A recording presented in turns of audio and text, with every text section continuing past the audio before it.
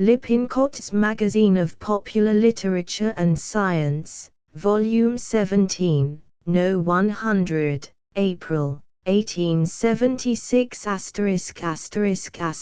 Transcriber's note.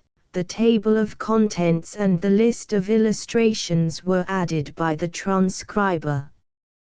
Lippincott's Magazine of Popular Literature and Science. April, 1876. Volume 17, Number 100. Table of Contents Illustrations The Century, Its Fruits and Its Festival.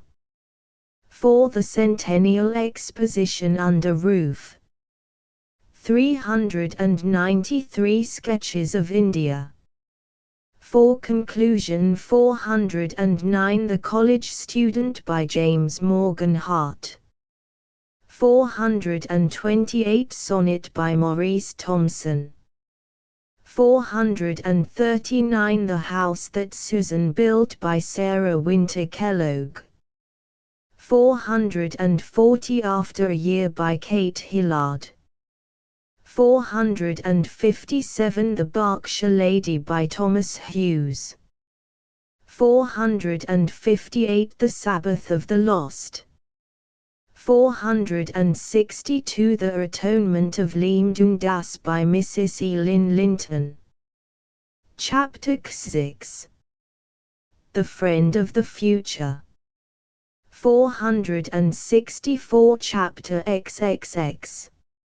Maya Delusion. 469 Chapter XXXI. By the Broad. 474 Chapter XXY. Parmam ki non merut. 479 The Sing-Song of Maliko by Charles G. Leland. 485 Letters from South Africa by Lady Barker. 487 Dinner in a State Prison by Margaret Hosmer. 497 Farewell by Ober Forestier. 503 The Instruction of Deaf Mutes by Jenny Eggleston Zimmerman. 504 Our Monthly Gossip.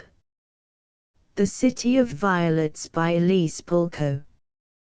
510 L.A. Bafana. 512 Ernesto Rossi. 514 Bishop Thirlwall's Precocity. 517 Freaks of Kleptomania. 518 Literature of the Day. 519 Books received. 520 Illustrations. The Bridge Across Lansdowne Ravine, connecting Memorial and Horticultural Halls. Girard Avenue Bridge, one of the approaches to the exhibition grounds. Main Building. Machinery Hall. Hun Joseph R. Hawley, President of the Centennial Commission. General Alfred T. Goshorn, Director General of the Centennial Commission. John Welsh, Esquires, President of the Centennial Board of Finance. Agricultural Building. Horticultural Hall. Memorial Hall, with extension. Indigo Factory near Allahabad. Musulman School at Allahabad. Mallas and Suntles. Grain and Flour Merchant of Patna. A Tiger Hunt, Elephant Back. Bengal Water Carriers. Brahmins of Bengal. Bengalis of low caste. Chariot of the Procession of the Rath Jatra, at Jagannath. The Port of Calcutta. The Century, Its Fruits and Its Festival. 4. The Centennial Exposition under Roof. The Bridge Across Lansdowne Ravine, connecting memorial and horticultural halls. The bridge across Lansdowne Ravine, connecting memorial and horticultural halls. None of the European exhibitions we have sketched partook of the nature of an anniversary or was designed to commemorate an historical event.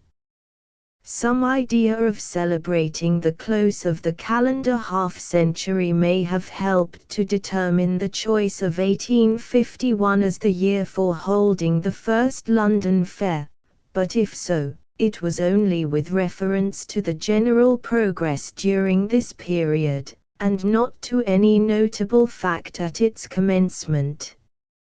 Still less did the later exhibitions owe any portion of their significance and interest to their connection with a date. They afforded occasion for comparison and rivalry, but no shape loomed up out of the past claiming to preside over the festival, to have its toils and achievements remembered, and to be credited with a share in the production of the harvests garnered by its successors. In our case it is very different. Here was the birth year of the Union coming apace. It forced itself upon our contemplation. It appealed not merely to the average passion of grown-up boys for hurrahs, gun-firing, bell-ringing, and rockets sulphurous and oratorical. It addressed us in a much more sober tone and assumed a far more didactic aspect. Looking from its throne of clouds o'er half the New World, and indeed, as we have shown, constructively over the old as well, it summoned us to the wholesome moral exercise of pausing a moment in our rapid career to revert to first principles, moral, social and political, and to explore the germs of our marvelous material progress. Nor could we assume this office as exclusively for our own benefit. The rest of Christendom silently assigned it to the youngest born for the common good. Circumstances had placed in our hands the measuring rod of humanity's growth, and all stood willing to gather upon our soil for its application, so far as that could be made by the method devised and perfected within the past quarter of a century. It was here, 1,000 leagues away from the scene of the first enterprise of the kind, that the culminating experiment was to be tried. Girard Avenue Bridge, one of the approaches to the exhibition grounds. Girard Avenue Bridge, one of the approaches to the exhibition grounds. To what point on a continent as broad as the Atlantic were they to come? The European fairs were hampered with no question of locality. That Austria should hold hers at Vienna, France at Paris, and Britain at London, were foregone conclusions. But the United States have a plurality of capitals, political, commercial, historical and state. Washington, measured by house room and not by magnificent distances, was too small. New York, acting with characteristic haste, had already indulged in an exposition, and it lacked, moreover, the rich cluster of associations that might have hallowed its claims as the commercial metropolis. Among the state capitals Boston alone had the needed historical eminence, but, besides the obvious drawback of its situation, its capacity and its commissariat resources, except for a host of disembodied intellects, must prove insufficient. There remained the central city of the past, the seat of the Continental Congress, of the Convention and of the first administrations under the Constitution which it framed, the halfway house between north and south of the early warriors and statesmen, and the workshop in which the political machinery that has since been industriously filed at home and more or less closely copied abroad was originally forged.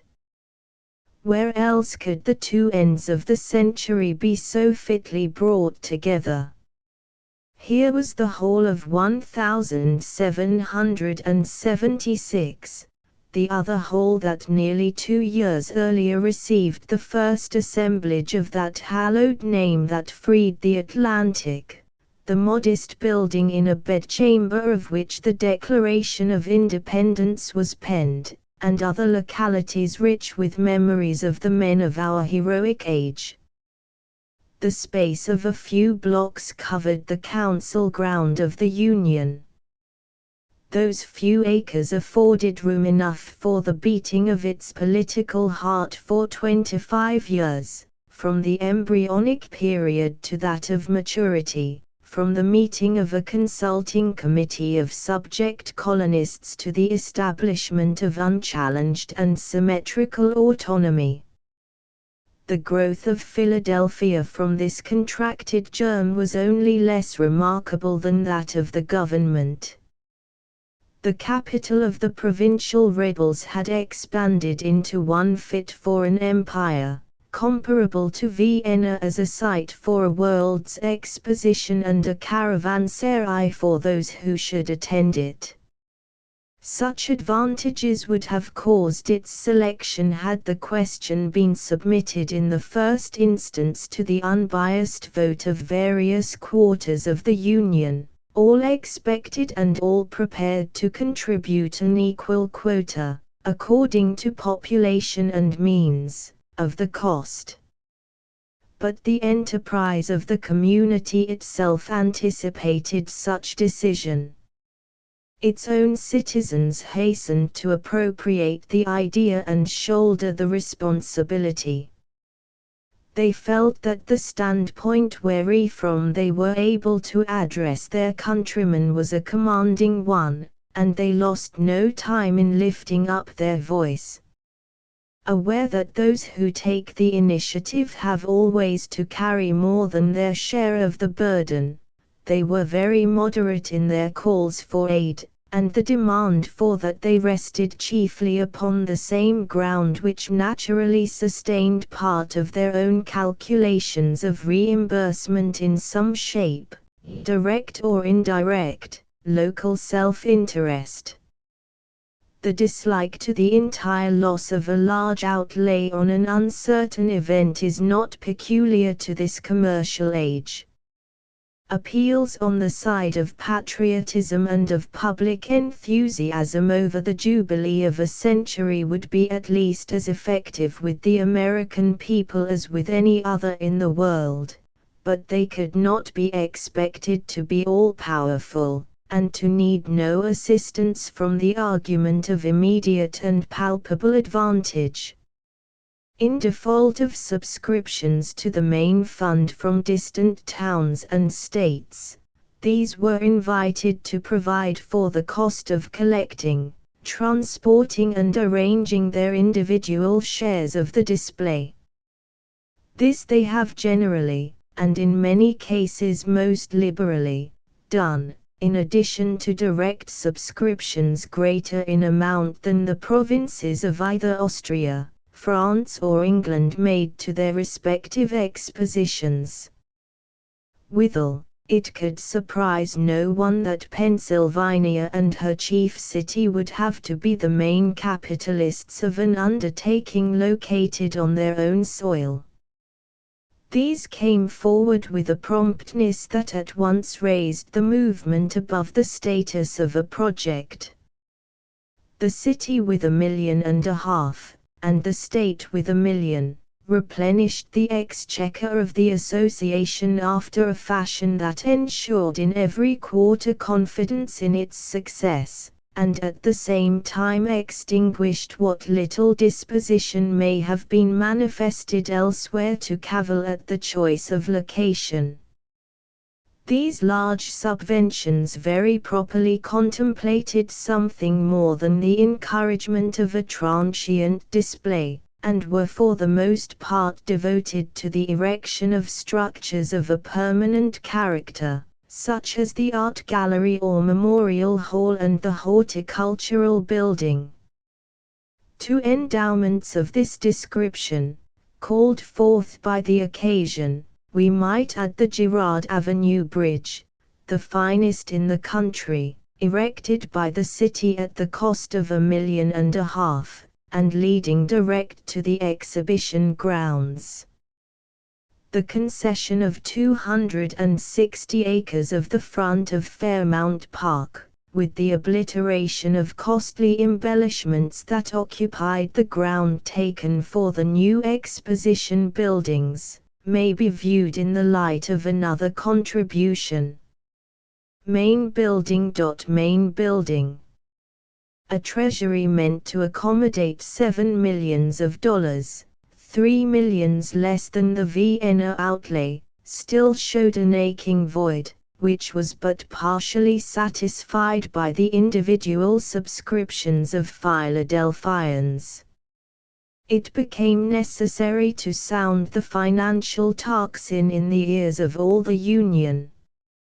Congress, states, cities, counties, schools, churches, citizens and children were appealed to for subscriptions. The shares were fixed at the convenient size of $10 each, hardly the market value of the stock certificate, 24 by 20 inches on the best banknote paper, which became the property of each fortunate shareholder on the instant of payment. But these seductive pictures belonged to a class of art with which the moneyed public had become since '73 unhappily too familiar. They had to jostle, in the gallery of the stock market, a vast and various collection exhaustive of the whole field of allegory, mythological and technical, and framed in the most bewitching aureoles of blue, red and green printer's ink. It seemed in '72 much more probable that the Coon Swamp and Byzantium Transcontinental Railway would be able, the year after completion, to pay 8% on $50,000 of bonds to the mile, sold at 70 in the 100, than it did in '75 that 10 millions of 50-cent tickets could be disposed of in 6 months at any point on the continent. Thus it happened that the exchange of Mr. Spinner's 20 square inches of allegory for the 3 square feet of Messrs. Ferris and Dulles went on slowly, and it became painfully obvious that the walls of but an imperceptible minority of American homes would have the patriotic faith and fervor of their occupants attested a century hence by these capacious engravings, as that of 100 years ago is by rusty muskets and Cincinnati diplomas. Still, the stock did not altogether go a-begging. The adjacent state of New Jersey signed for the sum of $100,000, more remote New Hampshire and Connecticut for $10,000 each, and Little Delaware for the same. Kansas gave $25,000. 5,000 were voted by the city of Wilmington, and a thin fusillade of $10 notes played slowly from all points of the compass. This was kept up to the last, and with some increase of activity, but it was a mere affair of pickets, that could not be decisive.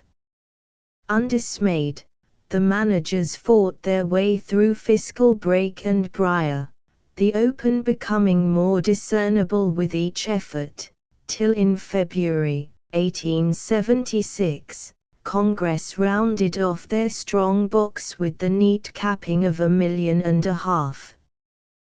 The entire cost of administration and construction was thus covered, and the association distinguished from all its predecessors by the assurance of being able on the opening day to invite its thousands of guests to floors laden with the wealth of the world, but with not an ounce of debt.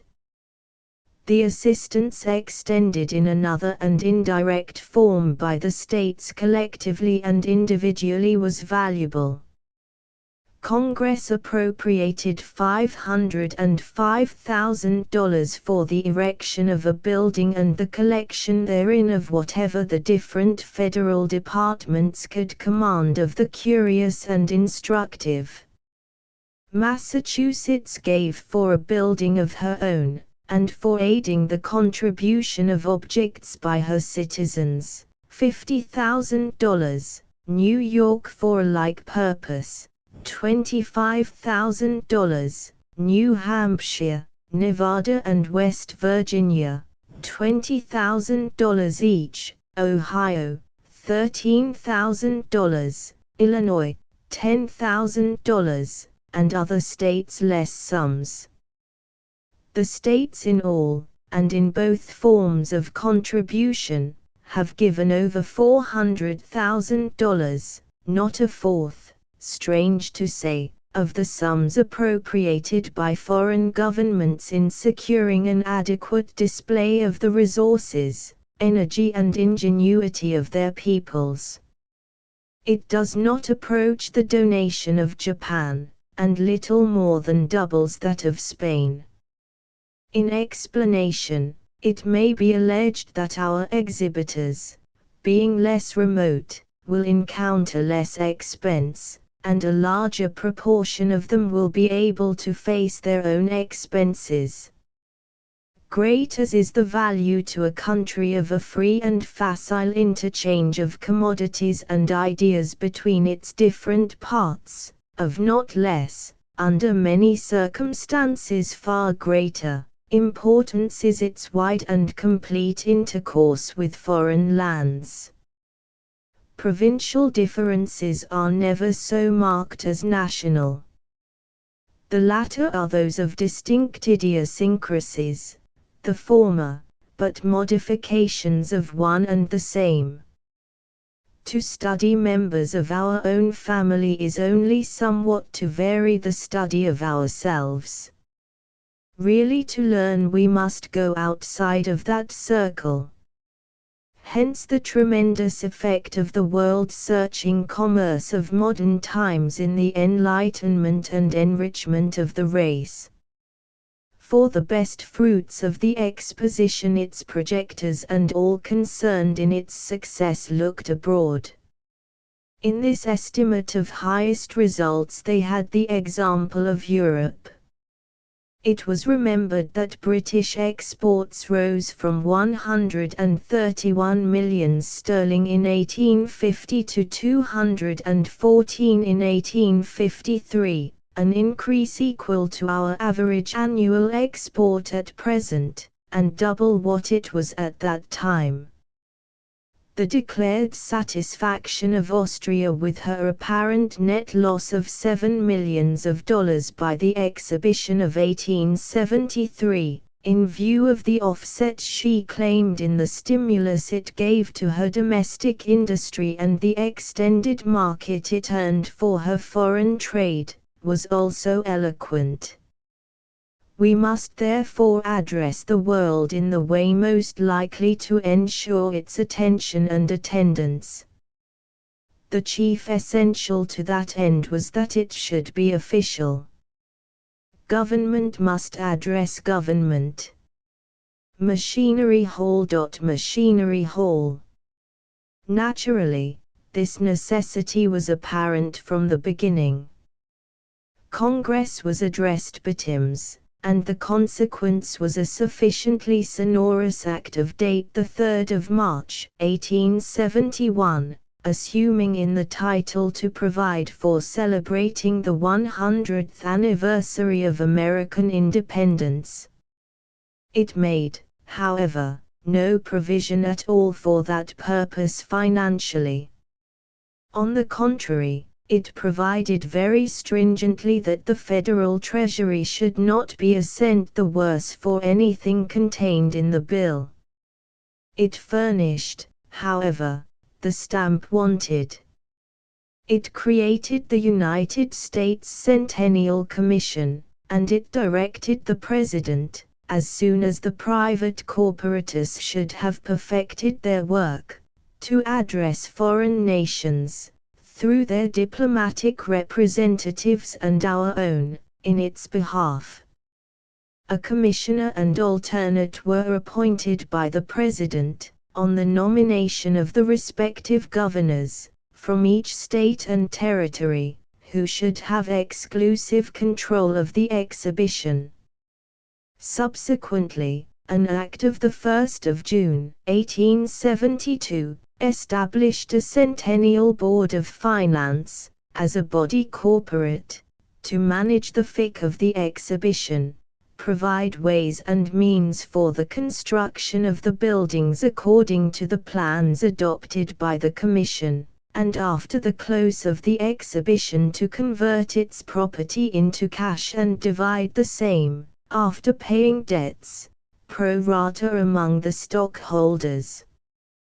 This was to be done under the supervision of the Commission, which was to wind up the board, audit its accounts, and make report to the President of the financial outcome of the affair.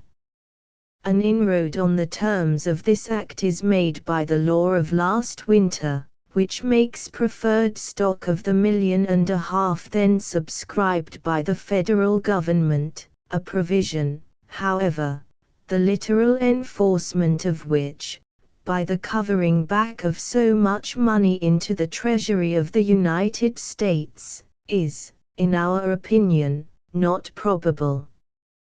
It will doubtless be made a permanent appropriation, in some form, for the promotion of the arts of industry and taste. $10 million was the authorized capital of the new board. Events have proved the amplitude of this estimate. As early as the 3rd day of July, 1873, the President was enabled, by the notification of the Governor of Pennsylvania, to make formal proclamation that provision had been made for the completion of the exposition structures by the time contemplated. Nearly 3 years was thus allotted for preparation to home and foreign exhibitors. A year later, the 5th of June, 1874, an act of a single sentence requested the President to extend, in the name of the United States, a respectful and cordial invitation to the governments of other nations to be represented and take part in the exposition, provided, however, that the United States shall not be liable, directly or indirectly, for any expenses attending such exposition, or by reason of the same. The abundant caution of this italically emphatic reservation will scarcely preclude the extension to the representatives of foreign governments of such measure of hospitality, on occasion, as they may have in the like case offered our own. Acts permitting the centennial medals to be struck at the Mint, and admitting free of duty articles designed for exhibition, were passed in June, 1874. The Secretary of the Treasury gave effect to the latter by a clear and satisfactory schedule of regulations. Under its operation foreign exhibitors have all their troubles at home, their goods, once on board ship, reaching the interior of the building with more facility and less of red tape than they generally meet with in attaining the point of embarkation. The answers of the nations were all that could be desired, and largely beyond any anticipation. Their government appropriations will exceed an aggregate of $2 millions in our currency. Great Britain, with Australia and Canada, gives for the expenses of her share of the display $250,000 in gold, France, $120,000, Germany, $171,000, Austria, $75,000, Italy, $38,000 from the government direct, and the same sum from the Chamber of Commerce, which is better, as indicating enlightenment and energy among her businessmen. Spain, amid all her distractions, $150,000, Japan, an unknown quantity in the calculations of 1851, no less than $600,000, Sweden, $125,000, Norway, $44,000. Ecuador, $10,000. The Argentine Confederation, $60,000, and many others make ample provision not yet brought to figures, among them Egypt, China, Brazil, Chile, Venezuela, and that strange political cousin of ours at the Antipodes, begotten and sturdily nurtured by the Knickerbockers, the Orange Free State.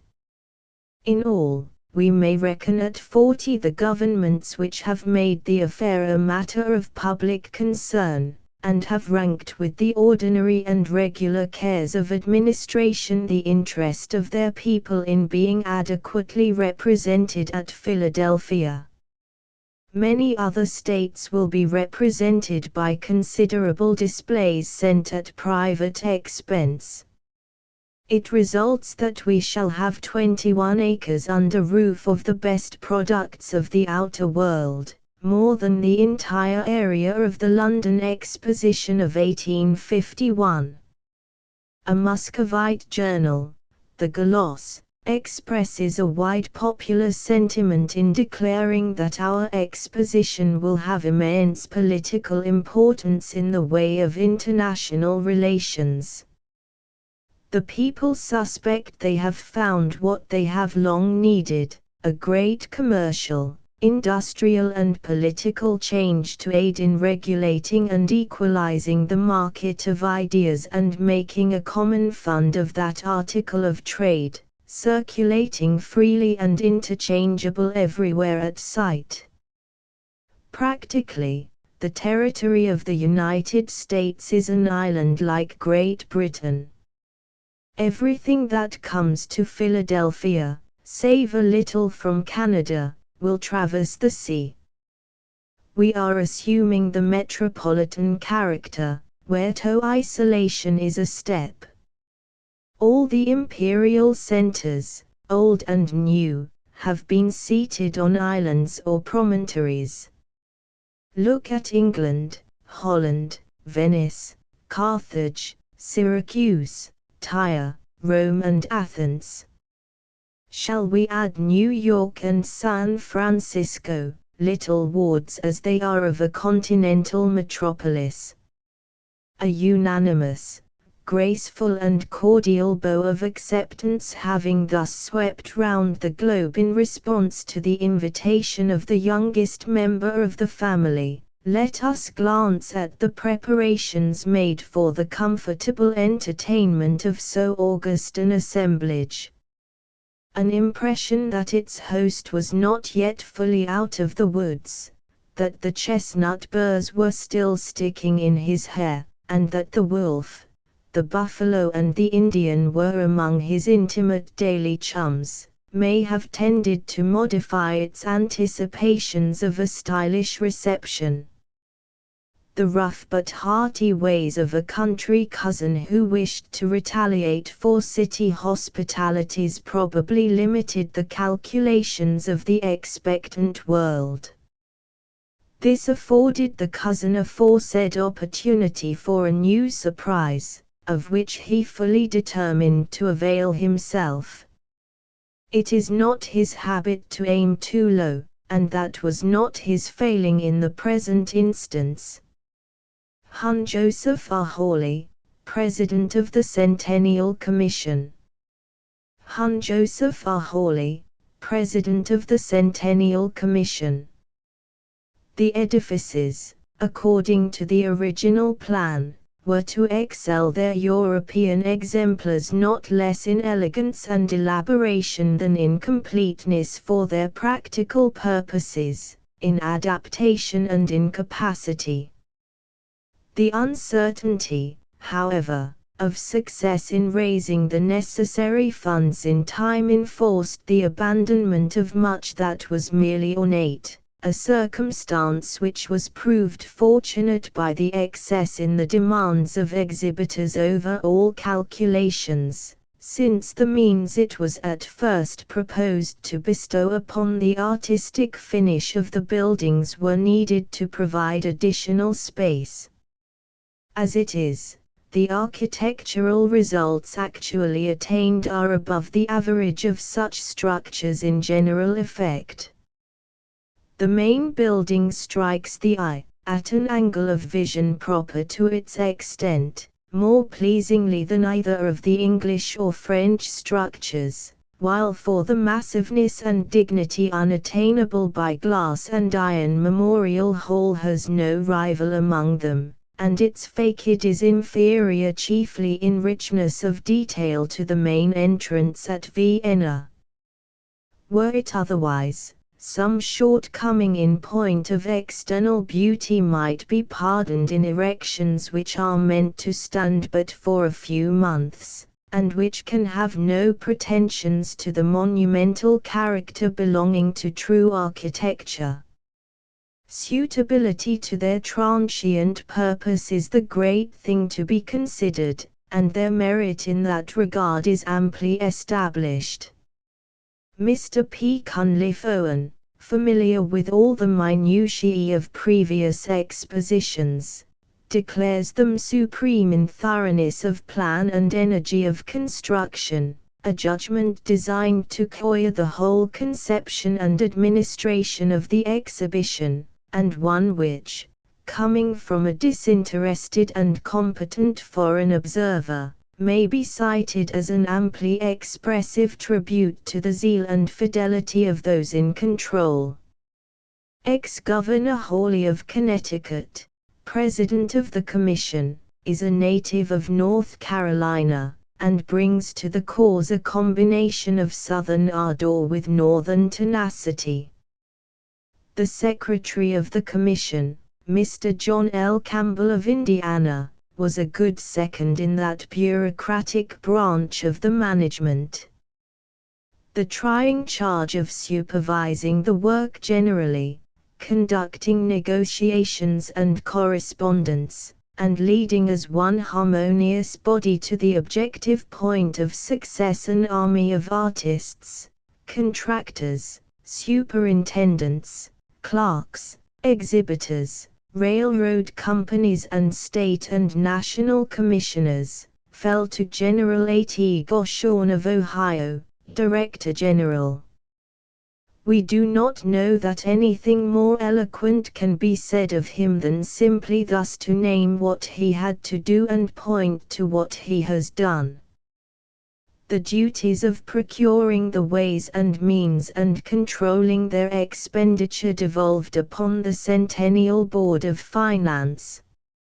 Of this body Mr. John Welsh is chairman, Mr. Frederick Fraley, treasurer, and Mr. Thomas Cochran, chief of the building committee.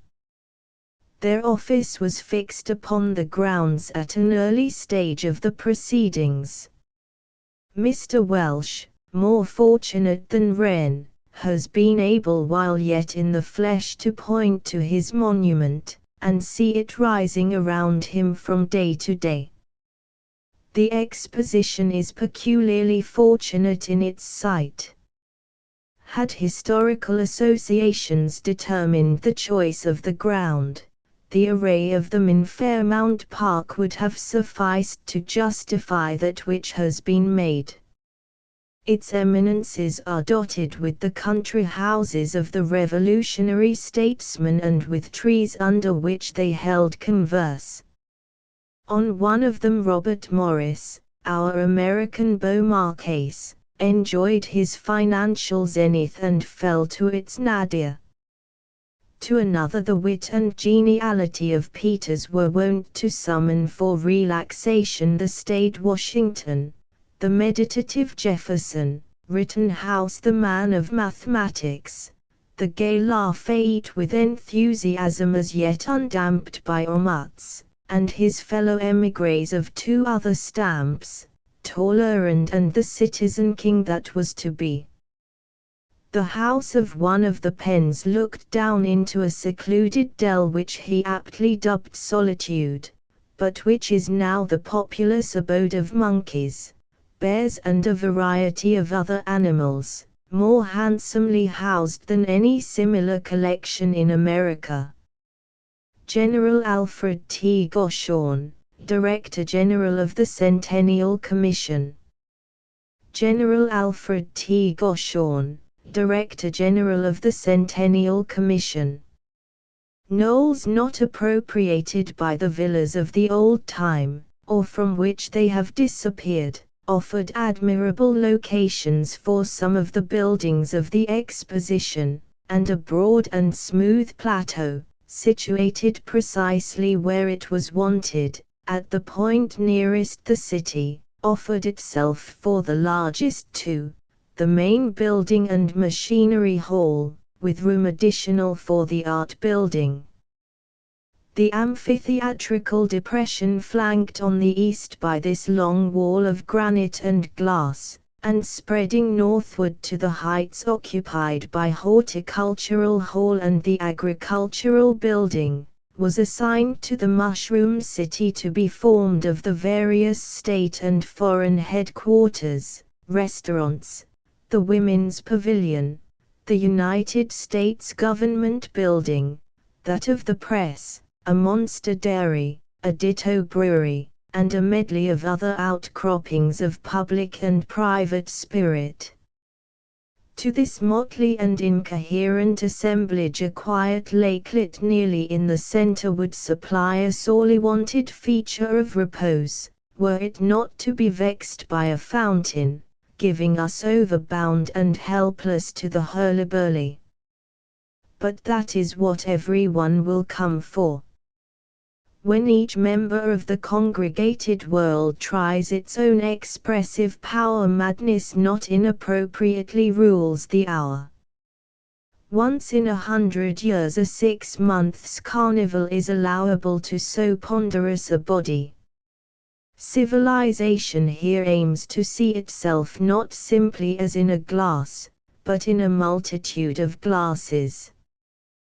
To steer its optics through the architectural muddle in the basin before us it will need the retina that lies behind the facets of a fly. John Welsh, Esquires, President of the Centennial Board of Finance. John Welsh, Esquires, President of the Centennial Board of Finance. 1880 feet long, 464 wide, 48 to the cornice and 70 to the roof tree, are figures as familiar by this time to every living being in the United States as pictures of the main building. At each corner a square tower runs up to a level with the roof, and 4 more are clustered in the center of the edifice and rise to the height of 120 feet from a base of 48 feet square. These flank a central dome 120 feet square at base and springing on iron trusses of delicate and graceful design to an apex 96 feet above the pavement, the exact elevation of the interior of the old Capitol Rotunda. The transept, the intersection of which with the nave forms this pavilion, is 416 feet long. On each side of it is another of the same length and 100 feet in width, with aisles of 48 feet each. Longitudinally, the divisions of the interior correspond with these transverse lines. A nave 120 feet wide and 1832 feet long, said to be unique for combined length and width, is accompanied by two side avenues 100 feet wide, and as many aisles 48 feet wide. An exterior aisle 24 feet wide, and as many high to a half roof or clear story, passes round the whole building except where interrupted by the main entrances in the centers of the sides and ends and a number of minor ones between. The iron columns which support the central nave and transept are 4 to 5 feet high, the roof between rising to 70. Those of the side avenues and transepts are of the same height, with a roof elevation of 6 to 5 feet. The columns of the center space are 7 to 2 feet high. In all, the columns number 672. They stand 22 feet apart upon foundations of solid masonry. Being of rolled iron, bolted together in segments, they can, like the other constituents of the building, be taken apart and erected elsewhere when the gentlemen of the commission, their good work done and the century duly honored, shall fold their tents like the Arabs, though not so silently. A breadth of 30 feet will be left to the main promenades along and athwart, of 15 feet to the principal ones on either side, and of 10 feet to all the others. Narrow highways these for traversing the kingdoms of the world, but, combined, they nearly equal the bottom depth of the Suez Canal, very far exceed the 5 feet of the Panama Railway, and still farther the camel track that sufficed a few centuries ago to link our ancestors to the Indies. The berths of the nations run athwartship, or north and south as the great arc is anchored. The classes of objects are separated by lines running in the opposite direction. Noah may be supposed to have followed some such arrangement in his storage of zoological zones and families. He had the additional aid of decks, which our assemblers of the universe decline, small balconies of observation being the only galleries of the main building. Those at the different stages of the central towers will be highly attractive to students who prefer the general to the particular, or who, exhausted for the time, retire to clear their brains from the dust of detail and muster their faculties for another charge on the vast army of art. From this perch one may survey mankind from China to Peru through long-drawn aisles flooded with mellow light, the subdued tones of the small surface that glass leaves open to the paint-brush relieved with a few touches of positive color to destroy monotony. These are assisted by the colored glass louvers, which have no other artistic merit, but serve, where they are placed over the side entrances, to indicate the nation to whose department belongs that particular vomitorium. 4 miles of water and drainage pipe underlie the 21.5 acres of plank floor in this building. The pillars and trusses contain 3,600 tons of iron. The contract for it was awarded in July 1874, and it was completed in 18 months, being ready for the reception of goods early in January last. The cost was $1,420,000, and in mechanical execution the iron, glass and woodwork is pronounced fully equal to either of the British structures and superior to those of the continent. In economy of material for producing a given result, it is probable that the iron trusses and supports of the English buildings are as much excelled as the iron bridges of this country surpass those of Great Britain in the combination of lightness with strength. Our metal is better, and its greater cost has united with the scarcity of labor which so stimulated ingenuity in other departments of industry to enforce tenuity of form. Foreign engineers wonder that our viaducts stand, but somehow they do stand. The turrets and eagles of galvanized sheet iron, not being intended to support anything but jokes, need not be criticized as part of the construction. The tiled pavements of the vestibules, designed to sustain, besides criticism of the he who walks may read order, the impact of the feet of all nations, are more important. Their pattern is very fair, their solidity will doubtless stand the test. The turf and shrubbery meant to brighten the entourage, especially at the carriage concourse on the east front, we can hardly hope will fare so well. The defense of their native soil, to prevent its being rent from them by the heedless tread of millions and scattered abroad in the shape of dust, will demand the most untiring struggles of the guardian patriots in the Centennial Police Service. Shall we step northward from the middle of this building to Memorial Hall, or thread the great nave to the western portal and enter the twin tabernacle sacred to Vulcan? The answer readily suggests itself: substantials before dessert, Mulciber before the Muses. Let us get the film of coal smoke, the dissonance of clanking iron and the unloveliness of cogwheels from off our senses before offering them to the beautiful, pure and simple. We come from the domain of finished products, complete to the last polish, silently self-asserting and wooing the almighty dollar with all their simpers.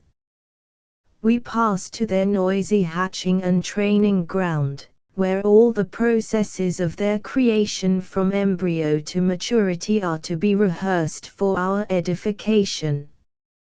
We shall here become learned in the biography of everything a machine can create, from an ironclad to a penknife or a pocket handkerchief.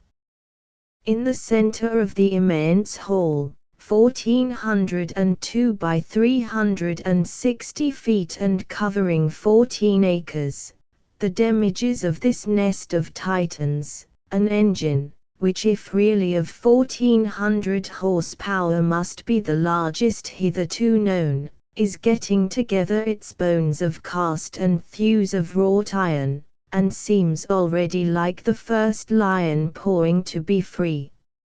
Its first throb one would fancy inevitably fatal to the shell of timber and glass that surrounds it. Agricultural building. Agricultural building. Before it is brought to the test, let us explore that shell. To our eye, its external appearance is more pleasing than that of the building we just left. The one central and four terminal towers, with their open, kiosk-like tops, are really graceful, and the slender spires which surmount them are preferable to the sham of sheet iron turrets. Thanks, too, to the necessity of projecting an annex for hydraulic engines from one side of the middle, the building is distinguished by the possession of a front. The main cornice is 40 feet in height upon the outside, the interior height being 70 feet in the two main longitudinal avenues and 40 feet in the one central and two side aisles. The avenues are each 90 feet in width, and the aisles 60, with a space of 15 feet for free passage in the former and 10 in the latter. A transept 90 feet broad crosses the main building into that for hydraulics, bringing up against a tank 60 by 160 feet, whereinto the waterworks are to precipitate, Versailles fashion, a cataract 35 feet high by 40 wide. The substitution of timber for iron demands a closer placing of the pillars. They are consequently but 16 feet apart in the row, the spans being correspondingly more contracted. This has the compensating advantage, aesthetically speaking, of offering more surface for decorative effect, and the opportunity has been fairly availed of. The coloring of the roof, tie rods and piers expands over the turmoil below, the cooling calm of blue and silver. To this the eye, distracted with the dance of bobbins and the whirl of shafts, can turn for relief, even as Tubal-Cain, pausing to wipe his brow, lifted his wearied gaze to the welkin. Machinery Hall has illustrated, from its earliest days, the process of development by gemmation. Southward, toward the sun, it has shot forth several lusty sprouts. The hydraulic avenue which we have mentioned covers an acre, being 208 by 210 feet. Cheek by jowl with water is its neighbor Fire, safe behind bars in the boiler house of the big engine, and next branches out, over another acre and more, or 48,000 square feet, the domain of shoes and leather under a roof of its own. Including galleries and the leather, fire and water suburbs, this structure affords more than 15 acres of space. Over that area it rose like an exhalation in the spring and early summer of 1875. At the close of winter it existed only in the drawings of Messrs. Pettit and Wilson. Under the hands of Mr. Philip Quigley it was ready to shelter a great 4th of July demonstration. This matches the rapidity of growth of its neighbor before described. The main building, designed by the same firm, had its foundations laid by Mr. R. J. Dobbins, contractor, in the fall of 1874, but nothing further could be done till the following spring. The first column was erected, an iron maypole, on the first day of the month of flowers, and the last on the 27th of October. 3 weeks later the last girder was in place. All had been done with the precision of machinery, no pillar varying half an inch from its line. Machinery, indeed, rolled the quadrant-shaped sections of each column and riveted their flanges together with hydraulic hammers.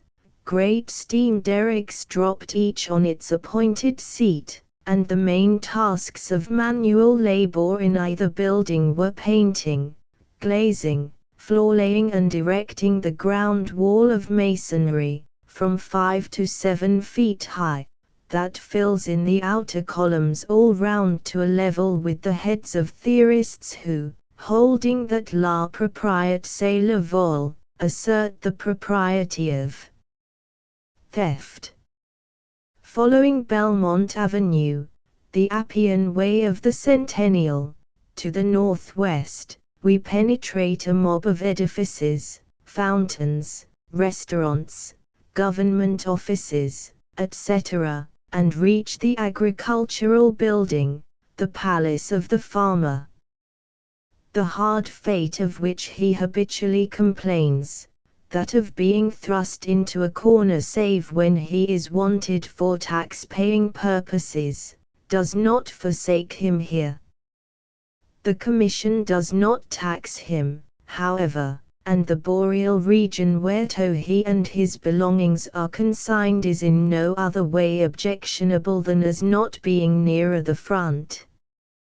The building is worthy of a centennial agricultural fair. 540 by 820 feet, with 10 acres and a quarter under roof, it equals the halls of a dozen state cattle shows. The style is Gothic, the three transepts looking like those of as many cathedrals stripped of the roof, the extrados taking its place. The nave that spits them is 125 feet wide, with an elevation of 75 feet.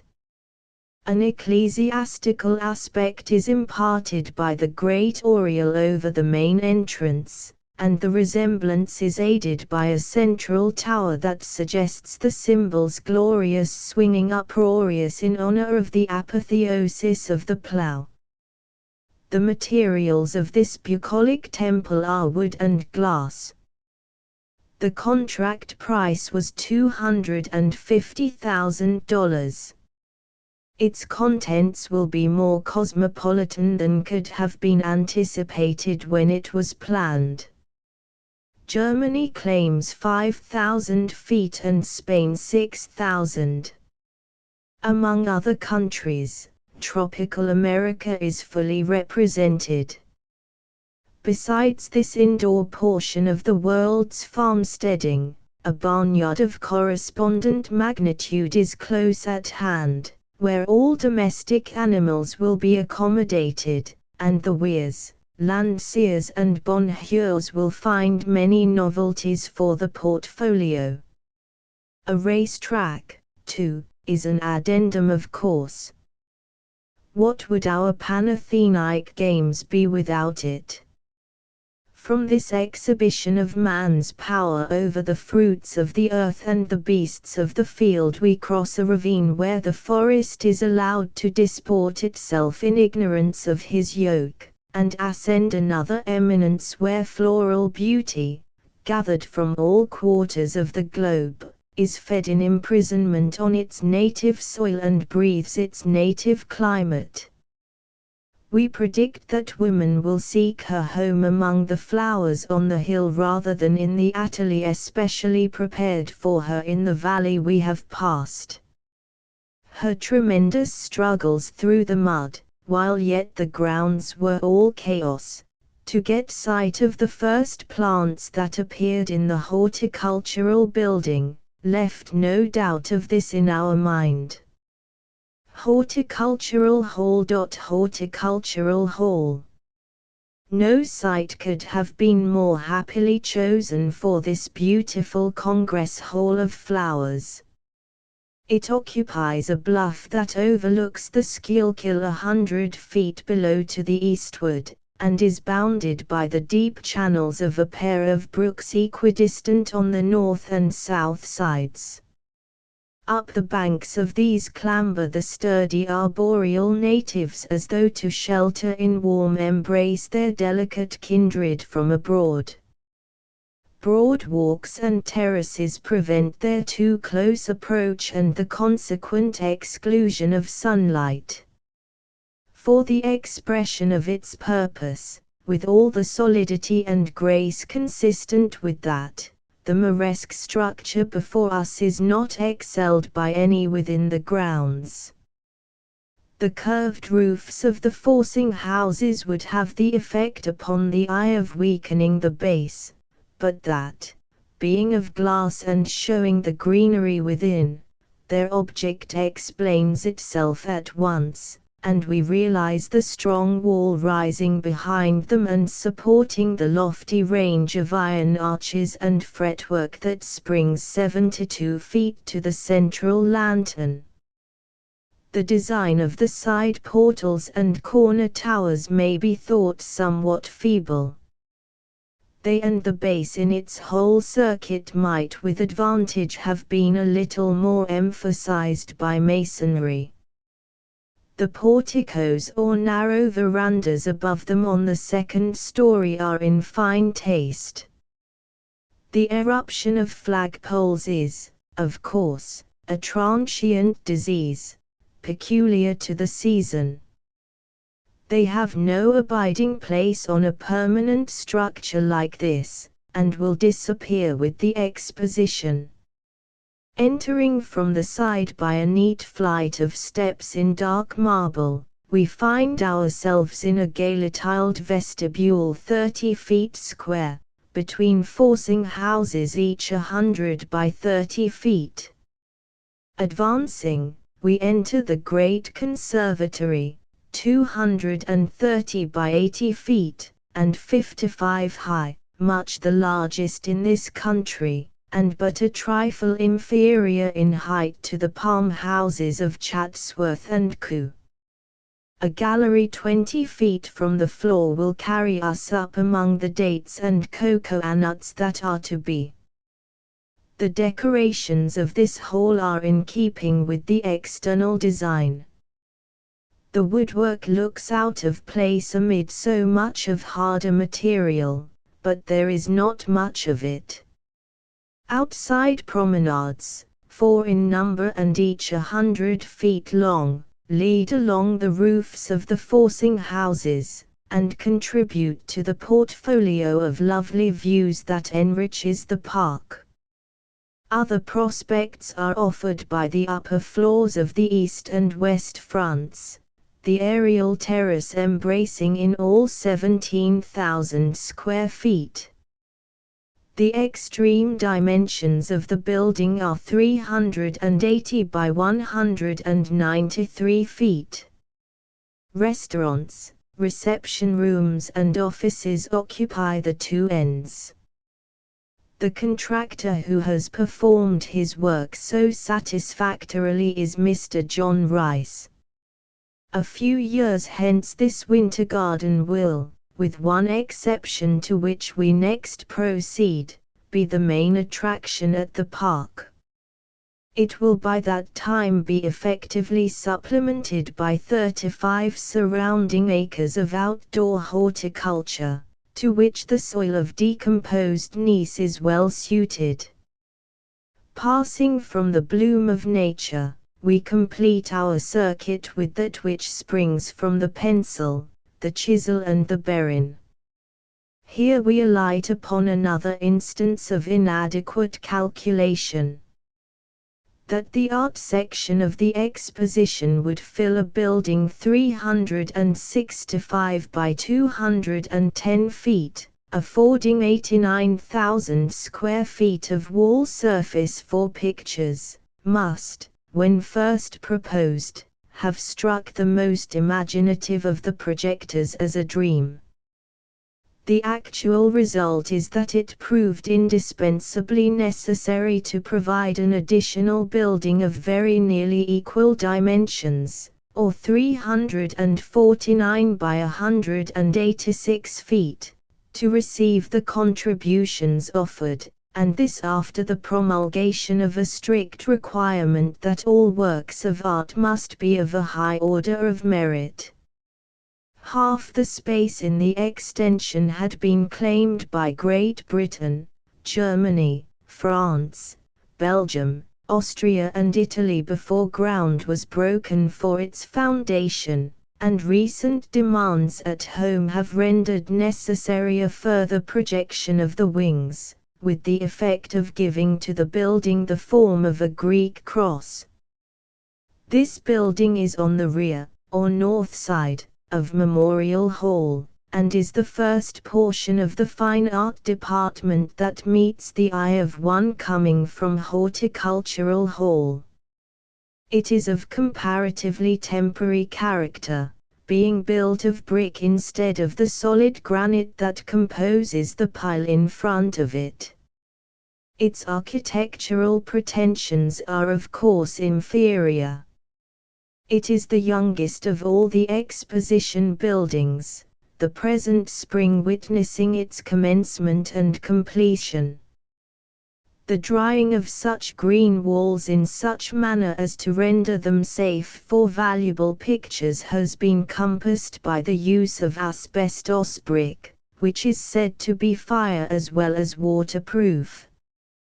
Failure in this regard would be of the less moment, inasmuch as a great proportion of the contents will be drawings and engravings. In interior plan, the extension will closely imitate the main building. Memorial Hall, as its name implies, contemplates indefinite durability.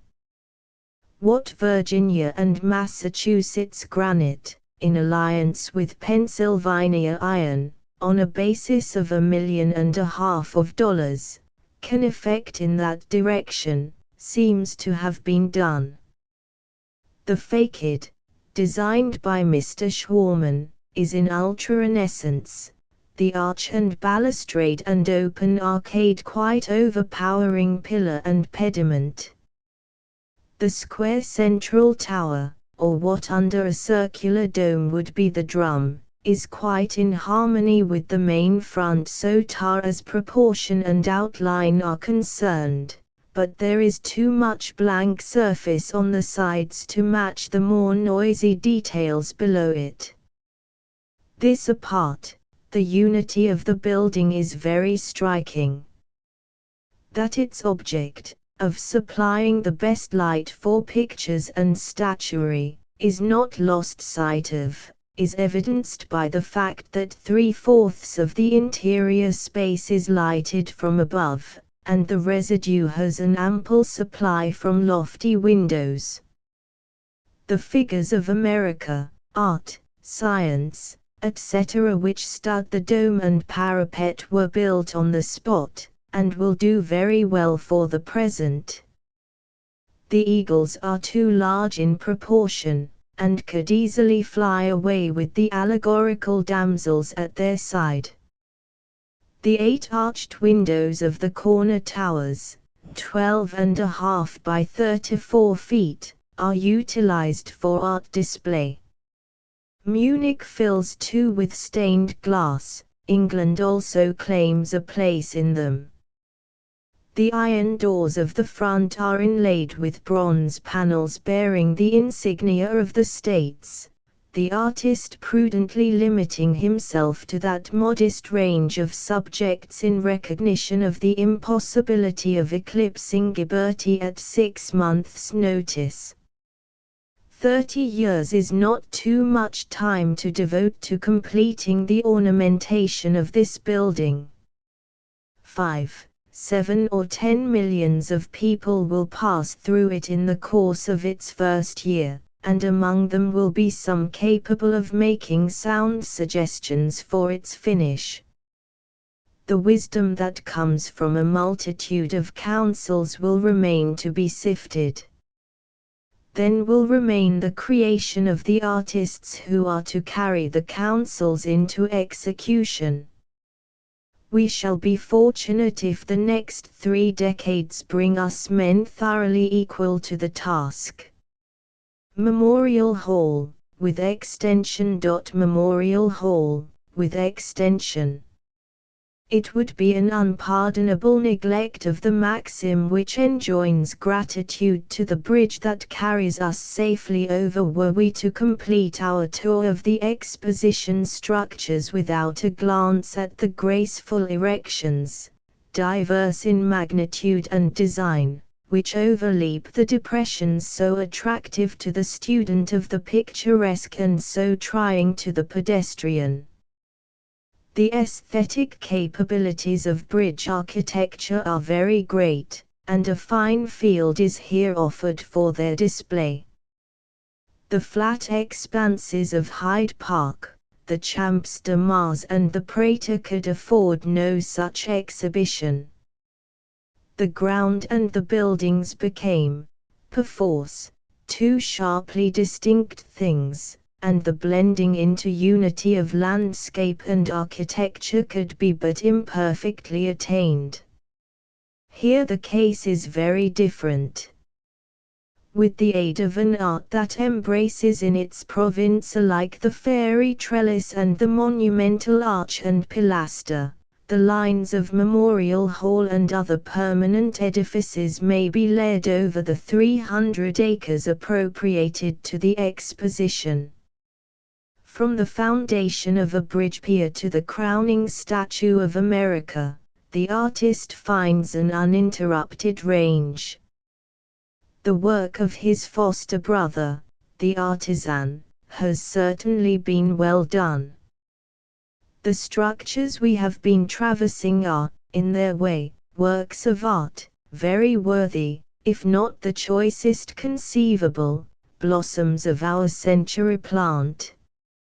For fitness, the quality that underlies beauty throughout nature from the plume to the tendril and the petal, they have not been surpassed in their kind. Every flange, bolt, sheet and abutment has been well thought out. Whatever the purpose, to bind or to brace, to lift or to support, everything tells. Sketches of India. 4. Conclusion. The Kautab Minar, which I had first viewed 9 miles off from one of the little kiosklets crowning the minarets of the Jama Masjid, improved upon closer acquaintance. One recognizes in the word minaret the diminutive of minar, the latter being to the former as a tower to a turret.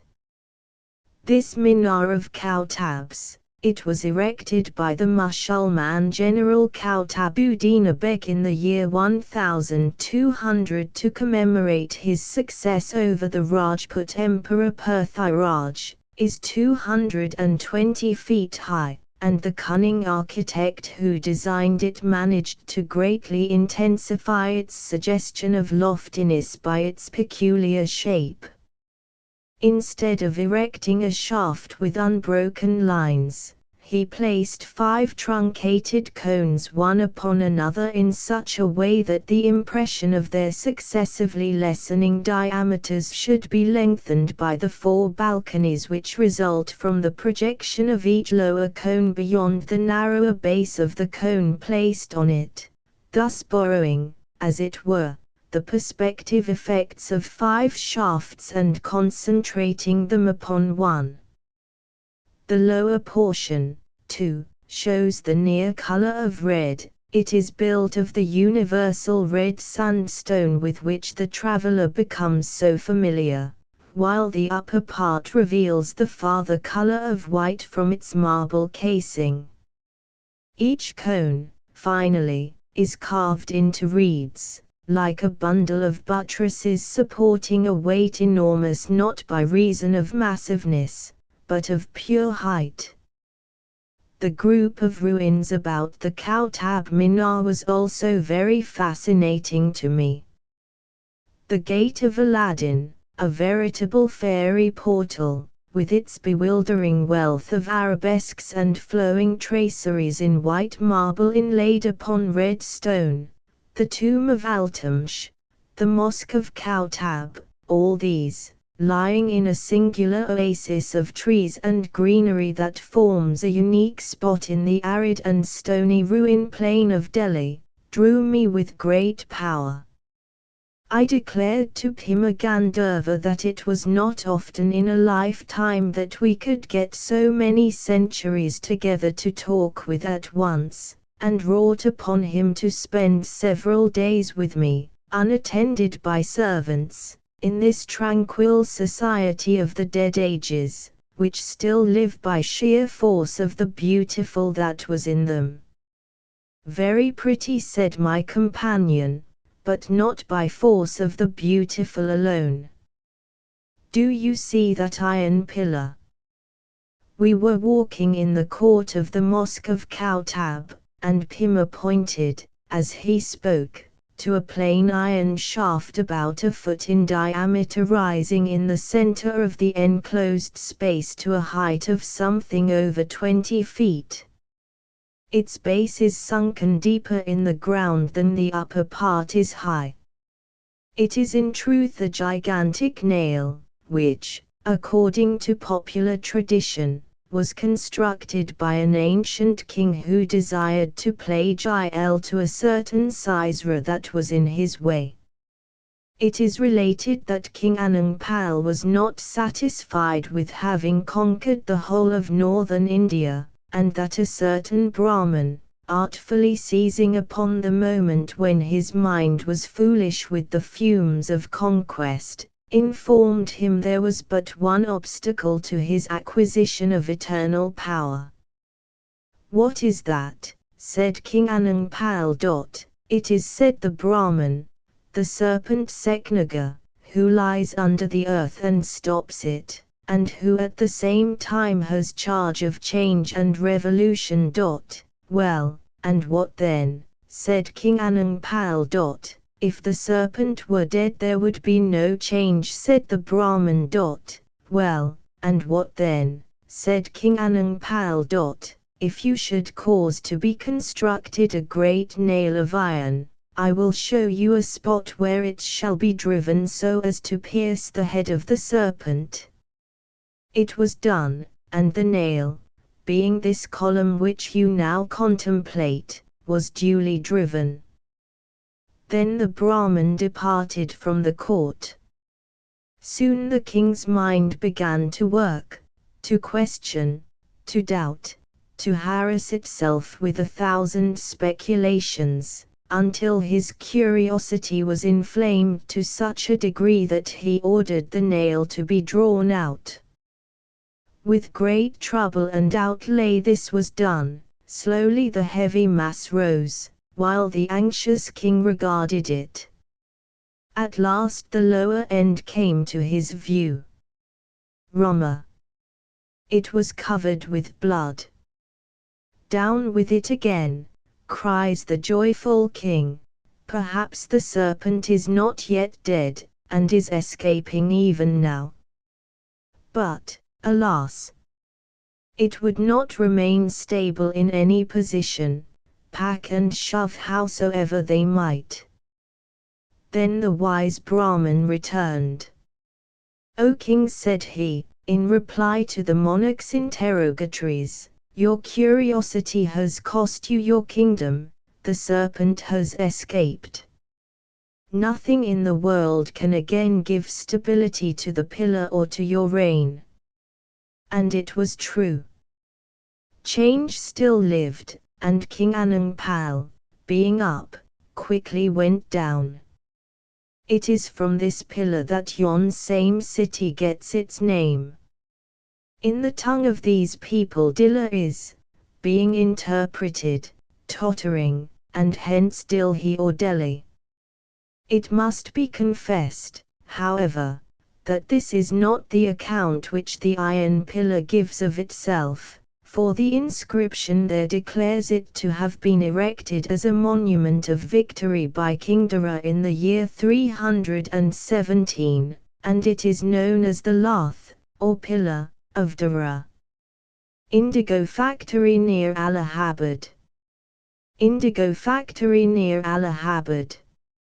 Next day we took train for Agra, which might be called Shah Jahan's other city, for it was only after building the lovely monument to his queen, the Taj Mahal, which has made Agra famous all over the world, that he removed to Delhi, or that part of it known as Shahjahanabad. Agra, in fact, first attained its grandeur under Akbar, and is still known among the natives as Akbarabad. "But I am all for Shah Jahan," I said as, after wandering about the great citadel and palace at the south of the city, we came out on the bank of the Jumna and started along the road which runs by the river to the Taj Mahal. A prince in whose reign and under whose direct superintendence was fostered the style of architecture which produced that little Mauti Masjid, Pearl Mosque, which we saw a moment ago, not to speak of the Jama Masjid of Delhi which we saw there, or of the Taj which we are now going to see, must have been a spacious-souled man, with frank and pure elevations of temper within him, like that exquisite white marble superstructure of the Mauti Masjid which rises from a terrace of rose, as if the glow of crude passion had thus lifted itself into the pure white of tried virtue. A walk of a mile, during which my companion reviewed the uglinesses as well as the beauties of the great Mogul reign with a wise and impartial calmness that amounted to an affectionate rebuke of my inconsiderate effusiveness, brought us to the main gate of the long red stone enclosure about the Taj. This is itself a work of art, in red stone banded with white marble, surmounted by kiosks, and ornamented with mosaics in onyx and agate. But I stayed not to look at these, nor at the long sweep of the enclosure, crenellated and pavilioned. Hastening through the gate, and moving down a noble alley paved with freestone, surrounded on both sides with trees, rare plants and flowers, and having a basin running down its length studded with water jets, I quickly found myself in front of that bewilderment of incrustations upon white marble which constitutes the visitor's first impression of this loveliest of love's memorials. I will not describe the Taj.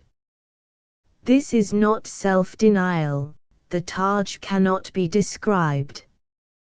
One can, it is true, inform one's friends that the red stone platform upon which the white marble mausoleum stands runs some 960 feet east and west by 320 north and south, that the dome is 270 feet high, that the incrustations with which the whole superstructure is covered without and within are of rock crystal, chalcedony, turquoise, lapis lazuli, agate, cornalline, garnet, onyx, sapphire, coral, diamonds, jasper, and conglomerates, brought respectively from Malwa, Asia Minor, Thibet, Ceylon, Tuman, Broach, Bundelkhand, Persia, Colombo, Arabia, Panat, the Panjab, and Jessamia, that there are, besides the mausoleum, 2 exquisite mosques occupying angles of the enclosure, the one built because it is the Moslem custom to have a house of prayer near the tomb, the other because the architect's passion for symmetry demanded another to answer to the first, whence it is called Jawab, the answer, that out of a great convention of all the architects of the East one Isa, Jesus, Mohammed was chosen to build this monument, and that its erection employed 20,000 men from 1630 to 1647, at a total cost of $12 millions, and, finally, that the remains of the beautiful queen variously known as Mumtazi Mahal, Mumtazi Zemani and Taj Bibi, as well as those of her royal husband, Shah Jahan, who built this tomb to her memory, repose here. Musulman School at Allahabad. Musulman School at Allahabad. But this is not description. The only way to get an idea of the Taj Mahal is to go and see it. But it is 10,000 miles, you say. But it is the Taj Mahal, I reply with calmness. And no one who has seen the Taj will regard this answer as aught but conclusive. But we had to leave it finally, it and Agra, and after a railway journey of some 12 hours, as we were nearing Allahabad, my companion began, in accordance with his custom, to give me a little preliminary view of the peculiarities of the town. We are now approaching, he said, a city which distinguishes itself from those which you have seen by the fact that besides a very rich past it has also a very bright future. It is situated at the southern point of the lower Doab, whose fertile and richly cultivated plains you have been looking at today. These plains, with their wealth, converge to a point at Allahabad, narrowing with the approach of the two rivers, the Ganges and the Jumna, that enclose them. The Doab, in fact, derives its name from Du, Tu and Ab, rivers. But Allahabad, besides being situated at the junction of the two great waterways of India, for here the Jumna unites with the Ganges, is also equally distant from the great extremes of Bombay, Calcutta, and Lahore, and here centers the railway system which unites these widely separated points. Add to this singular union of commercial advantages the circumstance, so important in an India controlled by Englishmen, that the climate, though warm, is perfectly wholesome, and you will see that Allahabad must soon be a great emporium of trade. Provided, I suggested, Benares yonder. Benares is too close by to feel uninterested. We'll let it be so. Oh! Benares is the holy city. Benares is the blind Tyreus of India. It has beheld the divine form, and in this eternal grace its eyes have even lost the power of seeing those practical advancements which usually allure the endeavors of large cities. Allahabad, although antique and holy also, has never become so wrapped up in religious absorption.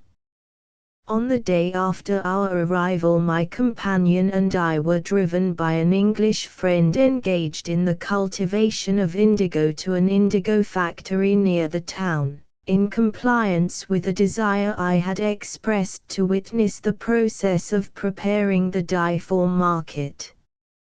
Not long ago, I said to our friend as we were rolling out of the city, I was wandering along the banks of that great lagoon of Florida which is called the Indian River, and my attention was often attracted to the evidences of extensive cultivation which everywhere abounded. Great ditches, growths of young forests upon what had evidently been well-ploughed fields within a century past, and various remains of settlements constantly revealed themselves. On inquiry I learned that these were the remains of those great proprietary indigo plantations which were cultivated here by English grantees soon after Florida first came under English protection, and which were afterward mournfully abandoned to ruin upon the sudden recession of Florida by the English government. They are ruins of interest to me, said our English friend, for one of them, perhaps some one that you beheld, represents the wreck of my great-great-grandfather's fortune. He could not bear to stay among the dreadful Spaniards and Indians, and so, there being nobody to sell to, he simply abandoned homestead, plantations and all, and returned to England, and, finding soon afterward that the East India Company was earnestly bent upon fostering the indigo culture of India, he came here and recommenced planting. Since then we've all been indigo planters, genuine blue blood we call ourselves. Indigo itself had a very arduous series of toils to encounter before it could manage to assert itself in the world. The ardent advocates of its azure rival, woad, struggled long before they would allow its adoption. In 1577 the German government officially prohibited the use of indigo, denouncing it as that pernicious, deceitful and corrosive substance, the devil's dye. It had, indeed, a worse fate in England, where hard names were supplemented by harsh acts, for in 1581 it was not only pronounced anathema maranatha by Act of Parliament, but the people were authorized to institute search for it in their neighbors' dye houses, and were empowered to destroy it wherever found.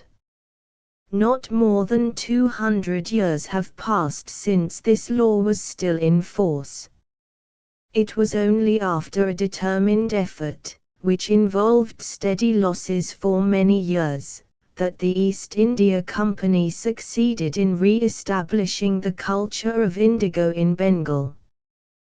The Spanish and French in Central America and the West Indies had come to be large growers, and the production of Saint Domingo was very large. But the revolt in the latter island, the Florida disasters and the continual unsettlement of Mexico, all worked favorably for the planters of India, who may now be called the indigo producers of the world. Mallas and Suntals. Mallas and Suntals. The seed is usually sown in the latter part of October in Bengal, as soon as the annual deposit of the streams has been reduced by drainage to a practicable consistency, though the sowing season lasts quite on to the end of November. On dry ground the plough is used, the ryots, or native farm labourers, usually planting under directions proceeding from the factory. There are two processes of extracting the dye, known as the method from fresh leaves and that from dry leaves. I found them here manufacturing by the former process. The vats or cisterns of stone were in pairs, the bottom of the upper one of each couple being about on a level with the top of the lower, so as to allow the liquid contents of the former to run freely into the latter. The upper is the fermenting vat, or steeper, and is about 20 feet square by 3 deep. The lower is the beater and is of much the same dimensions with the upper, except that its length is 5 or 6 feet greater. As the twigs and leaves of the plants are brought in from the fields, the cuttings are placed in layers in the steeper. Logs of wood secured by bamboo withes are placed upon the surface to prevent overswelling, and water is then pumped on or poured from buckets to within a few inches of the top. Fermentation now commences, and continues for 14 or 15 hours, varying with the temperature of the air, the wind, the nature of the water used and the ripeness of the plants. When the agitation of the mass has begun to subside, the liquor is racked off into the lower vat, the beater and 10 men set to work lustily beating it with paddles, busquets, though this is sometimes done by wheels armed with paddle-like appendages. Meanwhile, the upper vat is cleaned out, and the refuse mass of cuttings stored up to be used as fuel or as fertilizing material. After an hour and a half's vigorous beating, the liquor becomes flocculent. The precipitation is sometimes hastened by lime water. The liquor is then drained off the dye by the use of filtering cloths, heat being also employed to drain off the yellow matter and to deepen the color. Then the residuum is pressed in bags, cut into 3-inch cubes, dried in the drying house and sent to market. The dry leaf process depends also upon maceration, the leaves being cropped from the ripe plant, and dried in the hot sunshine during 2 days, from 9 in the morning until 4 in the afternoon. On the next day, at an early hour in the morning, my companion and I betook us to the Plain of Arms. I have before mentioned that Allahabad, the ancient city of Prega, is doubly sanctified because it is at the junction of the Jumna and the Ganges, and these two streams are affluents of its sanctity as well as of its trade. The great plain of white sand which is enclosed between the blue lake-like expanses of the two meeting rivers is the plain of arms. In truth, there are three rivers which unite here, the Ganges, the Jumna and the Saravasti, and this thrice hallowed spot is known in the Hindu mythologic system as the Triveni. But where is the third? I asked as we stood gazing across the unearthly-looking reaches of white sand far down the blue sweep of the mysterious waters. Thereby hangs a tale, replied my companion. It is invisible here, but I will show you what remains of it presently when we get into the fort. Here is a crowd of pilgrims coming to bathe in the purifying waters of the confluence, let us follow them. As they reached the shore, a Brahmin left his position under a great parasol and placed himself in front of the troop of believers, who, without regard to sex, immediately divested themselves of all clothing except a narrow cloth about the loins, and followed him into the water. Here they proceeded to imitate his motions, just as pupils in a calisthenic class follow the movements of their teacher, until the ceremonies of purification were all accomplished. Grain and flour merchant of Patna. Grain and flour merchant of Patna. A most villainous-faced penitent, I exclaimed as one of their number came out, and, as if wearied by his exertions, lay down near us on the sand. Himagandharva showed his teeth. He is what your American soldiers called in the late war a substitute. Some rich Hindu, off somewhere in India, has found the burden of his sins pressing heavily upon him, while at the same time the cares of this world, or maybe bodily infirmities, prevent him from visiting the Triveni. Hence, by the most natural arrangement in the world, he has hired this man to come in his place and accomplish his absolution for him. Striking off to the westward from the plain of arms, we soon entered the citadel of Akbar, which he built so as to command the junction of the two streams.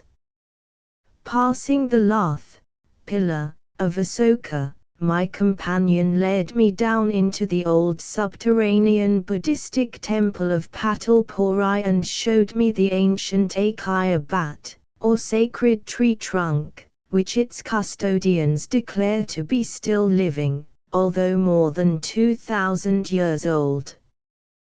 Presently we came to a spot under one of the citadel towers where a feeble ooze of water appeared. Behold, said my friend, the third of the Triveni rivers. This is the river Saravasti.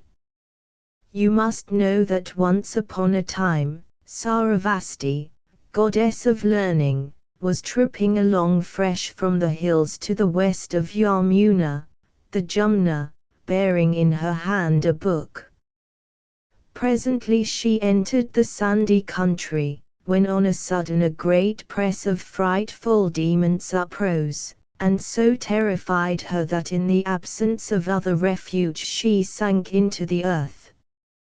Here she reappears. So the Hindus fable. On our return to our quarters we passed a veranda where an old pedagogue was teaching a lot of young Musulmans the accidents of Urdu, a process which he accomplished much as the singing geography man used to impart instruction in the olden days when I was a boy, to wit, by causing the pupils to sing in unison the A, B, C occasionally, too.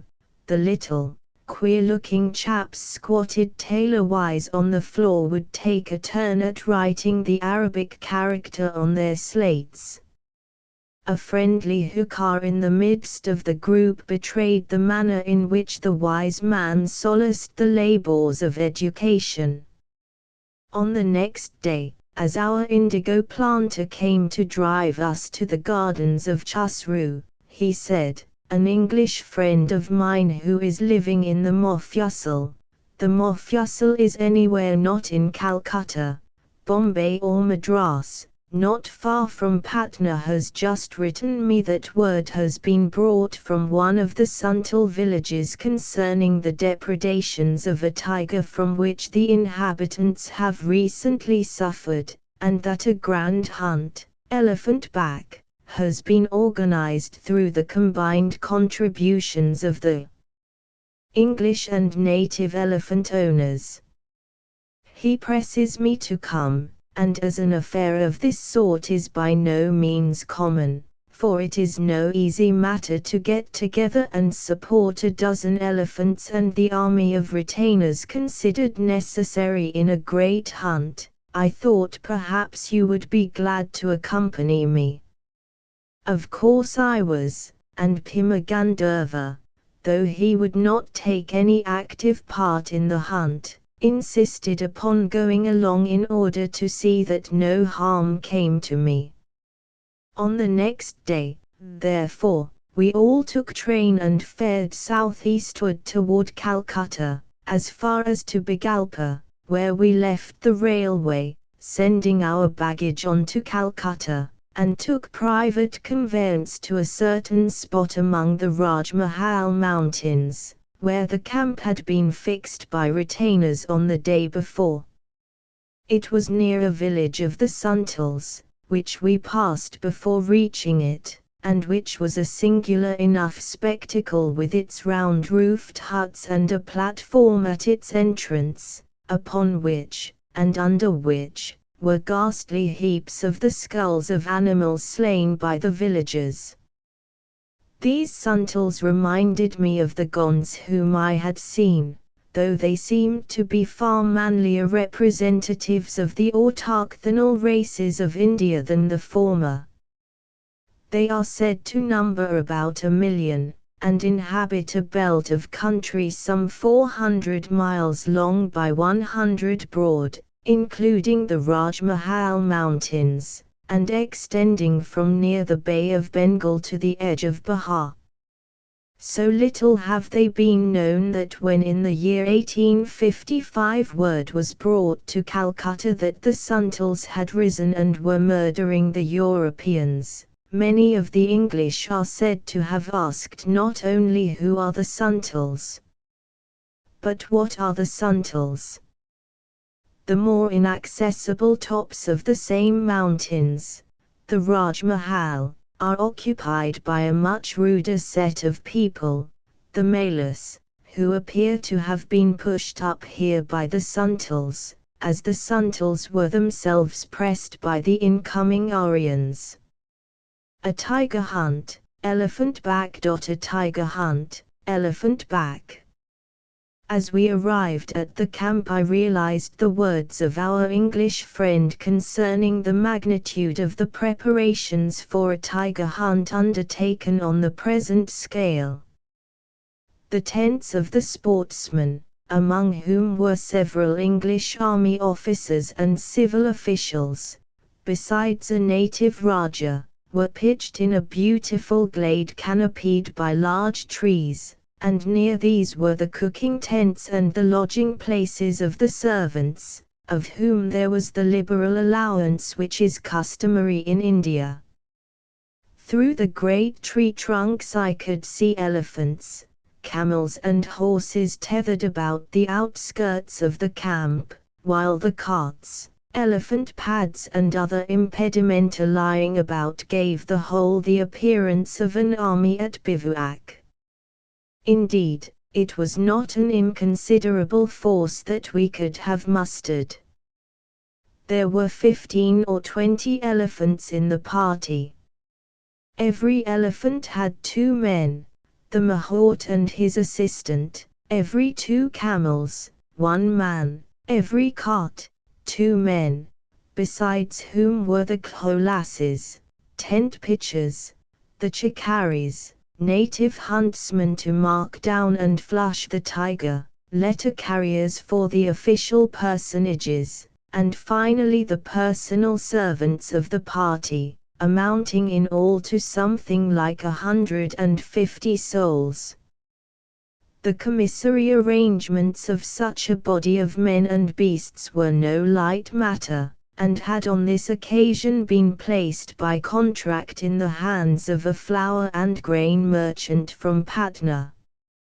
As night drew on, the scene became striking in the extreme, and I do not think I felt the fact of India more keenly at any time than while Bhima Gandharva and I, slipping away from a party who were making merry over vast allowances of pale ale and cheroots, went wandering about under the stars and green leaves, picking our way among the huge forms of the mild-countenanced elephants and the bizarre figures of the camels. Bengal water carriers. Bengal water carriers. On the next day, after a leisurely breakfast at 8, the hunt was to begin at midday. My kind host assigned me an elephant, and his servants proceeded to equip me for the hunt, placing in my howdah brandy, cold tea, cheroots, a rifle, a smoothbore, ammunition, an umbrella, and finally a blanket. "And what is the blanket for?" I asked. "For the wild bees, and if your elephant happens to stir up a nest of them, the very best thing in the world you can do is to throw it incontinently over your head," added my host, laughing. The tiger had been marked down in a spot some 3 miles from camp, and when our battle array, which had at first taken up the line of march in a very cozy and gentleman-militia sort of independence, had arrived within a mile of our destination, the leader who had been selected to direct our movements caused us all to assume more systematic dispositions, issued orders forbidding a shot to be fired at any sort of game, no matter how tempting, less than the royal object of our chase, and then led the way down the glade, which now began to spread out into lower and wetter ground covered by tall grasses and thickets. The hunt now began in earnest. Hot, flushed, scratched as to the face by the tall reeds, rolling on my ungainly animal's back as if I were hunting in an open boat on a chopping sea, I had the additional nervous distraction of seeing many sorts of game, deer, wild hogs, peafowl, partridges, careering about in the most exasperating manner immediately under my gun muzzle. To add to my dissatisfaction, presently I saw a wild hog dash out of a thicket with her young litter immediately across our path, and as my elephant stepped excitedly along, one of his big 4 feet crunched directly down on a beautiful little pig, bringing a quickly smothered squeak which made me quite cower before the eye of Bhima Gandharva as he stood looking calmly forward beside me. So we tramped on through the thickets and grasses. An hour passed. The deployed huntsmen had again drawn in together, somewhat bored. We were all red-faced and twig-tattooed. No tiger was to be found.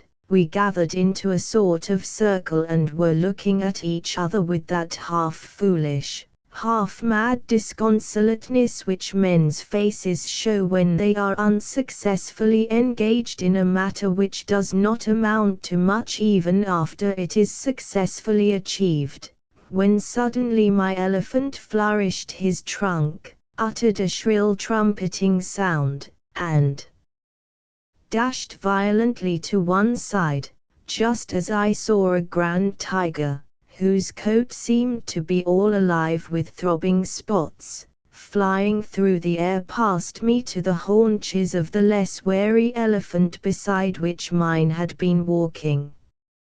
Instantly the whole party was in commotion. "Ba!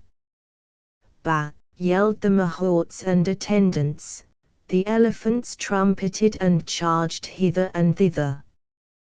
The tiger seemed to become fairly insane under the fusillade which greeted him. He leapt so desperately from one side to the other as to appear for a few moments almost ubiquitous, while at every discharge the frantic natives screamed "Lugger!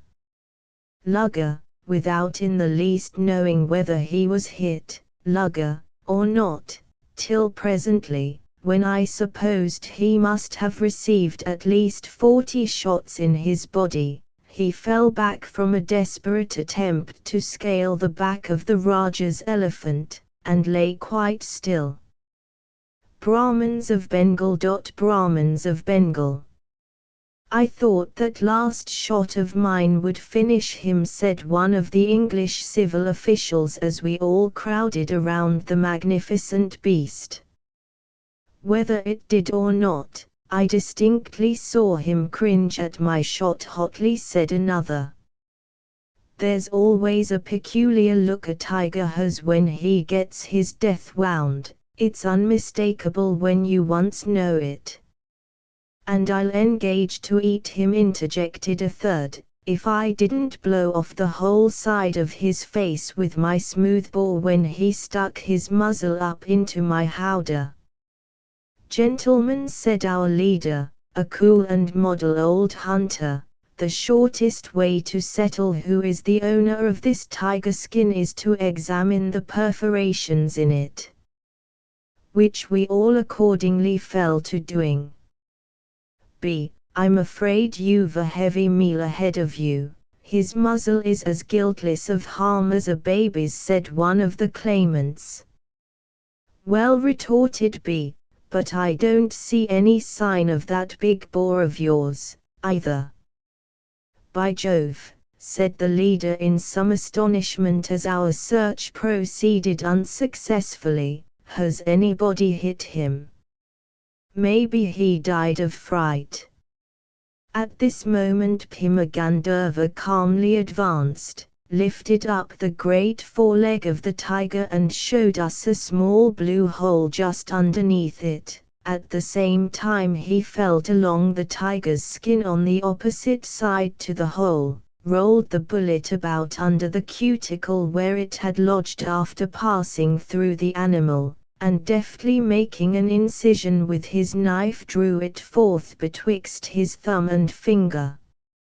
He handed it to the gentleman whose guests we were, and to whom the rifle belonged which had been placed in our howdah, and then modestly withdrew from the circle. "There isn't another rifle in camp that carries so small a bullet," said our host, holding up the ball, "and there can't be the least doubt that the Hindu is the man who killed him." Not another bullet hole was to be found. "When did you do it?" I asked of Bhima. "I knew not that you had fired at all." "When he made his first leap from the thicket," he said quietly. "I feared he was going to land directly on you. The shot turned him." At this the three discomfited claimants of the tiger skin, which belongs to him who kills, with the heartiest English good nature burst into roars of laughter, each at himself as well as the others, and warmly shook Bhima's hand amid a general outbreak of applause from the whole company.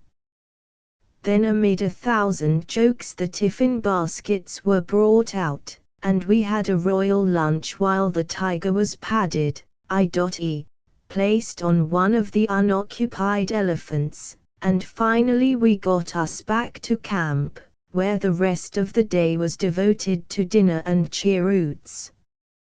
From the tiger to the town, from the cries of jackals to those of street vendors, this is an easy transition in India, and it was only the late afternoon of the second day after the tiger hunt when my companion and I were strolling along the magnificent esplanade of Calcutta, having cut across the mountains, elephant back, early in the morning to a station where we caught the down train. Bengalis of low caste. Bengalis of low caste. Solidity, wealth, trade, ponderous ledgers, capacious ships' bottoms, merchandise transformed to magnificence, an ample-stomached bourgeoisie. This is what comes to one's mind as one faces the broad walk in front of Fort William and looks across the open space to the palaces, the domes, the columns of modern and English Calcutta, or again as one wanders along the Strand in the evening when the aristocrats of commerce do congregate, and, as it were, gazette the lengths of their bank balances in the glitter of their equipages and appointments, or again as one strolls about the great public gardens or the amplitudes of Tank Square, whose great tank of water suggests the luxury of the dwellers hereabout, or the numerous other paths of comfort which are kept so by constant lustrations from the skins of the water-bearers. The whole situation seems that of ease and indulgence. The very circular verandas of the rich men's dwellings expand like the ample vests of trustees and directors after dinner. The city extends some 4.5 miles along the left bank of the Hooghly, and its breadth between the circular road and the river is about 1.5 miles. If one cuts off from this space that part which lies south of a line drawn eastward from the Bibi Ross Ghat to the upper circular road, the northern portion thus segregated being the native town, one has a veritable city of palaces, and when to these one adds the magnificent suburbs lying beyond the old circumvallation of the Maratha ditch, Chitpur, Nandanbat, Boba, Simla, Sealdah, Entally, Balagunj, Bhuvanipur, Alipur, Kidapur, together with the riverward sloping lawns and stately mansions of garden reach on the seaside of town, and the great dockyards and warehouses of the right bank of the river opposite the city. One has enclosed a space which may probably vie with any similar one in the world for the appearances and the realities of wealth within it. But if one should allow this first impression of Calcutta, an impression in which good eating and the general pampering of the flesh seem to be the most prominent features, to lead one into the belief that here is nothing but money-making and grossness, one would commit a serious mistake. It is among the rich Babas, or commercial natives, of Calcutta that the remarkable reformatory movement known as Young India has had its origin, and it would really seem that the very same qualities of patience, of prudence, of foresight and of good sense which have helped these Babas to accumulate their wealth are now about being applied to the nobler and far more difficult work of lifting their countrymen out of the degradations of old outworn customs and faiths upon some higher plane of reasonable behavior. In truth, said Pima Gandharva to me one day as we're taking our customary stroll along the esplanade, you have now been from the west of this country to the east of it. You have seen the past of India. I wish that you may have at least a glimpse of its future. Here comes a young Baba of my acquaintance, to whom I will make you known. He is an enthusiastic member of Young India. He has received a liberal education at one of the numerous schools which his order has so liberally founded in modern years, and you will, I am convinced, be pleased with the wisdom and moderation of his sentiments. Just as I was reaching out my hand to take that of the Baba, in compliance with Pima's introduction, an enormous adjutant, one of the great pouched cranes, argylas, that stalk about Calcutta under protection of the law, and do much of the scavenger work of the city, walked directly between us, eyeing each of us with his red round eyes in a manner so ludicrous that we all broke forth in a fit of laughter that lasted for several minutes, while the ungainly bird stalked away with much the stolid air of one who has seen something whereof he thinks but little.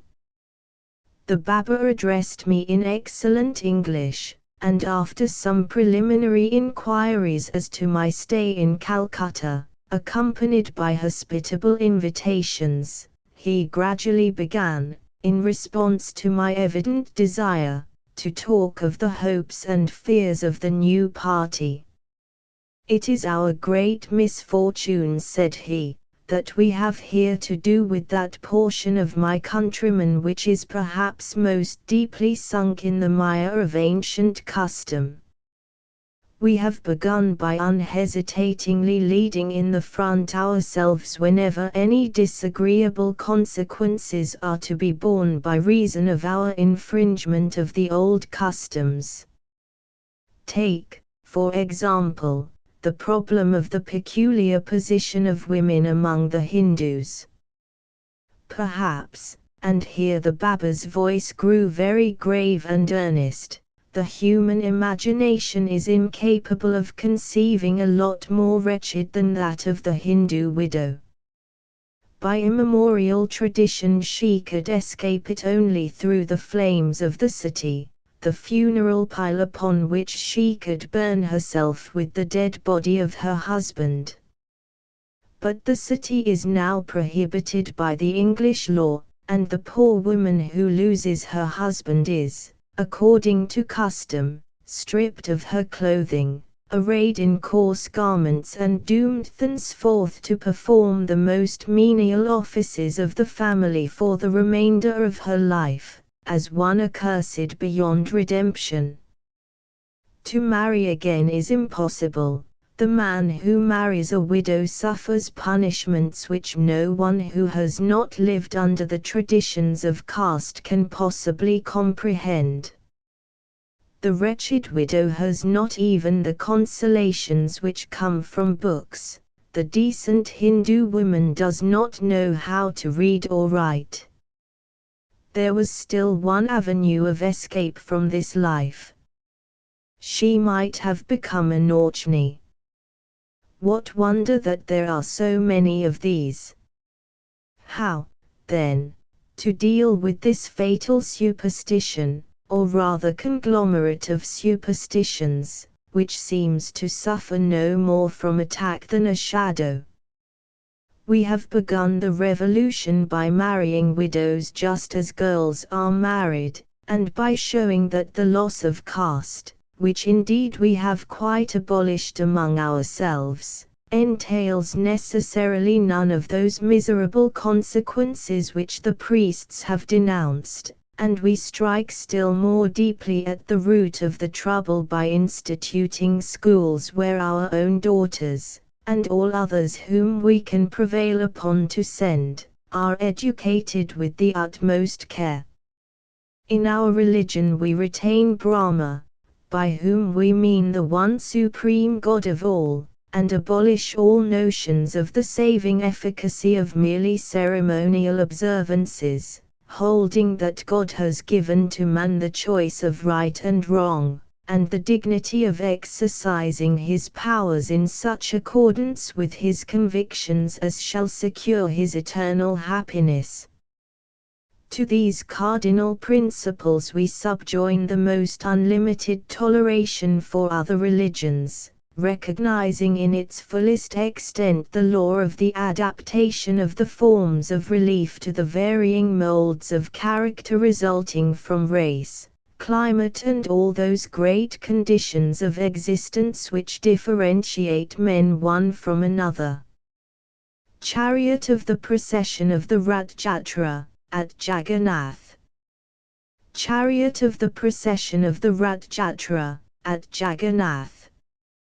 How, I asked, do the efforts of the Christian missionaries comport with your own sects?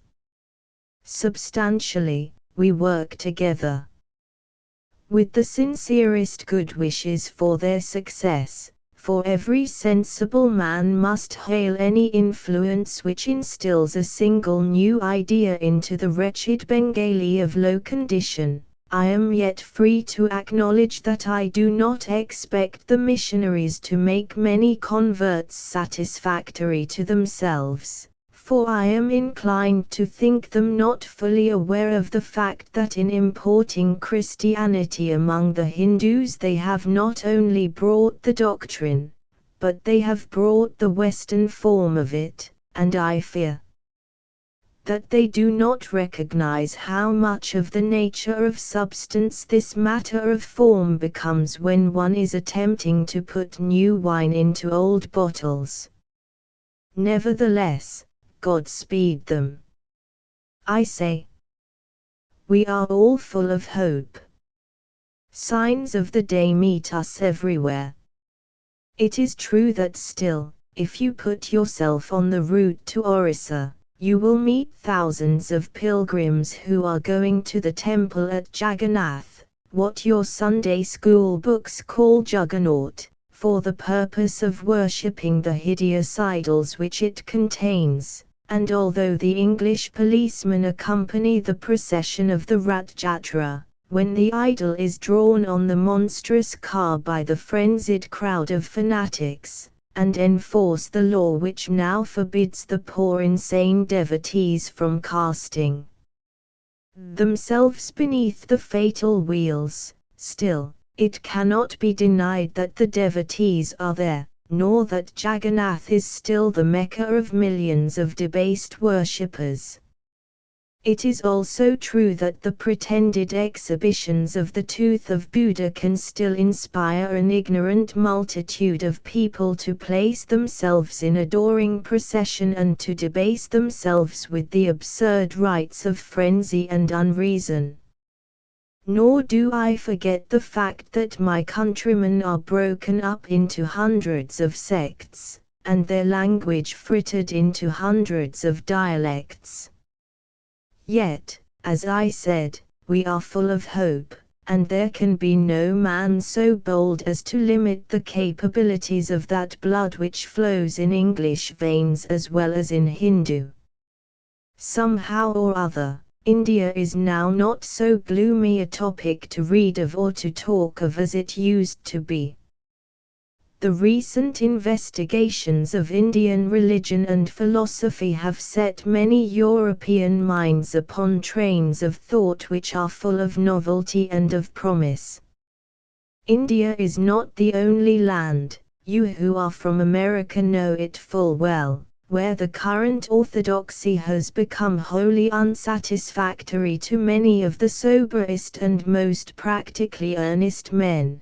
And I please myself with believing that it is now not wholly extravagant to speak of a time when these 200 millions of industrious, patient, mild-hearted, yet mistaken Hindus may be found leaping joyfully forward out of their old shackles toward the larger purposes which reveal themselves in the light of progress.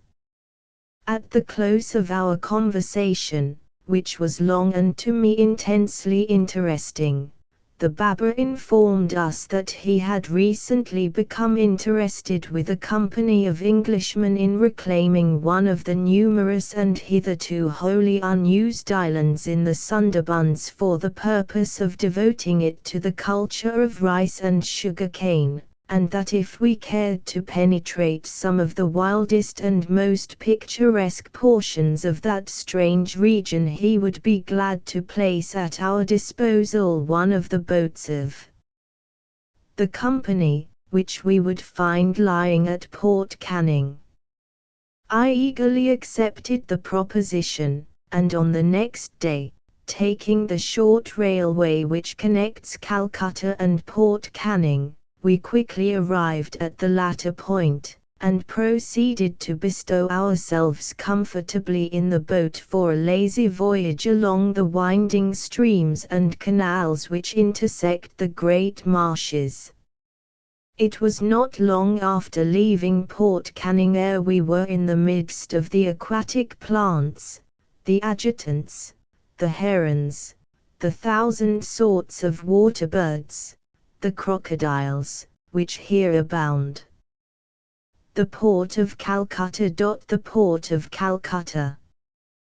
The Sundarbans, as the natives term that alluvial region which terminates the delta of the Ganges, can scarcely be considered either land or sea, but rather a multitudinous reticulation of streams, the meshes of which are represented by islands in all the various stages of consistency between water and dry land.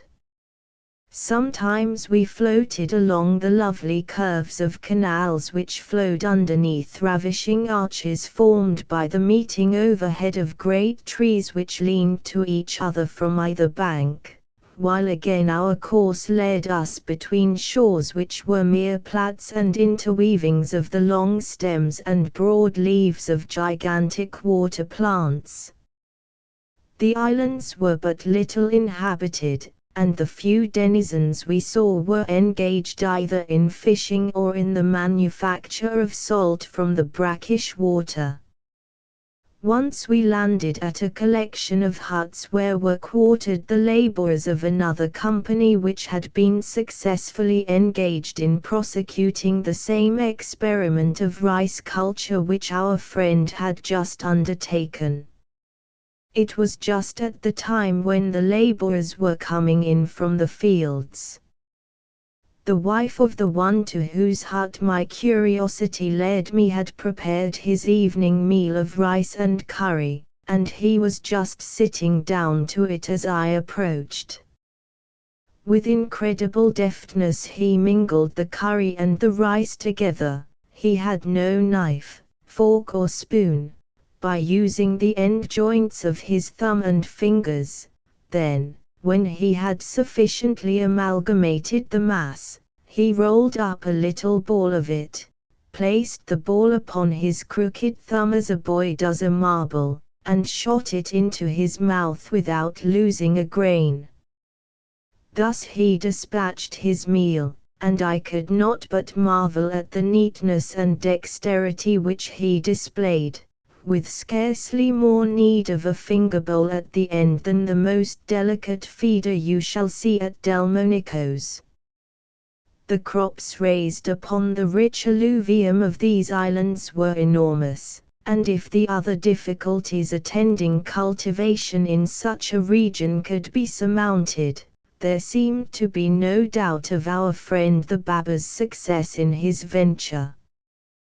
But it was a wild and lonesome region, and as we floated along, after leaving the island, up a canal which flamed in the sunset like a great illuminated baldric slanting across the enormous shoulder of the world, a little air came breathing over me as if it had just blown from the mysterious regions where space and time are not, or are in different forms from those we know. A sense of the crudity of these great expanses of sea becoming land took possession of me. The horizon stretched away like a mere endless continuation of marshes and streams. The face of my companion was turned off seaward with an expression of ineffably mellow tranquility. A glamour came about as if the world were again formless and void, and as if the marshes were chaos. I shivered with a certain eager expectation of beholding the shadowy outline of a great and beautiful spirit moving over the face of the waters to create a new world. I drew my gaze with difficulty from the heavens and turned toward my companion. He was gone. The sailors also had disappeared. And there, as I sat in that open boat, midst of the Sundarbans, at my domestic antipodes, happened to me the most wondrous transformation which the tricksy stage carpenters and scene shifters of the brain have ever devised. For this same far-stretching horizon, which had just been alluring my soul into the depths of the creative period, suddenly contracted itself foursquare into the somewhat yellowed walls of a certain apartment which I need not now further designate, and the sun and his flaming clouds became no more nor less than a certain half-dozen of commonplace pictures upon these same yellowish walls, and the boat wherefrom I was about to view the birth of continents degraded itself into a certain, or, I had more accurately said, a very uncertain, cane chair, wherein I sit writing these lines and mourning for my lost Pima Gandharva. The college student. The most marked trait in American college life is its spirit of caste.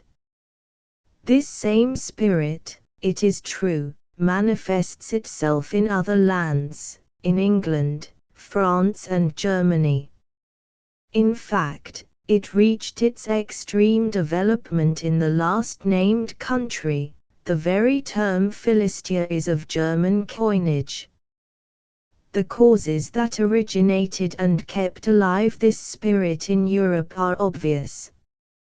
During the Middle Ages, students enjoyed privileges such as made them, in the strictest legal sense, a distinct class. Thus, they had the right to wear sidearms, and had their own courts of justice. Some of these privileges have survived, in England and Germany at least, to the present day. Yet even in Germany the old student spirit is evidently on the wane, and is doomed to extinction at a day not far distant. In America, on the contrary, where like causes have never operated, the spirit exists in force. It is due to peculiar causes, to college life, to locality and to the mode of teaching. The tendency to monkish seclusion lingers in England and America, the lands that have led the van in political and social progress. The motives that urged the monks of the olden time to turn their backs upon the world and bury themselves in cloisters were praiseworthy, but for such havens of peace, letters might have perished. When the Reformation was carried out in England, and the sequestration of church property left immense convents idle, it was only natural that the newly established colleges and halls should convert the buildings to their own uses. The dormitory system of Oxford and Cambridge, accordingly, has an historic right of being, and, growing by natural laws, it has become so rooted in the national life that nothing short of a political revolution, greater even than that of the 17th century, could eradicate it. The founders of our earliest colleges were governed by the desire to make them conform as closely as might be to the English model. There is scarcely the trace of a disposition to look to the institutions of continental Europe for guidance. This was a matter of course. The founders of our colleges and the men whom they selected to be teachers were Englishmen by descent or by education, trained after the English fashion, seeking freedom in America, yet at heart sympathizing with English thought, English habits and English prejudices. Hence the establishment of our dormitory system, not at once nor in all the fullness of a system. The colleges were at first little more than schools. The scholars boarded with the professors. There were no funds for the erection of separate buildings. But soon we see the evidences of a persistent effort to make each college an embryonic Oxford or Cambridge. Harvard, Yale and Princeton before completing the first half-century of existence were committed to the dormitory system. Other colleges have followed the example thus set. The exceptions are too few to need enumeration. The mildest judgment that can be passed upon the system is that it has cost us dear. Were all the figures accurately ascertained and summed up, were we able to see at a glance all the money that has been expended for land and brick and mortar by the hundreds of colleges between Maine and California, even such an aggregate, startling enough in itself, would fail to reveal the whole truth. We should have to go behind the figures, to consider what might have been effected by a more judicious investment of those millions, how many professorships might have been permanently established, how many small colleges, now dragging out a sickly existence, too poor to live, too good to die, might have become vigorous branches in the tree of knowledge. What have we in return for the outlay? A series of structures concerning which the most ardent friend of the system cannot but admit that they are inelegant, uninspiring and unpractical. Some of the newer dormitories at Harvard and Yale, it is true, are decided improvements. They are well built and supplied with many conveniences that will serve to make student life less heathenish. But they can scarcely be called beautiful, and they certainly are not inspiring. The heart of the student or the visitor at Oxford swells within him at the sight of the grand architecture, the brilliant windows, the velvet turf. It is pardonable in us to wish for ourselves a like refining beauty. But is it not becoming in us to confess, without repining, that we cannot realize the wish? Oxford is not merely the growth of ages, it is the product of certain peculiar ages which have gone.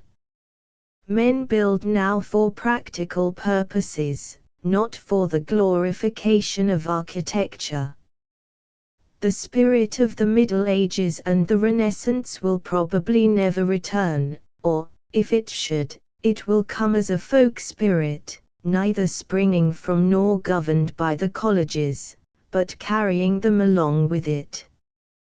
Hence, our colleges may content themselves with playing a less ostentatious part, and the most zealous alumnus need not think less of his alma mater for observing her limitations. We are not concerned with the dormitory system in all its bearings, but only in so far as it directly affects the student. The fact is significant that a large majority of our collegians pass their term of 4 years, vacations excepted, in practical seclusion. They are gathered in large numbers in dingy and untidy caravansaries, where the youthful spirit is unchecked by the usual obligations to respect private property and individual quiet. President Porter, in his work on the American colleges, endeavors to prove that the dormitory system is, upon the whole, favorable to discipline. The facts are against his argument. The evils of student life are 2, vice and disorder. So far as the former is concerned, no system has succeeded, or will ever succeed, in extirpating it. Vice may be punished, but it is too deeply rooted in human nature to be wholly cured. Its predominating forms are drinking and gambling, neither of which is checked by the dormitory system. At Oxford, for instance, both these vices prevail despite the most elaborate system of gates and night patrols. Our college faculties must perforce content themselves with detecting vice, and punishing it when detected. The most satisfactory and appropriate means of detection is to watch closely the way in which the student performs his college duties. No man can waste his time over cards or the bottle without betraying his dissipation in the recitation room. Here, and not in the dormitory, is the professor's hold upon the student. The dormitory system, so far from restraining, rather tends to diffuse vice and render its practice easy. Disorder is different from vice. The latter, the doing of things wrong in themselves or made wrong by force of opinion, shuns observation, the former courts it. The disorderly act is in many instances harmless enough in itself, and the evil lies in doing it in an improper place and at an improper time. Hence it is that good students, who would scorn to stoop to vice, so often suffer themselves to be led to the commission of an act of disorder. We may even go to the extent of admitting that occasionally college disorder is not without a certain color of reason. It is the youthful way of resenting a real or an imaginary grievance. When a class discovers that it or some of its members have been treated too severely, according to its standard, by a certain professor, what more natural than to create a disturbance in the recitation room or in public?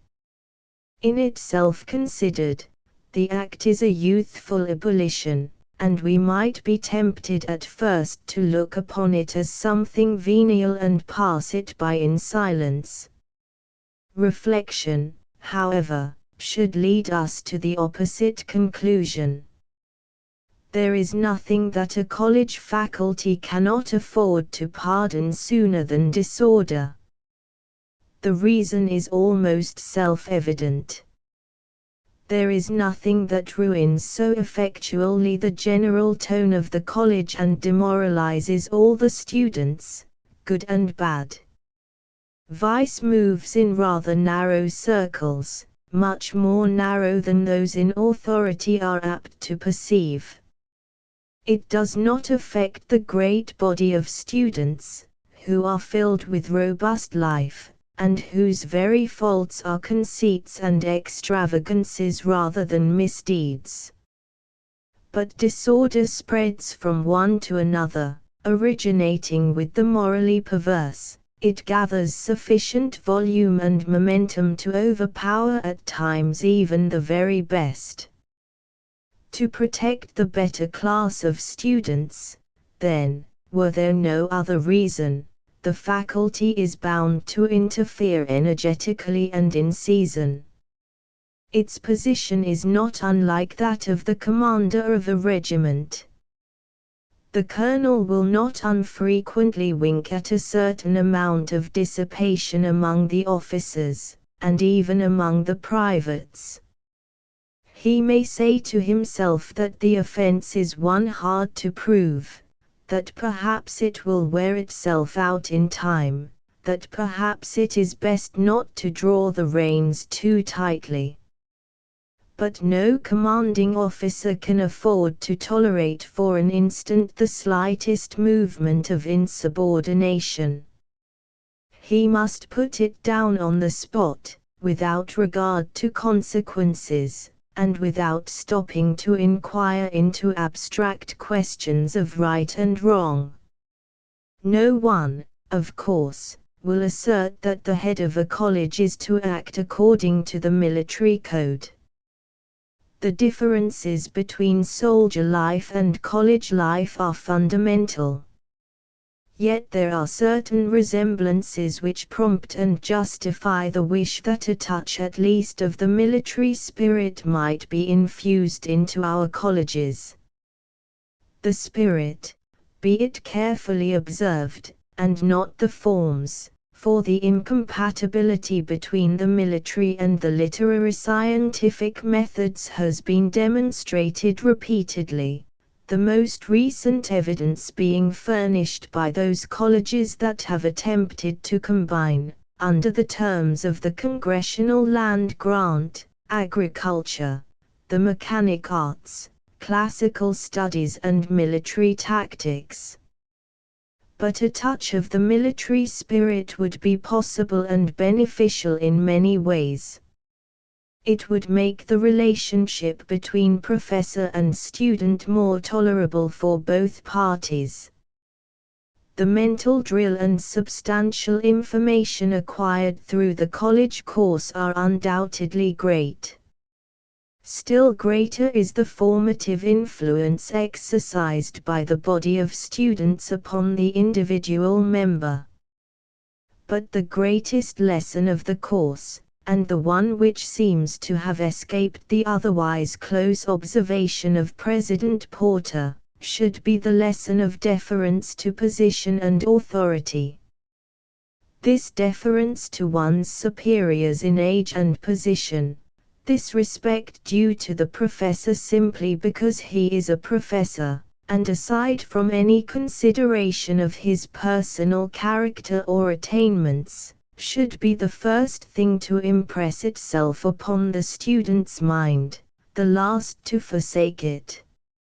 For it is a high moral gain, a controlling principle that will stand the graduate in good stead through all the vicissitudes of afterlife. Unless it be acquired, we may say with propriety that the college course has fallen short of its highest aim. For the acquisition of this spirit of respect, military training is superior to civil. One officer salutes another, the private salutes his officer, simply because the person saluted is an officer. It may be that he is disagreeable or boorish in manners, or even notoriously incompetent. This matters not, so long as he wears the epaulets he is entitled to an officer's salute. Honor is shown, not to the transient owner of the title, but to the title itself. The inculcation of a kindred spirit in all our colleges is devoutly to be wished. It exists already in some of the older ones, especially in the New England states, and in not a few of the very recently established ones. But even where it does exist, it has not full sway, it does not set, as it should set, the keynote to college life in all its variations. And in very many colleges it is unable to establish itself because of gross disorder. Should this opinion seem harsh and sweeping, the reader, if a student or a graduate, has only to recall to mind the instances that he himself must have observed of discontent and disorder growing out of trifling causes and culminating perhaps in a class strike. Let him consider the waste of time, the ill temper, the censorious, invidious spirit engendered by this fermentation, the loss of faith in the conduct, and even the honesty, of the faculty. Can he conceive of anything more likely to frustrate all the aims of college study? Yet in 9/10 of the cases of public disorder it will be safe to assume that the dormitory system lies at the base of the evil. Where it does not occasion the grievance, it furnishes at least the machinery for carrying matters to a direct issue. Community of life suggests of itself community of action. The inmates of a dormitory acquire insensibly the habit of standing by one another. This is so evident that it needs no proof. But an illustration of the workings of the dormitory system and its opposite in one and the same place will not come amiss. When the Cornell University was founded, some of the trustees opposed the erection of dormitories. Others, assuming that the people of Ithaca, to whom a college was a novelty, could not or would not furnish sufficient accommodation, argued that dormitories were an absolute necessity. They carried the point. The Cascadilla was converted into a large boarding house for both professors and students, and the greater part of South University was laid out in student rooms. Both buildings were full. This state of affairs lasted during the first year and part of the second. Disturbances of various kinds were not infrequent, and although no one of them was very serious, yet in the aggregate they were a severe tax upon the faculty's time and patience. But before the end of the second year many of the students discovered that life in town was more comfortable, and accordingly they gave up their university rooms. At the opening of the academic year 1870 to 1871 perhaps 3/4, certainly 2/3, were lodged in town. The change was significant. During the entire year, although individual students were disciplined for individual offenses, the faculty was not once forced to punish public disorder. This phenomenon will appear still more remarkable when we consider that meanwhile the so-called class feeling had sprung up, and that students admitted from other colleges had endeavored to introduce certain traditional practices. The year 1870 to 1871 was perhaps too good to be repeated. The next year witnessed at least one discouraging exhibition of student manners, and since then there have been explosions from time to time. For all that, the general tone at Cornell is excellent. The transitory disturbances seem to leave behind them no abiding ill will, and there is certainly less friction between faculty and students than at any like institution. Nowhere in this country is college life more free from petty annoyance, dislike and mistrust, and hereditary prejudices.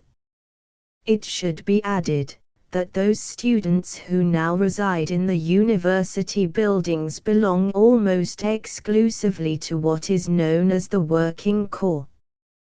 They are typesetters in the printing office, or are engaged upon the university farm, or in the workshops connected with the Department of the Mechanic Arts.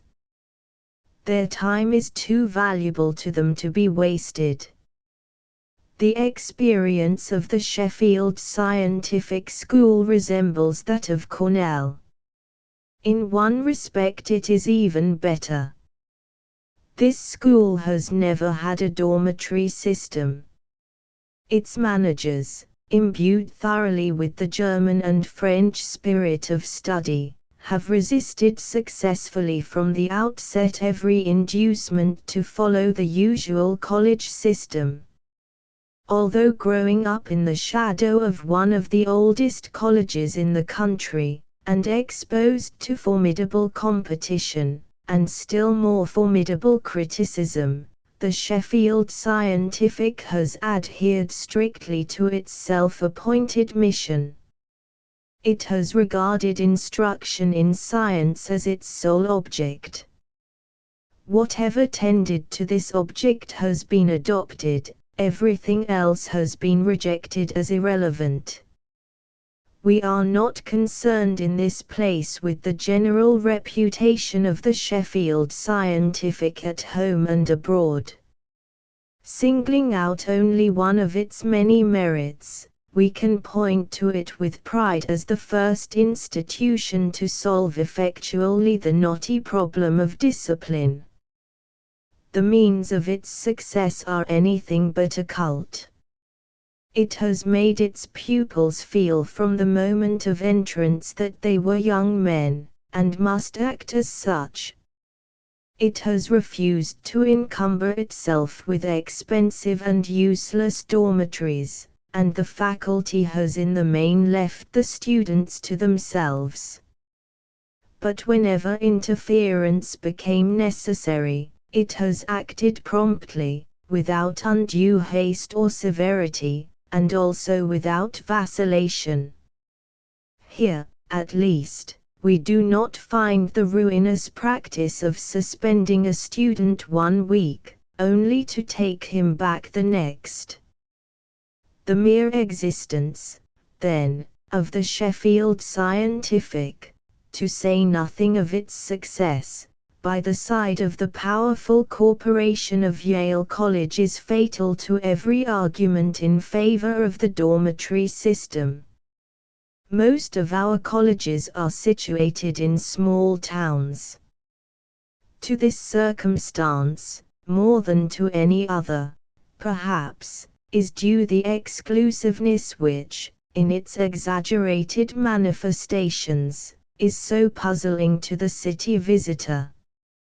Petty items of life and character, intrigues, quarrels and social jealousies have an importance which the world outside cannot understand. They affect the college more or less directly. The professor finds it doubly hard to exercise his vocation in a place where the details of his home life are known and exposed to comment. The student's power for mischief is increased. He has only too much reason for believing that he is indispensable from the business point of view. Besides, as everyone knows, close contact in narrow circles has a tendency to cramp the mind. Trifling annoyances, real or imaginary, are apt to rankle in the spirit unless they be brushed away by the quick, firm touch of the great world. Kleinstädtisches Leben, despite its many advantages, fails to develop the burgher in every direction. It leaves him one-sided, if not exactly narrow-minded. Professor C.K. Adams, in his admirable essay upon state universities, has touched upon this point with reference to studies. His words should be carefully weighed. If the best education consisted simply of making perfect recitations and keeping out of mischief, the smallest college would be incomparably the best college. But the best education is far more than that. Perhaps it is correct to say that it is an inspiration rather than an acquisition. It comes not simply from industry and steady habits, but far more largely from that kindling and glowing zeal which is best begotten by familiar contact with large libraries and museums and enthusiastic specialists. It is the stir, the enthusiasm, the unceasing activity, and, above all, the constant intercourse with men of the same pursuits and the same ambitions, that develop the greatest energies and secure the highest successes. Professor Adams, it will be observed, is contrasting small colleges with larger ones. We are not bound by his concessions in favor of the former. And we may also take the liberty of advancing his comparison a step by claiming for large cities, no less than for large colleges, the superiority over small ones. Without intending disrespect, we may even put the direct question, would not your own university, for whose advantages you are contending, be better off today had it been placed in Detroit instead of Ann Arbor? Is there not something dwarfing in the atmosphere of a small country town, where character is undiversified and life uneventful? Were books the sole source of knowledge, were the acquisition of ideas and principles the sole aim, we could wish for our professors and students nothing better than monotony of life. But success, whether in professional or scholarly pursuits, depends largely upon temper and practical judgment, qualities which are developed by contact with the busy world. Whoever has had the experience, knows that life in large cities is both stimulating and sobering. It enlarges one's range of ideas and sympathies, it also keeps idiosyncrasies within proper bounds. The individual does not lose his individuality, but rather intensifies it. He loses only the exaggerated sense of his own importance. We must regard it, then, as unfortunate that so many of our seats of learning are out of the world, so to speak. Our professors would probably do their work better, that is to say, with greater freshness of spirit, and would exert a wider influence, were they thrown more in the company of men of the world. In like manner, our colleges would play a more direct part in the affairs of the country. The history of the German universities suggests a lesson. Is it a mere accident that the oldest and the youngest German universities are in large cities? In the Middle Ages, before the political organization of the country had fairly entered upon its morbid process of disintegration, we find Vienna, Prague too and Leipzig heading the list. Subsequently, each petty duke and count, moved by the sense of his autonomy, sought to establish a university of his own. The Reformation increased the spirit of rivalry. Most of these second- and third-rate universities have passed away or have been merged in others. The three youngest, Berlin, Munich and Strasbourg, are all in large cities, and are all three the direct offspring of political and educational reorganization. As Germany is now constituted, it would be impossible to found a new university in a small town. Such places as Jena, Erlangen, Greifswald, Rostock, Marburg and Gießen barely hold their own against the strong movement in favor of concentration. The wholesome influence of large surroundings upon students is perhaps even more marked than upon professors. History teaches us with singular clearness that small towns are precisely the ones in which student character is distorted out of all proportion. No better example can be found than the University of Jena. From the time of its foundation down to the present century, the name of Jena stood for all that was wild, absurd, and outrageous. In a village whose permanent population did not exceed 4,000, students were crowded by hundreds and thousands. To speak without exaggeration, they ruled Philistia with a rod of iron, in defiance of law and order, and not infrequently of decency itself. On this point we have an eyewitness of unquestionable veracity. In 1798, Stephens, a young Dane brimful of enthusiastic admiration for German learning, arrived in the course of his travels at Jena. He gives the following account of his first impressions of German student manners. 3. I looked out into the neighborhood so strange to me, and a restless suspicion of what was to come ran through my mind. Then we heard in either distance a loud shouting like the voices of a number of men, and nearer they seemed to come. Lights had been brought shortly before, and, as the uproar was close upon us, a servant burst in to warn us to extinguish them. We asked with curiosity why, and what the shouting mob wanted. We suspected, indeed, that it was students. The servant told us that they were on their way to the house of Professor, who was unpopular with them, I knew not why, to salute him with their periat, or college damnation. The cry of some 100 students grew plainer and plainer.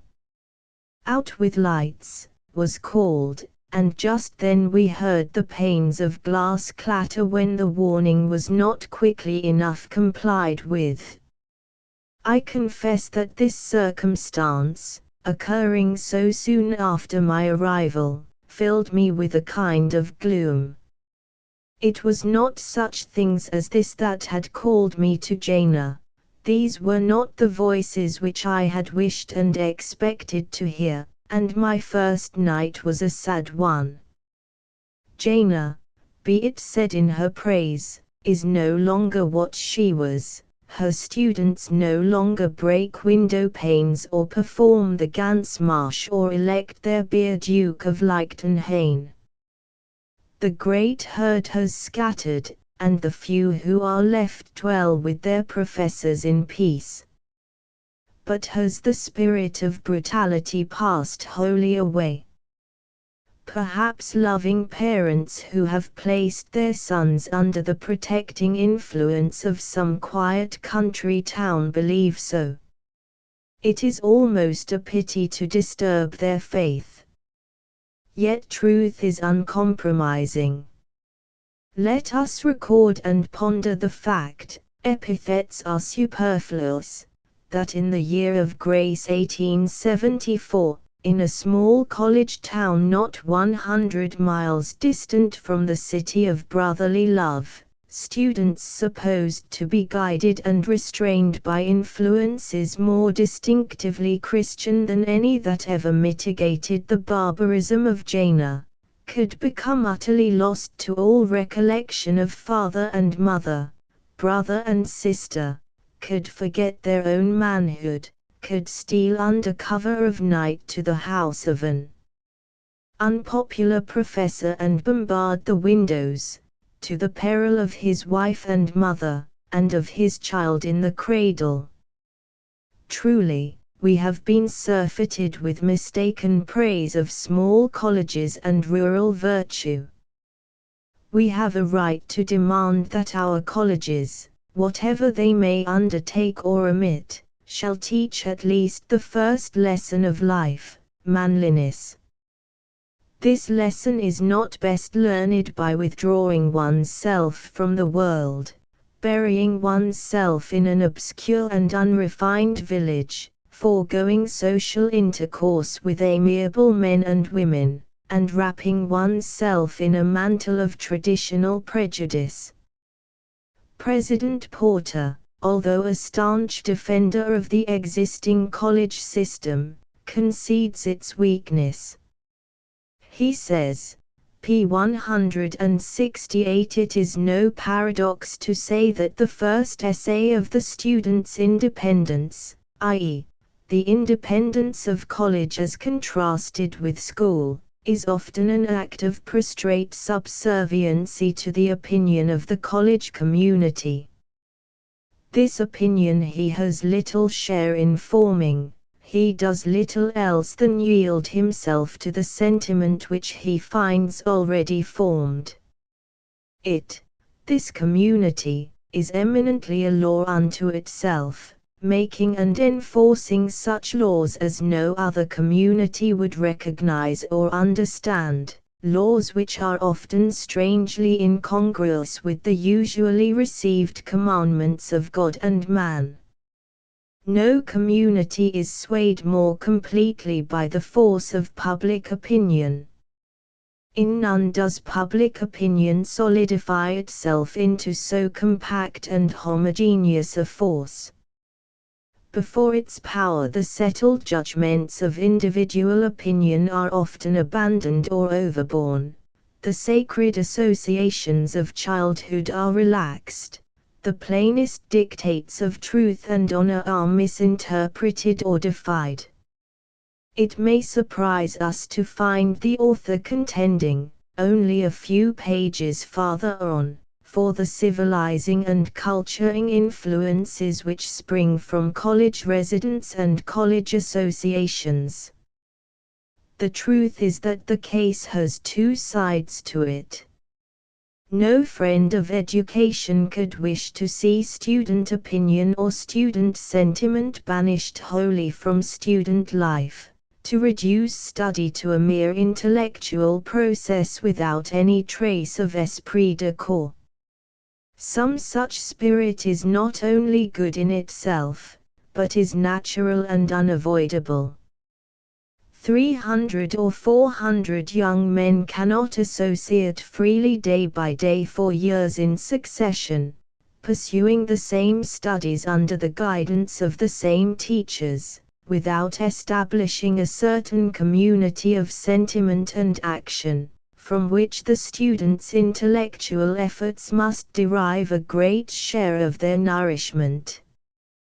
Yet, admitting the principle, we cannot justify or palliate the excess to which it has been carried.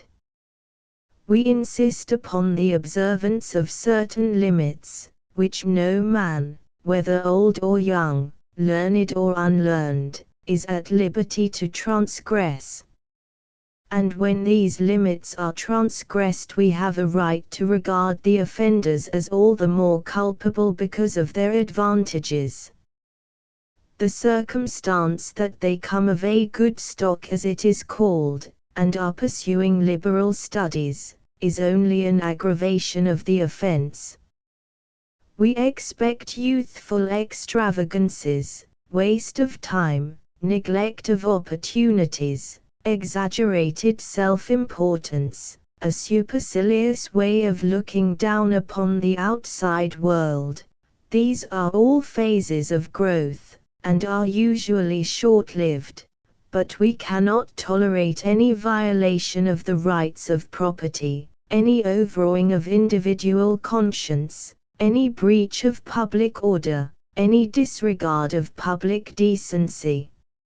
Such offences we must resent and punish, not only for the sake of those injured, but in the best interests of the offenders themselves. We cannot afford to let the most promising class of our young men entertain even for the brief period of 4 years false and pernicious views of the fundamental principles of life. It is the duty of every community to suppress error en voie de fait, wherever it may occur. And if it is our duty to suppress, it is no less our duty to prevent. Common sense and experience teach us that danger must arise from gathering large numbers of young men in places too small to hold them in check. Are we not at liberty to borrow an example from the history of President Porter's own college? In the days when the president was a young professor, Yale was a small college and New Haven was a small town. The name of the college then was, to speak mildly, notorious.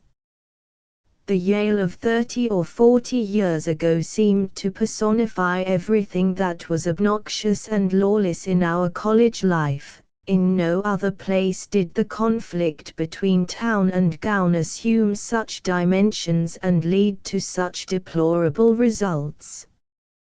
Yet the Yale of today, although the number of students has trebled, will compare favorably with any college or university.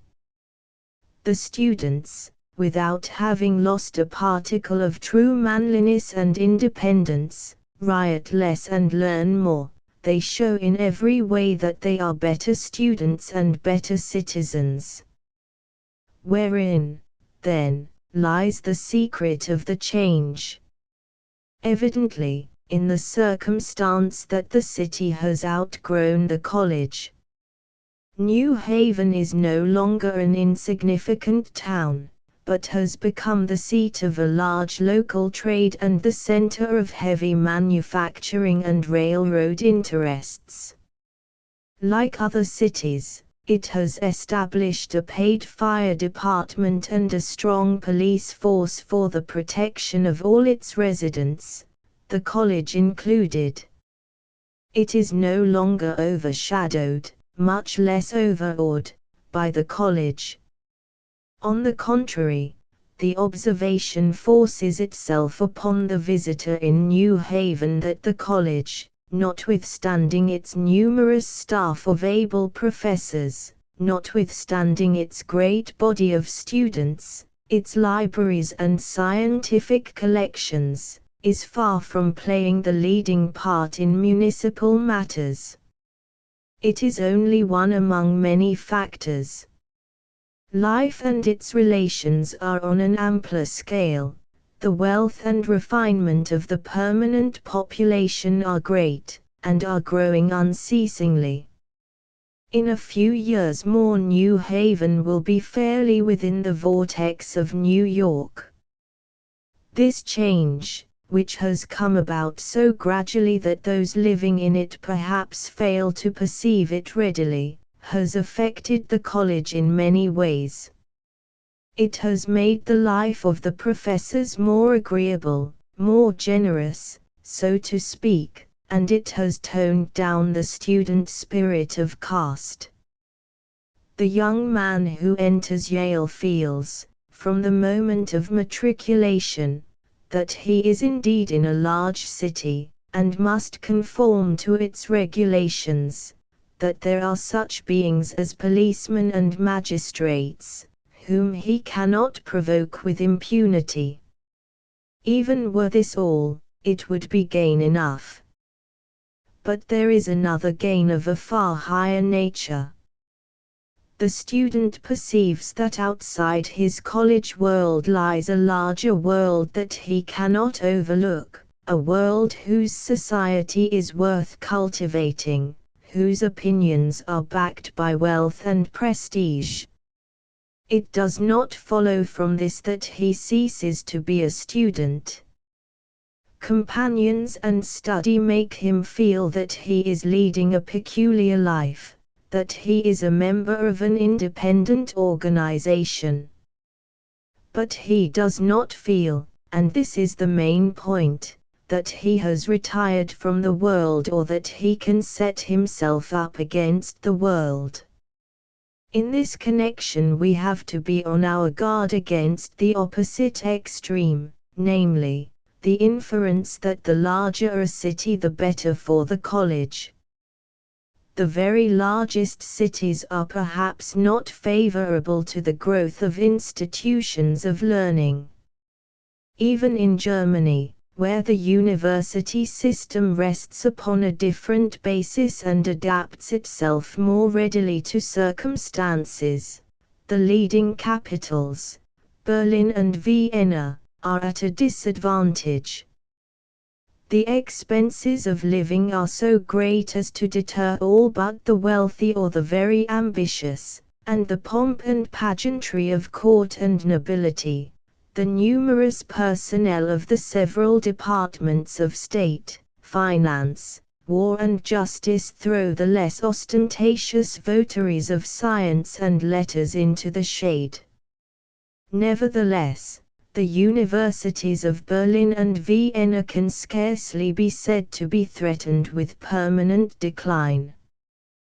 the governments of Prussia and Austria recognize the necessity of a great university in a great capital to give tone to the administrative departments and to resist the spread of the spirit of materialism.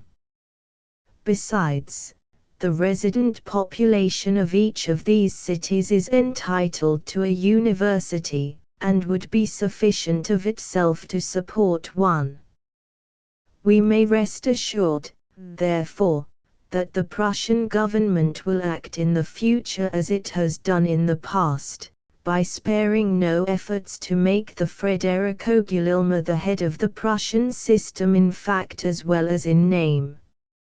Nevertheless, it must be admitted that the present hard times and the unsettled state of society in Berlin tend to restrict the number of students.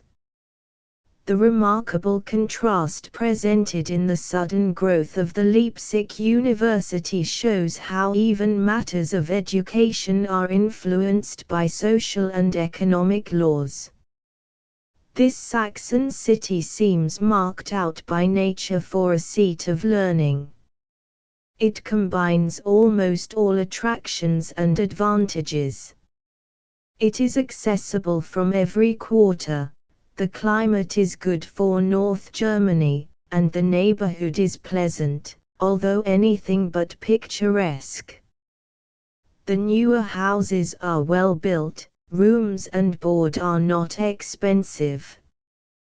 The inhabitants are wealthy and highly cultured, the book trade is enormous, and the banking business considerable. Yet trade does not move with the fever heat of speculation. The life of the city is quiet and regular. Amusements of a high order are within the reach of everyone. These minor attractions, combined with the more important ones offered by the university itself, will explain to us how it is that Leipzig has taken the foremost rank. Students who are used to city ways, and who would have chosen Berlin 10 or 20 years ago, now come here because of the cheapness of living. Others, tired of the monotony of the smaller university towns, come to get a foretaste of the world that awaits them after the completion of their studies. The temper of the students is admirable. Rarely if ever do they betray any traces of the hectoring spirit which still lingers at Heidelberg, for instance. But for the display of cork caps and cannon boots and an occasional swagger in the street, one might pass an entire semester in Leipzig without realizing that the city contains 3,000 students. Undoubtedly, the young men perceive, like their colleagues of Yale, that their surroundings are too much for them. Another prolific source of trouble is the class system. Whether this system is to be maintained as it is, or to be modified, or to be abandoned for another more in accordance with the needs of the age, are questions which must be kept in abeyance. The answer will depend upon the view which we take of higher education in the main. Meanwhile, let us consider the system in its operations during the past and at the present day. Here, as so often before, Germany affords us a warning example of the dangers consequent upon the recognition of class distinctions. The comparatively harmless practice of deposition, a burlesque student initiation which sprang up in the 16th century and obtained a quasi-sanction from no less a person than Luther, degenerated in the 17th century into penalizimus. Newly matriculated students, called penalists, the modern term is fuchs, were maltreated by the elder ones, the scholists, and were pillaged and forced to perform menial services such as a sensible master would hesitate to exact of his servant for. The Schorists considered themselves a licensed corporation. To give an idea of their deportment, not merely toward the younger students, but even toward the university itself, it will suffice to state that they conducted their orgies at times in the public streets without fear or shame. In 1660, during the student insurrection at Jena, they assaulted and dispersed the academic senate in session. The governmental rescripts of those days are taken up with accounts of the evil and the means proposed for curing it. The matter was even brought before the imperial diet. Penalismus was not suppressed until the close of the century, after the various governments had resorted to the most stringent measures. Such excesses have, of course, never been committed in America, yet we observe the same spirit of insubordination to superiors and domination over inferiors betraying itself in the New World. When we hear of rushing, hazing, smoking out and the like, we must admit to ourselves that the animus is the same, although the form be only ludicrous. And what shall we say to performances such as the explosion of nitroglycerin? Much may be urged in extenuation of the offenses of the German students in the 17th century. Their sensibilities were blunted by the horrors of a 30 Years' War. They had been born and reared amid bloodshed and rapine. Some of them must have served in the campaigns of Baena, Torstenson and Wrangel, where human life went for nothing, and honor for less than nothing. Some of them, perhaps, could not name their parents. They were waifs of the camp, their only education the crumbs of knowledge picked up in the camp school mentioned by Schiller in his Wallenstein. Our students, on the contrary, are anxiously shielded against temptation and are carefully trained for their work. Why, then, should they be the only set of persons to disobey, as a set, the rules of public order? The answer suggests itself, because they have acquired the habit of joint action without the sense of individual responsibility. The advantages of the present system of instruction by classes are not to be overlooked. Yet they are attended with one serious evil. The members of a class, reciting day by day, term after term, upon the same subjects, acquire the notion of a certain average of work. The class, as a unit, has only so much to learn, and the professor is not to exceed this maximum. Furthermore, each class gauges its work by the work of its predecessors. The sophomore class of this year, for instance, is not willing to do more than the sophomore class of last year. To introduce more difficult textbooks, or to increase the number of hours, or to lengthen the lessons, is injustice. The notion of unity extends itself to social relations. Each member considers himself identified with his comrades. Tradition, everywhere a power, and especially powerful in college, establishes nice distinctions. It lays down the rule that one class shall not wear beaver hats or carry canes, that another class shall steal the town gates on a particular night of the year or publish scurrilous pamphlets. Each member of the class must do certain things or must refrain from them, not because he wishes to, but because he is a member of the class. The strength of this community of feeling and interests can be estimated only by one who has experienced it. Were its operations confined to the relations among students, they would be less formidable. We might perhaps shrug our shoulders and leave the young men to fight it out among themselves. The case becomes quite different, however, when a class arrays itself in opposition to its professor or to the entire faculty. Then we see plainly the dangers of insubordination. The immature and inexperienced set themselves above their elders. They arrogate to themselves the right of deciding what they shall learn, how much they shall learn, how they shall learn it. And, being a class, they stand or fall as a class. They exhibit tenacity of purpose and an unscrupulous use of improper means.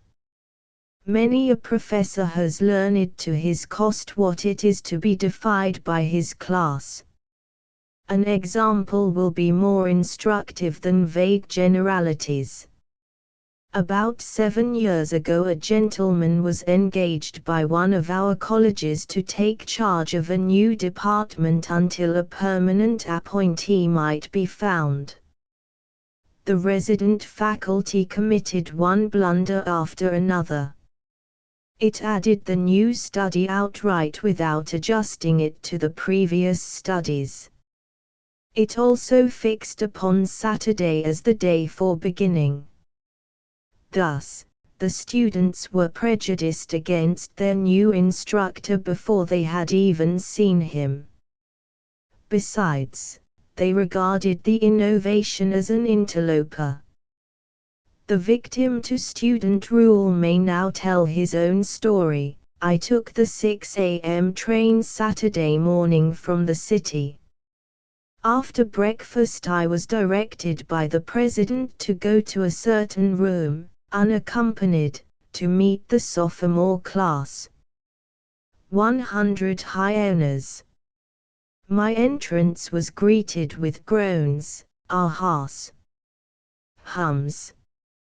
I spent half an hour in the vain attempt to explain the subject. Before I was half through I had made up my mind to return to the city by the first train.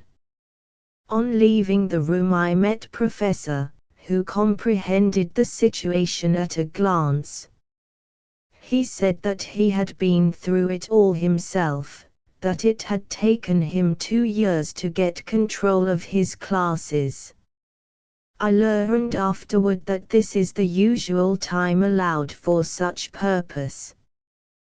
The president on meeting me, said in his usual abrupt, nervous brogue, "It's nothing against the men, sir. It would be just the same if it were anybody else, sir. Just go on, sir." I finally decided to go on, sir, but I hardly retain my self-respect when I remember how I submitted for 3 months to a series of petty annoyances unworthy the lowest gamins of New York. Students purposely made mistakes to give others an opportunity to groan. The sophomore class was divided into 2 sections after the 3rd week. By dint of strict watching, which so absorbed my attention that I could do little in the way of instruction, I succeeded in obtaining tolerable order. Usually, a painful silence was observed, everyone knowing that there was a hand-to-hand fight going on for the mastery. The junior class could not be divided because of other studies. Their recitations continued to be a bedlam, a pandemonium. I afterward learned that some students, who already had some knowledge of the subject, remained on purpose to create disturbance. One of them, a son of a trustee, I caught blowing snuff through the room. It was a favorite trick of the class to drop a bundle of snuff in the stove. Each one of the 15 recitations that I had with this class was spoiled by some disturbance. On 2 occasions some of them stole the keys of the room and locked me in with part of the class. Fortunately, I was able to drive back the bolt. The president was less lucky. Twice he and his entire class were obliged to climb down from the window by a ladder. There is no use in multiplying words. The treatment to which I was subjected was shameful.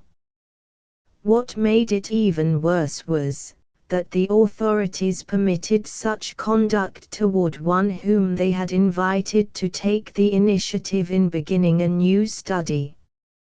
It was a perfectly understood thing that I had accepted the temporary appointment more to relieve the college than for my own benefit. The writer of the above is now one of the leading professors in another college. His name and reputation are among the best in the land. He writes concerning his present position, "We have here 250 students, all told. The utmost courtesy prevails, both in the recitation room and in the streets. During the 5 years that we have been in existence as a college, I do not remember that a single rude act has been committed toward any professor. I attribute this to a variety of circumstances. We began with a small body of students, who gave tone to the subsequent ones. We have no dormitories. The college is in a city too large to be controlled by students. Nothing could be pleasanter than the intercourse between town and college. Not a gate has been carried off, no loud shouting is heard.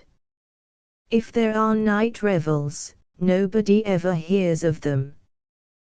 We have no prizes, no honors, no marking system.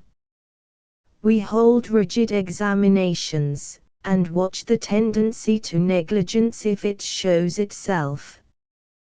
One circumstance may lead us to take a more hopeful view of the situation. The colleges, and consequently the classes, are growing larger.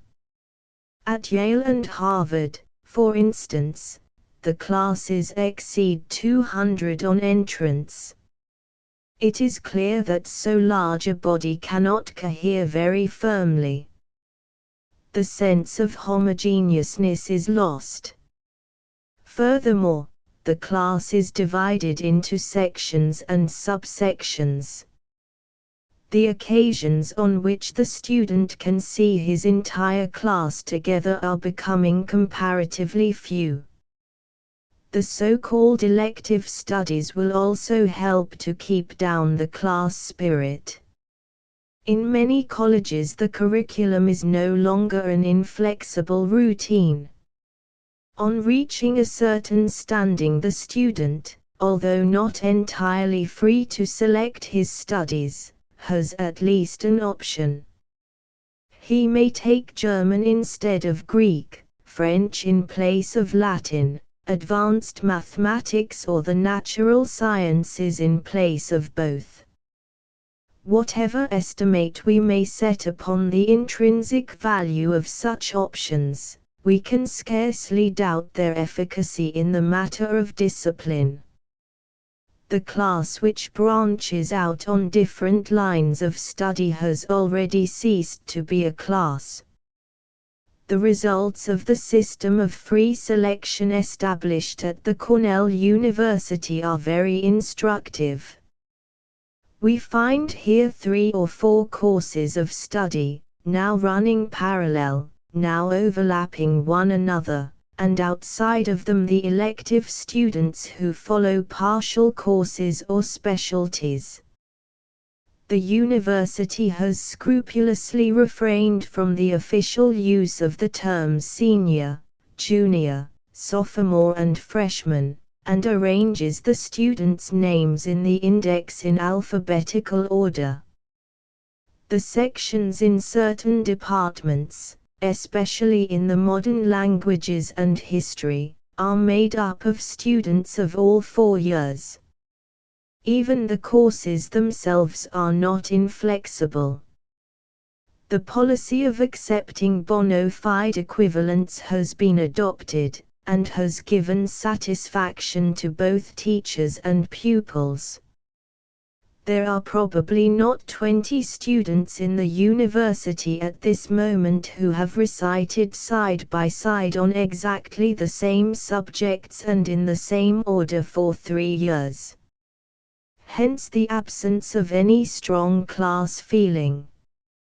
Although those who have attended the university the same number of years may try hard at times to convince themselves and others that they are a class in the ordinary sense, they meet with little success.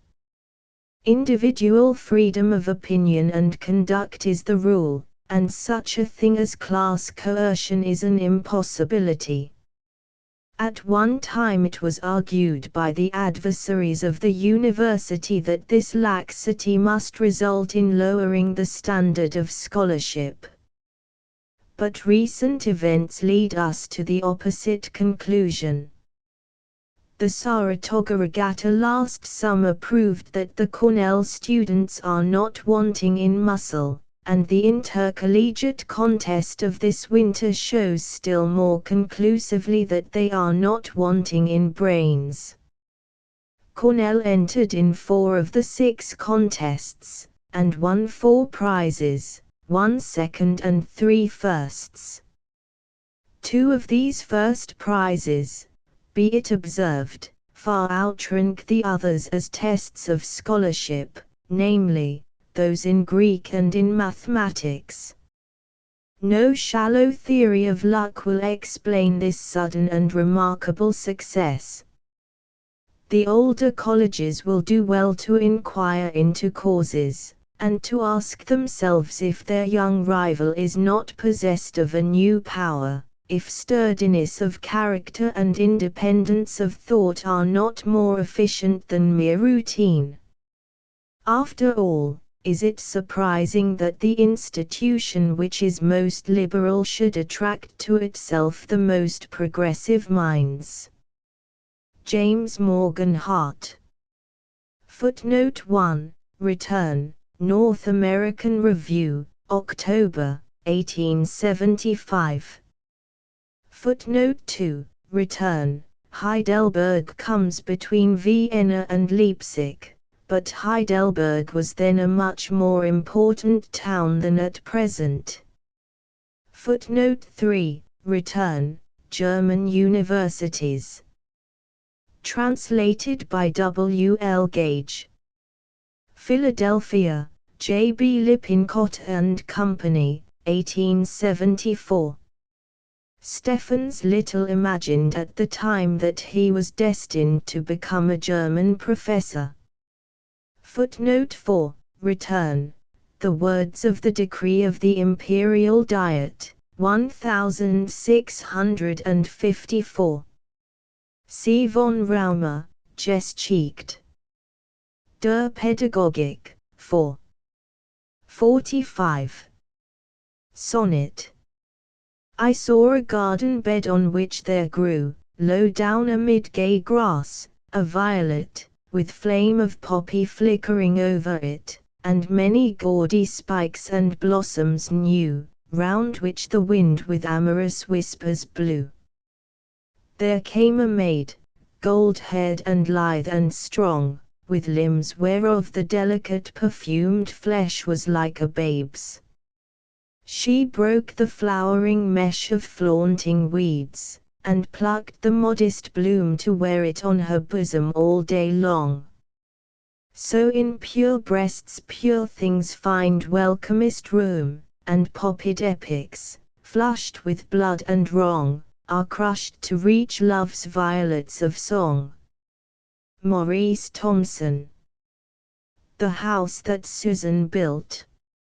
Susan Summerhays, was 29, and had never had a lover.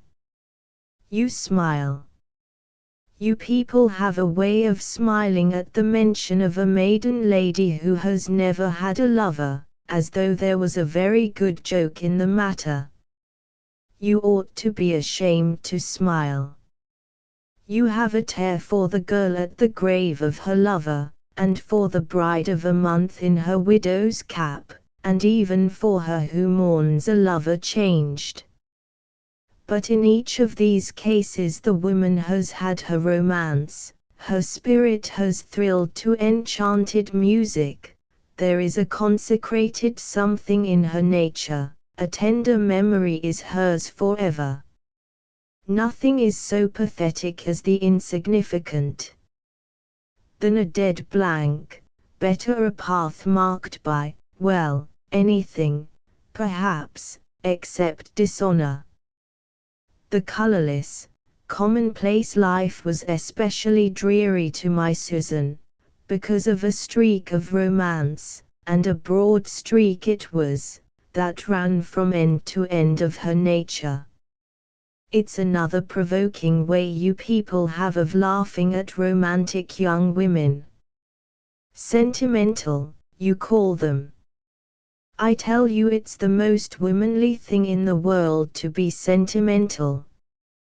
A woman's affections reaching out toward a man's heart is as much a part of nature, and just as pretty a thing in nature, as the morning glory. Or let us take the old and oft-used yet good illustration of the ivy and the oak. When the woman's reaching affections attain the sought heart, everybody cries out, "How sweet and tender and graceful!" But if they miss of the hold, then there is derision.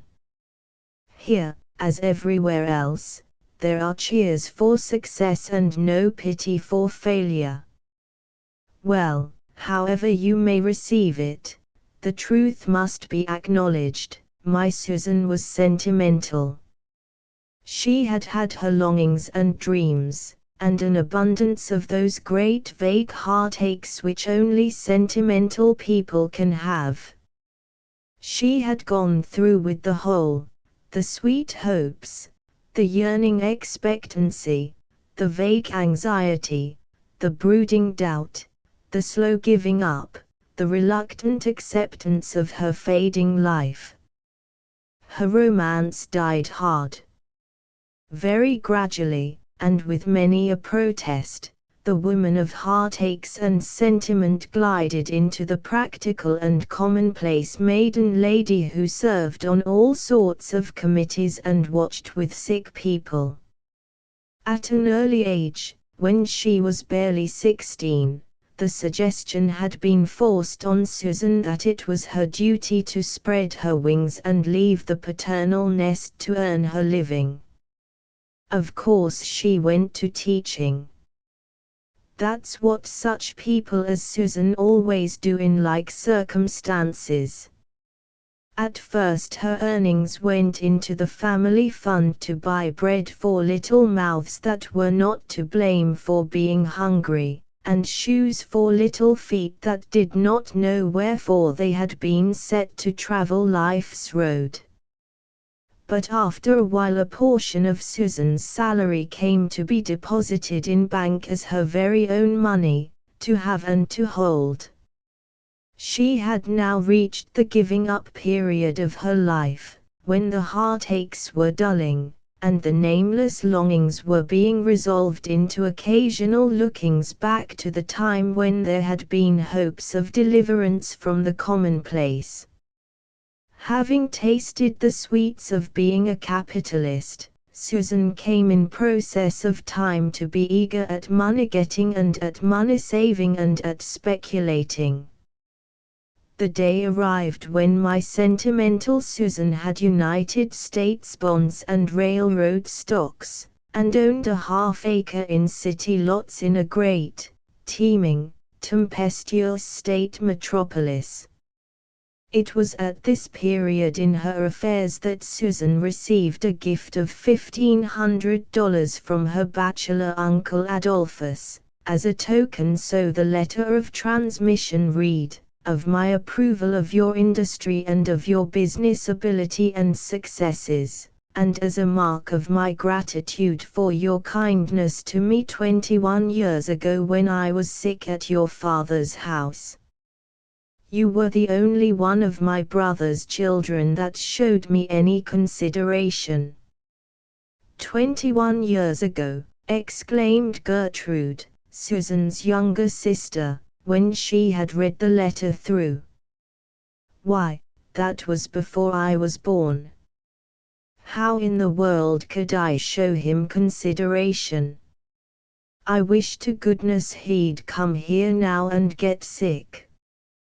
I'd show him consideration, I'd tend him like an own mother." "Susie didn't tend him like an own mother," said Brother Tom, who was 2 years younger than Susan. "I remember all about it. All she did for him was to keep the flies off with an apple tree limb, and she was forever letting it drop on his face." "I recollect all about it," said Susan. "I pity myself now when I remember how tired and sleepy I used to get.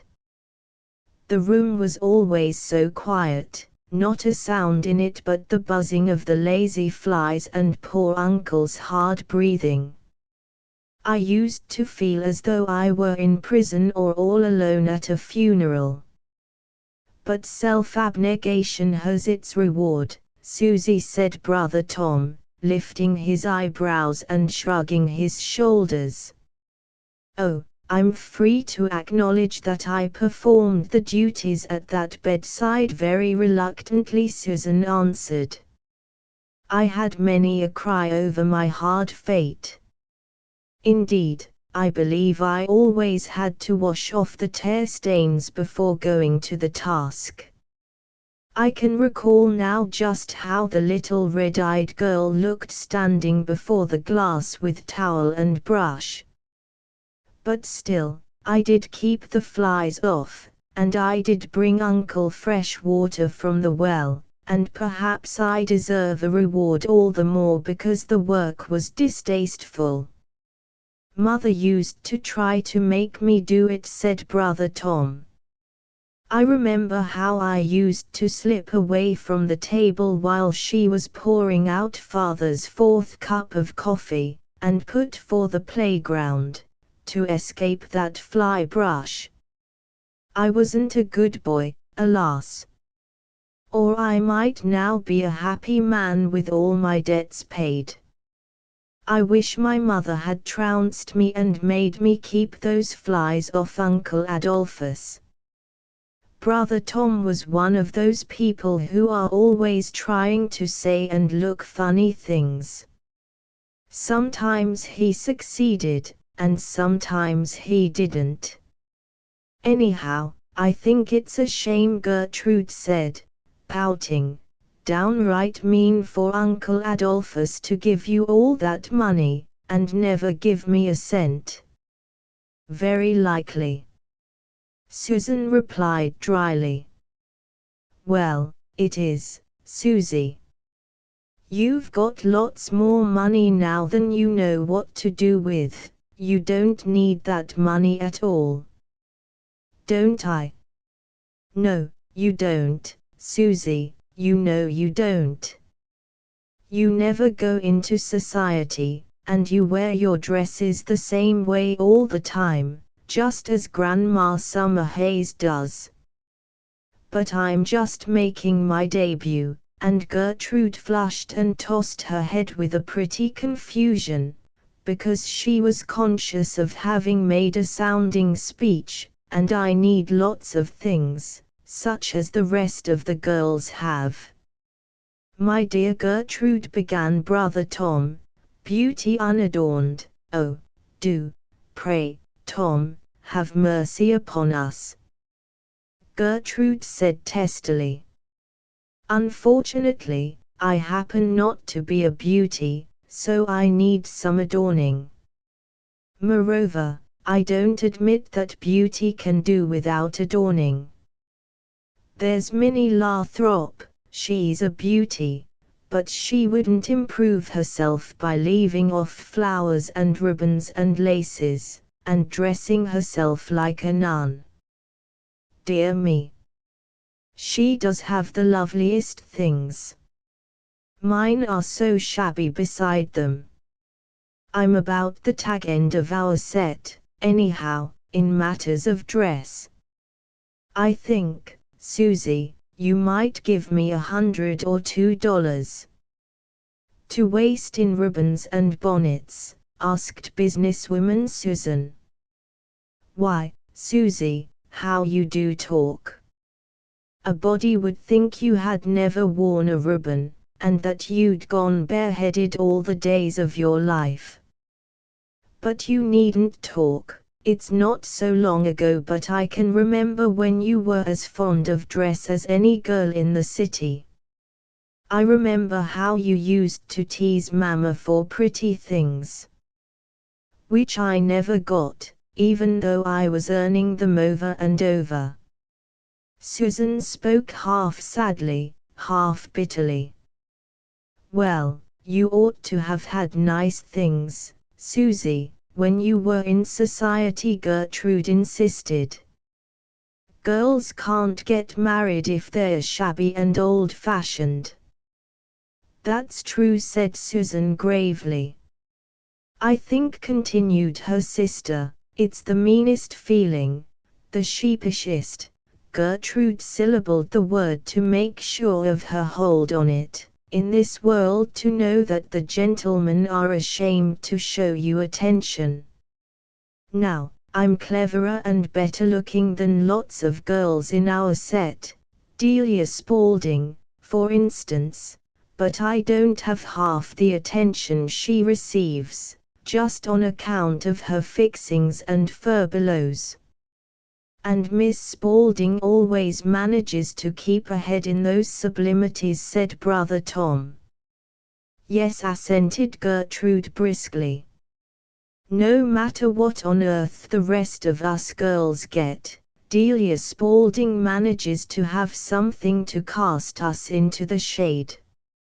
It makes me so mad.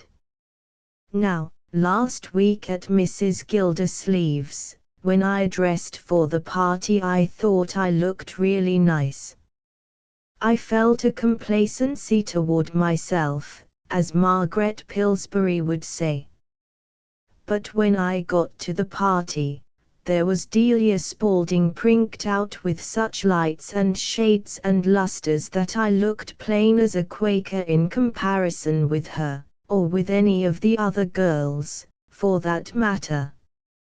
Do you know, Susie, what the feeling is to be always behind in dress? Yes, Susan answered, a piteous shadow coming into her face as memories of the heart-burning days were evoked, but I am glad to have done with all the vanity and heartache that comes of it. But yet, Susie, you ought to know how to feel for me. I do know how, Susan answered. Then why don't you help me across some of the heartache? I might help you into a worse heartache by my meddling, Susan suggested. You don't want anybody to marry you because you dress well and are stylish, said Brother Tom, undertaking to explain Susan's meaning. I don't know that I want anybody to marry me for any reason, Gertrude flashed out, her cheeks flushing, but I like to go, once in a while, to young people's gatherings, and then I like to be dressed so that gentlemen are not ashamed to be seen with me. A fellow ought to have pluck enough to stand up for the merit of a young lady, no matter how she's dressed. Now, Tom, for pity's sake, don't talk heroics, said Gertrude. I've seen you at parties shying around the poorly dressed girls and picking out the pretty plumaged birds. I know all about your heroism. I'm not blaming you, you understand. I don't like to dance or promenade with a gentleman not well dressed. Next to looking well yourself, you wish your partner to look well. That's nature. But what are you going to do with your $1,500, anyhow, Susie? I shall add something to it and build a house on one of my lots. "'Pon my soul," said Brother Tom, laughing. "How perfectly absurd!" exclaimed Gertrude. "Suppose your house should burn down as soon as it's finished, as the First Congregational Church did. I'd get the insurance on it, as the Congregational Church didn't." "What in the world do you want with a house? Are you going to live in it yourself? Are you going to get married?" asked Brother Tom. "I have two objects in building the house," Susan explained. "One is to secure a good investment for my money, the other is to exercise my ingenuity in planning a model house. And in the meantime I am to keep on being Miss Nobody," Gertrude said warmly, "and lose all the chances of fortune.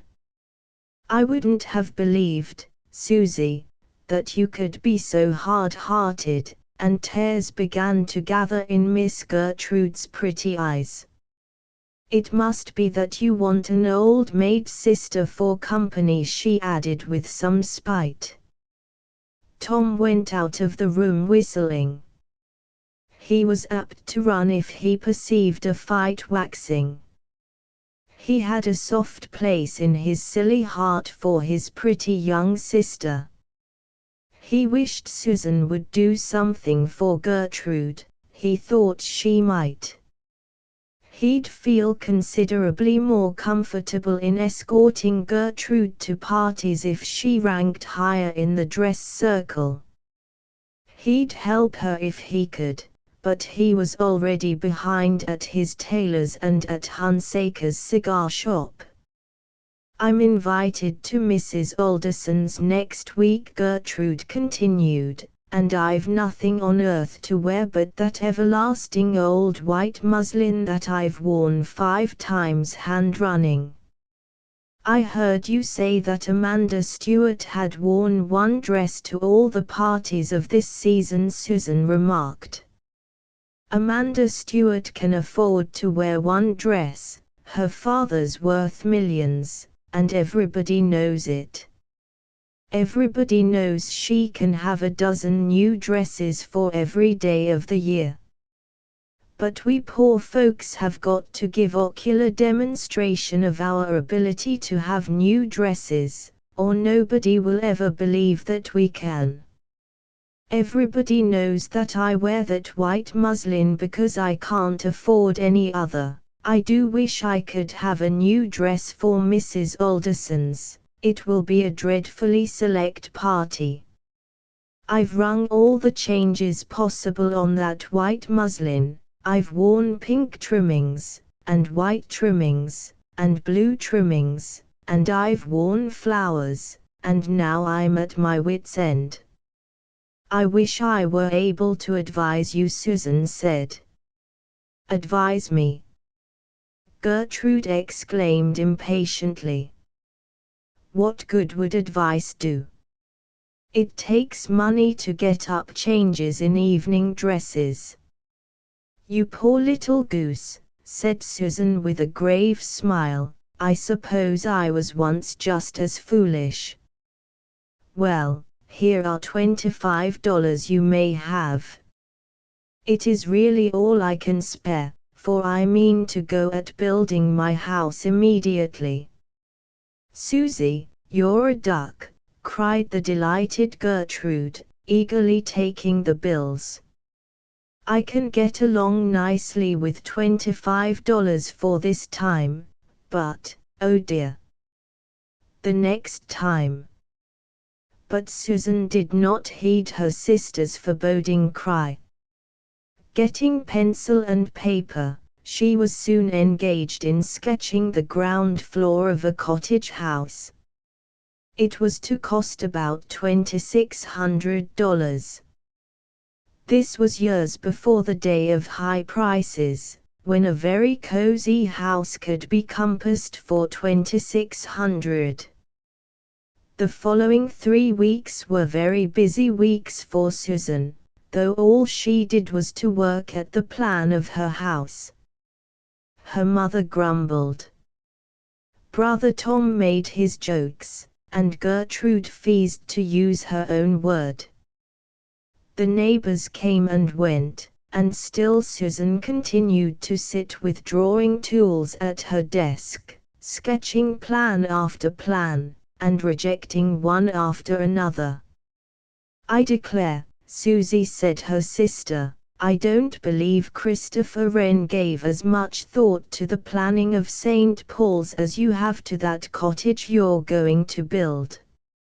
I believe in my heart you've made 1,000 diagrams." "Well," Susan retorted, "I don't suppose anybody's been hurt by them. You wouldn't say that if you had to clear up the library every morning as I have to. Those sketches of yours are everywhere, lying around loose. I have picked them up and picked them up, till they've tired me out. Parlor, dining room, kitchen, pantry, I've read this and read it, till it runs in my head all day, like rich man, poor man, beggar man, thief. I've marked off the figures on all the papering in this house into parlor, dining room, kitchen, pantry. I don't see a mite of reason in Susan's being so particular about that house," said the mother, "seeing she's going to rent it. Now, if she was going to live in it herself, or any of the rest of the family, it would be different. Anyway, these plans all look to me like first-rate ones," she continued, glancing from one to another of half a dozen under her spectacles. "Plenty good enough for renting houses. Now, this one is right pretty, 'pears to me, and right handy. What's the reason this one won't do, Susan?" "Why, Mother, don't you see the fault?" Susan replied. "There's no way of getting to the dining room except through the kitchen." "To be sure," said the mother. "Of course that would never do, for, of all things, I do despise to have folks stalking through my kitchen when the pots and kettles are all in a muss, as they are always like to be at meal times. Whatever did you draw it this way for, Susan?" "Well, I didn't see how it was coming out till it was finished." "To be sure. Well, now, what's the matter with this one?" and the mother singled out another sketch. "This one seems to be about right." "Why, yes, I think it's splendid," said Gertrude, leaning over her mother's shoulder and studying the plan under consideration. "There's the cellar way opening from the pantry, and there's a movable slide between dining room and pantry, right over the sink. Why, Susie, I think this is wonderfully nice. Why don't you adopt this plan?" "The objection to it is that the pantry has no window. It would be as dark as a pocket." "Don't you see there can't be a window?" "So there can't," said Gertrude. "That spoils the whole thing," said the mother. "If there's anything I do despise, it's this thing of fumbling round in a dark pantry, and, before everything else, I want my moulding board so I can see what goes into my bread. Now, I never noticed about that window, and I suppose would never have minded about it till the house was built and I'd gone in to mix my bread. Then wouldn't I have been in a pretty pickle? Clean beat. Well, I suppose there's something or other the matter with all these plans. Yes, said Susan, they're all faulty. I don't see any fault in this one, Susie, said Gertrude. That one has the kitchen chimney in the pantry, Susan explained. Dear me. That would never do, said the mother. Of all things, I dote on a cool pantry. What with the baking and the laundry work, that chimney would keep the pantry all the while het up. It would be handy for canned fruits and jellies in the winter, though, so many of ours froze and bursted last winter. Now, this one, said Gertrude, I'm sure this is all right, Susie. I can't see anything wrong about this one. Why, don't you see? That kitchen hasn't a door in it except the cellar door, said Susan. Well, I declare, Gertrude said. What ridiculous plans you do make, Susie. The idea of planning a kitchen without a door. Why, that would never do, Susan, the mother objected. Folks never could take all the victuals and things down through the cellar. I warrant I could plan a house, and a model house, the first time, Gertrude boasted. Try it, replied Susan quietly. I know I can, Gertrude insisted, settling herself with paper and pencil. I believe I'll try my hand, said the mother. I've housekept so long I likely know what are the belongings of a handy house, and she too settled herself with paper and pencil and spectacles. There was silence for a few minutes as the three drew lines and rubbed them out. Presently Brother Tom came in. Well, forever, he exclaimed, with the inevitable laugh. What are you people all about? Have you all gone house mad? Are you, too, going to build a house, Gert? No, I'm just helping Susie, she can't get any plan to suit her. Why don't you call on me, Susie? Let me have a pencil and a scrap of paper, I can plan a house in the half of no time. Here Susan answered, furnishing the required materials, and enjoying, meanwhile, the thought of the discomfiture which, as she felt sure, awaited these volunteer architects. Do see Mother's plan, laughed Gertrude after a while, peeping over that lady's shoulder. Her kitchen is large enough for a prosperous livery stable, and it has 10 windows, and here's the parlor, nothing but a goods box, and she hasn't any way of getting to the second floor. Put in an elevator, said Brother Tom. This drew Gertrude's attention to Tom's sketch, so she went across, and looked it over. Man-like, he had left out of his plan everything in the way of a pantry or closet, though he had a handsome smoking room and a billiard hall. Not at all disconcerted by the criticisms of his plan, Tom proceeded with wonderful contrivance to run a partition with his pencil across one end of his roomy smoking apartment for pantry and ladies' clothes presses. That's just like a man, Gertrude said. He'd have all the dishes and all the ladies' dresses toted through the smoking room. Well, see here, Tom said, I can take closets off this bedroom, and the division line was quickly run. And, pray, whose bedroom is that supposed to be? Gertrude asked. It might answer for a retired bachelor who has nothing to store but an extra shirt. It wouldn't do for a young lady with such hoops as they wear these days. She couldn't squeeze in between the bed and washstand to save her flounces. You ain't an architect, Tom, that's certain. Well, now, let's see your plan, challenged the gentleman, and he began to read from Gertrude's paper. Parlor, sewing room, now that's extravagant, Gert. I think your women folks might get along without a special sewing room. Why can't they sew in the dining room? That's handsome, and very gallant, answered Gertrude.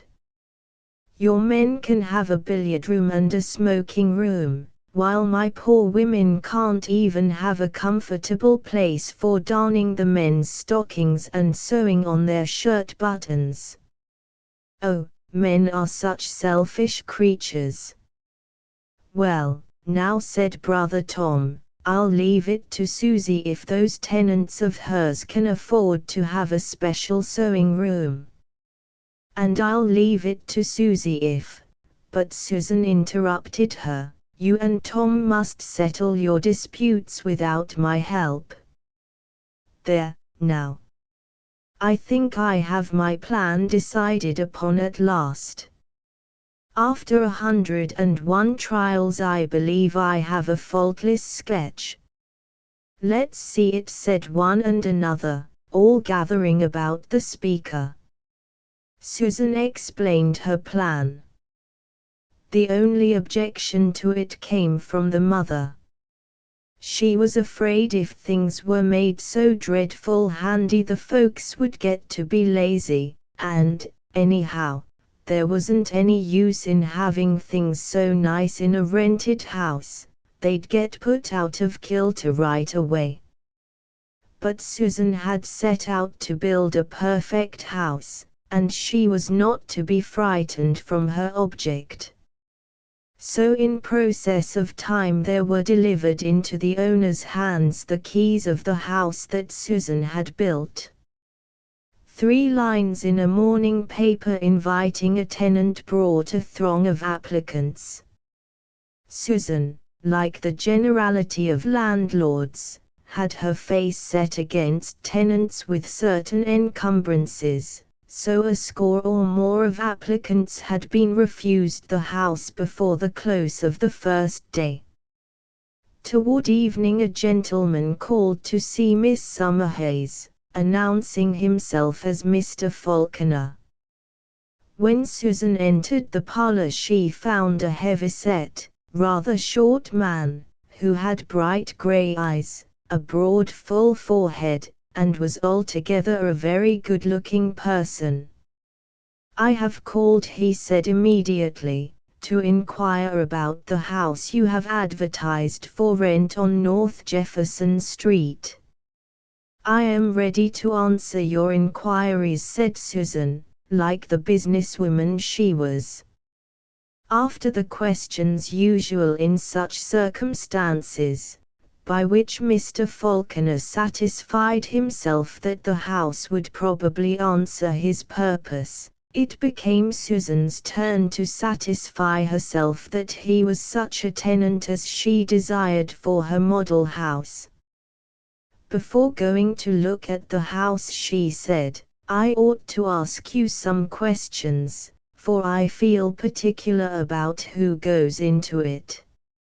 Susan had occasion at a later day to remember the shade of uneasiness that came into Mr. Falconer's face at this point. I trust I shall be able to answer all your questions to your satisfaction, he said. Do you keep dogs? This is the first question Susan asked. Mr. Falconer smiled, and looked as though he wondered what that had to do with the matter. I ask, Susan hastened to explain, because dogs often tear up the grounds. Well, no, I don't keep dogs, Mr. Falconer answered. Have you boys? Mr. Falconer smiled quietly, and replied, No, I haven't any boys. 3 or 4 rough boys will ruin a house in a few months, Susan said in her justification. Have you any children, a large family? What do people do who have large families and who must rent houses? Mr. Falconer asked. Why, go to people more anxious to rent than I am. No, said Mr. Falconer, returning to the question, I am unfortunately a bachelor. Do you propose keeping bachelor's hall? Susan asked in quick concern. Excuse me, but I could not think of renting the house to a bachelor or bachelors. It is a rare man who is a housekeeper. Things would soon be at 6s and 7s with a set of men in the house. I do not wish to rent the house for myself, but for a friend. Well, I propose the same questions in reference to your friend that I have asked concerning yourself. Well, then Mr. Falconer replied, still smiling, my friend does not keep dogs, she has no boys, she has one little girl. Your friend is a lady, a widow. No, yes, I mean to say. Do I understand that she is a widow? Yes, of course.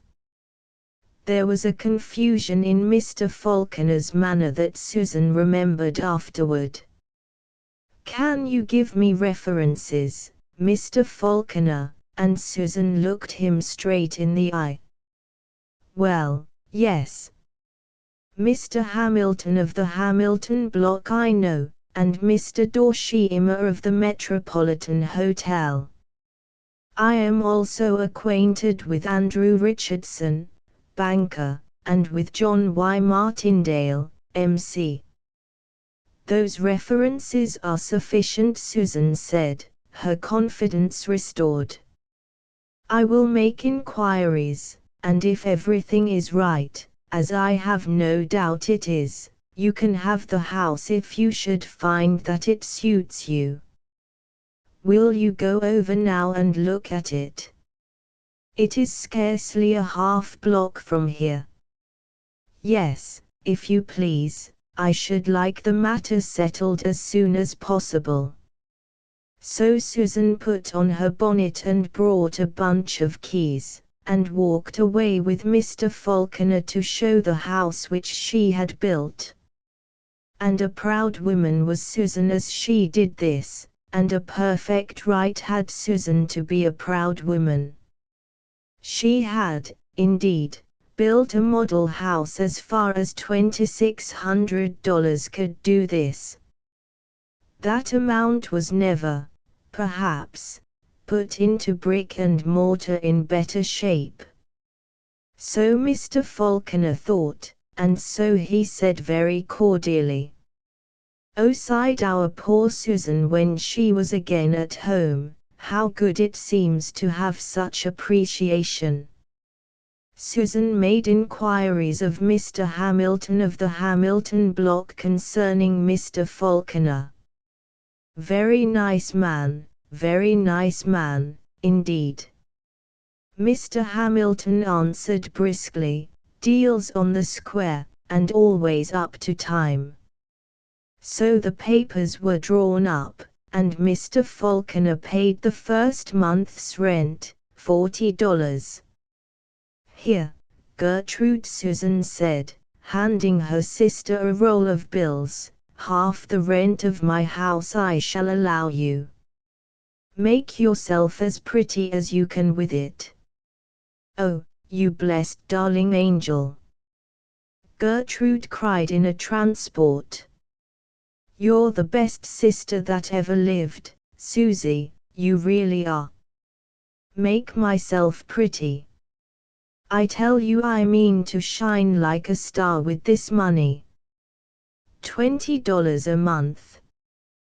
Delia Spaulding spends 5 times as much, I suppose. But never mind. I have an eye and I have fingers, I'll make my money do wonders. This Gertrude indeed did. She knew instinctively what colors and what shapes would suit her form and face and harmonize with her general wardrobe. So she wasted nothing in experiments or in articles to be discarded because unbecoming or inharmonious. If Gertrude's toilets were less expensive than Delia Spaulding's, they were more unique and more picturesque. Indeed, there was not in her set a more prettily dressed girl than Gertrude, and scarcely a prettier girl.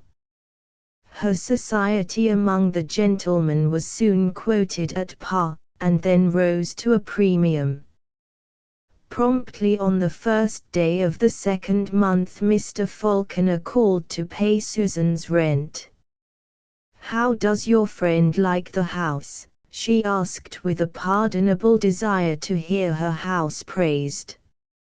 "Very much indeed. She says it is the most complete house of its kind that she ever saw." "Who was your architect, Miss Summerhays?"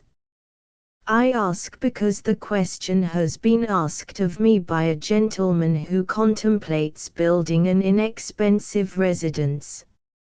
"I planned the house," Susan answered, a light coming into her face. "Indeed? In all its details?" "Yes, I planned everything." "Have you studied architecture?" "Not until I undertook to plan that house." "That is your first effort. You never planned a house before?" "No." "You ought to turn builder, you ought to open an architect's office." Susan laughed at the novel suggestion, for that was before the days when women were showing their heads in all the walks of life. "Miss Summerhays, architect, that would make a very unique card. It would get abundant advertising free of expense, for everybody would talk about it." "There is no reason," continued Mr. Falconer, "why women should not be architects. They have the taste, and they are the best judges as to household conveniences, the only proper judges, indeed."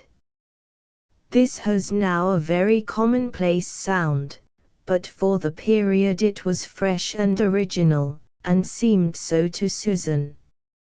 Indeed, the idea was fascinating. She thought Mr. Falconer a wonderfully bright and suggestive man. "I wish there were other things women could do besides teaching and taking in sewing," Susan said. "Well, why don't you put yourself in the lead in this matter, Miss Summerhays? Somebody or bodies must step to the front. A revolution in these matters is bound to come. Why shouldn't you become an architect? Why shouldn't you go into a work for which you have evidently remarkable talent? Why shouldn't you become a builder?" "Well," said Susan, smiling, "there is no pressing call for me to earn money. I have had my workday, and have sufficient means to meet my simple wants. Besides, I am not pining or rusting in idleness. The management of my little means gives me employment. I happen to be one of those exceptional women who want but little here below, especially in the way of ribbons and new bonnets. As you perceive, I give myself little concern about matters of dress. And why shouldn't you give yourself concern about matters of dress, Miss Summerhays. Pardon me, but I think it your duty to look as well as you can. You cannot do this without bestowing thought on matters of dress. Why, said Susan, laughing, what possible difference can it make to anybody how I look?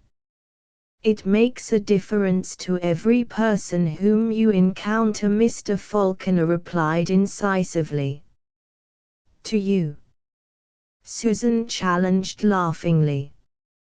Yes, a good deal of difference to me, the gentleman replied promptly. The sight of a woman artistically dressed affects me like fine music or a fine painting. But have you no commendation for the woman who is independent enough to rise above the vanities of fashion? Susan asked with some warmth.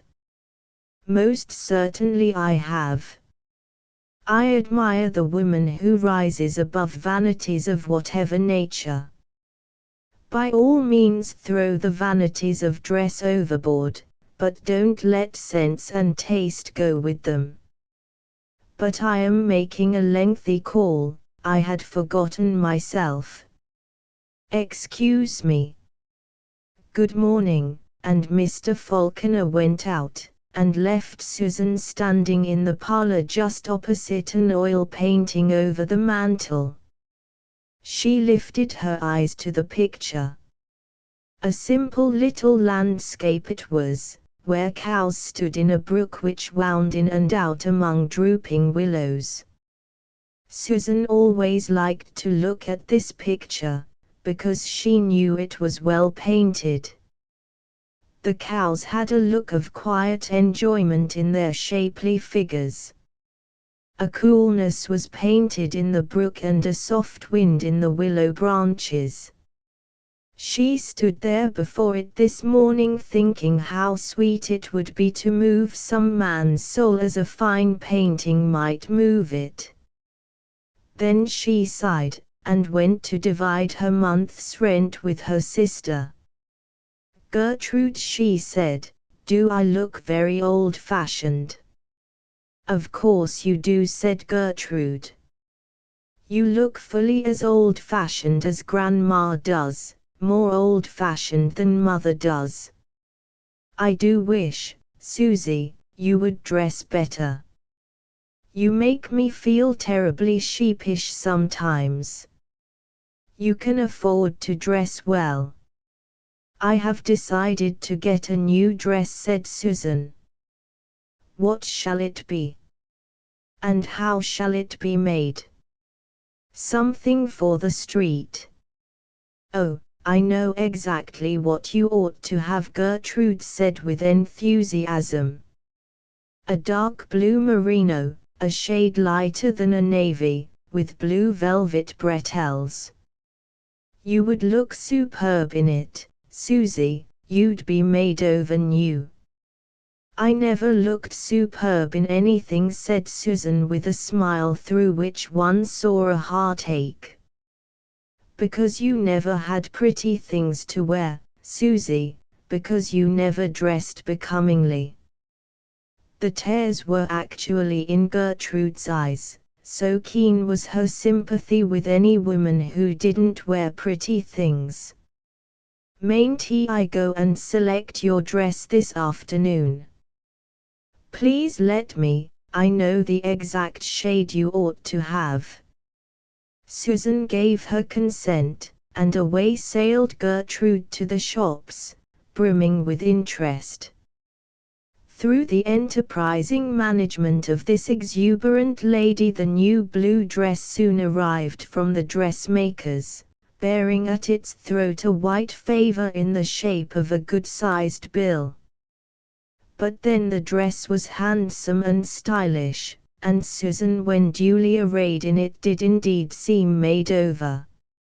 Susie, you look really handsome, Gertrude said when she had wound her sister's abundant chestnut hair into a stylish coil, and had arranged with artistic touches the inevitable laces and ribbons. Just come to the glass and look at yourself." To the mirror went Susan, poor Susan, who had always thought herself plain, and there, sure enough, was a handsome face looking into hers, growing momently handsomer with surprise and pleasure kindling in the eye and spreading over cheek and brow. Susan, be it understood, was by no means an ill-favored woman even in her old-fashioned dress. She had a very good complexion, blue eyes, large and dark and warm, and a mouth of some character, with mobile lips and bright even teeth. But nobody had ever called her handsome till today, neither had anybody called her plain. She had simply passed unmarked. But what she had all along needed was somebody to develop her resources, somebody to do just what had been done today, to get her into a dress that would bring out her clear complexion, that would harmonize with the shade of her earnest eyes, to take her hair out of that hard twist at the back of the head, and lay it tiara-like, a bright mass, above the brow, to substitute soft lace for stiff, glazed linen, and a graceful knot of ribbon for that rectangular piece of gold with a faded ambrotype in it called a breastpin.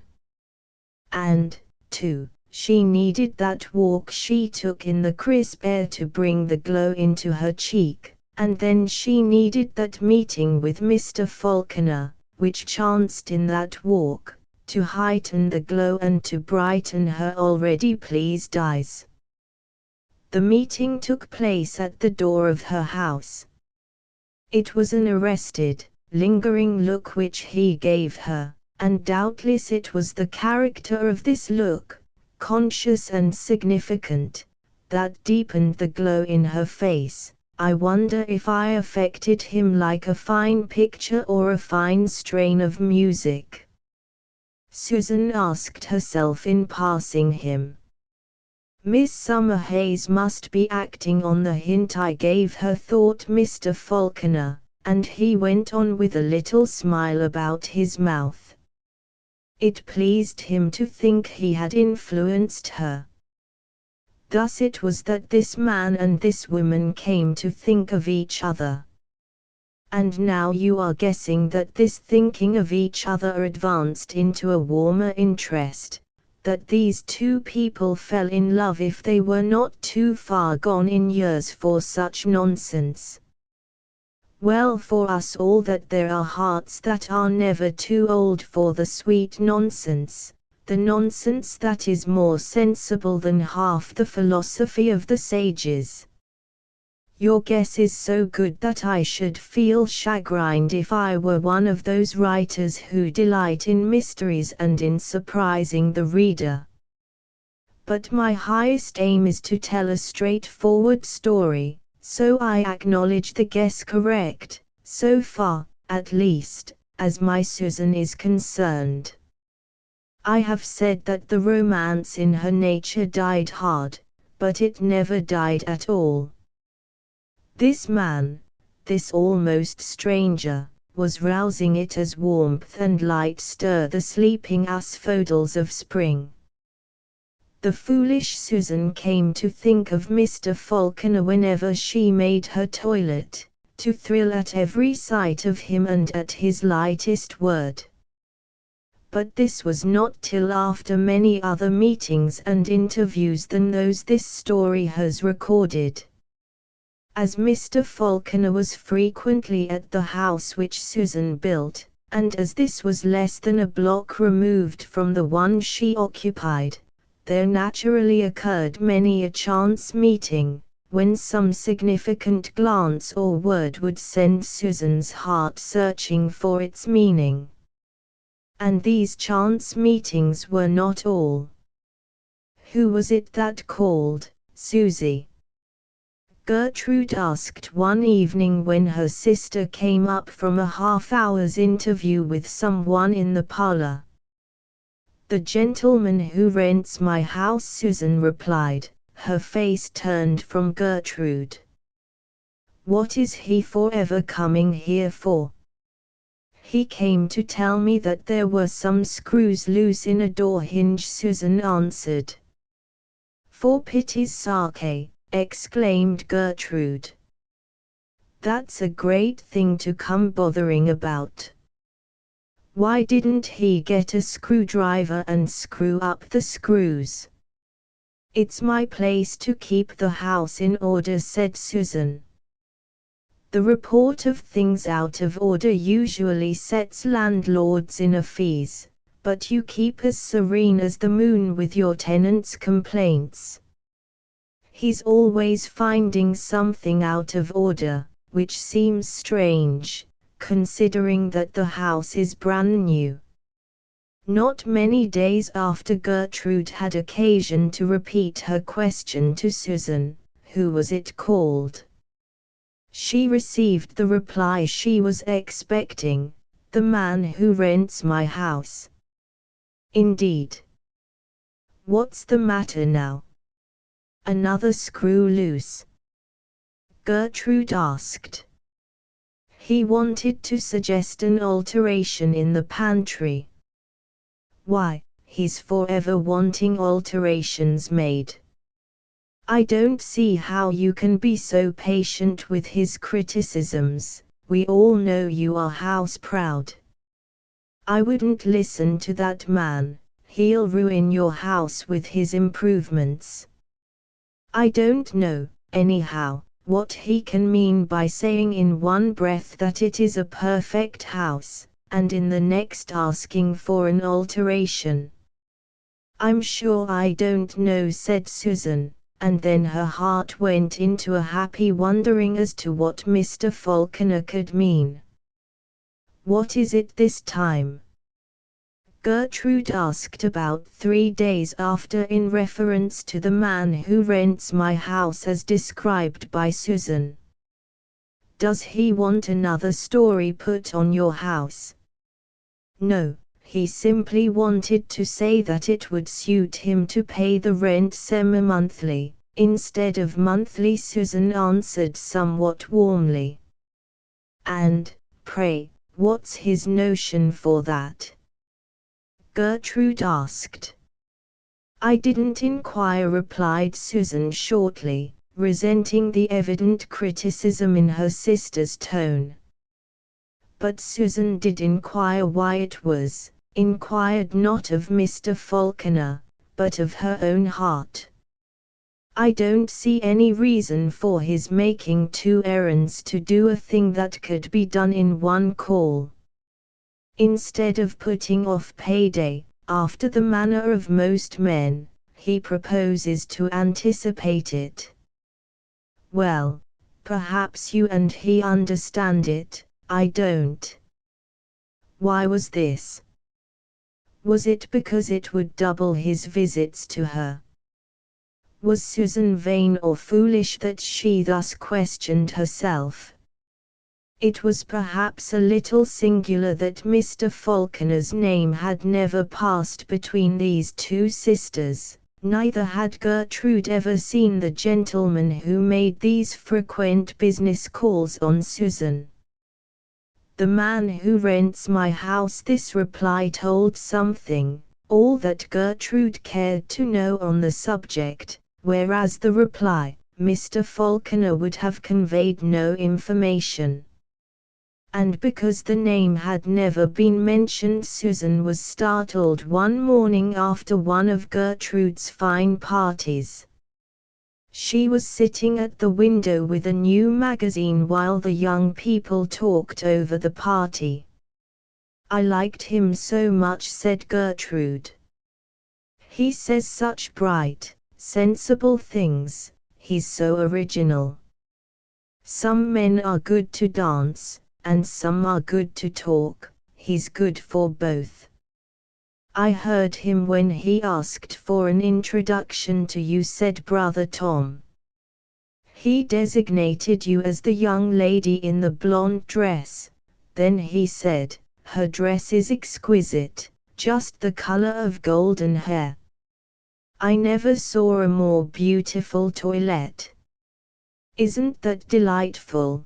Cried Gertrude in a transport. You precious old Tom, to hear that. I'll give you a kiss for it. I wonder, said brother Tom, recovering, if he can be the same Falconer I've heard the boys talk about. Susan had been hearing in an indolent way the talk between Tom and Gertrude, but now her heart was bounding, and she was listening intently. They tell about a Falconer who holds rather suspicious relations with a handsome woman somewhere in the city. He rents a house for her where she lives all alone, except that there's a baby and a servant girl. Alas for Susan! She knew but too well that this was her Mr. Falconer. Tom continued, the fellows have quizzed him about his lady, and have tried to find out who she is, and how he's connected with her, but he's close as a clam about the matter. Perhaps it's a widowed sister, Gertrude suggested. Then why doesn't he say so? And why doesn't he go there and live with her, instead of boarding at a hotel? And why doesn't she ever go out with him? They say she never goes out at all, but keeps hid away there like a criminal. I'd like to know how the fellows, as you call them, could have found all this out unless they employ spies. Gertrude spoke testily, feeling a strong inclination to stand up for the man who had paid her a handsome compliment. There probably are two Falconers. I know there's nothing wrong about my Mr. Falconer, otherwise Mr. Richmond wouldn't have introduced him to me. I wish I had thought to inquire if he's the man, but till this moment I've not thought of that talk of the boys since I heard it. It takes women to remember scandal and repeat it, said brother Tom sagely. But I'll inquire about it, Gertie. Don't go to dreaming about Mr. Falconer till I find out. Hold your tongue, you great idiot, said Gertrude, wrapping with lazy grace a bright shawl about her and settling herself on a sofa to nap off the party drowsiness. Go on downtown and find out, she continued, her heavily lashed lids dropping over the sleepy eyes. Go along. So Tom went downtown, Gertrude went to sleep, and Susan was left to her thoughts. What had these thoughts been about all these weeks that the question had never arisen as to the connection between Mr. Falconer and the woman who occupied her house? Who is she? Now, indeed, Susan asked the question with a burning at her heart. If she was simply a friend or a sister, why this reticence and mystery of which Tom had spoken? If she was his wife, why any reticence or mystery? Besides, Mr. Falconer had said he was a bachelor. Susan could contrive no answers to these questions that brought any relief to her vexed heart. She had no courage to make inquiries of others, lest the character of her interest might be discovered. Guilt made her cowardly. She was yet turning the matter over and over when brother Tom returned. She scanned his face with a keen scrutiny, eager to get at what he had learned, yet not daring to ask a question. When Tom had pinched Gertrude's drowsy ear into consciousness, he poured into it this unwelcome information: I've found out that your Mr. Falconer is the man. But who the lady is I have not been able to discover. She is an inscrutable mystery, a good heroine for Wilkie Collins. Who told you? Gertrude demanded in a challenging tone. Jack Sidmore, he knows you're Mr. Falconer well. Why, Falconer's no new man, he's an old resident here. He's of the firm of Falconer, Trowbridge and Company, grain dealers on Canal Street. You know Phil Trowbridge. I'm sure there's nothing wrong about Mr. Falconer, or he wouldn't have been at Minnie Lathrop's party, said Gertrude resolutely. Well, Jack Sidmore knows the gentleman, and he says there is no doubt he has suspicious relations with Miss or Madam the Lord knows who. So, you see, you're to drop Mr. Falconer like a hot potato, to give him the cut direct. It would be a shame to if he's all right, and I feel certain he is, said Gertrude, still showing fight. Now, look here, Gert, don't be foolish. It won't do to compromise yourself. Be advised by me, I'm your guardian angel, you know. You can spare Mr. Falconer, your train will be long enough with him cut off. He's the most interesting acquaintance I've made this winter, said Gertrude persistently. Don't you say so, Sue. Oughtn't he, Gertrude, to cut him?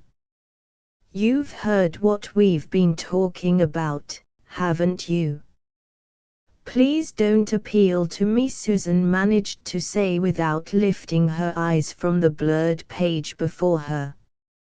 She had been more than once on the point of telling Gertrude and Tom what she knew about Mr. Falconer, that it was her house he had rented for his friend, etc. But everything about the matter was so indefinite. She was fearful of exposing her unhappy heart, and she had withal some vague hope of unsnarling the tangled skein when she should find opportunity to think. So she allowed them to finish up their discussion and to leave the room without a hint of the facts in her knowledge. When they had gone, the set, statuesque features relaxed. A stricken look settled like a shadow over them. You would have said, it will never depart, that face can never brighten again. The thing in Susan's heart was not despair. There was the suffering that comes from the blight of a sweet hope, from the rude dispossession of a good long withheld. But overriding everything else was humiliation, a feeling of degradation, such as some deed of shame would engender. Her spirit was in the dust, for she knew now that she had given her love unasked. Was not this enough, after all the years of longing and dreary waiting and sickening commonplace? Could not the fates have let her off from this cup, so bitter to a proud woman's lips? Why should she be delivered over to an unworthy love? Why should they exact this uttermost farthing of anguish her heart could pay? But is he unworthy? Is this proved? Asked the sweet voice of hope.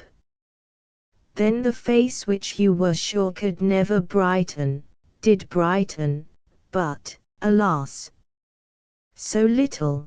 For there was another voice, a voice that dismayed, why otherwise the silence, the mystery. Persistently the question was repeated, till Mrs. Summerhays came in and asked Susan to do some marketing for dinner. You look all fagged, anyway, the fresh air'll be good for you. So Susan put on her bonnet and went out, feeling there was nothing could do her any good. She drew her veil down, the better to shut away her suffering from people, and a little way from home turned into a meat market. She was in the center of the shop before she discovered Mr. Falconer a few yards away, his back turned to her. She involuntarily caught at her veil to make sure it was closely drawn. She held it securely down, and hurried away at random to the remotest part of the shop, though her ear was all the while strained to hear what Mr. Falconer was saying. He was ordering sundry packages to be sent to number 649 North Jefferson Street, Susan's house.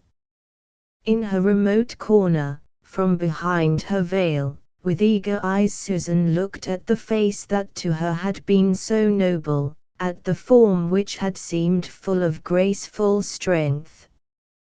She would have yielded up her life there to have had that face and form now as it had been to her.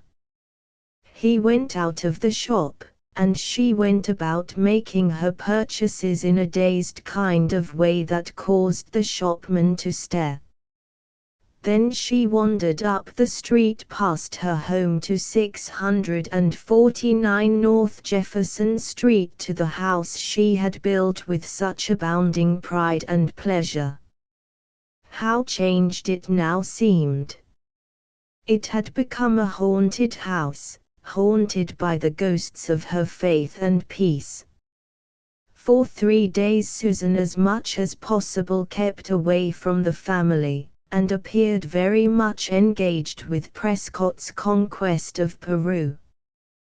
But at the breakfast table on the 3rd day she received a start. Gertrude and Tom had been at a party the evening before. They averaged some 4 parties a week. Tom looked surly and Gertrude defiant. "Why, Tom, what's the matter with you?" the mother asked. "'Pears to me I never did see you so pouty as you be this morning. What's gone crooked?" "Perhaps Gertrude can inform you," Tom answered severely. Gertrude flushed with annoyance, but tossed her head. "Why, what's happened, Gertrude?" "Nothing for Tom to make such a fuss about. He's mad at me because I won't insult a gentleman who is invited to the best houses, and who is received by the most particular young ladies of my acquaintance." "At any rate," retorted Tom, "I heard Jack Sidmouth tell his sister that she was not to recognize Mr. Falconer. I have warned Gertrude that a great many people believe him to be a suspicious character, and some know him to be such, so far as women are concerned, and yet last night Gertrude accepted his company home." "Hadn't you gone home with Delia Spaulding?" "Was I to come trapsing home alone?" said Gertrude by way of justification. "Now, Gert, be fair, didn't I tell you that I'd be back immediately?" "Yes, but I knew something about the length of your immediateless when Delia Spaulding was concerned. You might have had Phil Trowbridge as an escort." "Phil Trowbridge? I hate him," said Gertrude with such vehemence that the very line which parted her hair was crimsoned. "Well, what's that other man done?" asked the mother, who had not lost her interest in the original question. "What do folks have against him?" "Why, he's rented a house and set up a woman in it, and nobody knows who she is, and he won't let out a word about her. If she's an honest wife or his sister or a reputable friend, why the deuce doesn't he say so? Jack Sidmouth says there isn't any doubt but that the woman is Falconer's mistress, to speak in plain English." "Hang it! Gertrude can't take a hint. Falconer? Why, Susan, "Ain't that the name of the man who rented your house?" cried the mother. Susan felt all their eyes turned on her, and knew that she was cornered. So she said yes and raised her coffee cup to her lips, but set it down quickly, as she felt her hand trembling. "And did he rent it for a lady friend?" Tom asked, putting a significant stress on the last two words. "He did," Susan answered. "And is there living in your house, right here beside us, a mysterious woman with a baby?" Gertrude asked eagerly. "There's a woman living in my house, and she has a little girl," said Susan on the defensive. "And does Mr. Falconer visit her?" "Perhaps so, I have no spies out." "Why, Susie! How strange! You never told me a word about it. I never dreamed that Mr. Falconer was the man who had rented your house, and who has been running here so much," Gertrude said. "Well, I'd get that woman out of my house as quick as ever I could if I was you," Susan said. Mrs. Summerhays. "Like as not the house will get a bad name, so you'll have trouble renting it." "I'm more concerned about Gertrude's name," Tom said. Gertrude's eyes flashed daggers at Tom. "Of course Gertrude mustn't keep company with Mr. Falconer," said the mother. "Young girls can't be too particular who they associate with." Susan said nothing on the subject, though by far the most concerned of the party on her sister's account. It was significant and alarming, the warmth and persistence with which Gertrude defended Mr. Falconer. It was evident that her interest was in some way enlisted. Was it sympathy she felt, or was hers a generous stand against a possible injustice? Whatever the feeling, there was danger in this young and ardent girl becoming the partisan of an interesting man. Yet how could she, the involved, bewildered Susan, dare warn Gertrude? How could she ever do it? Would it not seem even to her own heart that she was acting selfishly? How could she satisfy her own conscience that she was not moved by jealousy? Besides, what could she say? Gertrude knew all that she could tell her of Mr. Falconer and his relations, knew everything except that she, Susan, had loved, and, alas, did yet love unasked, this unworthy man. Ought she, as her mother had advised, demand possession of her house? She shrunk from striking at a man, above all, this man, whom so many were assaulting. No. She would leave God to deal with him. Besides, there might be nothing wrong. All might yet be explained, all might yet be set to rights, all, unless Gertrude, oh, why should there arise this new and terrible complication?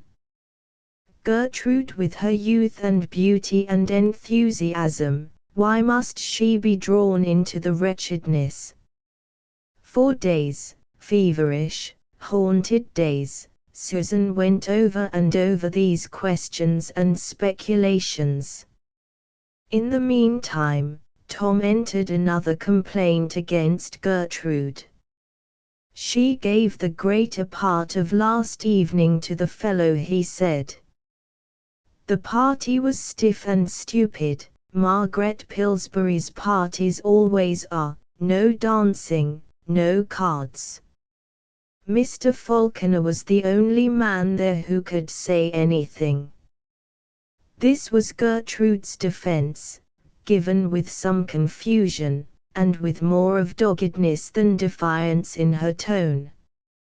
"I told you, Gertrude, you had ought to stop keeping company with Mr. Falconer," said her mother. "If she doesn't stop, she will force me to insult the gentleman," said brother Tom resolutely. Gertrude looked at the speaker as though she would like to bite him with all her might.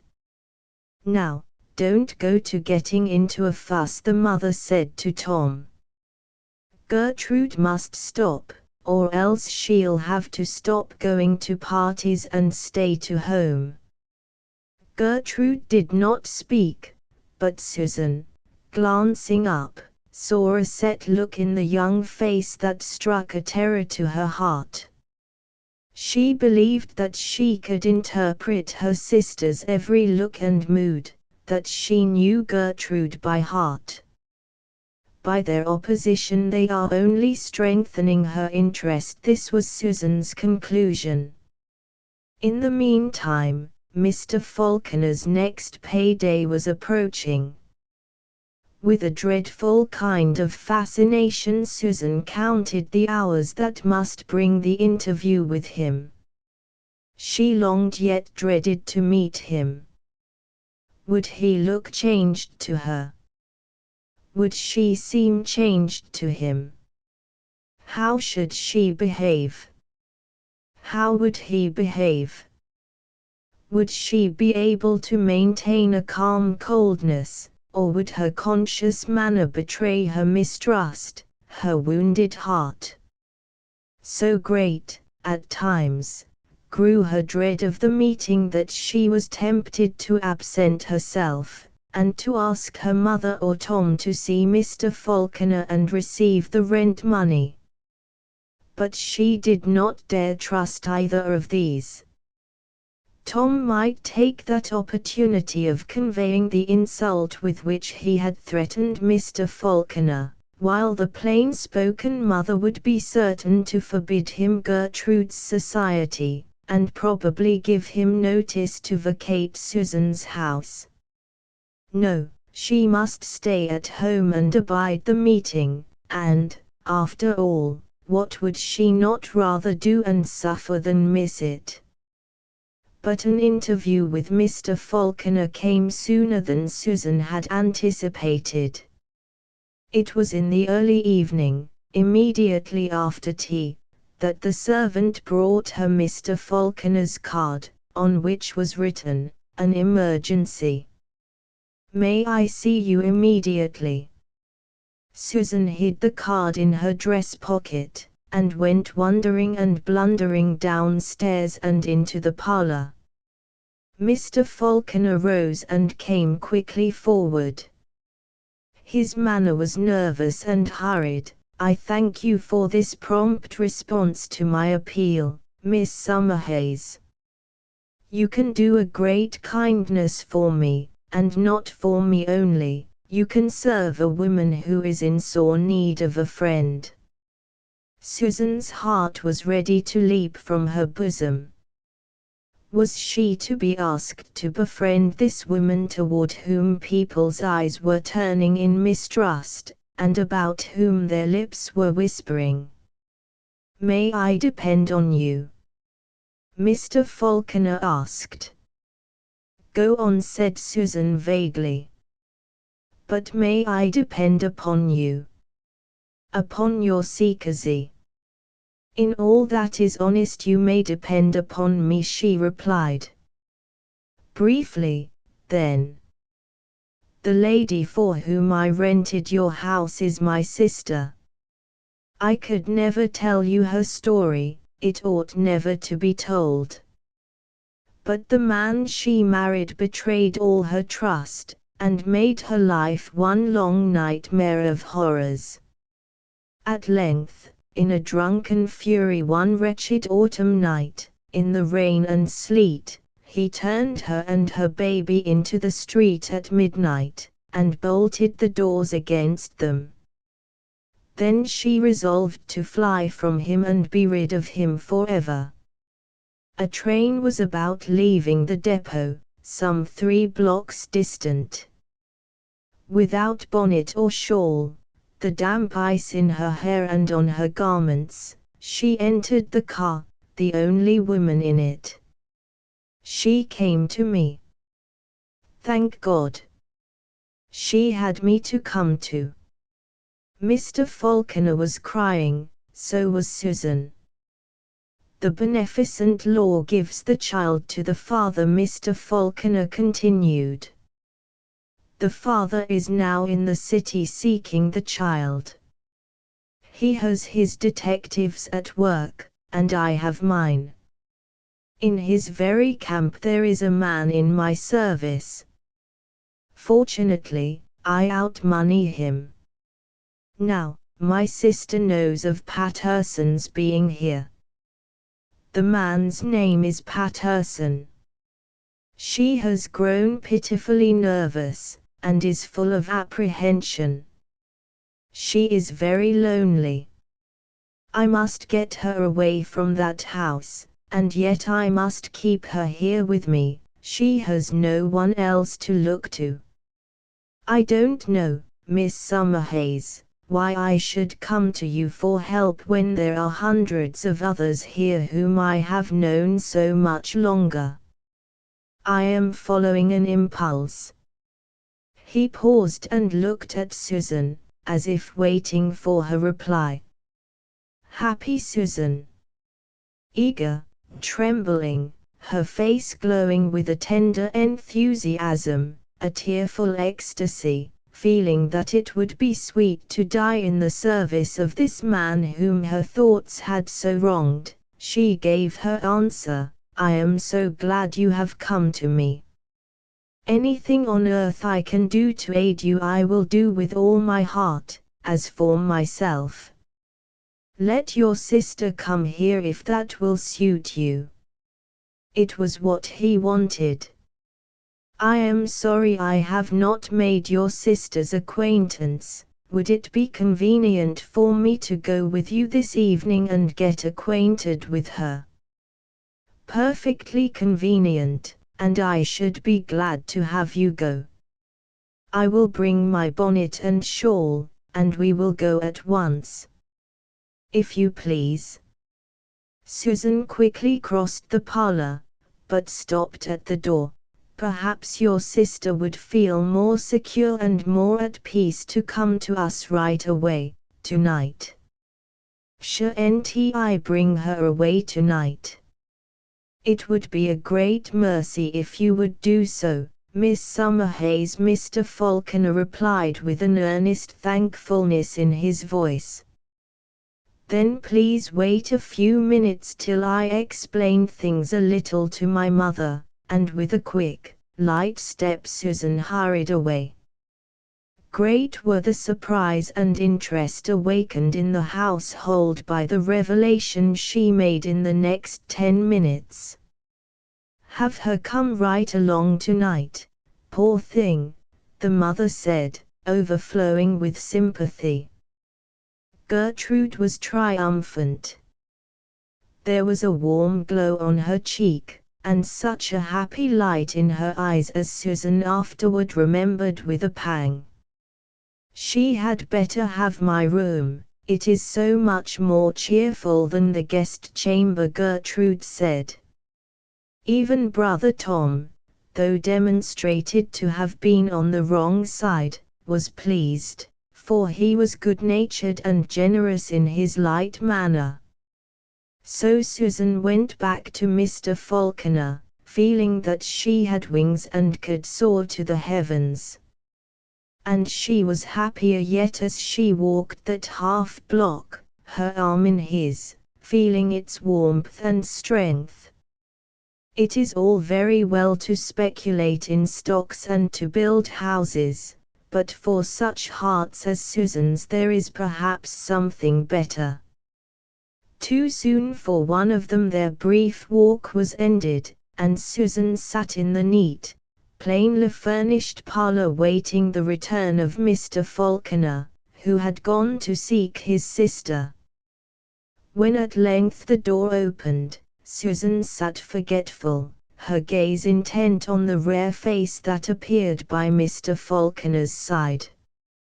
It was not that the face was beautiful, though perhaps it was, or had been. It was picturesque, made so in great measure by a stricken look it had, and a strange still whiteness. It was one of those haunting faces that will not let themselves be forgotten, a face that solemnized, because it indexed the mortal agony of a human soul. "Miss Summerhays, this is my sister, Mrs. Patterson," said Mr. Falconer. With a sweet cordiality of manner the lady held out her hand. "My brother has often told me about you. I am very glad to make your acquaintance." Susan was greatly interested. "And I am very glad too," she said, a tremor in her voice. She wanted to run away and cry off the great flood of sympathy that was choking her. "Dear lady, may I kiss you?" she wanted to say. "Poor dear. She needs brooding." This Susan thought, and she wished she dared put out her arms and draw the sad face to her bosom, the sad heart against her own. They talked over their plans, and then Mrs. Patterson and the little girl went home with Susan.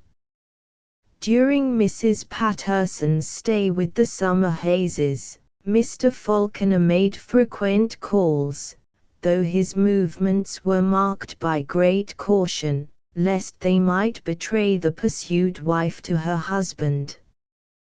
These calls were of a general character, designed for the household, and not exclusively for Mrs. Patterson.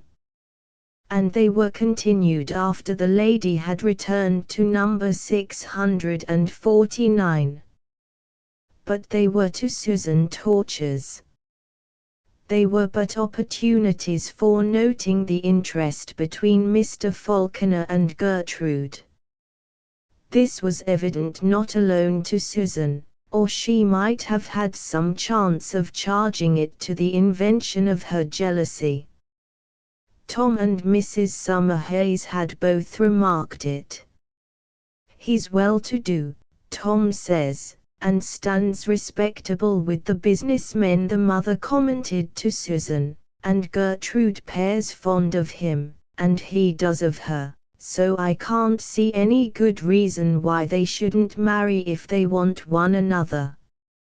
Anyhow, it's better for girls to marry and settle down and learn to housekeep." "Yes, yes," cried Susan's heart with pathetic impatience, "it's better, but, instead of going to parties in thin shoes and cobweb frocks, I wonder they don't all take the diphthery.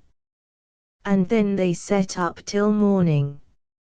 I couldn't ever stand that. I'd be laid up with sick headache every time.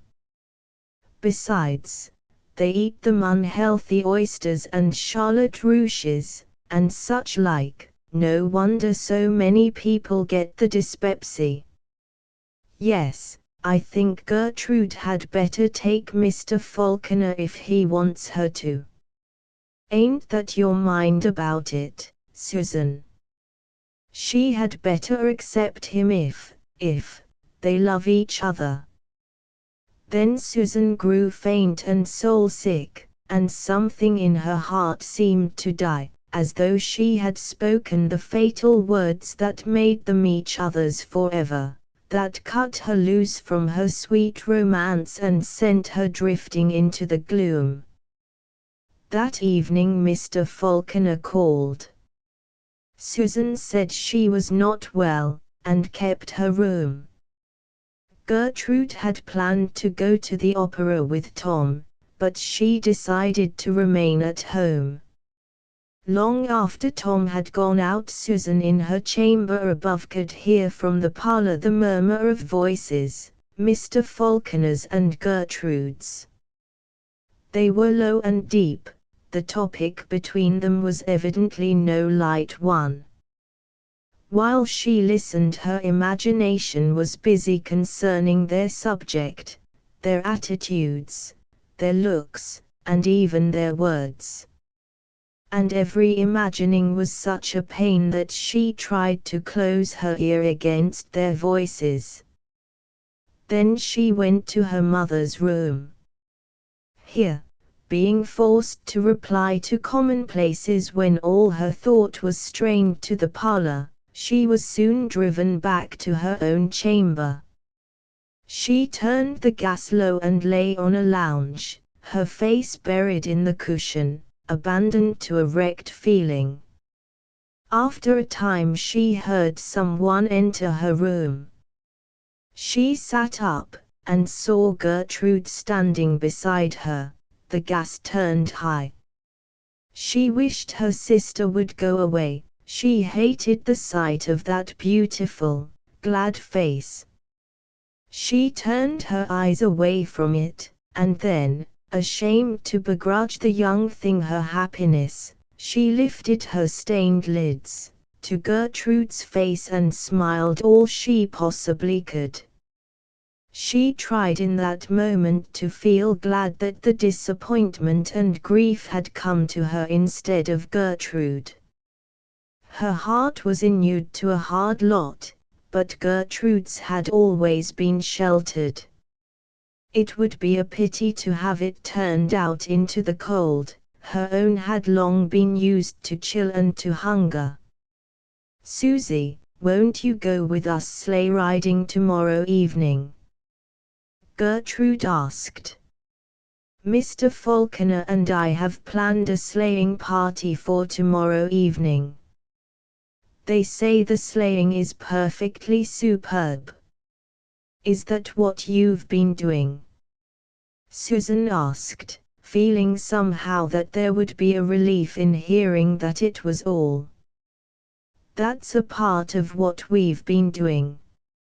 A rosy glow came into Gertrude's cheek, and the old mean, jealous feeling came back into Susan's heart. "Mr. Falconer wants you to go," said Gertrude. "He does not," Susan returned in a fierce tone. She was forgetting herself, her heart was giddy and blind with the sudden wave of bitterness that came pouring over it. "He wants you, nobody wants me. Go away." "Of course I'll go away if you want me to," Gertrude replied, pouting and looking injured, but yet lingering at Susan's side. She had come to tell something, and she didn't wish to be defrauded of the pleasure. "I guess you're asleep yet, Susie. Wake up and look at this," and Gertrude held her beautiful white hand before Susan's eyes, and pointed to a superb solitaire diamond that blazed like a star on her finger. She sat down beside her sister. "I'm engaged, Susie, and I came up here to ask your blessing, and you're so cross to me," and Gertrude put her head on Susan's shoulder and shed a few tears. Susan could have cried out with frantic pain. But she thought, "I knew it was coming. After all, I am glad to have the suspense ended, to be brought to face the matter squarely." In response to Gertrude's reproach, Susan said in a low tone that was almost a whisper, "I congratulate you. I think you are doing well." "Of course I'm doing well," Gertrude said, lifting her head and speaking with triumphant animation. "He's wealthy and handsome, and half the girls in our set are dying for him. But we've been about the same as engaged for months. But about 2 weeks ago we had an awful quarrel, all about nothing. But we were both so spunky I don't believe we ever would have made up in the wide world if it hadn't been for Mr. Falconer. He just went back and forth between us until I agreed to grant Phil an interview. So Phil came round tonight, and don't you believe the conceited thing brought the ring along. Susan was listening with wide-opened, staring eyes, like one in a trance. It wasn't Mr. Falconer, then, and who in the world was Phil? Was she awake? Had she heard aright? Yes, there was the ring and there was Gertrude, and she was still speaking. I've already picked out my bridesmaids. I'm going to have Nellie Trowbridge, Phil's sister, you know. She's going to stand with Tom, and you're going to stand with Mr. Falconer, because he's the senior partner in Phil's firm, and then I'm going to have Delia Spaulding and Minnie Lathrop, because they'll make a good exhibition, they are so stylish. On and on Gertrude went, talking of white satin and tulle and lace and bridal veils and receptions. And Susan sat and listened with a happy light in her eyes, and now and then laughed a little glad laugh or spoke some sweet word of sympathy. At a late hour in the night Susan put her arms around her sister and kissed the happy young face once, twice, 3 times, and said, in no whisper now, "God bless you, dear." Then Gertrude went away to happy dreams, and left Susan to happy thoughts, at last. No, not at last. The at last did not come till the next evening, when by Mr. Falconer's side, warm and snug under the great wolf robe, Susan heard something. With the something there came at length to the tired, hungry, waiting heart the thrill, the transport, the enchanted music that makes this earth a changed world. Sarah Winter Kellogg. After a year, dear, since they laid thee underneath the snow, but one brief year with all its days hath passed. Without its hurrying moments flew too fast, I would have had them lingering, move more slow, for of the past one happy thing I know, that thou wert of it, but these swift days flee, and bear me to a future void of thee. Yet still I feel that ever as I go I know thee better, and I love thee more. As one withdraws from a tall mountain's base to see its summit, bright, remote and high, so hath my heart through distance learnt its lore, the knowledge of thy soul's most secret grace, those silent heights that lose themselves in sky. Kate Hillard. The Berkshire Lady. To the editor of Lippincott's magazine, Sir, there are few pleasanter ways of passing a desultory hour than haphazard reading amongst old numbers of a good magazine. I say advisedly a desultory hour, for when it comes to more than that the habit is apt to become demoralizing. And, excellent as many English magazines are, I must own that for this particular purpose I give the preference to our American cousins. It would not be easy to say precisely why, but so it is. One feels lighter after them than one does after the same time given to their English confreres.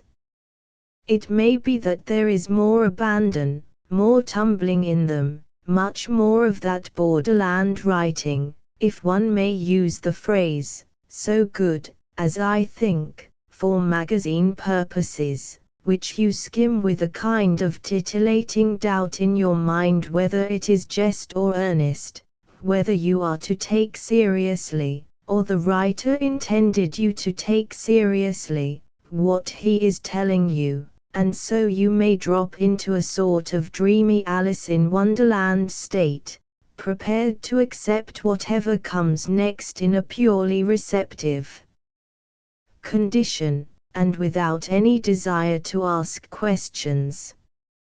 It was in such a frame of mind, and with considerable satisfaction, that I found myself some time since sitting in a friend's house with a spare corner of time on my hands, in a comfortable armchair, and a number of old Lippincotts on the table by my side, the odds and ends of the collection of a young countrywoman of mine of literary and transatlantic tastes. I glanced through some half-dozen numbers taken up at hazard, recognizing here and there an old friend, for I have been an on and off reader in these pages for years, and getting just pleasantly pricked with a number of new ideas, as to which I felt no responsibility, no need of ticketing or labeling or packing them, when I came suddenly upon a paper which sharply roused me from my mood of lesser Allah. It was by your accomplished and amusing contributor Lady Blanche Murphy, and the subject just such a one as one would wish to happen on under the circumstances. Slains Castle, one of the oldest and most romantic of the grim palace keeps which are dotted over Scotland, round which legends cluster so thick that there is not one of their towers, scarcely a slender old mullioned window, which is not specially connected with some stirring tale of love, war or crime. But Slains stands preeminent among Scotch castles on other grounds, and has an interest which the doings of the Earls of Errol, its lords, could never have won for it. The Wizard of the North has thrown his spell over it, and, whether Sir Walter Scott intended it or not, Slains is accepted now as the Illangowan Castle in Guy Mannering. Now, with all these rich stores to work on, these exceeding many flocks and herds of northern legend and glamour, Lady Blanche should surely have been content, and not have descended into the south of England, upon a quiet country house in Berkshire, to seize its one ewe lamb and claim that the heroine of the story which I hope to tell before I get to the end of my paper was none other than the termagant Countess Mary, hereditary Lord High Constable of Scotland, and the owner of Slains Castle. At the beginning of last century. Sir, I am bound to admit that this audacious claim spoilt my wanderings up and down the pages of your excellent magazine, and I resolved that whenever I should find time I would write to you to revindicate the claims of the Berkshire lady to be native-born and entirely unconnected with the Countess Mary or Slains Castle. I can scarcely remember the time when I did not know the story, which indeed all Berkshire boys, or at any rate all Bath Road Berkshire boys, took as regularly as measles in early youth. But let me explain to New World readers what I mean by a Bath Road Berkshire boy. Our royal county of Berks is in shape somewhat like a high-low or ankle-jack boot with the toe toward London, and at the tip of the toe Windsor Castle, which, as we all know, looks down on the Thames as it finally leaves the county, of which it has formed the northern boundary for more than 100 miles. The Sweet River, for in spite of all pollution it is still sweet at Windsor, has run all along the top of the boot and down the instep, and along the toes, taking Oxford, Abingdon, Wallingford, Henley, Reading and Maidenhead in its way, with other places historically interesting in a small way over here, but which would scarcely be known by name even in the best drilled classes of your public schools. Along the sole of the boot, from the heel at Hungerford, but sloping gently upward till it joins the Thames at Reading, runs another stream, a river we call it in Little England, the Kennet Swift, for silver eels renowned. Now, before the Great Western Railway had opened up the county. The only main line of road which passed through it was the Great Bath Road, which entered near the Toe at Windsor and ran along the Sole for the greater part of the way by the side of the Kennet to the extreme heel at Hungerford. All the northern part of the county, the Thames Valley and Vale of White Horse, and the hill district which separates these from the Vale of Kennet, was at that time pierced only by cross-country roads, and remained during the pre-railroad era one of the most primitive districts of the west of England. Its inhabitants retained their broad drawling speech, very slightly modified from Tudor times, and looked with a mixture of distrust and envy even on their fellow county brethren in the Kennet Valley, who were being demoralized by their daily intercourse with London through the constantly growing traffic of the Bath Road. Along that thoroughfare, besides strings of post-chaises, vans and wagons, ran daily more than 100 coaches, most of which started from Bristol, and made the journey to London in the day. The best of them did their 10 miles an hour, and so punctually that many of the inhabitants preferred setting their watches by the York House, the Tantivy or the Bristol Mail rather than by the village clock. It were much to be desired that their gigantic successor would follow their excellent example more faithfully in this matter. Notwithstanding the distrust with which we of the back country were bred to regard the metropolitan varnish which was thus undermining the ancient Berkshire habits and speech along our one great artery, it was always, I am bound to admit, a high day for the dweller in uncorrupted Berkshire when business or pleasure drew him from his home in the downs or rich pastures of the primitive northern half of the county by devious parish ways to the nearest point on the Great Bath Road, where he was to meet the coach which would carry him in a few hours in amongst the tide of men. I can still vividly recall the pleasing thrill of excitement which ran through us when we caught the first faint clink of hoof and roll of wheels, which told of the approach of the coach before the leaders appeared over the brow of the gentle slope some 200 yards from the cross roads, where, recently deposited from the family phaeton, dog carts not having been yet invented, we had been waiting with our trunk beside us in joyful expectation. Thrice happy if, as the coach pulled up to take us on board, we heard the inspiring words "room in front" and proceeded to scramble up and take our seats behind the box, waving a cheerful adieu to the sober family servant as he turned his horse's head slowly homeward, his mission discharged. The habit of our family, and of most others, was to attach ourselves to one particular coach or coachman on the road, as thus special attention was secured for ladies or children traveling alone, and preference as to places should there happen to be a glut of would-be passengers. I cannot honestly say that the old Bath Road coachman was, as a rule, an attractive member of society, though the mellowing effects of time and the traditions of the road, helped largely by the immortal sayings and doings of Mr. Tony Weller, have done much for his class. He was often a silent, short-tempered fellow, with a very keen eye for half-crowns, and no information to speak of as to the country which passed daily under his eyes.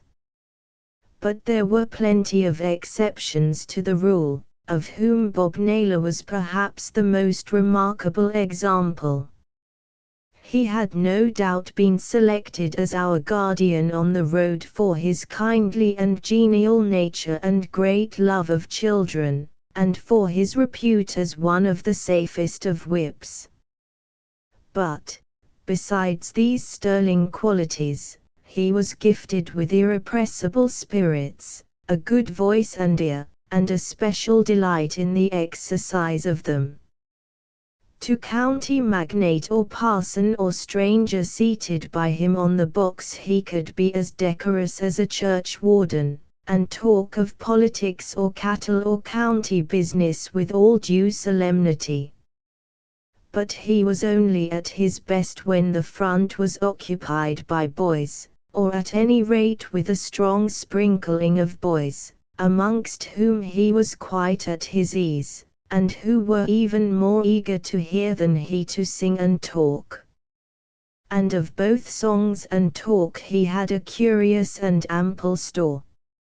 Of songs his own special favourites, I remember, were a long ballad in which a faithful soldier is informed on his return to his native village that his own true love lives with her own granny dear, which he, his mind running in military grooves, takes for grenadier with temporarily distressing results, though all comes right at last, and a lyrical description of an upset of his coach, the only one he ever had, written by a gifted hostler. But on call he could give the tight little island Rule Britannia or any one of a dozen other insular melodies. Then his talk was racy of his beloved road, of which he would recount the glories even in the days of its decline, when the Cormorant Iron Way was already swallowing stage after stage of the best of it. He would narrate to us the doings and feats of mighty whips, notably of a never-to-be-forgotten dinner at the Pelican Inn, Newbury, to which were gathered the elite of the Bath Road cracksmen. At that great repast we heard how for victuals there was trout, speckled like a Dane dog, weal as white as alabaster, sherry white wine, red port, and everything in season. Then for company there was Sir Pay, Sir H. Peyton, Squire Willie Boyce, Wild Wat, Cherry Bob, Long Dick, and I, and where would you go to find 5 sec along any road out of London? But his crowning story, which he never missed as he cracked his 4 bays along on the first stage west out of Reading, was that of the Berkshire lady, which, alas, my gifted countrywoman has now laid covetous hands on and claimed for that dear Lady Mary Hay, hereditary Lord High Constable of Scotland. The Berkshire lady is so bound up in my mind with my early friend of the road, from whom I first heard it, that I have let memory fairly run away with me. But now, if your readers will pardon me for this gossip, I will promise to stick to my text. At the beginning of the last century the fortune of one of the last of the great clothiers of the West, John Kendrick, was inherited by a young lady, his granddaughter, who thus became the mistress of Calcott Park, past which the Bath Road runs, 3 miles to the west of Reading. The house stands some 300 yards from the road, facing due south, with a background of noble timber behind it, and in front a gentle slope of fine green turf, on which the deer seem to delight in grouping themselves at the most picturesque points. Miss Kendrick is said to have been beautiful and accomplished, and it is certain that she was an eccentric young person, who turned a deaf ear to the suits of many wooers, for, as the ballad quoted by your contributor says, many noble persons courted this young lady, 'tis reported, but their labour was in vain, they could not her love obtain. This metrical version of the story is, I fear, lost except the fragments which I shall quote, at least I have sought for it in vain in all likely quarters since reading Lady Blanche's article. So Miss Kendrick lived a lonely and stately life in Calcott Park. Now, at this time there was a young gentleman of the name of Benjamin Child, a barrister of the Temple, belonging to the Western Circuit, of which Reading is the first assize town. He came of a family which had seen better days, but his ancestors had suffered in the Civil War, and he had no fortune but his good looks. His practice was as slender as his means, but nevertheless he managed to ride the Western Circuit after the judges of assize.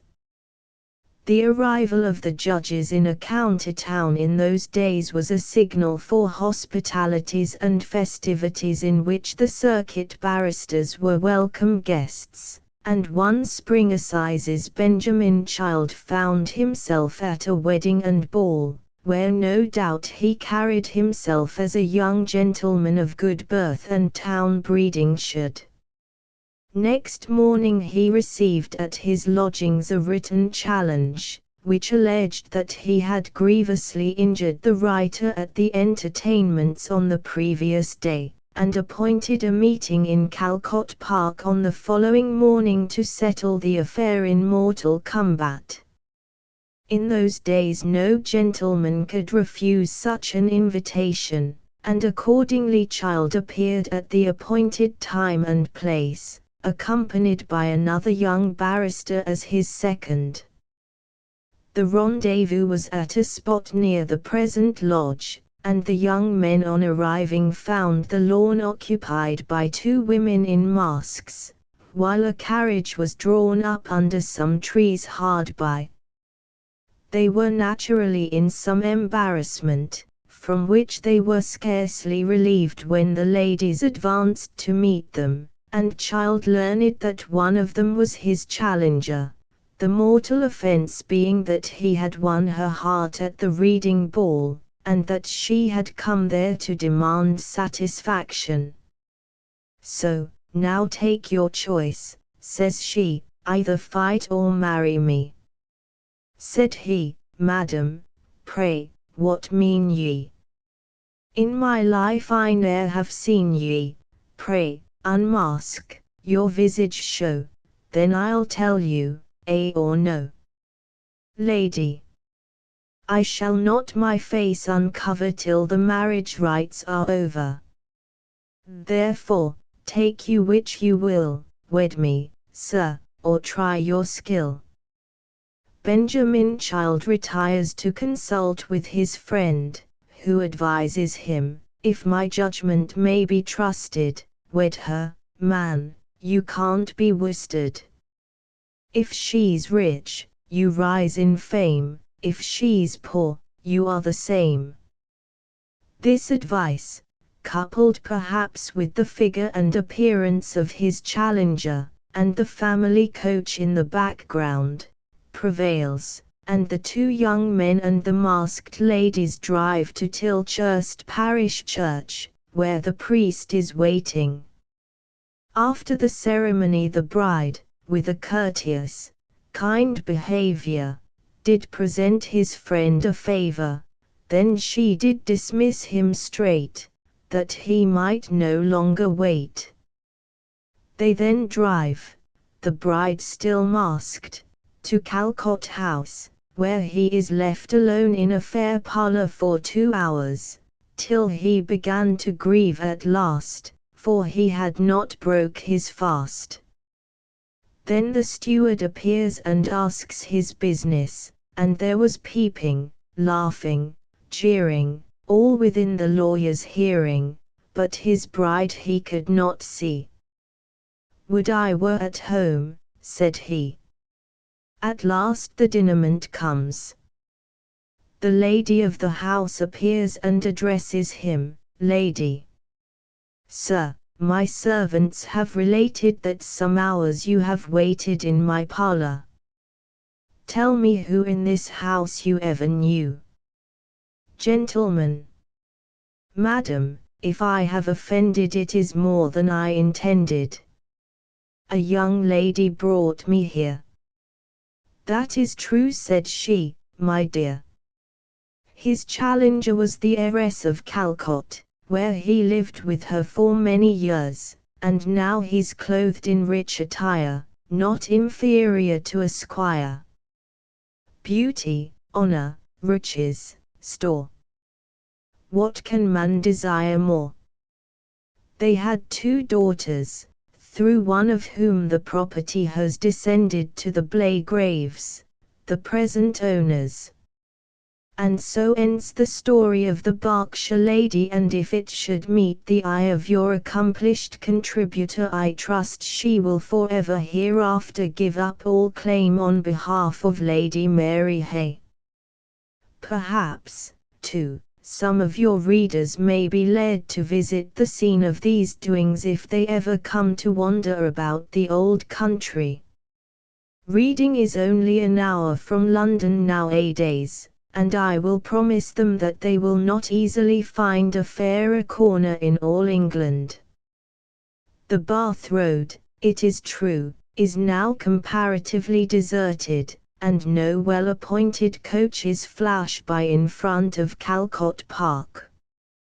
But it is an easy 3 miles walk or ride from Reading Station, and by missing one train the pilgrim may get a glimpse of English country life under its most favourable aspects, while at the same time, if sceptical as to this strange yet true narration as the metrical chronicler calls it, he may at any rate satisfy himself as to the marriage of Bechild and the Berkshire lady, and the birth of their 2 daughters, by inspecting the parish register at Tilchurst Church for the years 1710 to 1713. Thomas Hughes.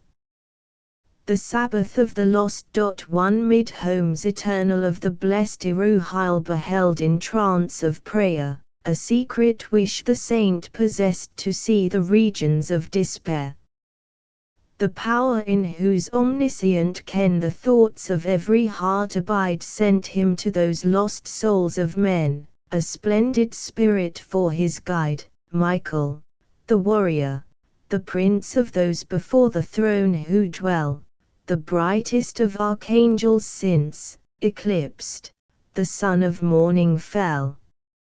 Down through the voids of light they sped till heaven's anthems faintly rung through darkening space, and overhead earth's planets dim and dwindled hung. Still downward into lurid gloom the saint and angel took their way, moving within a clear cool room, the light benign of heavenly day. The wretched thronged on every side. "Have mercy on us, radiant twain.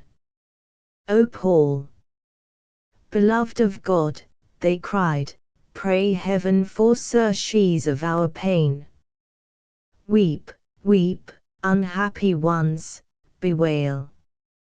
We to our prayers and tears will lend, our supplication may prevail, and haply God some respite send." Then upward from the lost there swept entreaty multitudinous, as every wave of ocean wept, "O Christ, have mercy upon us." And as their clamor rose on high beyond the pathway of the sun, heaven's happy legions joined the cry, their voices melting into one. The saint, up-gazing through the dew of pity brimming o'er his eyes, discerned in heaven's remotest blue the Son of God lean from the skies. Then through their agonies were heard the tones which stilled the angry sea, the voice of the eternal word, "And do ye ask repose of me? Me whom ye pierced with curse and jeer, whose mortal thirst ye quenched with gall? I died for your immortal cheer, what profit have I of you all? Liars, traducers, proud in thought, misers. No offering of psalms or prayer or thanks ye ever brought, no deed of penitence or alms. Michael and Paul at that dread speech, with all the myriads of heaven, fell on their faces to beseech peace for the lost one day in 7. The Son of God, who hearkens prayer, in mercy to those souls forlorn, bade that their torments should forbear from Sabbath eve to Monday morn. The torments swarmed forth at the gate, hell's solemn guardians let them pass, those awful cherubim who wait all sorrowful surveyed the mass. But from the lost a single cry, which rang rejoicing through the spheres, O blessed Son of God Most High! 2 nights, a day, no pain or tears. O Son of God, forever blessed. Praise and give thanks, all spirits sad, a day, 2 nights of perfect rest. So much on earth we never had. Footnote 1, Return, see Furial, Hist. De la Poésie Provençale, Tom. I. Chapter 8. The Atonement of Liam Dundas. By Mrs. E. Lynn Linton, author of Patricia Kemble. Chapter 6. The Friend of the Future. Instead of going home when she left Steele's Corner, Liam turned up into the wood, making for the old hiding place where she and Alec had so often sat in the first days of her desolation and when he had been her sole comforter. She was very sorrowful, and oppressed with doubts and self-reproaches.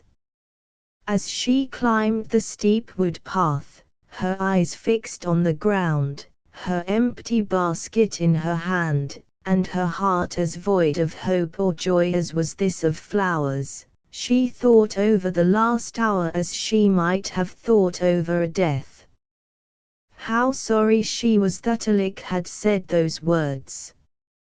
How grieved that he loved her like this, when she did not love him, when she could never have loved him if even she had not been a Spaniard and her mother's daughter.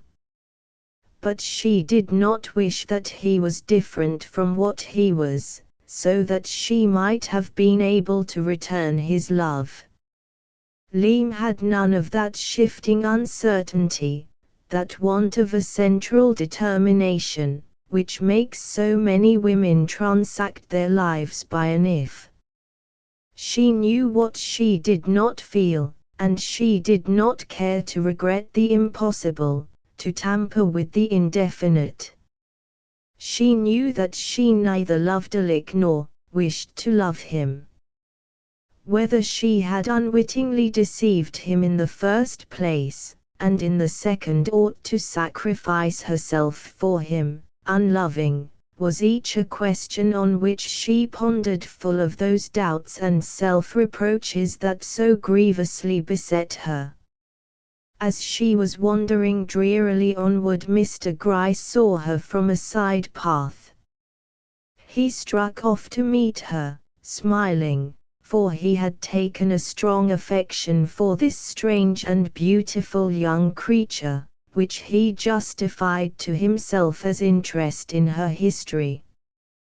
This acute, suspicious and inquisitive old heathen had some queer notions packed away in his wallet of biological speculations, notions which supplemented the fruits of his natural gifts, and which he always managed to harmonize with what he already knew by more commonplace means. He had been long in the East, whence he had brought a cargo of half-scientific, half-superstitious fancies, belief in astrology, mesmerism, spiritualism, and chiromancy the most prominent.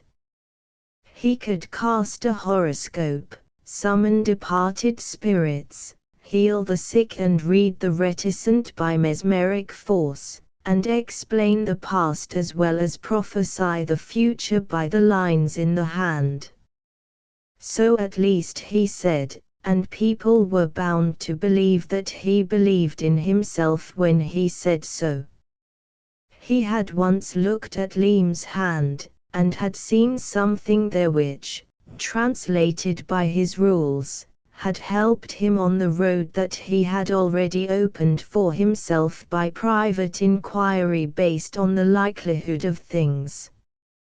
Crime, love, sorrow. It was no ordinary history that was printed in the lines of her feverish little palm, as it was no ordinary character that looked out from her intense pathetic face.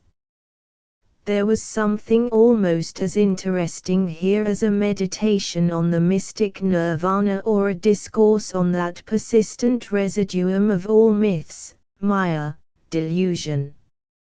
It was to follow up the line thus opened to him that he had attached himself with so much zeal to his landlord, unsympathetic as such a man as Sebastian Dundas must needs be to a metaphysical and superstitious student of humanity, a born detective, shrewd, inquisitive and suspicious. But he attached himself for the sake of Liam and her future, saying often to himself, by and by. She will come to me by and by, when I can be useful to her. Meanwhile, Liam received his cares with the characteristic indifference of youth for the attentions of age. She was not at the back of the motives which prompted him, and thought him tiresome with his mild way of getting to know so many things that were no concern of his.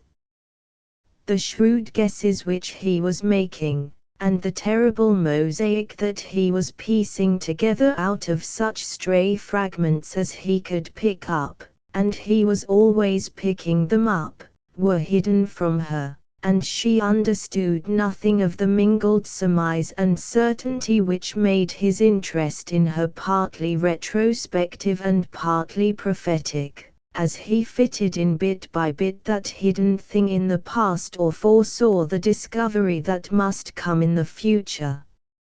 She only thought him tiresome and inquisitive, and wished that he would not come so often to see Papa.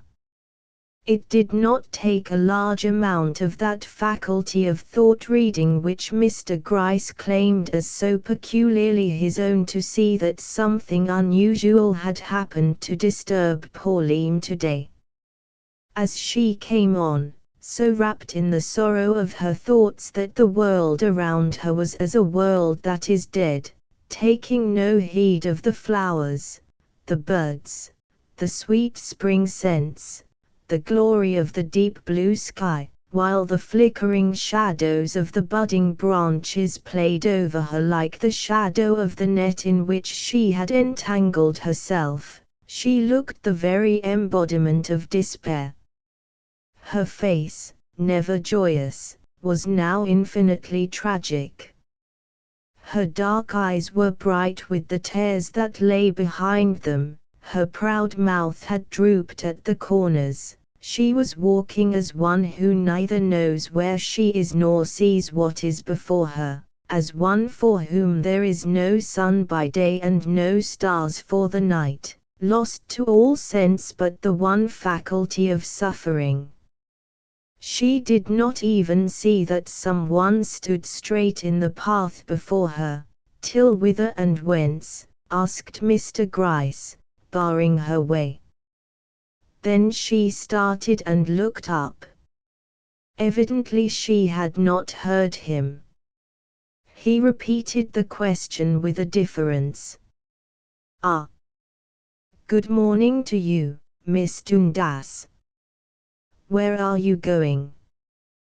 Where have you been?" he said in his soft, low-pitched, lisping voice, with the provincial accent struggling through its patent affectation.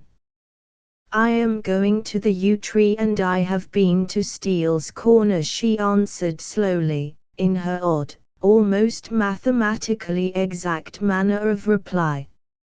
"From Steele's Corner? And how is that excellent young man?" our deputy shepherd?" he asked. "Better," she said with even more than her usual curtness, and she was never prolix.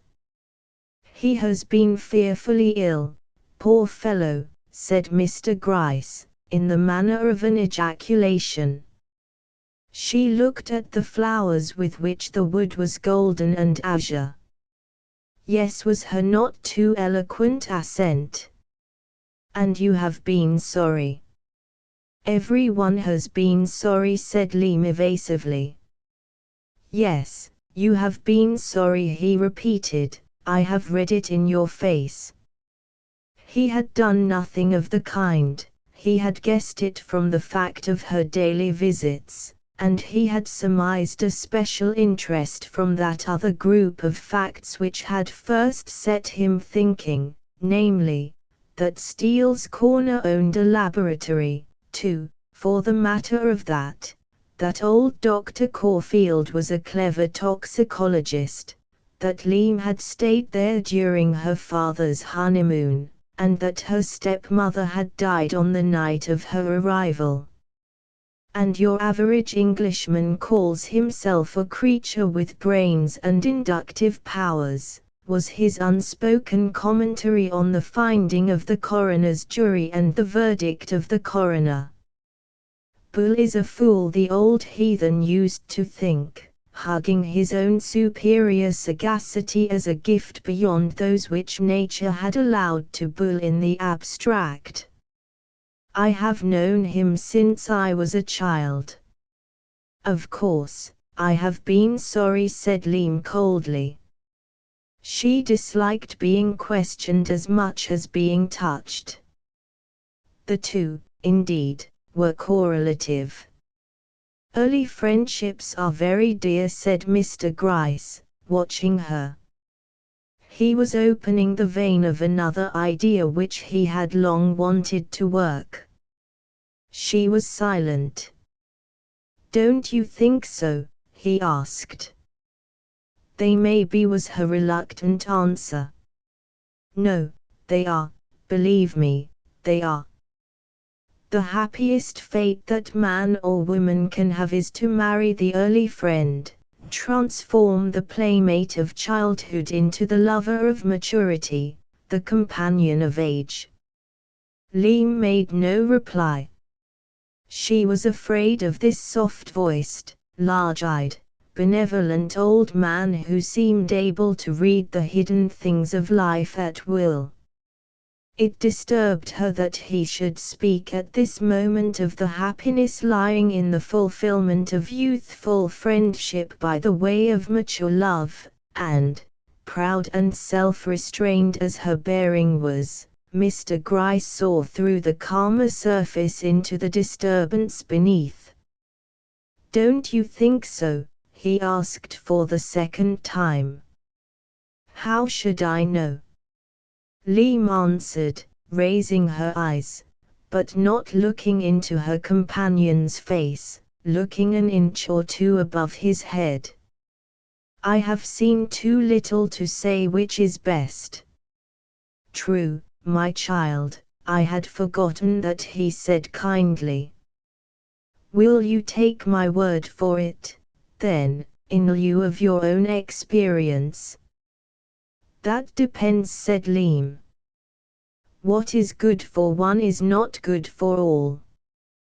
"But safety is always good," returned Mr. Gryce, meaning to fall back on the safety of love and happiness if he had made a bad shot by his aim at safety from the detection of crime. A scared look passed over Leam's face. It was a look that meant a cry.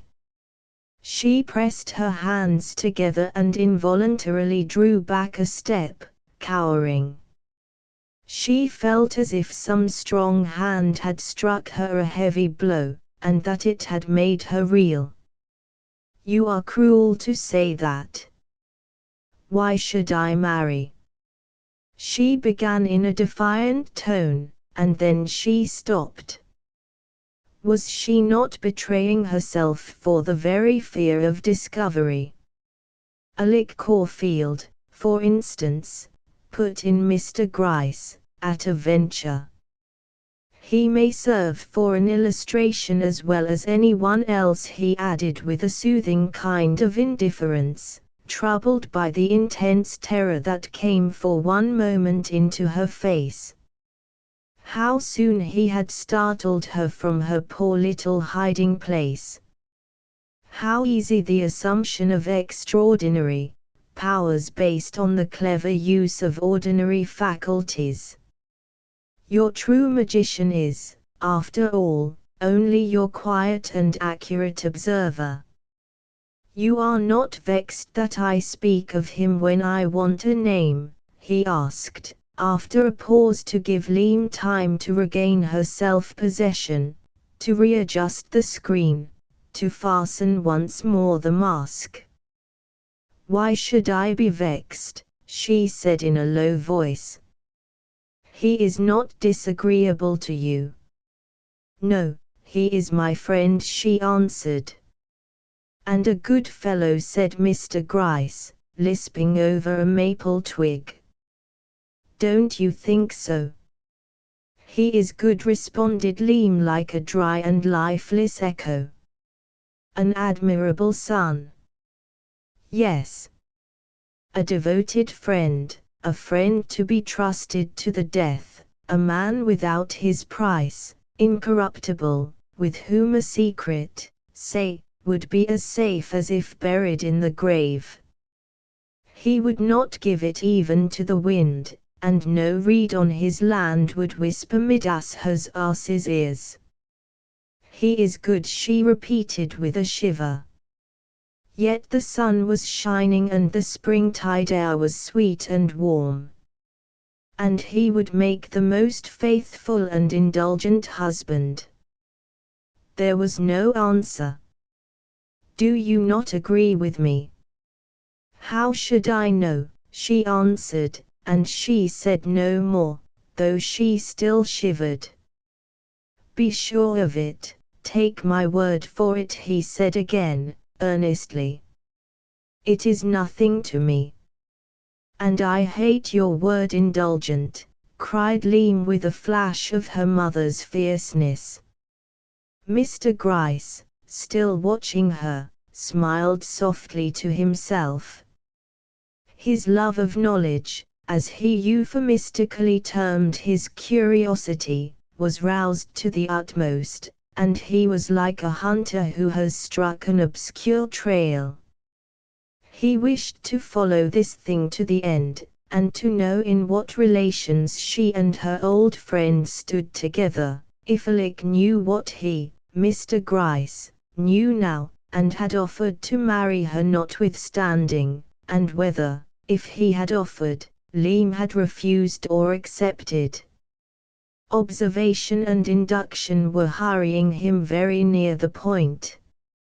Her changing color, her averted eyes, her effort to maintain the pride and coldness which were as a rule maintained without effort, the spasm of terror that had crossed her face when he had spoken of Alick's fidelity, all confirmed him in his belief that he was on the right track, and that the lines in her hand coincided with the facts of her tragic life.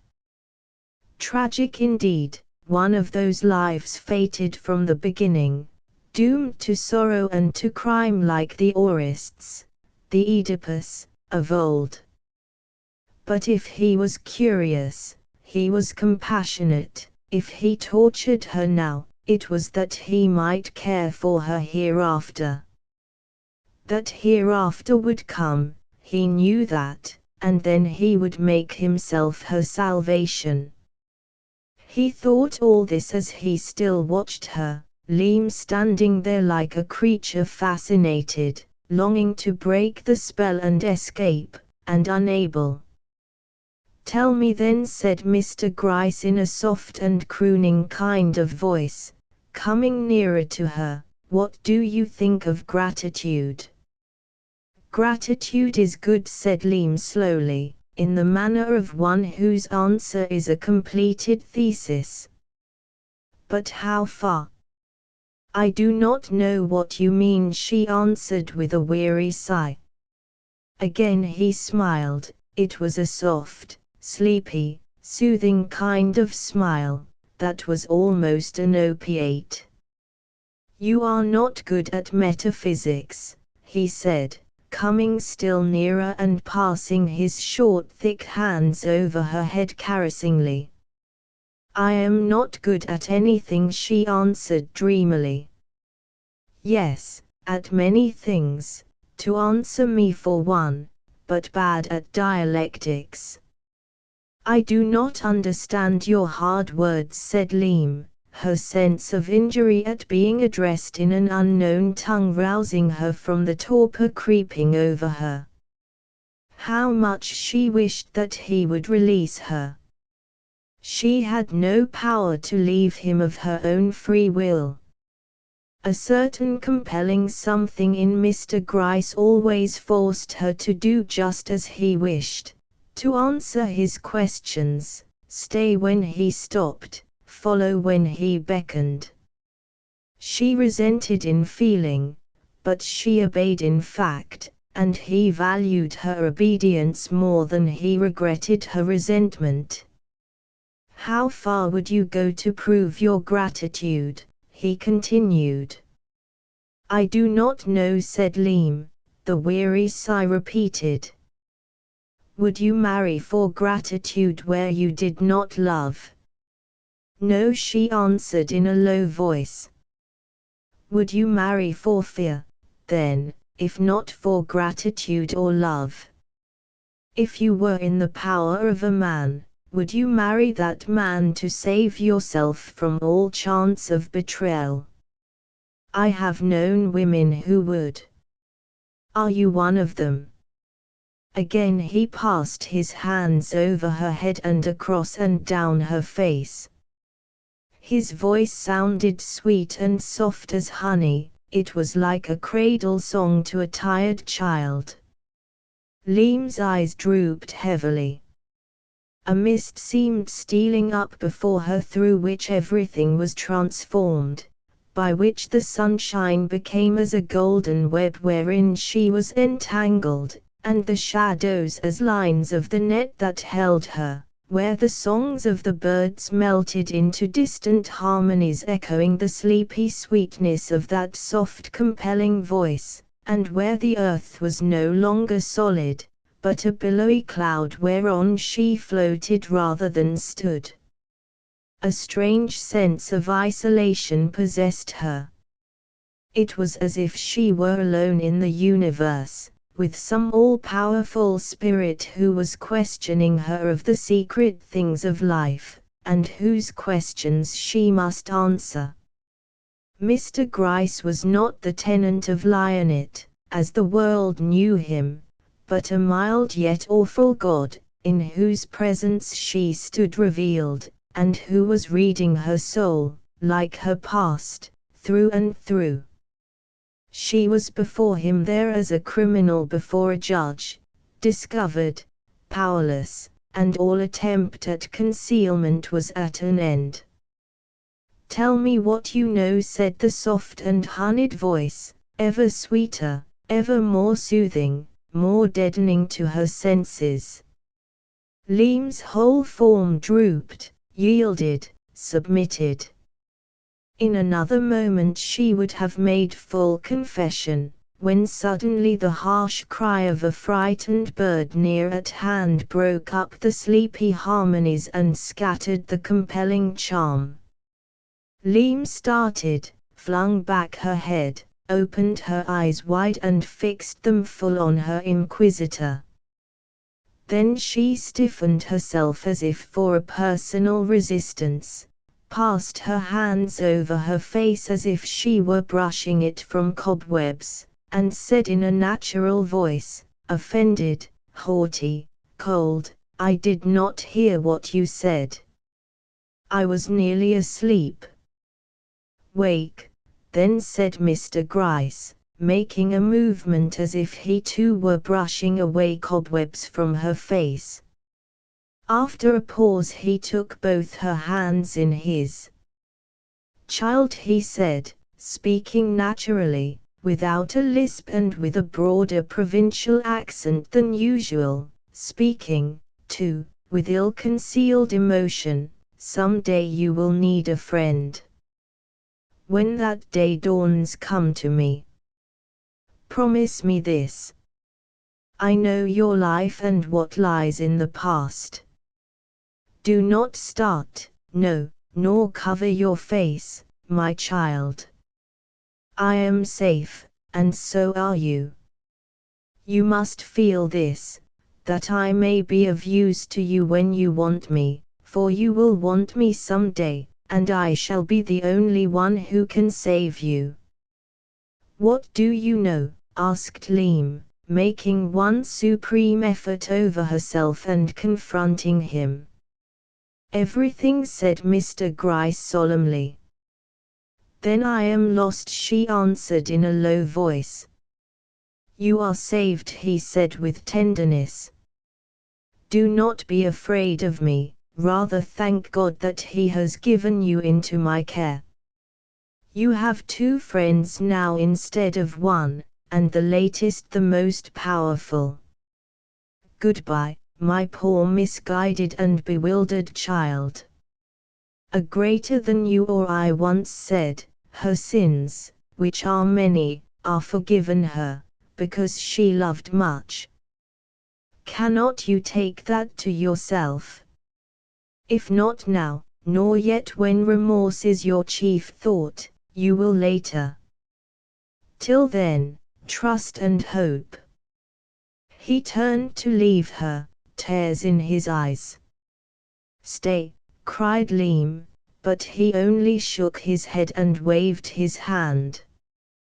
"Not now," he said, smiling as he broke through the wood, leaving her with the impression that a chasm had suddenly opened at her feet, into which sooner or later she must fall. She stood a few moments where the old philosopher and born detective had left her, then went up the path to the hiding place where she had so often before found the healing to be had from nature and solitude, to the old dark spreading yew, which somehow seemed to be more her friend than any human being could be or was, more than even a lick in his devotedness or Mr. Gryce in his protection. And there, sitting on the lowest branch, and sitting so still that the birds came close to her and were not afraid, she dreamed herself back to the desolate days of her innocent youth, those days which were before she had committed a crime or gained friend or lover. She had been miserable enough then, one alone in the world and one against the world. But how gladly she would have exchanged her present state for the worst of her days then. How she wished that she had died with Mamma, or, living, had not taken it as her duty to avenge those wrongs which the saints allowed. Oh, what a tangled dream it all was! She so hideously guilty in fact, and yet that thought of hers, if unreal and insane, that had not been a sin.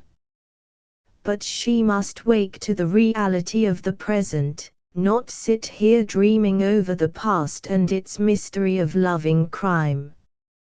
She must go on as if life were a mere holiday time of peace with her, where no avenging furies followed her, lurking in the shadows, no sorrows threatened her, looking out with scared, scarred faces from the distance.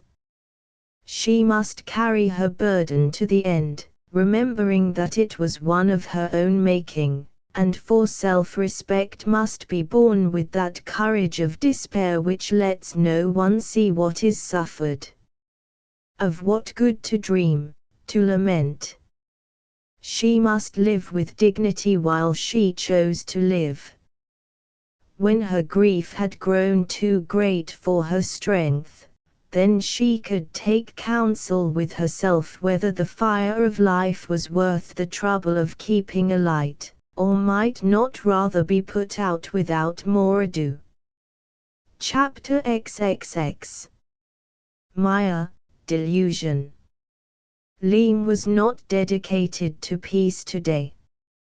As she turned out of the road she came upon the rectory pony carriage, Adelaide driving Josephine and little Finna, just as it had halted in the highway for Josephine to speak to her brother. Adelaide was looking very pretty. Her delicate pink cheeks were rather more flushed and her blue eyes darker and fuller of expression than usual. Change of air had done her good, and Edgar's evident admiration was even a better stimulant. She and her mother had ended their absence from North Aston by a visit to the Lord Lieutenant of the county, and she was not sorry to be able to speak familiarly of certain great personages met there as her co-guests, the Prime Minister for one and an Archbishop for another. And as Edgar was, she knew, influenced by the philosophy of fitness more than most men, she thought the Prime Minister and the Archbishop good cards to play at this moment. Edgar was listening to her, pleased, smiling, thinking how pretty she looked, and taking her social well-being and roll call of grand friendships as gems that enriched him too. Flowers in his path as well as roses in her hand, and as a sunny sky overarching both alike. She really was a very charming girl, just the wife for an English country gentleman, just the mistress for a place like the Hill, the heart of the man owning the hill not counting. But when Liam turned from the wood path into the road, Edgar felt like a man who has allowed himself to be made enthusiastic over but an inferior bit of art, knowing better.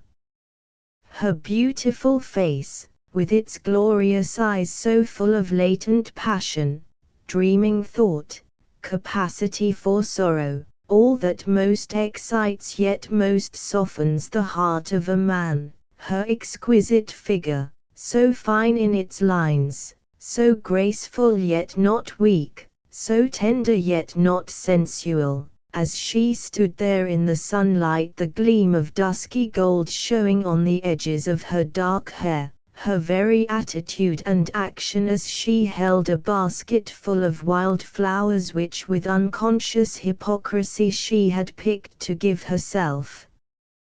The color of an excuse for her long hiding in the yew tree, all dwarfed, eclipsed Adelaide into a mere milk and roses beauty of a type to be seen by hundreds in a day, while Liam, who was like this peerless Liam, neither Spain nor England could show such a one as she. Ah, where was the philosophy of fitness now, when this exquisite creation, more splendid than fit, came to the front? Edgar went forward to meet her, that look of love surprised out of concealment which told so much on his face. Adelaide saw it, and Josephine saw it, and the eyes of the latter grew moist, but the lips of the other only closed more tightly. She accepted the challenge, and she meant to conquer in the fight. Wearied by her emotions, saddened both by the love that had been confessed and the friendship that had been offered, this meeting with Edgar Harrowby seemed to Liam like home and rest to one very tired and long lost. The bright spring day, which until now had been as grey as winter, suddenly broke upon her with a sense of warmth and beauty, and her sad face reflected in its tender, evanescent smile the delight of which she had become thus suddenly conscious.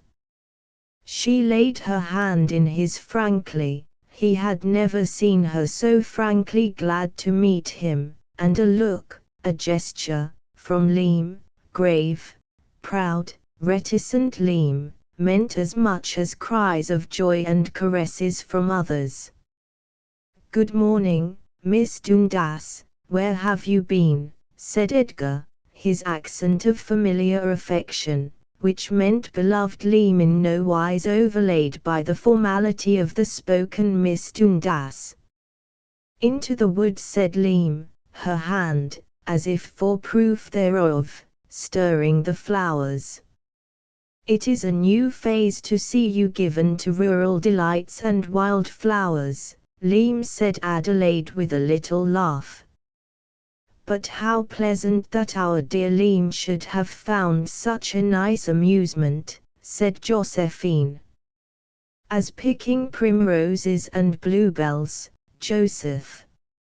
And Adelaide laughed again. Somehow, her laugh, which was not unmusical, was never pleasant. It did not seem to come from the heart, and was the farthest in the world removed from mirth. Leam looked at her coldly. "I like flowers," she said, carrying her head high. "So do I," said Edgar with the intention of taking her part.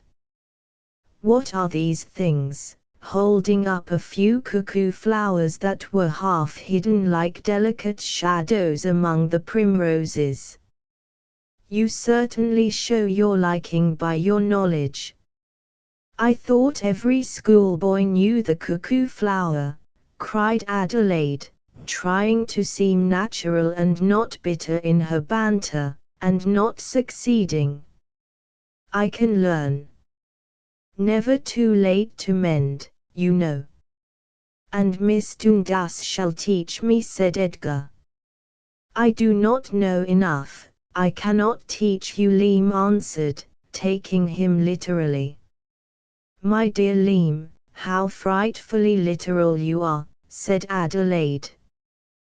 "Do you think it looks pretty? Do you really believe that Major Harrowby was in earnest about your giving him botanical lessons?" "I believe people I respect," returned Leam gravely. "Thanks," said Edgar warmly, his face flushing. Adelaide's face flushed too. "Are you going through life taking as gospel all the unmeaning badinage which gentlemen permit themselves to talk to ladies?" she asked from the heights of her superior wisdom. "Remember, Leam, at your age girls cannot be too discreet." "I do not understand you," said Leam, fixing her eyes on the fair face that strove so hard to conceal the self within from the world without, and to make impersonal and aphoristic what was in reality passionate disturbance. "A girl who has been 4 years at a London boarding school not to understand such a self-evident little speech as that," cried Adelaide, with well-acted surprise. "How can you be insincere? I must say I have no faith, myself, in Bayswater ingenues, have you, Edgar?" with the most graceful little movement of her head, her favourite action, and one that generally made its mark. "I do not understand you," said Leam again. "I only know that you are rude, you always are." She spoke in her most imperturbable manner and with her quietest face. Nothing roused in her so much the old Leam of pride and disdain as these encounters with Adelaide Burkitt. The two were like the hereditary foes of old-time romance, consecrated to hate from their birth upward. "Come, come, fair lady, you are rather hard on our young friend," said Edgar with a strange expression in his eyes, angry, intense, and yet uncertain. He wanted to protect Leam, yet he did not want to offend Adelaide, and though he was angry with this last, he did not wish her to see that he was. "Dear Leam, I am sure she is very sweet and nice," breathed Josephine, but little Finna, playing with Josephine's chatelaine, said in her childish treble, "No, no, she is not nice, she is cross, and never laughs, and she has big eyes. They frighten me at night, and then I scream." "You are far nicer, Missy Joseph." Adelaide laughed outright. Josephine was embarrassed between the weak good nature that could not resist even a child's caressing words and her constitutional pain at giving pain. Edgar tried to smile at the little one's pertness as a thing below the value of serious notice, while feeling all that a man does feel when the woman whom he loves is in trouble and he cannot defend her. But Leem herself said to the child, gravely and without bitterness, "I am not cross, Finna, and laughing is not everything." "Right, Miss Dundas," said Edgar warmly. "If the little puss were older she would understand you better." "You unconscionable little sinner." "What do you mean?" Hey, good-humouredly taking Finna by the shoulders. "Oh, pray don't try and make the child a hypocrite," said Adelaide. "You, of all people in the world," Edgar, objecting to her naive truth, "you, who so hate and despise deception." While she had spoken, Finna had crawled over Josephine's lap to the side where Edgar was standing. She put up her fresh little face to be kissed. "I don't like learn, and I do like you," she said, stroking his beard. And Edgar, being a man, was therefore open to female flattery, whether it was the frank flattery of an infant Venus hugging a waxen Cupid or the more subtle overtures of a withered Ninon taking God for her latest lover, with interludes. "But you should like Leem too," he said, fondling her. "I want you to love me, but you should love her as well." "Oh, anyone can get the love of children who is kind to them," said Adelaide. "You know you are a very kind man, Edgar, in a quiet, matter-of-fact way. All animals and children love you. It is a gift you have, but it is only because you are kind." The context stood without any need of an interpreter to make it evident. "But I am sure that Leem is kind to Finna," blundered Josephine. "And the child dislikes her so much," was Adelaide's reply, made in the form of an interrogation and with arched eyebrows. "Finna is like the discontented little squirrel who was never happy," said Josephine, patting the plump little hand that still meandered through the depths of Edgar's beard. "I am happy with you, Missy Joseph," pouted Finna, "and you too, Edgar," whom she again lifted up her face to kiss, kisses and sweeties being her twin circumstances of paradise. "And with Sister Leem, say with Leem, else I will not kiss you," said Edgar, holding her off. She struggled, half laughing, half minded to cry. "I want to kiss you," she cried. "Say with Leem and then I will," said Edgar.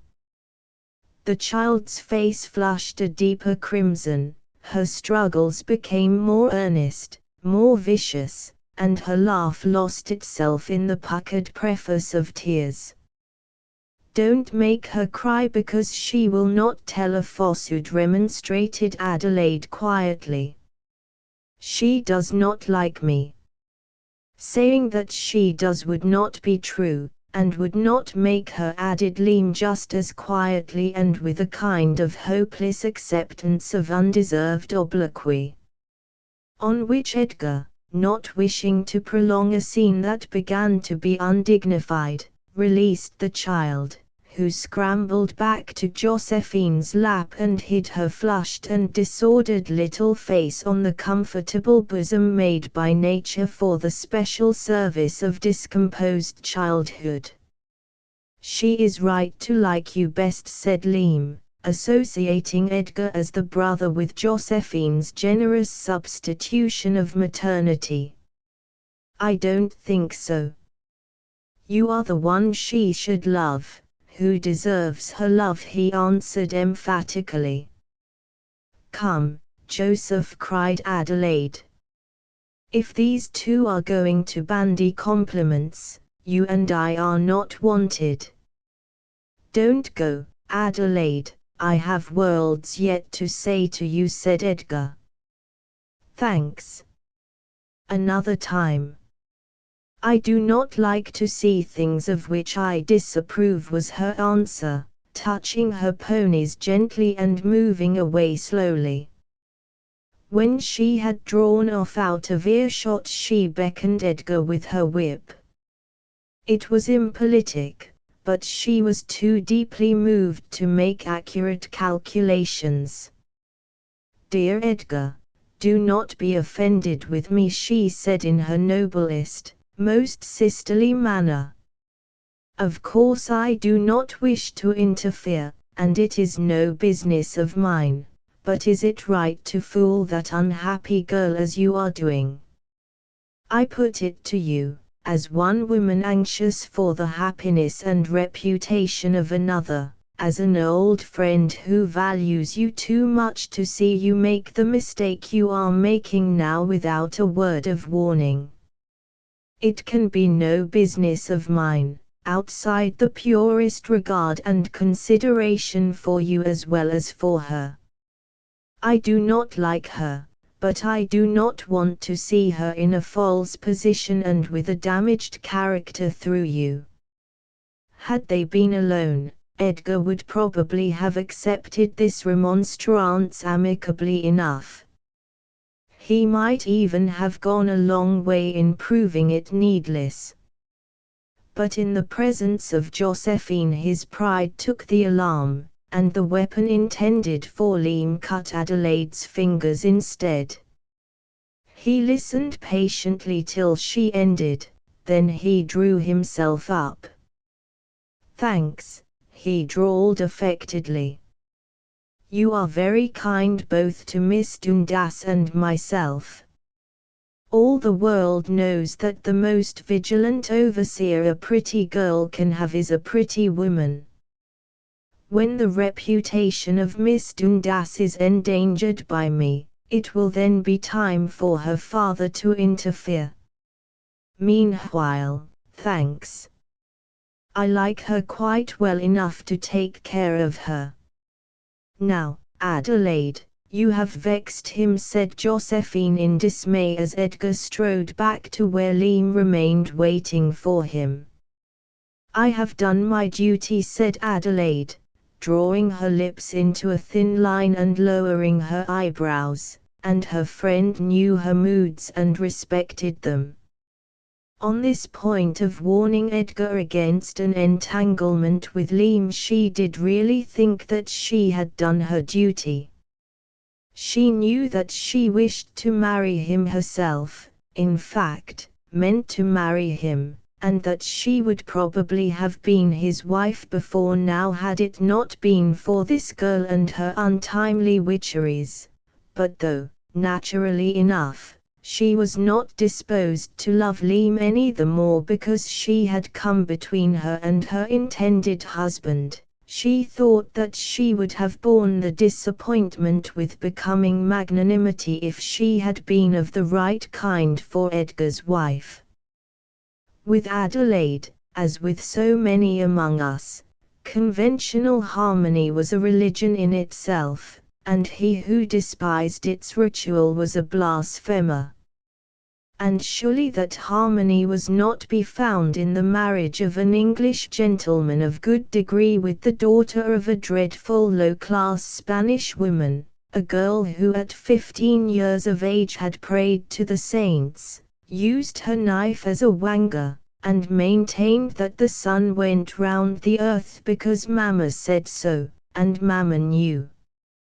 No, if Edgar married anyone but herself, let him at least marry someone as well fitted for him as herself, not one like Leem Dundas. For the Sake of the neighborhood at large, the mistress of the hill ought to be a certain kind of person. They all knew of what kind, and a queer, unconformable creature like Leem set up there as the Mrs. Harrowby of the period would throw all things into confusion. Whatever happened, that must be prevented if possible, for Edgar's own sake and for the sake of the society of the place. All of which thoughts strengthened Adelaide in her conviction that she had done what she ought to have done in warning Edgar against Leem, and that she was bound to be faithful in her course so long as he was persistent in his. Meanwhile, Edgar returned to Leem, who had remained standing in the middle of the road waiting for him. Nothing belonged less to Leem than forwardness or flattery to men, and it was just one of those odd coincidences which sometimes happen that as Edgar had not wished her goodbye, she felt herself bound to wait his return. But it had the look of either a nearer intimacy than existed between them, or of Leem's laying herself out to win the master of the hill as she would not have laid herself out to win the King of Spain. In either case it added fuel to the fire, and confirmed Adelaide more and more in the course she had taken. "Look there," she said to Josephine, pointing with her whip across the field, the winding way having brought them in a straight line with the pair left on the road. "Very bold, I must say," said Josephine, "but Leem is such a child, she does not understand things as we do," she added by way of apology and defense. "Think not," was Adelaide's reply, and then she whipped her ponies and said no more. "Why does Miss Burkitt hate me?" asked Leem when Edgar came back. "Because, shall I tell you?" he answered with a look which she could not read. "Yes, tell me." "Because you are more beautiful than she is, and she is jealous of you. She is very good in her own way, but she does not like rivals near her throne, and you are her rival without knowing it." Leem had looked straight at Edgar when he began to speak, but now she dropped her eyes. For the first time in her life she did not disclaim his praise, nor feel it a thing that she ought to resent. On the contrary, it made her heart beat with a sudden throb that almost frightened her with its violence, and that seemed to break down her old self in its proud reticence and cold control, leaving her soft, subdued, timid, humble, childlike, and yet not a child. Her face was pale, her eyelids seemed weighted over her eyes, so that she could not raise them. Her breath came with so much difficulty that she was forced to unclose her lips for air. She trembled as if with a sudden chill, and yet her veins seemed running with fire, and she felt as if the earth moved under her feet. What malady was this that had overtaken her so suddenly? What did it all mean? It was something like that strange sensation which she had had a few hours back in the wood, when Mr. Gryce had seemed to her like some compelling spirit questioning her of her life, while she was his victim, forced to reveal all. And yet it was the same, with a difference. That had been torture covered down by an anodyne. This was in its essence ecstasy, if on the outside pain. "Look at me," Leem half whispered Edgar, bending over her. She raised her eyes with shame and difficulty, very slowly, for their lids were so strangely heavy, very shyly, for there was something in them, she herself did not know what, which she did not wish him to see. Nevertheless, she raised them because he bade her. How sweet and strange it was to obey him against her own desire. Did he know that she looked at him because he told her to do so? And that she would have rather kept her eyes to the ground? Yes, she raised them and met his. Veiled, humid, yearning, those eyes of hers told all that she herself did not know, all that Edgar had now hoped, now feared, as passion or prudence had swayed him, as love or fitness had seemed the best circumstance of life. Leam, he said in an altered voice, she scarcely recognized it as his. He took her hand in his, when suddenly there came two voices on the air, and Mr. Gryce and Sebastian Dundas, disputing hotly on the limits of the unknowable, turned the corner and came upon them.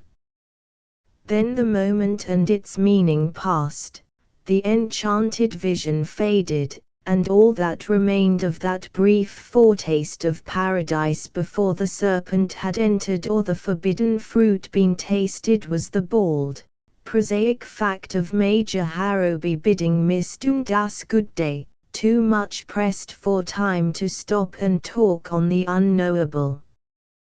Disappointed, balked, ill-used, were Edgar's first angry thoughts as he strode along the road.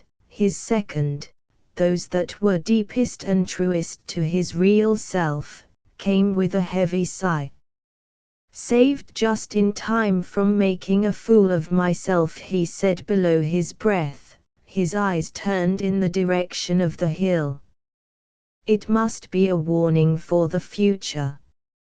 I must be more on my guard, unless indeed I make up my mind to tempt fortune and take the plunge, for happiness such as few men have, or for the ruin of everything.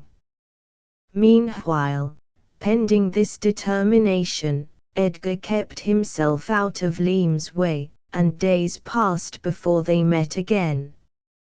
And when they did next meet, it was in the churchyard, in the presence of the assembled congregation, with Lippincott as the centre of congratulation on his first resumption of duty, and Leam and Edgar separated by the crowd and stiffened by conventionality into coldness.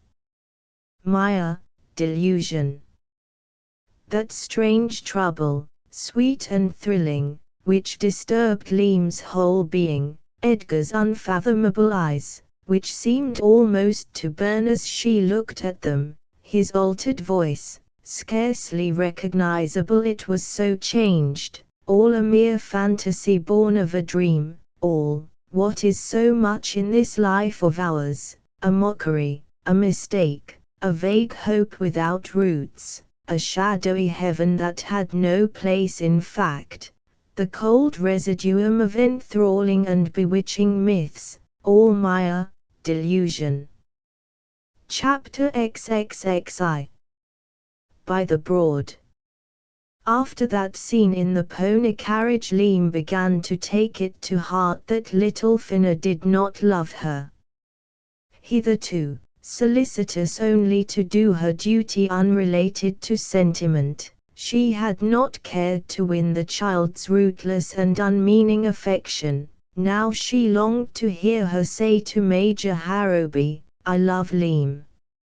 She did not care about her saying it to anyone else, but she thought it would be pleasant to see Edgar smile on her as he had smiled at Josephine when Finna had crawled onto her lap that day of Maya, and said, "You are far nicer, Missy Joseph." She would like to have Edgar's good opinion. Indeed, that was only proper gratitude to a friend, not unwomanly submission to the great young man of the place. He was invariably kind to her, and he had done much to make her cheerless life less dreary. He had lent her books to read, and had shown her pretty places in the district which she would never have seen but for him. He talked to her as if he liked talking to her, and he had defended her when Adelaide was rude. It was right, then, that she should wish to please him and show him that she deserved his respect. Hence she put out her strength to win Finna's love, that she might hear her say, when next Major Harrowby asked her, "Yes, I love Liam." But whoever gained by conscious endeavour the love that was not given by the free sympathies of nature? Hearts have been broken and lives ruined before now for the want of a spell strong enough to turn the natural course of feeling, and Liam's success with Finna was no exception to the common experience. The more she sought to please her the less she succeeded, and, save that the child grew disobedient in proportion to the new indulgences granted, no change was effected. How should there be a change? Liam could not romp, was not fond of kissing, knew no childish games, could not enter into childish nonsense, was entirely incapable of making believe, never seemed to be thinking of what she was about, and had big serious eyes that oppressed the little one with a sense of awe not conducive to love, and of which she dreamed with terrifying adjuncts when she had had too much cake too late at night. What there was of sterling in Liam had no charm for, because no point of contact with, Finna. Thus, all her efforts went astray, and the child loved her no better for being coaxed by methods that did not amuse her. At the end of all she still said with her pretty pout that Liam was cross, she would not talk to her about Mamma. One day Learn took Finna for a walk to the Broad. It was the most unselfish thing she could do, for her solitary rambles, her unaccompanied rides, were her greatest pleasures, save, indeed, when the solitude of these last was interrupted by Major Harrowby. This, however, had not been nearly so often since the return of the families as before, for Adelaide's pony carriage was well nigh ubiquitous, and Edgar did not care that the rector's sarcastic daughter should see him escorting Liam in lonely places 3 or 4 times a week. Thus, the girl had fallen back into her old habits of solitude, and to take the child with her was a sacrifice of which she herself only knew the extent. But, if blindly and with uncertain feet, stumbling often and straying wide, Liam did desire to find the narrow way and walk in it, to know the better thing and do it. At the present moment she knew nothing better than to give nurse a holiday and burden herself with an uncongenial little girl as her charge and companion when she would rather have been alone. So this was how it came about that on this special day the two set out for the Broad, where Finna had a fancy to go. The walk was pleasant enough. Liam was not called on to rack her brains, those non-inventive brains of hers, which could not imagine things that never happened, for stories wherewith to while away the time, as Finna ran alone, happy in picking the spring flowers growing thick on the banks and hedgerows. Thus the one was amused and the other was left to herself undisturbed, which was an arrangement that kept Liam's good intentions intact, but prevented the penance which they included from becoming too burdensome.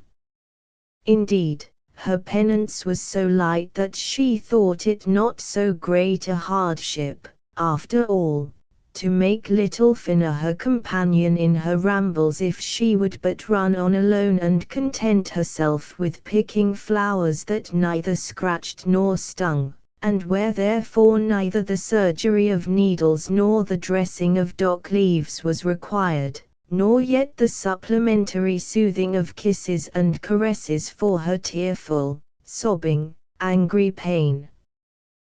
The Broad, always one of the prettiest points in the landscape, was today in one of its most interesting phases. The sloping banks were golden with globe flowers and marsh marybuds, and round the margin was a broad belt of silver where the starry white ranunculus grew. All sorts of the beautiful aquatic plants of spring were flowering, some near the edges, apparently just within reach, tempting and perilous, and some farther off and manifestly hopeless. The leaves of the water lilies, which later would be set like bosses of silver and gold on the shimmering blue, had risen to the surface in broad, green, shining platters, and the low-lying branches of the trees at the edge dipped in the water and swayed with the running stream. It was the loveliest bit of death and danger to be found for miles round, so lovely that it might well have tempted the sorrowful to take their rest forever in a grave so sweet, so eloquent of eternal peace. Even Leam, with all the unspoken yearnings, the formless hopes, of youth stirring in her heart, thought how pleasant it would be to go to sleep among the flowers and wake up only when she had found Mamma in heaven, while Finna, dazzled by the rank luxuriance before her, ran forward to the water's edge with a shrill cry of delight. Leam called to her to stand back, to come away from the water and the bank, which, shelving abruptly, was a dangerous place for a child. The footing was insecure and the soil treacherous, by no means a proper playground for the rash, uncertain feet of 6.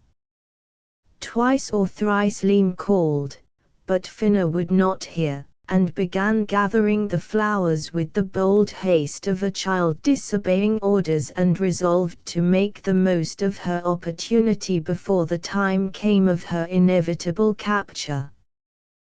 Thus Leam, walking fast, came up to her and took her by the arm in high displeasure. "Finna, did you not hear me? You must not stand here," she said. "Don't, Leam. You hurt me, you are cross, leave me alone," screamed Finna, twisting her little body to free herself from her stepsister's hand. "Be quiet.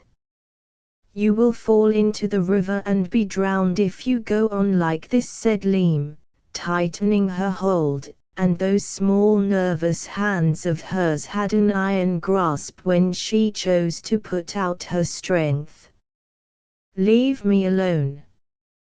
You hurt me, oh, you hurt me so much," screamed Finna, still struggling. "Come with me, then. Do as you are bid and come away," returned Leam, slightly relaxing her grasp. Though she was angry with the child, she did not want to hurt her. "I shan't. Leave me alone. You are a cross, ugly thing, and I hate you," was Finna's sobbing reply. With a sudden wrench she tore herself from the girl's hands, slipped, staggered, shrieked, and the next moment was in the water, floating downward with the current and struggling vainly to get out, while Leam, scarcely understanding what she saw, stood paralyzed and motionless on the bank. Fortunately, at this instant Josephine drove up.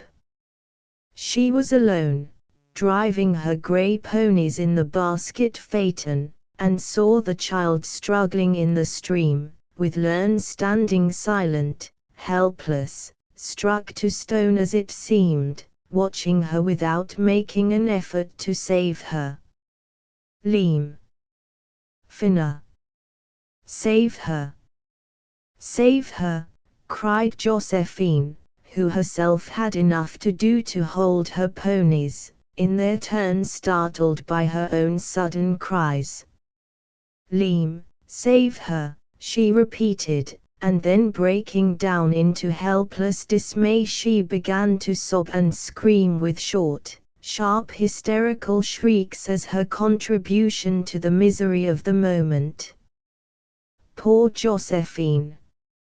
It was all that she could do, frightened as she was at her own prancing ponies, distracted at the sight of Finna's danger, horrified at Liam's apparent apathy.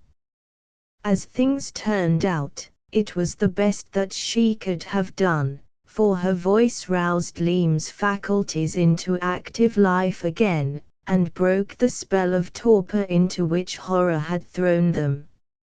"Holy Saint Jago, help me," she said, instinctively turning back to first traditions and making the sign of the cross, which she did not often make now, and only when surprised out of conscience into automatic action. Running down and along the bank, with one hand she seized the branch of an oak that swept into the water, then plunged in up to her shoulders to catch the child drifting down among the white ranunculus.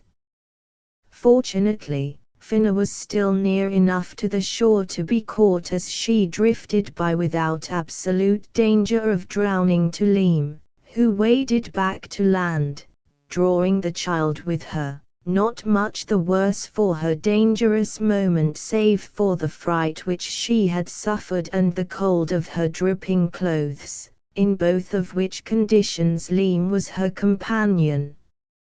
So soon as she was safe on shore the child began to scream and cry piteously, as was perhaps but natural, and when she saw Josephine she tore herself away from Liam and ran up to her as if for protection.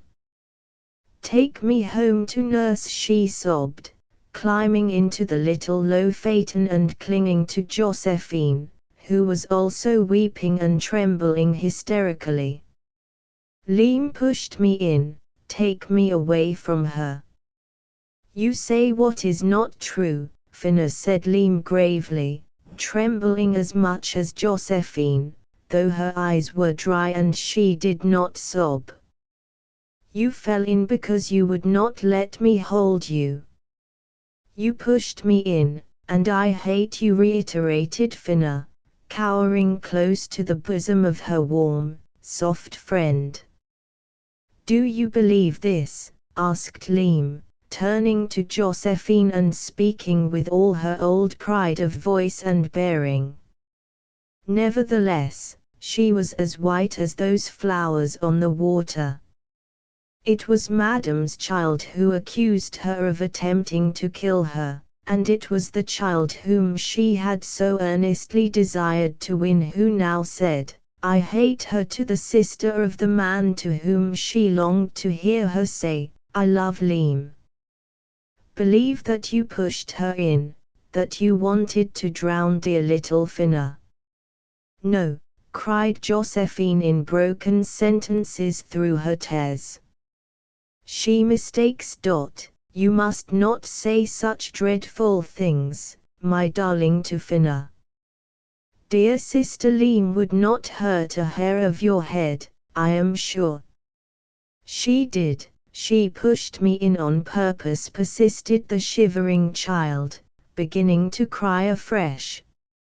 On which, a little common sense dawning on Josephine's distracted mind, she did her best to stop her own hysterical sympathy, remembering that to go home, change their wet clothes, have something warm to drink and be put to bed would be more to the purpose for both at this moment than to stand there crying, shivering and recriminating, with herself as the weak and loving judge, inclining to both equally, to settle the vexed question of accident or malice.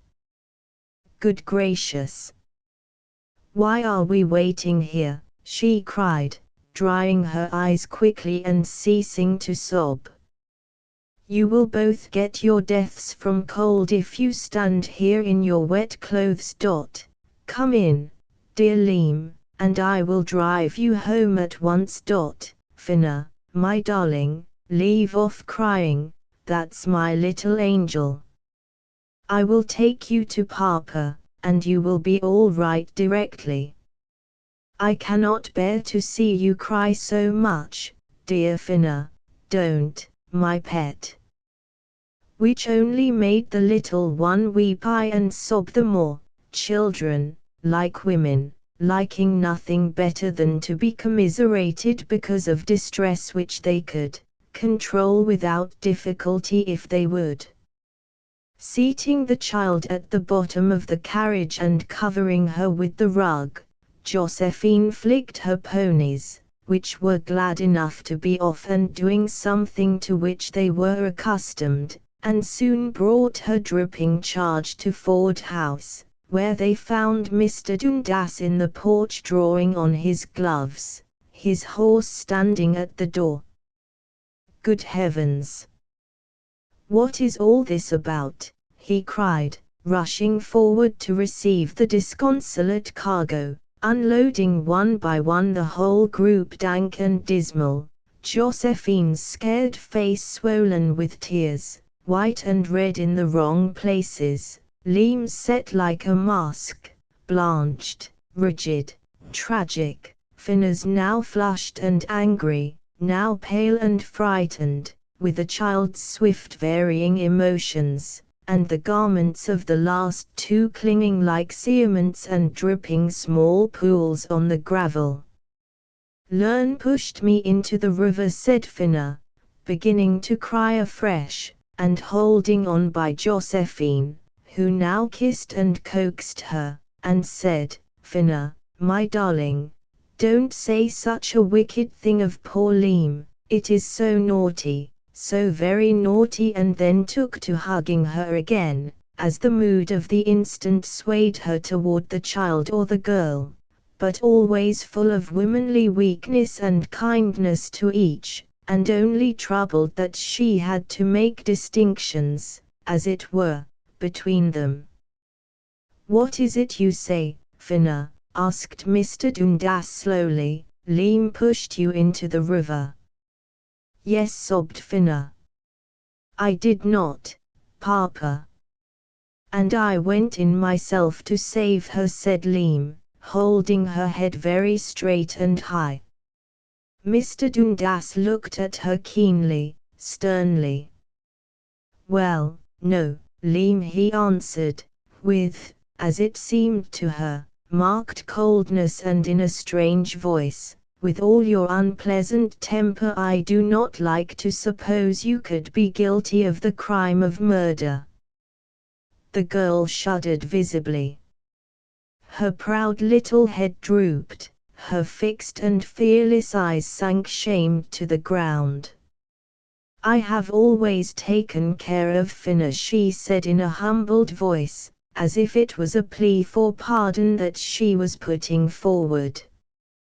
You pushed me in, and you did it on purpose, repeated Finna, and Mr. Dundas was shocked at himself to find that he speculated for a moment on the amount of truth there might be in the child's statement.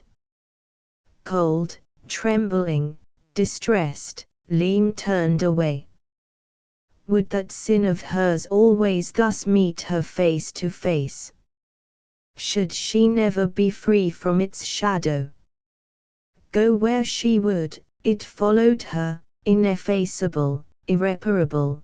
The shame of it never suffered to die out, its remorse never quenched, the sword always above her head, to fall she knew not when, but to fall some day, yes, that she did know.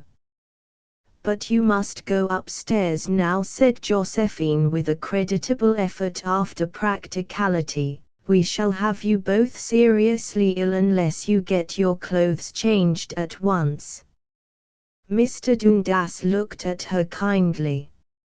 "How wise and good you are," he said with almost enthusiasm, and Josephine, her eyes humid with glad tears, her cheeks flushed with palpitating joy, sank in soul to him again, as so often before, and offered the petition of her humble love, which wanted only his royal signature to make an eternal bond. "I love little Finna," she said tremulously. It was as if she had said, "I love you." Then she turned into the house and indulged her maternal instinct by watching nurse as she undressed the child, put her in a warm bath, gave her some hot elderberry wine and water, laid her in her little bed, and with many kisses bade her go to sleep and forget all about everything till tea time. And the keen relish with which she followed all these nursery details marked her fitness for the post of pro-mother so distinctly that it made nurse look at her more than once, and think, also made her say, as a feeler, "Law, miss, what a pity you've not had one of your own." Her tenderness of voice and action with the child when soothing her at the door had also made Sebastian think, and the child's fondness for this soft-faced, weak and kindly woman was setting a mark on the man's mind, well into middle age as she was. He began to ask himself whether the blighted tree could ever put forth leaves again. Whether there was balm in Gilead yet for him, and nepenthe for the past in the happiness of the future. He thought there might be, and that he had sat long enough now by the open grave of his dead love. It was time to close it, and leave what it held to the keeping of a dormant memory only, a memory that would never die, but that was serene, passive and at rest. So he pondered as he rode, and told Josephine's virtues as golden beads between his fingers, to which his acceptance would give their due value, wanting until now, their due value, merited if not won. And for himself, would she make him happy? On the whole he thought that she would. She worshipped him, perhaps, as he had worshipped that other, and it was pleasant to Sebastian Dundas to be worshipped. He might do worse, if also he might do better, but at least in taking Josephine he knew what he was about, and Finna would not be made unhappy. He forgot Liam. Yes, he would take Josephine for his wife by and by, when the fitting moment came, and in doing so he would begin life anew and be once more made free of joy. He was one of those men resilient if shallow, and resilient perhaps because shallow, who, persecuted by an evil fortune, are practically unconquerable, men who, after they have been prostrated by a blow severe enough to shatter the strongest heart, come back to their old mental place after a time smiling, in no wise crushed or mutilated, and as ready to hope and love and believe and plan as before, men who are never ennobled by sorrow, never made more serious in their thoughts, more earnest in their aims, though, as Sebastian had been, they may be fretful enough while the sore is open. Men who seem to be the unresisting sport of the unseen powers, buffeted, tortured as we see helpless things on earth, dogs beaten and horses lashed, for the mere pleasure of the stronger in inflicting pain, and for no ultimate good to be attained by the chastening. The souls of such men are like those weighted tumblers of pith, knocked down 20 times, on the 21st they stand upright, and nothing short of absolute destruction robs them of their elasticity. As now when Sebastian planned the base lines of his new home with Josephine, and built thereon a pretty little temple of friendship armed like love. His heart was broken, he said to himself, but Josephine held the fragments, and he would make himself tolerably content with the rivet. Still, it was broken all the same, which simply meant that of the two he loved Madame the better, and would have chosen her before the other could she have come back, but that failing, this other would do, even Josephine's love being better than no love at all. Besides, she had her own charms, if of a sober kind. She was a sweet-tempered, soft-hearted creature, with the aroma of remembrance round her when she was young and pretty and unattainable, consequently, being unattainable, held as the moral pot of gold under the rainbow, which, could it have been caught, would have made all life glad. The sentimental rest which she and her people had afforded during the turbulent times of that volcanic Pepita had also its sweet savour of association that did not make her less delightful in the present, and when he looked at her now, faded as she was, he used to try and conjure back her image, such as it had been when she was a pretty, blushing, affectionate young girl, who loved him as flowers love the sun, innocently, unconsciously, and without the power of repulsion.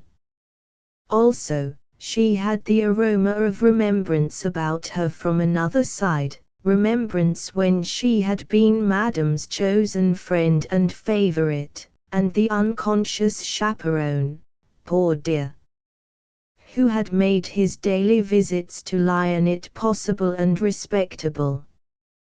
He pitied her a little now when he thought of how he had used her as Virginie's hood and his own mask then, and he pitied her so much that he took it on his conscience, as a duty which he owed her and the right, to make her happy at last.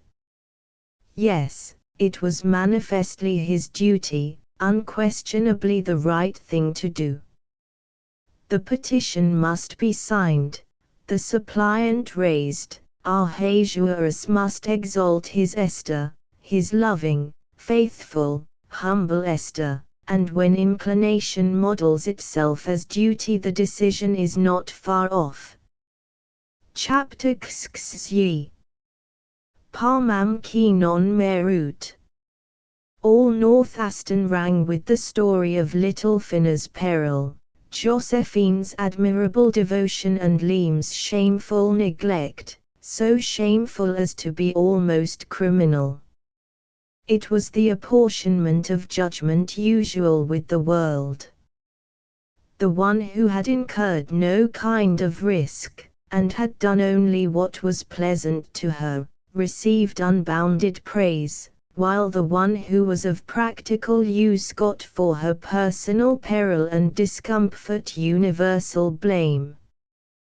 They said she had allowed the child to run into danger by her own carelessness, and then had done nothing to save her, and they wondered beneath their breath if she had really wished the little one to be drowned. She was an odd girl, you know, they whispered from each to each, moody, uncomfortable, and unlike anyone else, and though she had certainly behaved admirably to little Finna, so far as they could see, yet it was not quite out of the nature of things that she should wish to get rid of the child, who, after all, was the child of no one knows whom, and very likely spoilt and tiresome enough. But no one said this aloud. They only whispered it to each other, their comments making no more noise than the gliding of snakes through the evening grass.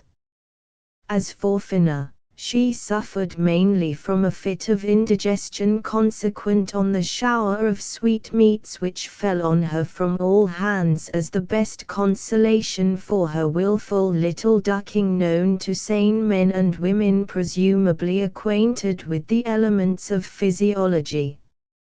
She was made restless, too, from excitement by reason of the multiplicity of toys which every one thought it incumbent on him and her to bestow, for it was quite a matter for public rejoicing that she had not been drowned, and Josephine, as her reputed saviour, leapt at a bound to the highest pinnacle of popular favour.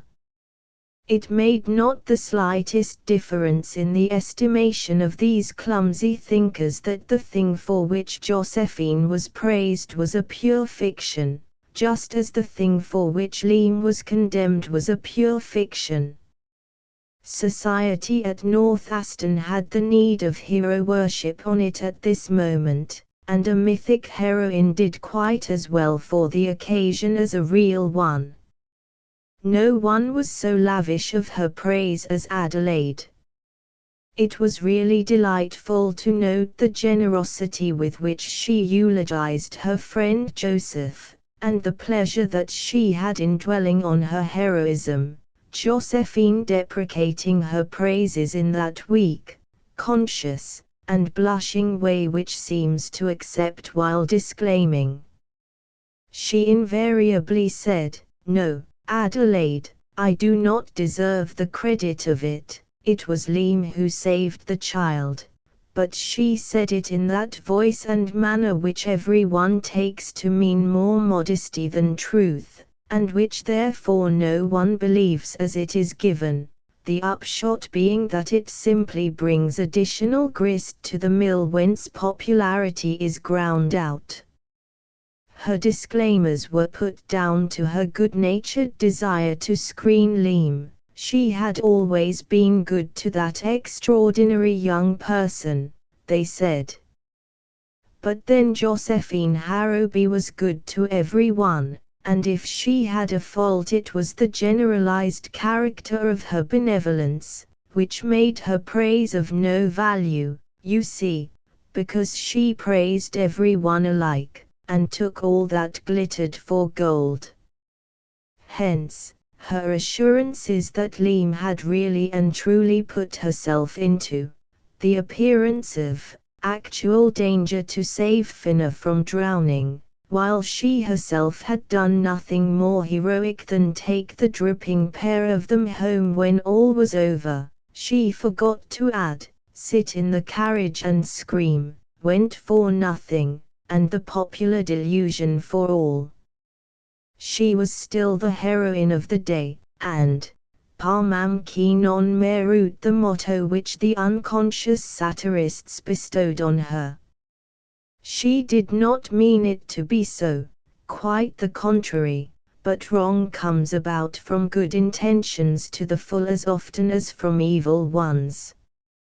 Her design was simply to be truthful, as so much conscientious self-respect, in the first instance, and to do justice to Leam in the second, but between her good-natured advocacy and Adelaide's undisguised hostility maybe the former did Leam the most harm. The child's past danger was quite sufficient reason why Josephine should come more frequently than usual to Ford House. It was only natural that she should wish to know how the little one went on. The cold, sore throat, rheumatic fever, measles that never came, might yet be always on the way, and the woman's fond fears were only to be quieted by the comforting assurance of her daily observation. Leam did get a cold, and a severe one, but then Leam was grown up and could take care of herself. Finna was the natural charge of universal womanhood, and no one who was a woman at all could fail to be interested in such a pretty, caressing little creature.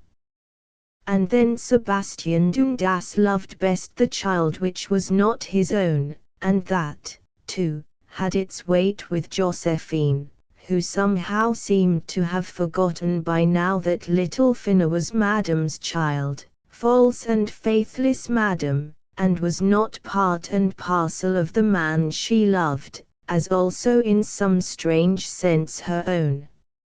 Madame's initial dedication had touched her deeply both at the time and ever after. The likeness of name was again another tie, and that subtle resemblance to herself which every one saw and spoke of seemed to round off all into an harmonious whole, and give her a right which even Mrs. Birkett did not possess. It was about a week after the accident when Josephine went one morning, as usual, to ask after Finna, and be convinced by personal inspection that the pretty little featherhead, the child of many loves, was well. She was met in the drawing-room by Mr. Dundas, who when he greeted her took both her hands in his in a more effusive manner than he had ever permitted himself to show since Pepita's death, save once before he had decided on Madame and when Josephine had one day touched an old chord tenderly. Holding her thus, he led her to the sofa with a certain look of purpose in his face, of loving proprietorship in his bearing, that made poor fond Josephine's foolish heart knock loudly against her ribs. Was it then coming at last, that reward of constancy for which she had borne so much suspense, so many delays, such long dull days and tearful nights? Was the rickety idol of her whole life's worship really about to bless her with his smiles? She cast down her eyes, trembling, blushing. She was 35 years of age, but she was only a great girl still, and her love had the freshness which belongs to the cherished sentiment of girlhood ripened into the confessed, patient, unchanging love of maturity. "You have been always good to me," Josephine began Mr. Dundas, still holding her hand. Josephine did not answer, save through the crimson of her telltale cheeks and the smile akin to tears about her quivering mouth. "I think you have always liked me," he went on to say, looking down into her face. Josephine closed her hand over his more warmly and glanced up swiftly, bashfully. Was there much doubt of it? Had there ever been any doubt of it? "And I have always liked you," he added, and then he paused. She looked up again, this time a certain tender reproach and surprise lying behind her evident delight and love. "Had not my darling Virginie come between us, you would have been my wife long ago," said Mr. Dundas, the certainty of her acceptance at any time of their acquaintance as positive to him as that the famished hound would accept food, the closed pimpernel expand in the sunlight. "I was always fond of you, even in poor Pepita's time, though of course, as a man of honor, I could neither encourage nor show my affection. But Virginie, she took me away from the whole world, and I lost you, as well as herself, for that one brief month of happiness." His eyes filled up with tears. Though he was wooing his third bride, he did not conceal his regret for his second. By an effort of maidenly reserve over feminine sympathy, Josephine refrained from throwing her arms round his neck and weeping on his shoulder for pity at his past sorrow. She had none of the vice of jealousy, and she could honestly and tenderly pity the man whom she loved for his grief at the loss of the woman whom he had preferred to herself. She did, however, refrain, and Sebastian could only guess at her impulse. But he made a tolerably accurate guess, though he seemed to see nothing. He knew that his way was smooth before him, and that he need not give himself a moment's trouble about the ending. And though, as a rule, a man likes the excitement of doubt and the sentiment of difficulties to be overcome, still there are times when, if he is either very weary or too self-complacent to care to strive, he is glad to be assured that he has won before he has wooed, and has only to claim the love that is waiting for him. Which was what Mr. Dundas felt now when he noted the simplicity with which Josephine showed her heart while believing she was hiding it so absolutely, and knew that he had only to speak to have the whole thing concluded. "And now I have only half a heart to offer you," he said plaintively, "the other half is in the grave with my beloved. But if you care to ally yourself to one who has been the sport of sorrow as I have, if you care to make the last years of my life happy, and will be content with the ashes rather than the fires, I will do my best to make you feel that you have not sacrificed yourself in vain." "Will it be a sacrifice, Josephine?" he asked in a lower tone, and with the exquisite sweetness which love and pleading give to even a commonplace voice. "I have loved you all my life," said Josephine simply, and then dissolving into happy tears she hid her face in his breast and felt that heaven was sometimes very near to earth. Sebastian passed his arms round her ample comely form and pressed her to his heart, tenderly and without affectation. It was pleasant to him to see her devotion, to feel her love, and though he disliked tears, as a man should, still tears of joy were a tribute which he did not despise in essence if the method might have been more congenial. "Dear Josephine," he said, "I always knew what a good soul you were." This was the way in which Sebastian Dundas wooed and won an honest-hearted English lady who loved him, and who, virtue for virtue, was infinitely his superior, a wooing in striking contrast with the methods which he had employed to gain the person of a low-class, half-savage Spanish girl, whom he had loved for her beauty and who took him for her pleasure, also in striking contrast with those he employed to gain Madame de Montfort, a clever adventuress, who balanced him, in hand, against her bird in the bush, and decided that to make sure of the less was better than to wait for the chance of the greater. But Josephine felt nothing humiliating in his lordliness. She loved him. She was a woman devoid of self-esteem, hence humiliation from his hand was impossible.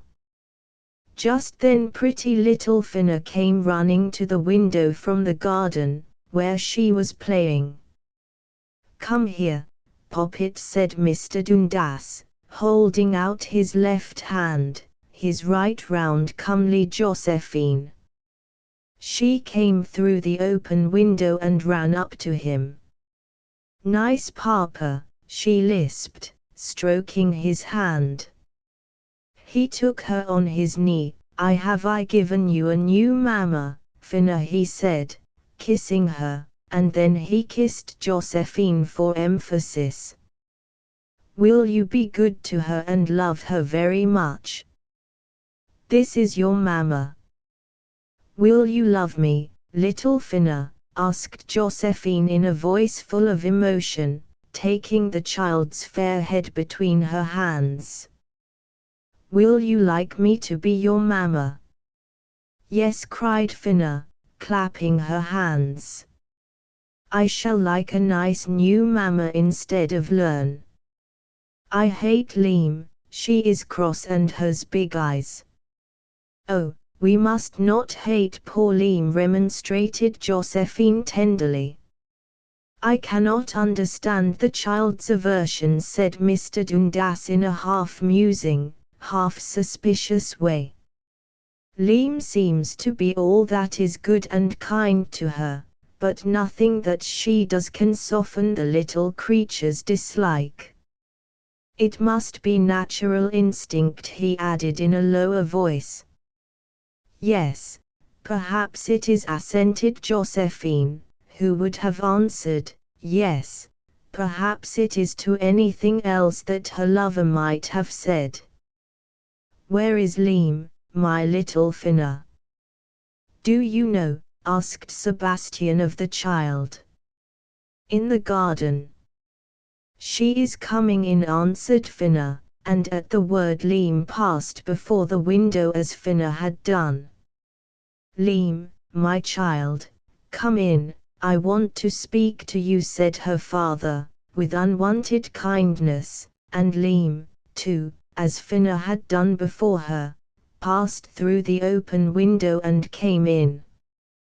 The two middle-aged lovers were still sitting side by side and close together on the sofa. Finna was on her stepfather's knee, caressing his hand and Josephine's, which were clasped together on her little lap, while his other arm encircled the substantial waist of his promised bride, whose disengaged hand rested on his shoulder. Leem, said the father, I have given you, he stopped. The name which he was about to utter, with all its passionate memories, was left unsaid. He remembered in time Leem's former renunciation of the new mamma whom he had once before proposed. I have asked Josephine Harrowby to be my wife, he said after a short pause. She has consented, and made me very happy. Let me hope that it will make you happy too. He spoke with forced calmness and something of sternness under his apparent serenity. In heart he was troubled, remembering the past and half fearing the future. How would she bear herself? Would she accept his relations pleasantly, or defy and reject as before? Leem looked at the triad gravely. It was a family group with which she felt that she had no concern. She was outside it, as much alone as in a strange country. She knew in that deepest self which does not palm and lie to us that all her efforts to put herself in harmony with her life were in vain. Race, education and that fearful memory stood between her and her surroundings, and she never lost the perception of her loneliness save when she was with Edgar.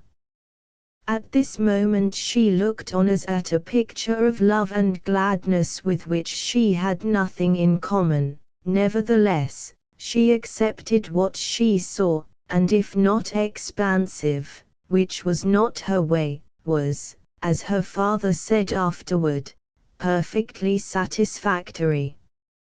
She went up to the sofa slowly and held out her hand.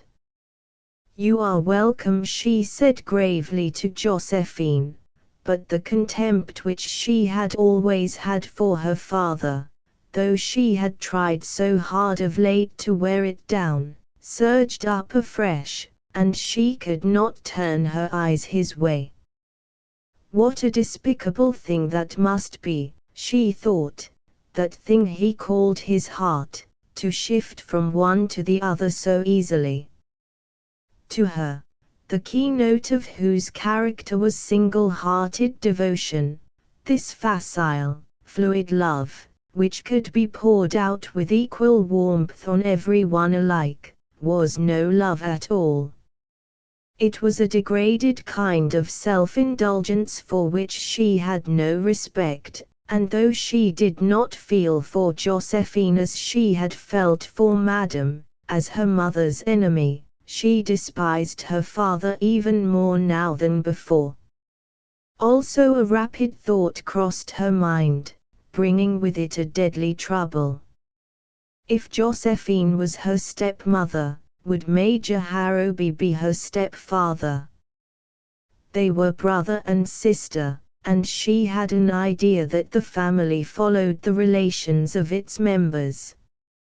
She did not know why, but she would rather not have Major Harrowby for her stepfather or for any relation by law. She preferred that he should be wholly unconnected with her, just her friend unrelated, that was all. "Thank you, dear Leem," said Josephine gratefully, and Leem, looking at her with large mournful eyes, said in a soft but surprised tone of voice, "Thank me, why?" "That you accept me as your stepmother so sweetly, and do not hate me for it," said Josephine. Leem glanced with a pained look at Finna. "I have done with hate," she answered. "It is not my business what Papa likes to do." "Sensible at last," cried Mr. Dundas with a half-mocking, half-kindly triumph in his voice. Leem turned pale. "But you must not think that I forget Mamma as you do," she said with emphasis, her lip quivering. "No, dear Leem, I would be the last to wish that you should forget your own Mamma for me," said Josephine humbly. "Only try to love me a little for myself, as your friend, and I will be satisfied. Love always your own Mamma, but me too a little." "You are good," said Leem softly, her eyes filling with tears. "I do like you very much, but Mamma, there is only one mother for me. None of Papa's wives could ever be Mamma to me." "But friend," said Josephine, half sobbing. "Friend." "Yes," returned Leem, and for the first time in her life she bent her proud little head and kissed Josephine on her cheek. "And I will be good to you," she said quietly, "for you are good." She did not add, "and Edgar's sister." The families approved of this marriage.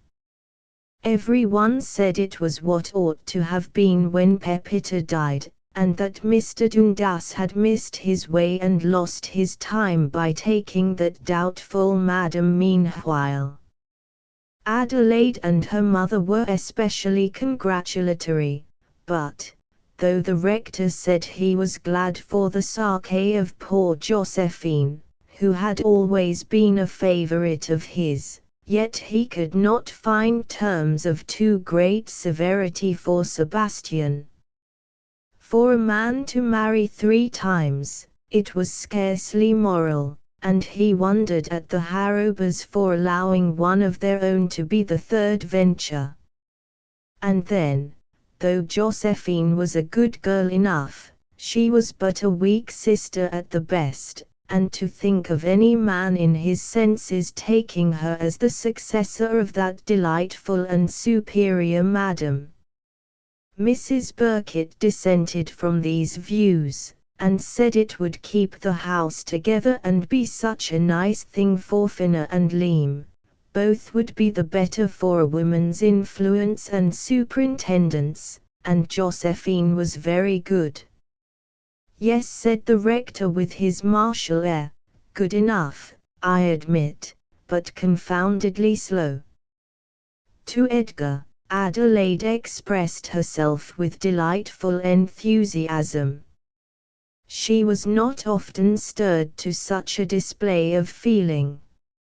"It is the marriage of the county," she said with her prettiest smile, "the very thing for everyone." "Think so," was his reply. made by no means enthusiastically. If Joseph likes it, that is all that need be said, but it is a marvel to me how she can, such an unmanly creature as he is. Such a muff all through. Well, I own he would not have been my choice exactly, said Adelaide with a nice little look. I like something stronger and more decided in a man, but it is just as well that we all do not like the same person, and then, you see, there are Liam and the child to be considered. Liam is such an utterly unfit person to bring up Finna, she is ruining her, indeed, as it is, with her capricious temper and variable moods, and dear Josephine's quiet amiability and good sense will be so valuable among them. I think we ought to be glad, as Christians, that such a chance is offered them.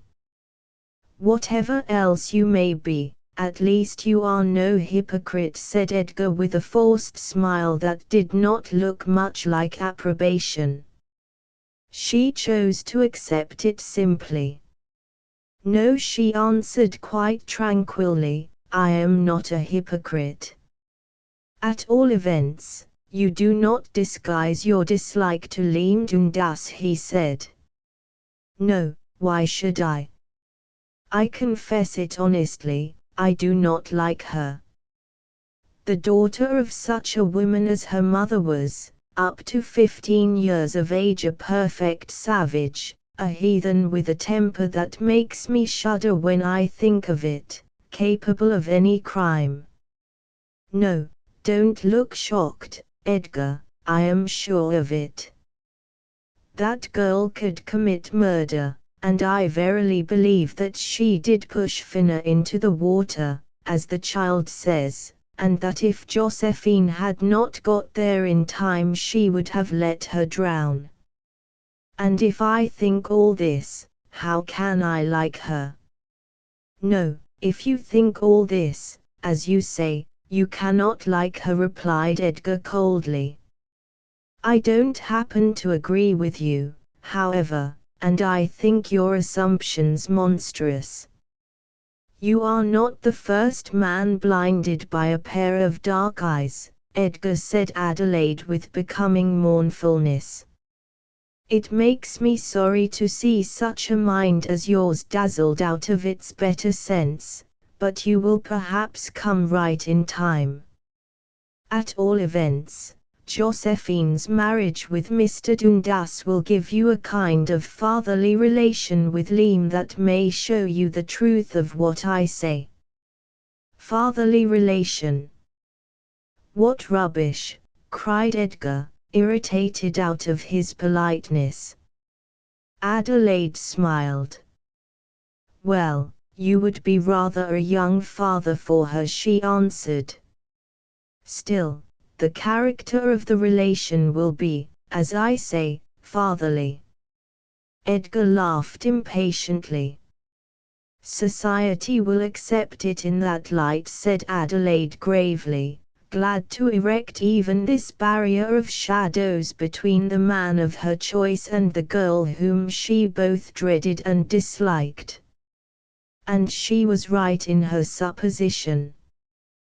Brother and sister marrying daughter and father would not be well received in a narrow society like North Aston, where the restrictions of law and elemental morality were supplemented by an adventitious code of denial which put nature into a strait waistcoat and shackled freedom of action and opinion with chains and bands of iron. Perhaps it was some such thought as this on his own part that made Edgar profess himself disgusted with this marriage, and declare loudly that Sebastian Dundas was not worthy of such a girl as Josephine. His hearers smiled in their sleeves when he said so, and thought that Josephine Harrowby, 35 years of age, fat and freckled, was not so far out in her running to have got at last. They always put in at last, the owner of Ford House. It was more than she might have expected, looking at things all round, and Edgar was as unreasonable as proud men always are. With the redundancy of women as we have it in England, happy the head of the house who can get rid of his superfluous petticoats anyhow in honor and sufficiency. This was the verdict of society on the affair, the two extremities of the line wherefrom the same fact was viewed. As for Josephine herself, dear soul, she was supremely happy. It was almost worthwhile to have waited so long, she thought, to have such an exquisite reward at last. She went back 10 years in her life, and grew quite girlish and fresh-looking, and what was wanting in romance on Sebastian's part was made up in devotion and adoration on hers.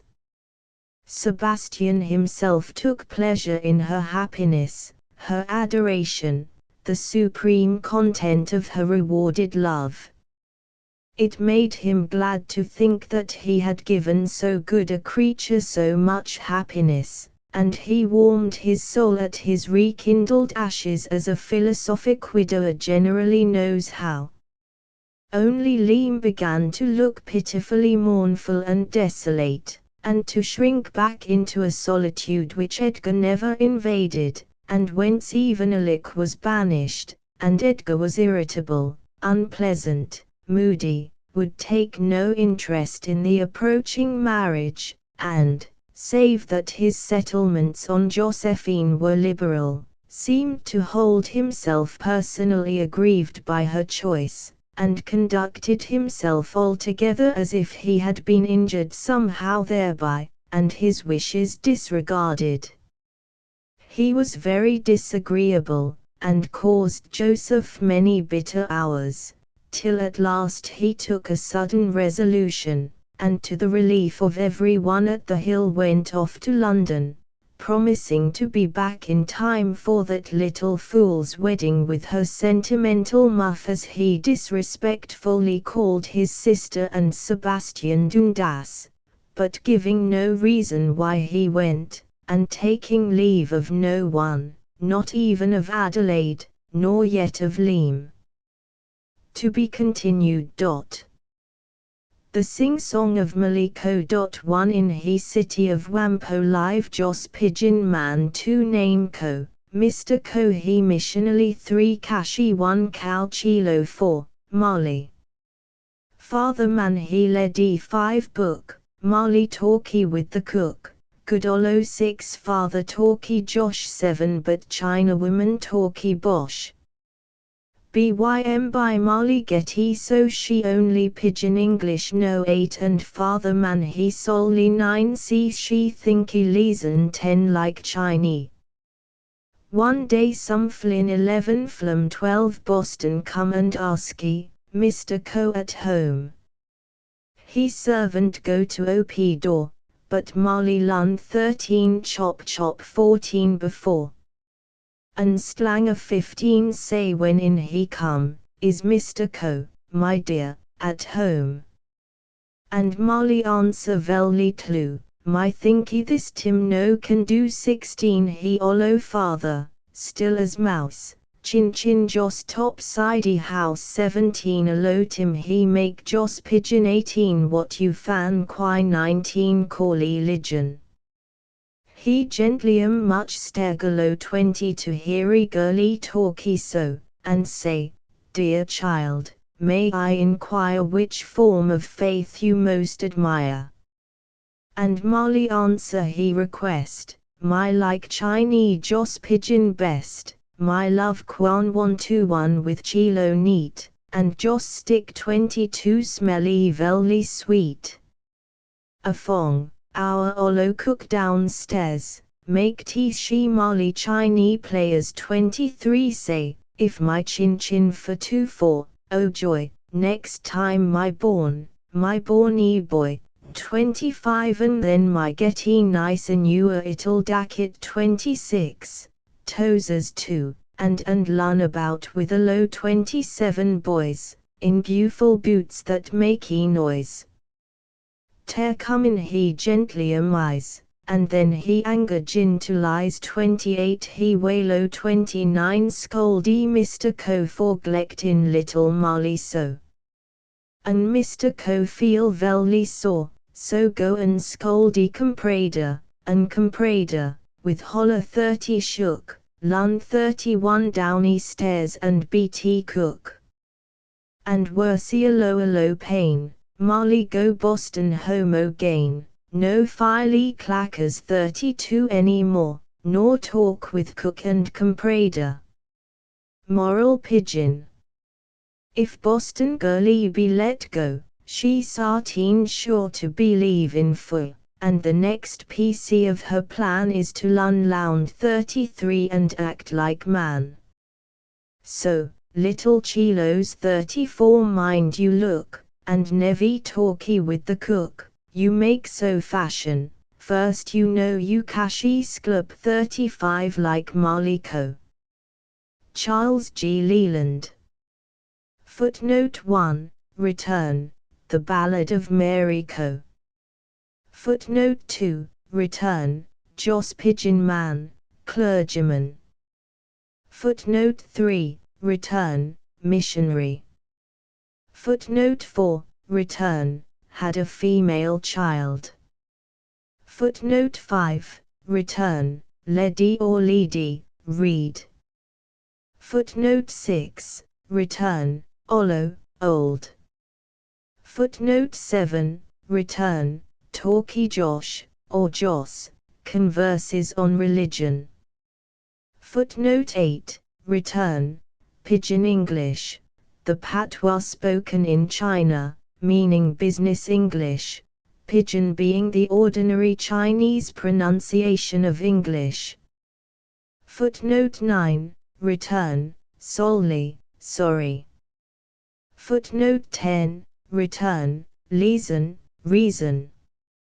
Footnote 11, Return, Flynn, friend. Footnote 12, Return, Flum, from. Footnote 13, Return, Lun, run. Footnote 14, Return, Chop chop, fast. Footnote 15, Return, Slanger, stranger. Footnote 16, Return, I think it can't be done, I.e., you cannot see him. Footnote 17, Return, Chin Chin Joss topsidey house, he is praying upstairs. Footnote 18, Return, Devotion. Footnote 19, Return, Fan Kwai, foreigner, lit. Foreign devil.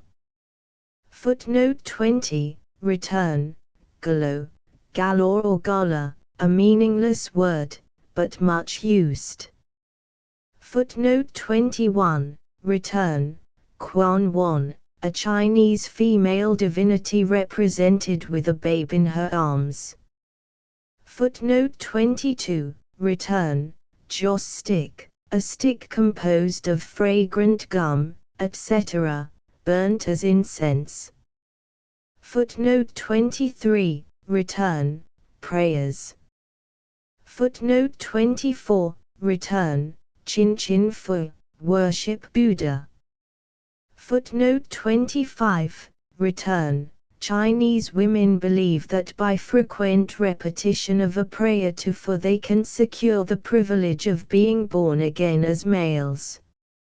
Footnote 26, Return, Dacket, jacket.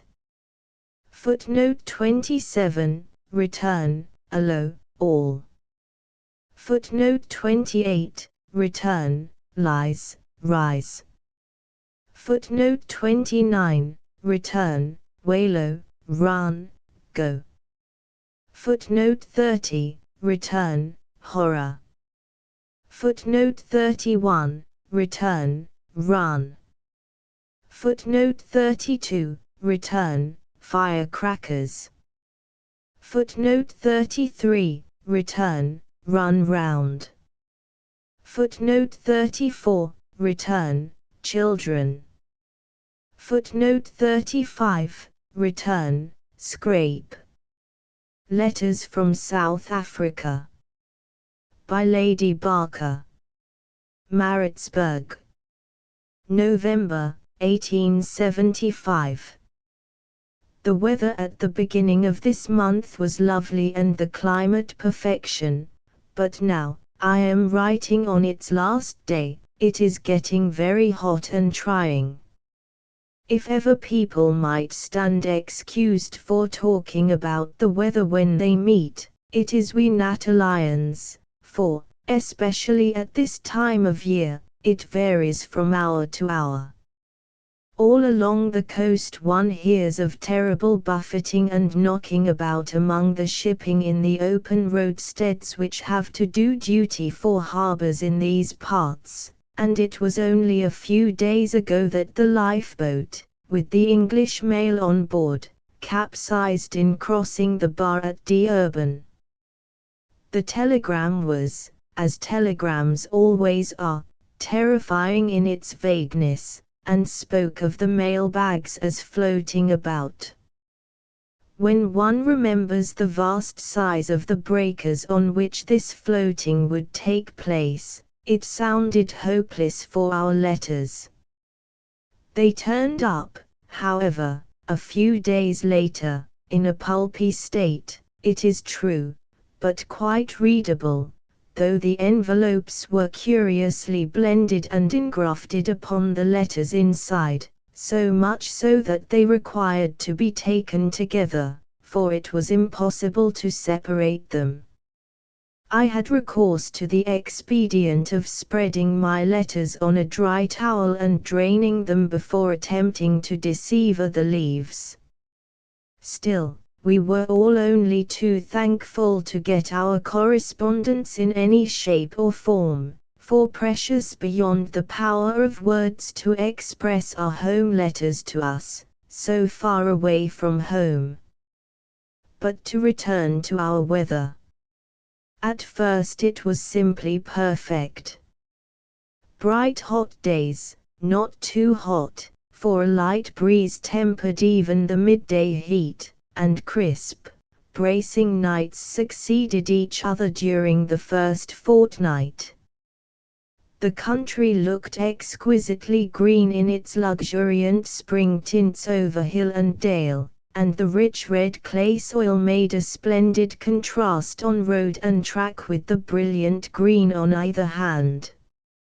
Still, people looked anxiously for more rain, declaring that not half enough had fallen to fill tanks or chutes, as the ditches are called, and it took 4 days of continuous downpour to satisfy these thirsty souls even for the moment.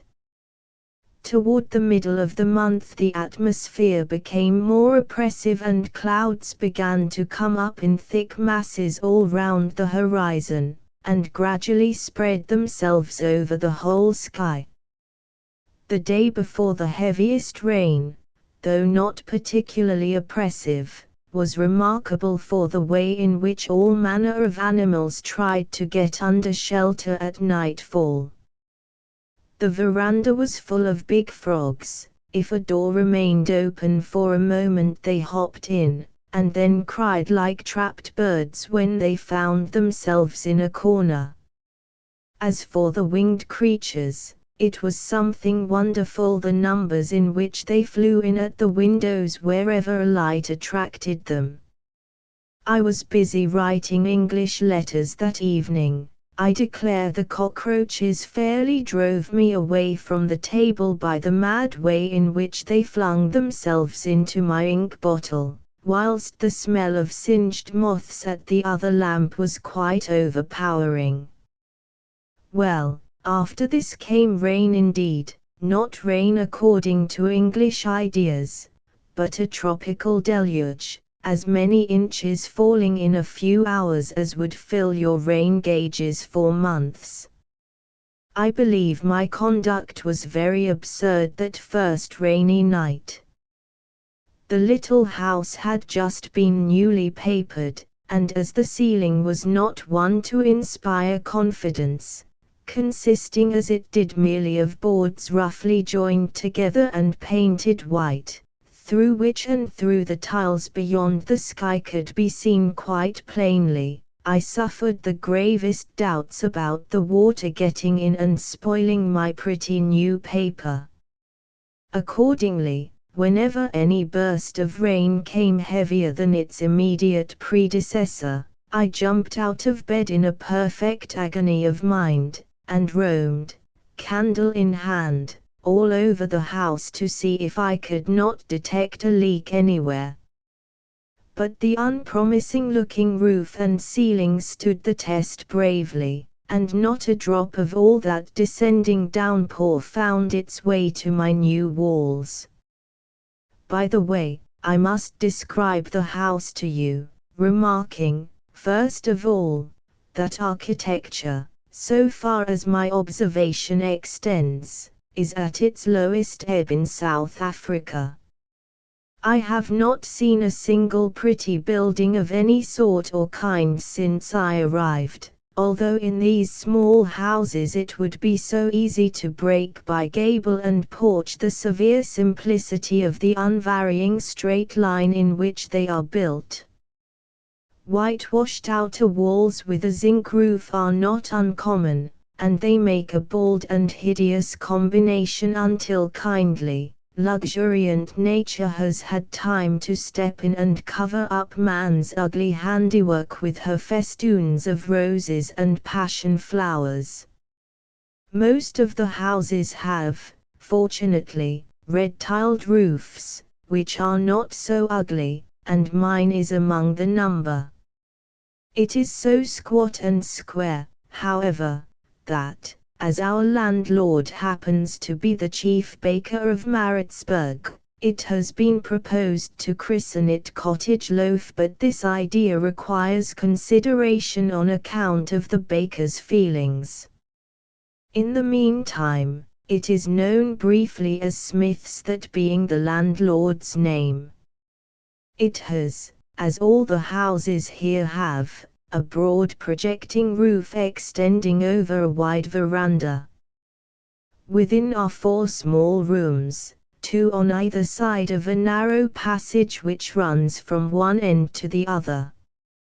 By a happy afterthought, a kitchen has been added beyond this extremely simple ground plan, and on the opposite side a corresponding projection which closely resembles a packing case, and which has been painted a bright blue inside and out. This is the dining room, and evidently requires to be severely handled before its present crude and glaring tints can be at all toned down.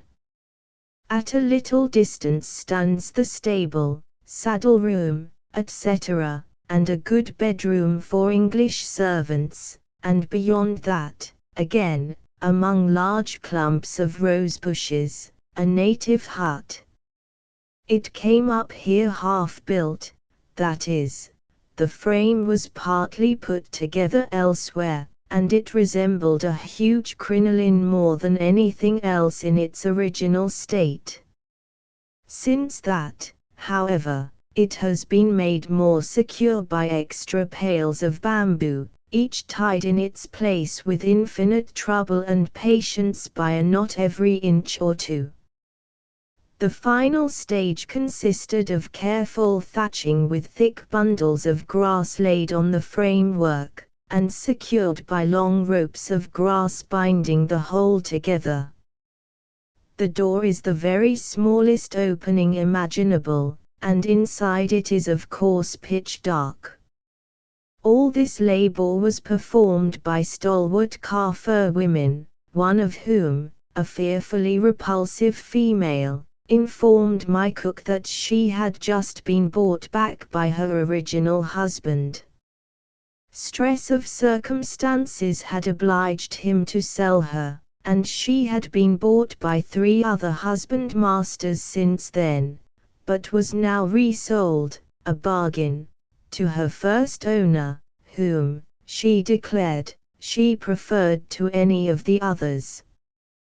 But few as are these rooms, they yet are watertight, which is a great point out here, and the house, being built of large, awkward blocks of stone, is cool and shady. When I have arranged things a little, it will be quite comfortable and pretty, and I defy anyone to wish for a more exquisite view than can be seen from any corner of the veranda. We are on the brow of a hill which slopes gently down to the hollow wherein nestles the picturesque little town, or rather village, of Maritzburg. The intervening distance of a mile or so conceals the real ugliness and monotony of its straight streets, and hides all architectural shortcomings. The clock tower, for instance, is quite a feature in the landscape, and from here one cannot perceive that the clock does not go. Nothing can be prettier than the effect of the red-tiled roofs and white walls peeping out from among thick clumps of trees, whilst beyond the ground rises again to low hills with deep purple fissures and clefts in their green sides. It is only a couple of years since this little house was built and the garden laid out, and yet the shrubs and trees are as big as if half a dozen years had passed over their leafy heads. As for the roses, I never saw anything like the way they flourish at their own sweet will. Scarcely a leaf is to be seen on the ugly straggling tree, nothing but masses of roses of every tint and kind and old-fashioned variety. The utmost I can do in the way of gathering daily baskets full appears only in the light of judicious pruning, and next day a dozen blossoms have burst forth to supply the place of each theft of mine. And there is such a variety of trees.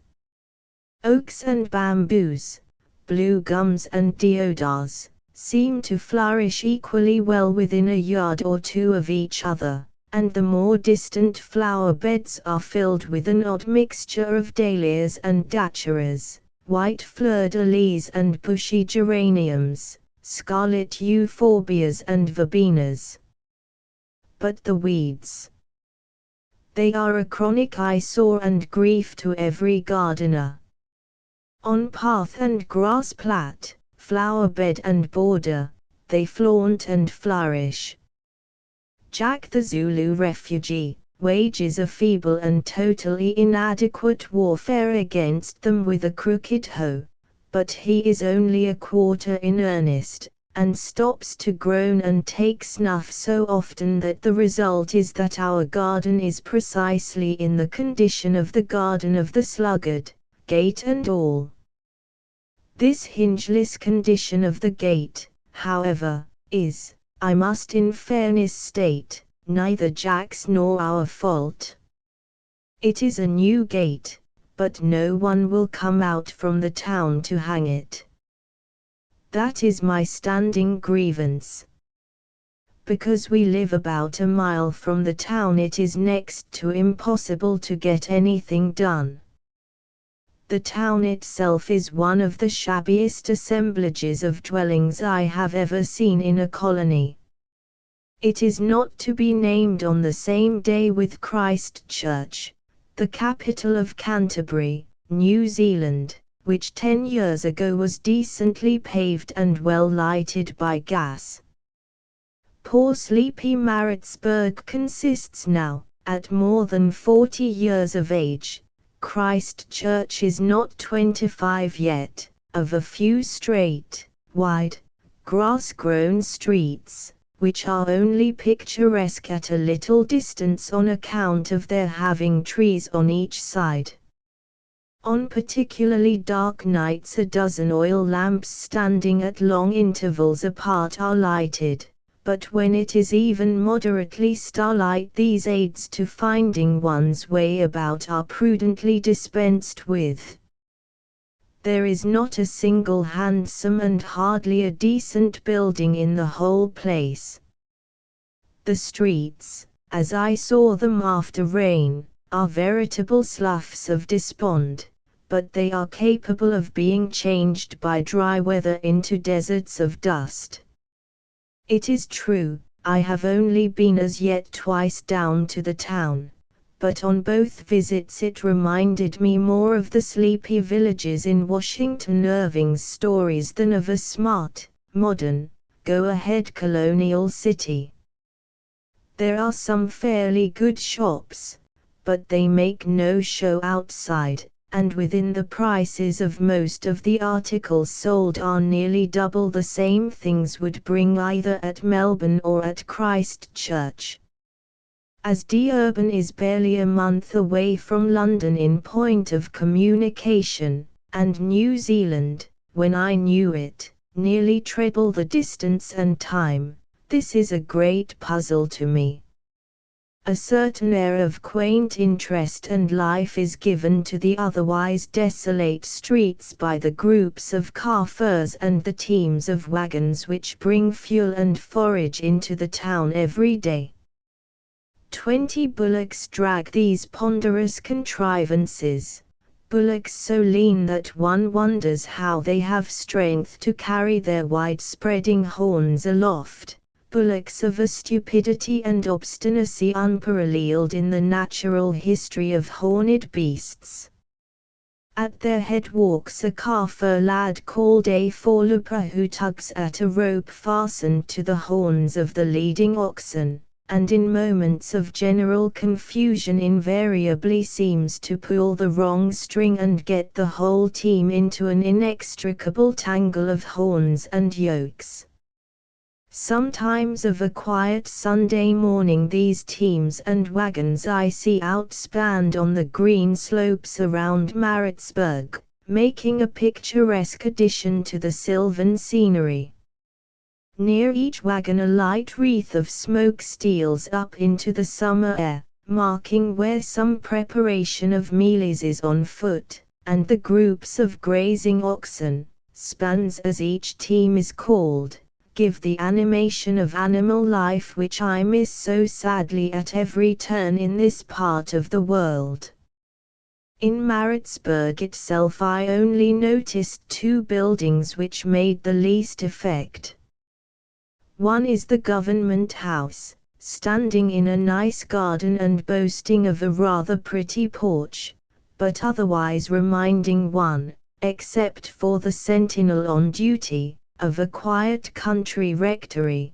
The other is a small block comprising the public offices. The original idea of this square building must have come from a model dairy. But the crowning absurdity of the place is the office of the Colonial Secretary, which stands nearly opposite. I am told that inside it is tolerably comfortable, being the remains of an old Dutch building. Outside, it can only be compared to a dilapidated barn on a bankrupt farm, and when it was first pointed out to me I had great difficulty, remembering similar buildings in other colonies, in believing it was a public office. The native police look very smart and shiny in their white suits, and must be objects of envy to their black brethren on account of their knobkerries, the knobbed sticks which they alone are permitted to carry officially in their hands. The native loves a stick, and as he is forbidden to carry either an assegai, which is a very formidable weapon indeed, or even a knobkerrie, only 1 degree less dangerous, he consoles himself with a wand or switch in case of coming across a snake. You never see a Kaffir without something of the sort in his hand. If he is not twirling a light stick, then he has a sort of rude reed pipe from which he extracts sharp and tuneless sounds. As a race, the Kaffirs make the effect of possessing a fine physique. They walk with an erect bearing and a light step, but in true leisurely savage fashion. I have seen the black race in 4 different quarters of the globe, and I never saw one single individual move quickly of his own free will. We must bear in mind, however, that it is a new and altogether revolutionary idea to a Kafir that he should do any work at all. Work is for women, war or idleness for men. Consequently, their fixed idea is to do as little as they can, and no Kafir will work after he has earned money enough to buy a sufficient number of wives who will work for him.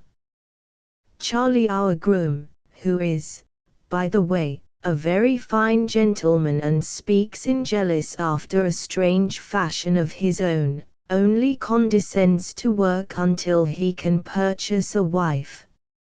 Unfortunately, the damsel whom he prefers is a costly article, and her parents demand a cow, a kettle and a native hut as the price of her hand, or hands, rather. So Charlie grunts and groans through about as much daily work as an English boy of 12 years old could manage easily.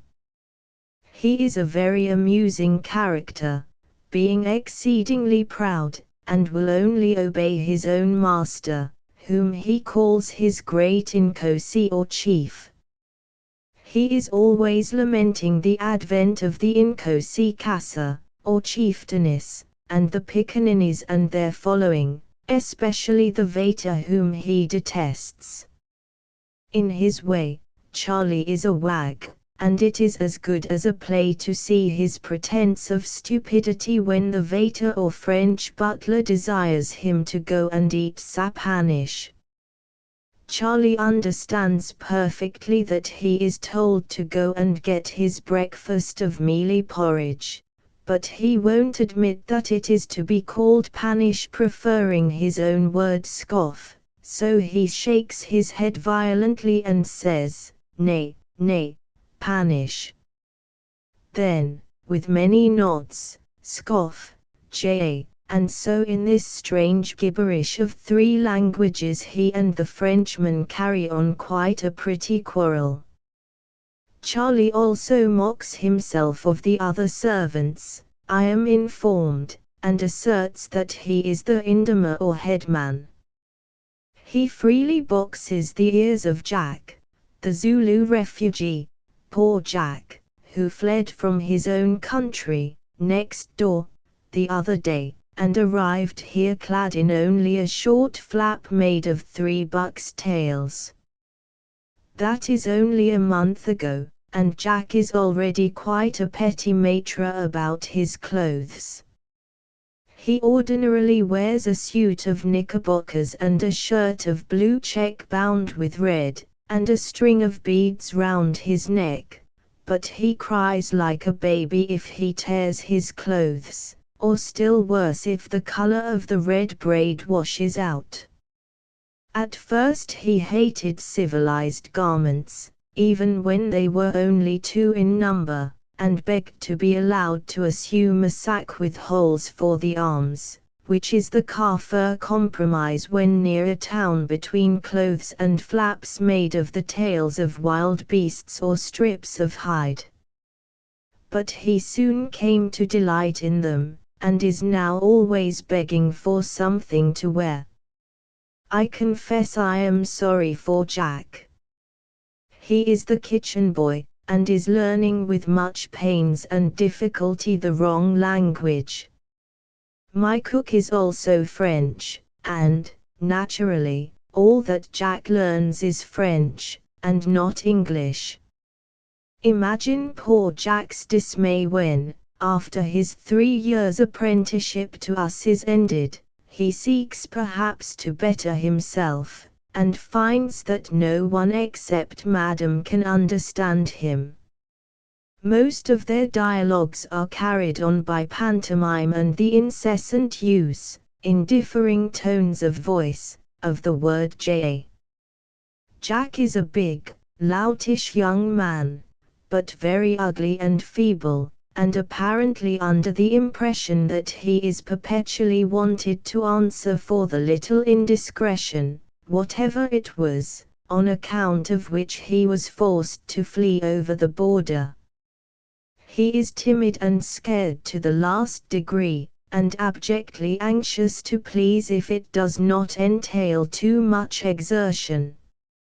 He is, as it were, apprenticed to us for 3 years. We are bound to feed and clothe and doctor him, and he is to work for us, in his own lazy fashion, for small wages.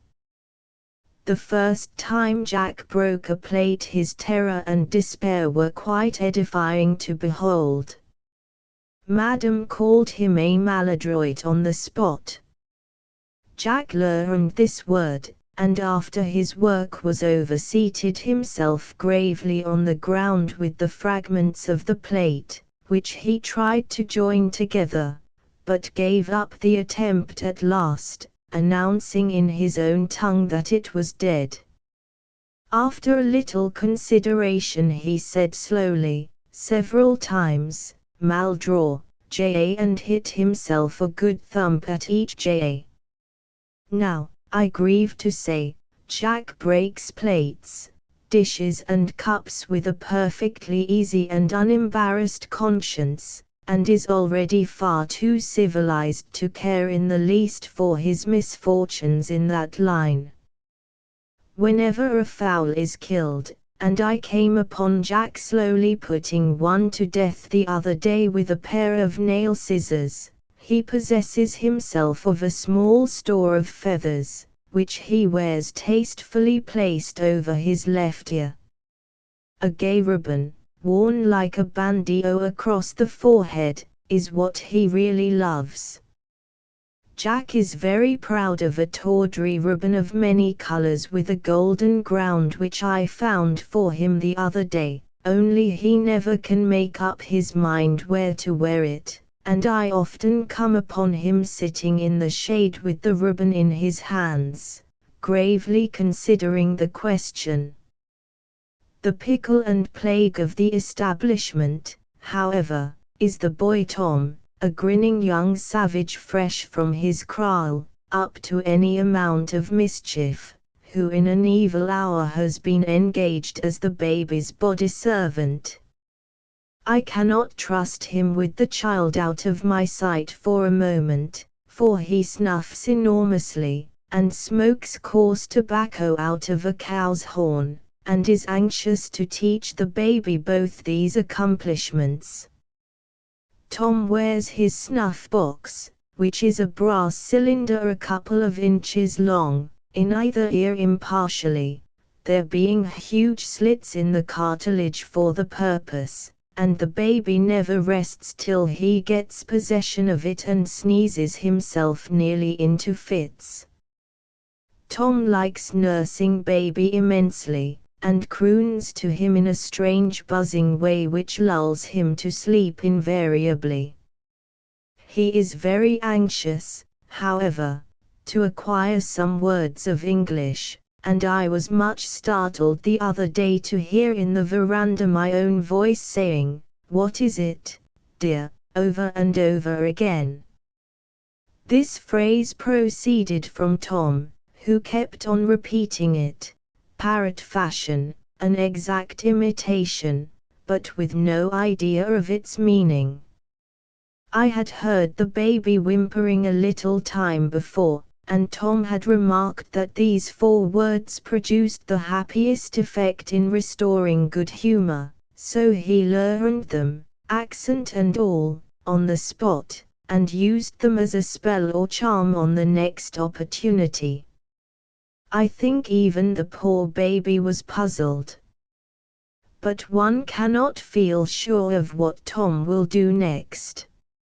A few evenings ago I trusted him to wheel the perambulator about the garden paths, but, becoming anxious in a very few minutes to know what he was about, I went to look for him. I found him grinning in high glee, watching the baby's efforts at cutting his teeth on a live young bird. Master Tom had spied a nest, climbed the tree, and brought down the poor little bird, which he presented to the child, who instantly put it into his mouth. When I arrived on the scene, baby's mouth was full of feathers, over which he was making a very disgusted face, and the unhappy bird was nearly dead of fright and squeezing, whilst Tom was in such convulsions of laughter that I nearly boxed his ears. He showed me by signs how baby insisted on sucking the bird's head, and conveyed his intense amusement at the idea. I made Master Tom climb the tree instantly and put the poor little half-dead creature back into its nest, and sent for Charlie to explain to him he should have no sugar, the only punishment Tom cares about, for 2 days. I often think, however, that I must try and find another penalty, for when Tom's allowance of sugar is stopped he requisitions that of everyone else, and so gets rather more than usual. He is immensely proud of the brass chin strap of an old artillery bushy which has been given to him. He used to wear it across his forehead in the favorite Kafir fashion, but as the baby always made it his first business to pull this shining strap down over Tom's eyes, and eventually over Tom's mouth, it has been transferred to his neck. These Kafir lads make excellent nurse boys generally, and English children are very fond of them. Nurse girls are rare, as the Kafir women begin their lives of toil so early that they are never very handy or gentle in a house, and boys are easier to train as servants. I heard today, however, of an excellent Kafir nursemaid who was the daughter of a chief, and whose only drawback was the size of her family. She was actually and truly one of 80 brothers and sisters, her father being a rich man with 25 wives. That simply means that he had 25 devoted slaves, who worked morning, noon and night for him in field and mealie patch without wages. Jack the Zulu wanted to be nurse boy dreadfully, and used to follow nurse about with a towel rolled up into a bundle, and another towel arranged as drapery, dandling an imaginary baby on his arm, saying plaintively, "Pickaninny, pickaninny." This nurse translated to mean that he was an experienced nurse boy, and had taken care of a baby in his own country. But as I had no confidence in maladroit Jack, who chanced to be very deaf besides, he was ruthlessly relegated to his pots and pans. It is very curious to see the cast-off clothes of all the armies of Europe finding their way hither. The natives of South Africa prefer an old uniform coat or tunic to any other covering, and the effect of a short scarlet garment when worn with bare legs is irresistibly droll. The apparently inexhaustible supply of old-fashioned English coatees with their worsted epaulets is just coming to an end, and being succeeded by ragged red tunics, franc tireurs, brownish-green jackets and much-worn Prussian grey coats. Kafirland may be looked upon as the old clothes shop of all the fighting world, for sooner or later every cast-off scrap of soldiers' clothing drifts toward it. Charlie prides himself much upon the possession of an old grey greatcoat, so patched and faded that it may well have been one of those which toiled up the slopes of Inkerman that rainy Sunday morning 20 years ago, whilst scampish Tom got well chaffed the other day for suddenly making his appearance clad in a stained red tunic with buff collar and cuffs, and the number of the old dirty 500 in tarnished metal on the shoulder scales. "Sir Garnet," cried Charlie the witty, whilst Jack affected to prostrate himself before the grinning imp, exclaiming, "Oh great Nkosi! Charlie is angry with me just now, and looks most reproachfully my way on all occasions. The cause is that he was sweeping away sundry huge spiders' webs from the roof of the veranda, the work of a single night, when I heard him coughing frightfully. I gave him some lozenges, saying, 'Do your cough good, Charlie.' Charlie received them in both hands held like a cup, the highest form of Kafir gratitude, and gulped them all down on the spot. Next day I heard the same dreadful cough, and told F. to give him some more lozenges. But Charlie would have none of them, alleging he eats plenty tomorrow's yesterday, and they no good at all, and he evidently despises me and my remedies. If only there were no hot winds. But the constant changes are so trying and so sudden. Sometimes we have a hot, scorching gale all day, drying and parching one's very skin up, and shriveling one's lovely roses like the blast from a furnace. Then in the afternoon a dark cloud sails suddenly up from behind the hills to the west. It is over the house before one knows it is coming. A loud clap of thunder shakes the very ground beneath one's feet, others follow rapidly, and a thunderstorm bewilders one for some 10 minutes or so. A few drops of cold rain fall to the sound of the distant thunder, now rolling away eastward, which yet struggles and howls at fits. It is not always distant, but we have not yet seen a real thunderstorm, only a few of these short, sudden electrical disturbances, which come and go more like explosions than anything else.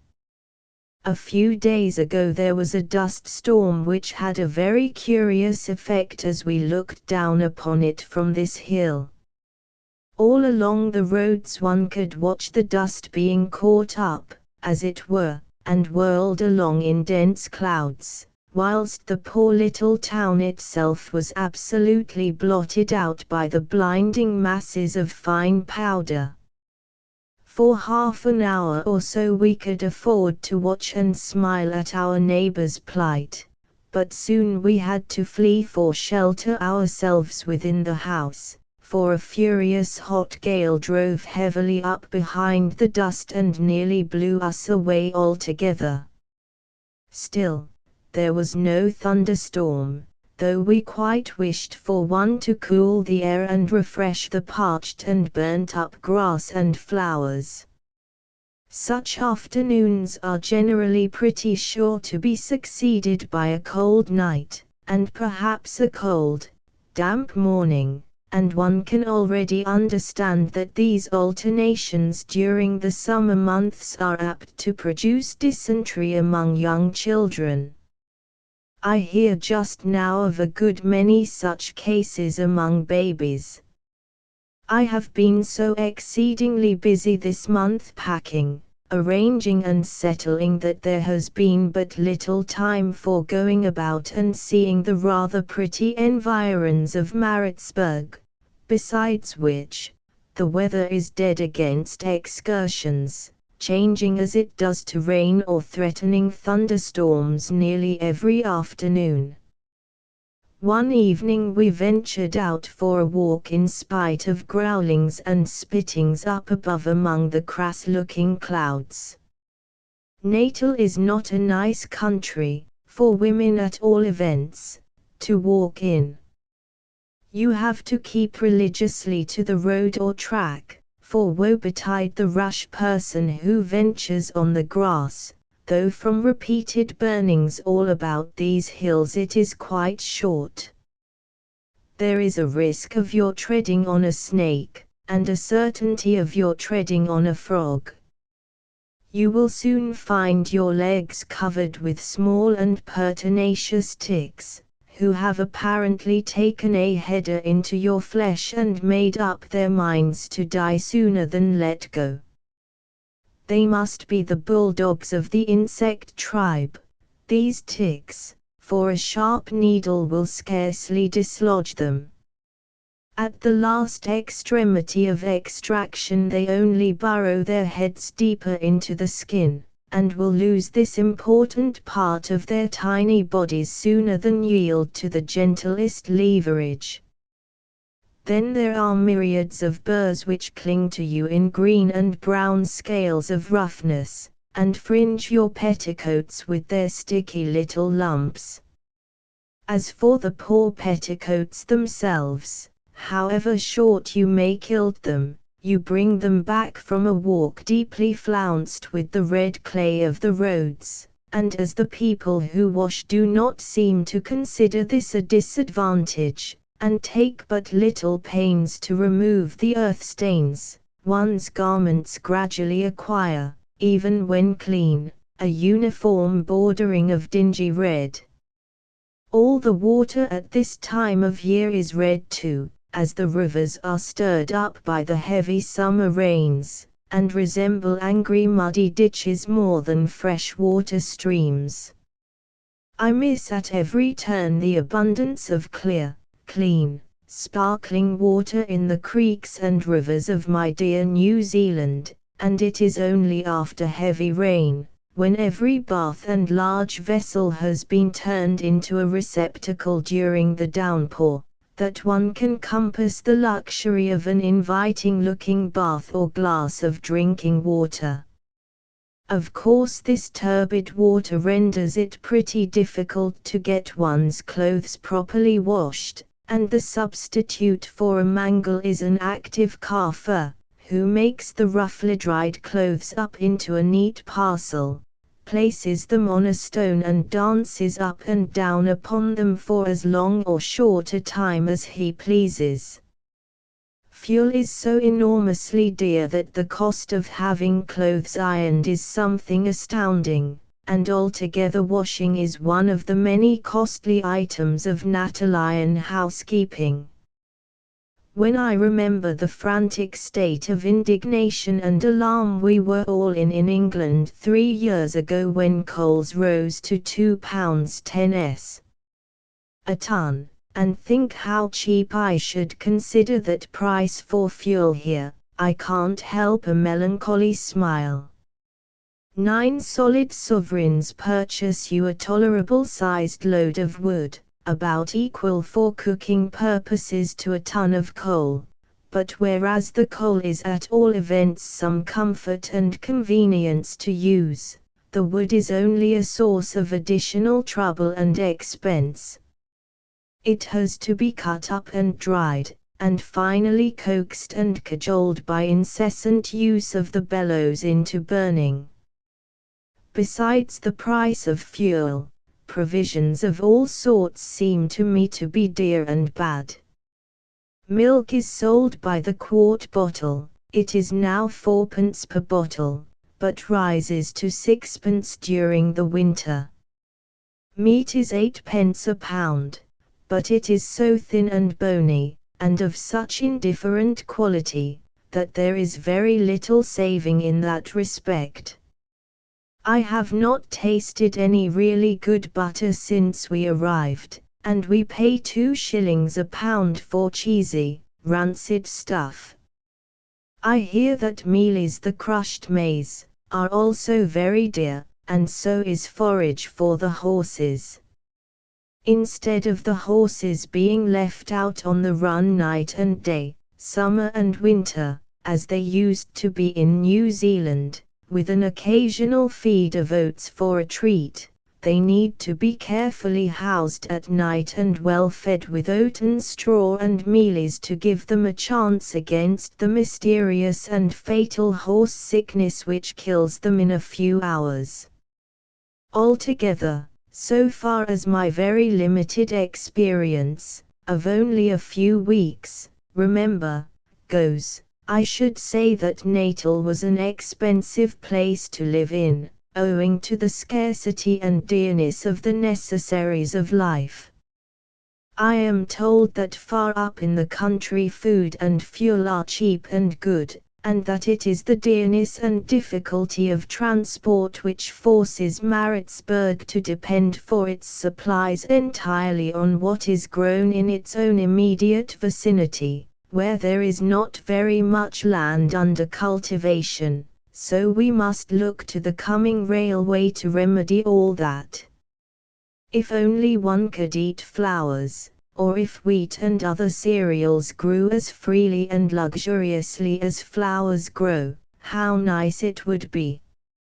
On the open grassy downs about here the blossoms are lovely, beautiful lilies in scarlet and white clusters, several sorts of periwinkles, heaths, cinerarias, both purple and white, and golden bushes of cytisus or Cape broom, load the air with fragrance. By the side of every spruit or brook one sees clumps of tall arum lilies filling every little water-washed hollow in the brook, and the ferns which make each ditch and watercourse green and plumy have a separate shady beauty of their own. This is all in nature's own free, open garden, and when the least cultivation or care is added to her bounteous luxuriance, a magnificent garden for fruit, vegetables and flowers is the result, always supposing you are fortunate enough to be able to induce these lazy Kaffirs to dig the ground for you. About a fortnight ago I braved the dirt and disagreeables of a cross-country walk in showery weather, for we have not been able to meet with a horse to suit us yet, and went to see a beautiful garden a couple of miles away.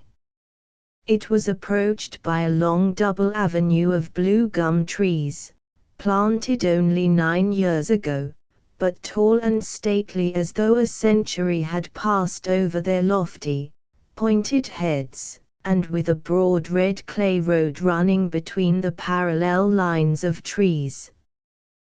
The ordinary practice of clearing away the grass as much as possible round a house strikes an English eye as bare and odd, but when one hears that it is done to avoid snakes, it becomes a necessary and harmonious adjunct to the rest of the scene. In this instance I found these broad smooth walks, with their deep rich red color, a very beautiful contrast to the glow of brilliant blossoms in the enormous flower beds. For this garden was not at all like an ordinary garden, still less like a prim English parterre. The beds were as large as small fields, slightly raised and bordered by a thick line of violets. Large shrubs of beautiful semi-tropical plants made tangled heaps of purple, scarlet and white blossoms on every side. The large creamy bells of the datura drooped toward the reddish earth. Thorny shrubs of that odd bluish-green peculiar to Australian foliage grew side by side with the sombre-leaved myrtle. Every plant grew in the most liberal fashion. Green things which we are accustomed to see in England in small pots shoot up here to the height of laurel bushes. A screen of scarlet euphorbia made a brilliant line against a background formed by a hedge of shell-like cluster roses, and each pillar of the veranda of the little house had its own magnificent creeper. Up one standard an ipomea twined closely, another pillar was hidden by the luxuriance of a trumpet honeysuckle, whilst a third was thickly covered by an immense passion flower. In shady, damp places grew many varieties of ferns and blue hydrangeas, whilst other beds were filled by gay patches of verbenas of every hue and shade. The sweet-scented verbena is one of the commonest and most successful shrubs in a natal garden, and just now the large bushes of it which one sees in every direction are covered by tapering spikes of its tiny white blossoms. But the feature of this garden was roses, roses on each side whichever way you turned, and I should think of at least 100 different sorts. Not the stiff standard rose tree of an English garden, with its few precious blossoms, to be looked at from a distance and admired with respectful gravity. No, in this garden the roses grow as they might have grown in Eden, untrained, unpruned, in enormous bushes covered entirely by magnificent blossoms, each bloom of which would have won a prize at a rose show. There was one cloth of gold rose bush that I shall never forget, its size, its fragrance, its wealth of creamy yellowish blossoms.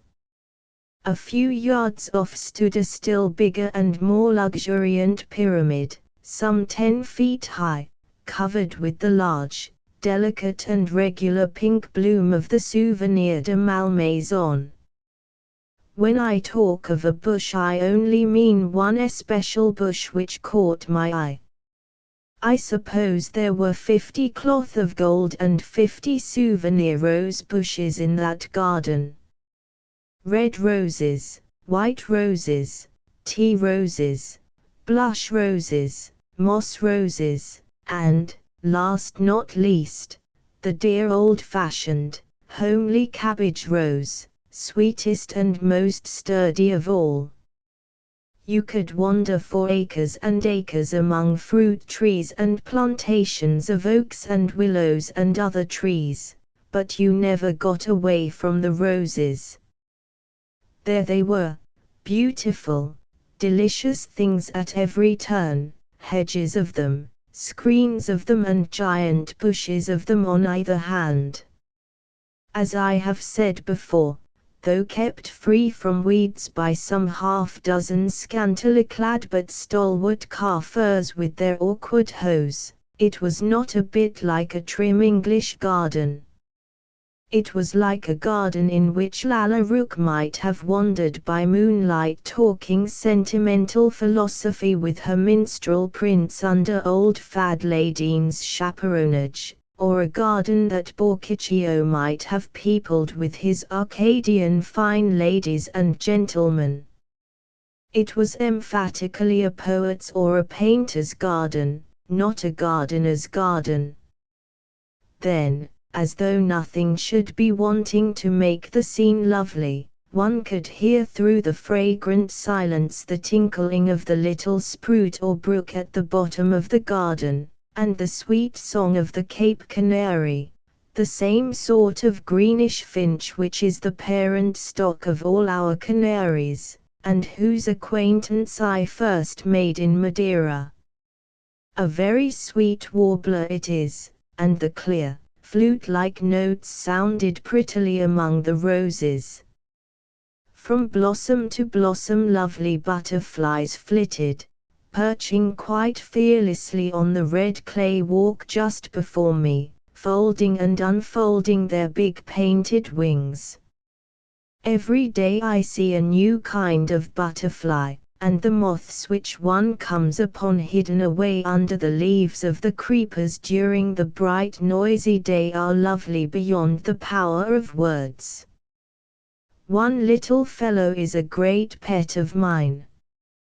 He wears pure white wings, with vermilion stripes drawn in regular horizontal lines across his back, and between the lines are shorter, broken streaks of black, which is at once neat and uncommon, but he is always in the last stage of sleepiness when I see him. I am so glad little G is not old enough to want to catch them all and impale them upon corks in a glass case, so the pretty creatures live out their brief and happy life in the sunshine, without let or hindrance from him. The subject of which my mind is most full just now is the purchase of a horse. F has a fairly good chestnut cob of his own. G has become possessed, to his intense delight, of an aged and long-suffering Basuto pony, whom he fidgets to death during the day by driving him all over the place, declaring he is only showing him where the nicest grass grows, and I want a steed to draw my pony carriage and to carry me. F. and I are at daggers drawn on this question. He wants to buy me a young, handsome, showy horse of whom his admirers predict that he will steady down presently, whilst my affections are firmly fixed on an aged screw who would not turn his head if an Armstrong gun were fired behind him. His owner says Scotsman is rising 11F, declares Scotsman will never see his 20th birthday again. F. points out to me that Scotsman has had rough times of it, apparently, in his distant youth, and that he is strangely battered about the head, and has a large notch out of one ear. I retaliate by reminding him how sagely the old horse picked his way, with a precision of judgment which only years can give, through the morass which lies at the foot of the hill, and which must be crossed every time I go into town, and there is nowhere else to go. That morass is a bog in summer and a honeycomb of deep ruts and holes in winter, which, you must bear in mind, is the dry season here. Besides his tact in the matter of the morass, did I not drive Scotsman the other day to the park, and did he not comport himself in the most delightfully sedate fashion? You require experience to be on the lookout for the perils of Maritzburg streets, it seems, for all their sleepy, deserted, tumble-down air. First of all, there are the transport wagons, with their long span of oxen straggling all across the road, and a nervous bullock precipitating himself under your horse's nose. The driver, too, invariably takes the opportunity of a lady passing him to crack his whip violently, enough to startle any horse except Scotsman. Then when you have passed the place where the wagons most do congregate, and think you are tolerably safe and need only look out for ruts and holes in the street, lo!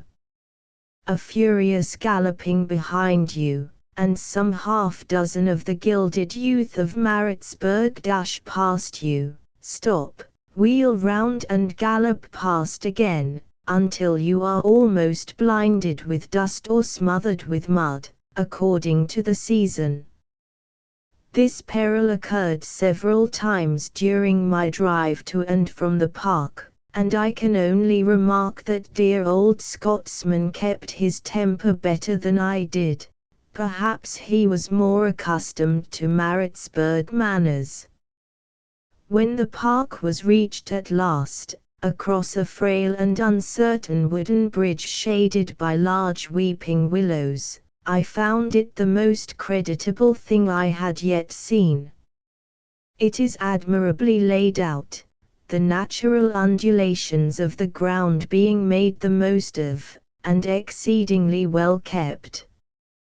This in itself is a difficult matter where all vegetation runs up like Jack's famous beanstalk, and where the old proverb about the steed starving whilst his grass is growing falls completely to the ground. There are numerous drives, made level by a coating of smooth black shale, and bordered by a double line of syringas and oaks, with hedges of myrtle or pomegranate. In some places the roads run alongside the little river, a very muddy torrent when I saw it, and then the oaks give way to great drooping willows, beneath whose trailing branches the river swirled angrily.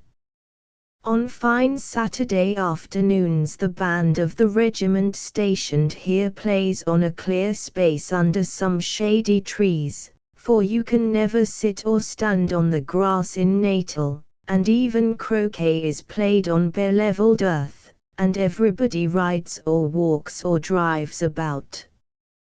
When I saw the park there was not a living creature in it, for it was, as most of our summer afternoons are, wet and cold and drizzling, but, considering that there was no thunderstorm likely to break over our heads that day, I felt that I could afford to despise a silent Scotch mist.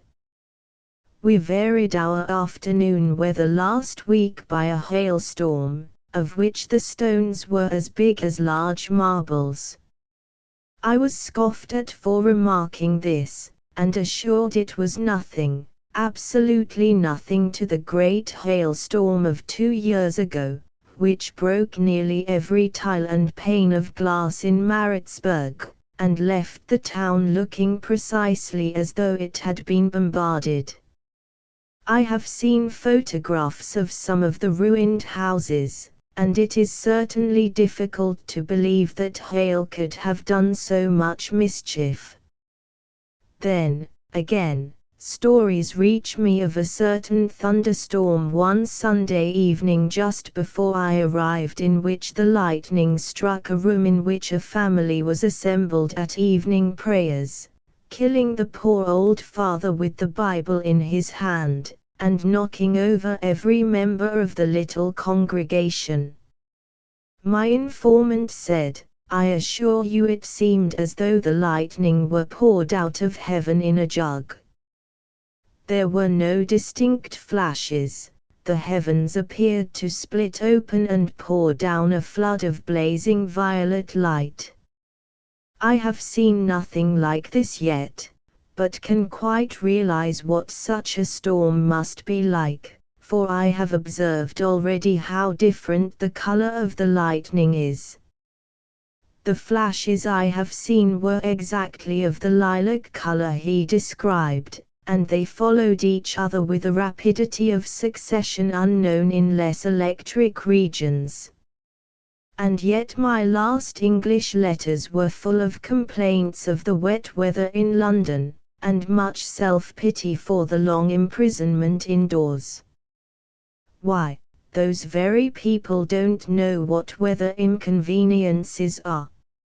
If London streets are muddy, at all events there are no dangerous morasses in them. No matter how much it rains, people get their comfortable meals 3 times a day.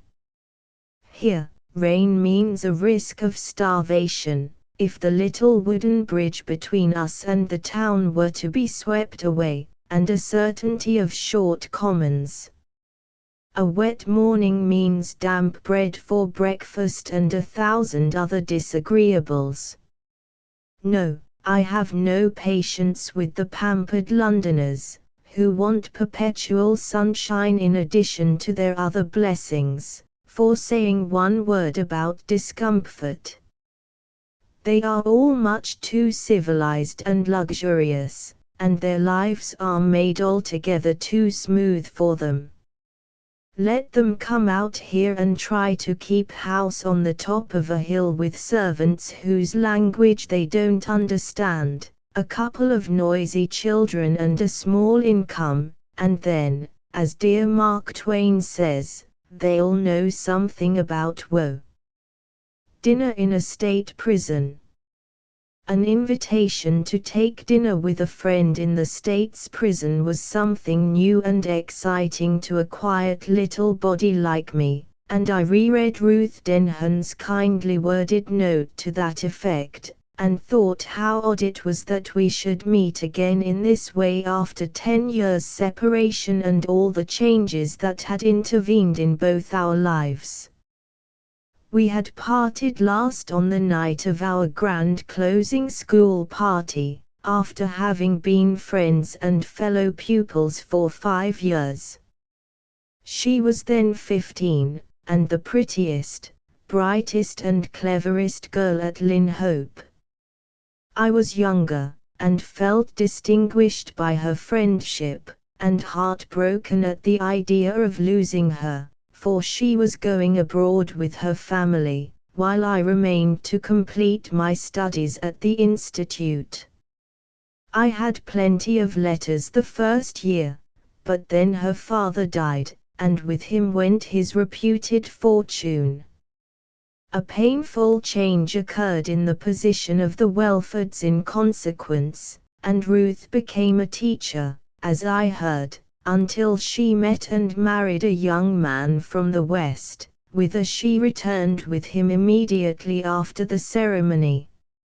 She had written to me once after becoming Ruth Denham, and her letter was kind and cordial as her old self, but the correspondence thus renewed soon ceased. I was also an orphan, but a close attendant at the couch of my invalid aunt, and Ruth's new strange life was too crowded with pressing duties to permit her to write regularly to her girlhood's companion, whom she had not seen for years. My aunt had now recovered so far as to indulge a taste for travel. We were on our way by the great railroad to the Pacific coast, and we stopped at the small capital of one of the newest states to discover that Ruth Denham was a resident there, the wife of the lieutenant governor, who was consequently the warden of the state prison. The note I held in my hand was in answer to one I had dispatched to her an hour before by the hands of a Chinaman from the hotel, and it was as glad and affectionate as I could wish. My husband is quite ill with sciatica, which completely lames him, as well as causing him intense pain. I am his only attendant, or I would fly to you at once, my dearest Jenny. I am so sorry you leave by the midnight train for San Francisco tomorrow, but must be content to see you as much of the day as you can spare us, and hope for a longer visit on your return. We dine at 4. May I not send the carriage for you as early as 2 o'clock? Your loving friend, Ruth Denham. I had my aunt's permission to leave her, and was ready at the appointed hour to find the carriage there to the minute, and a very comfortable, easy conveyance it proved over one of the worst roads I ever traveled on. The prison was about a mile from the outskirts of the straggling town, which boasted 2 or 3 fine state buildings, in strong contrast with its scattering and mostly mean and shambling dwellings. Some hot springs had been discovered near the site, and over them had been erected a wooden hotel and baths of the simplest order of architecture and on the barest possible plan of ornament or comfort.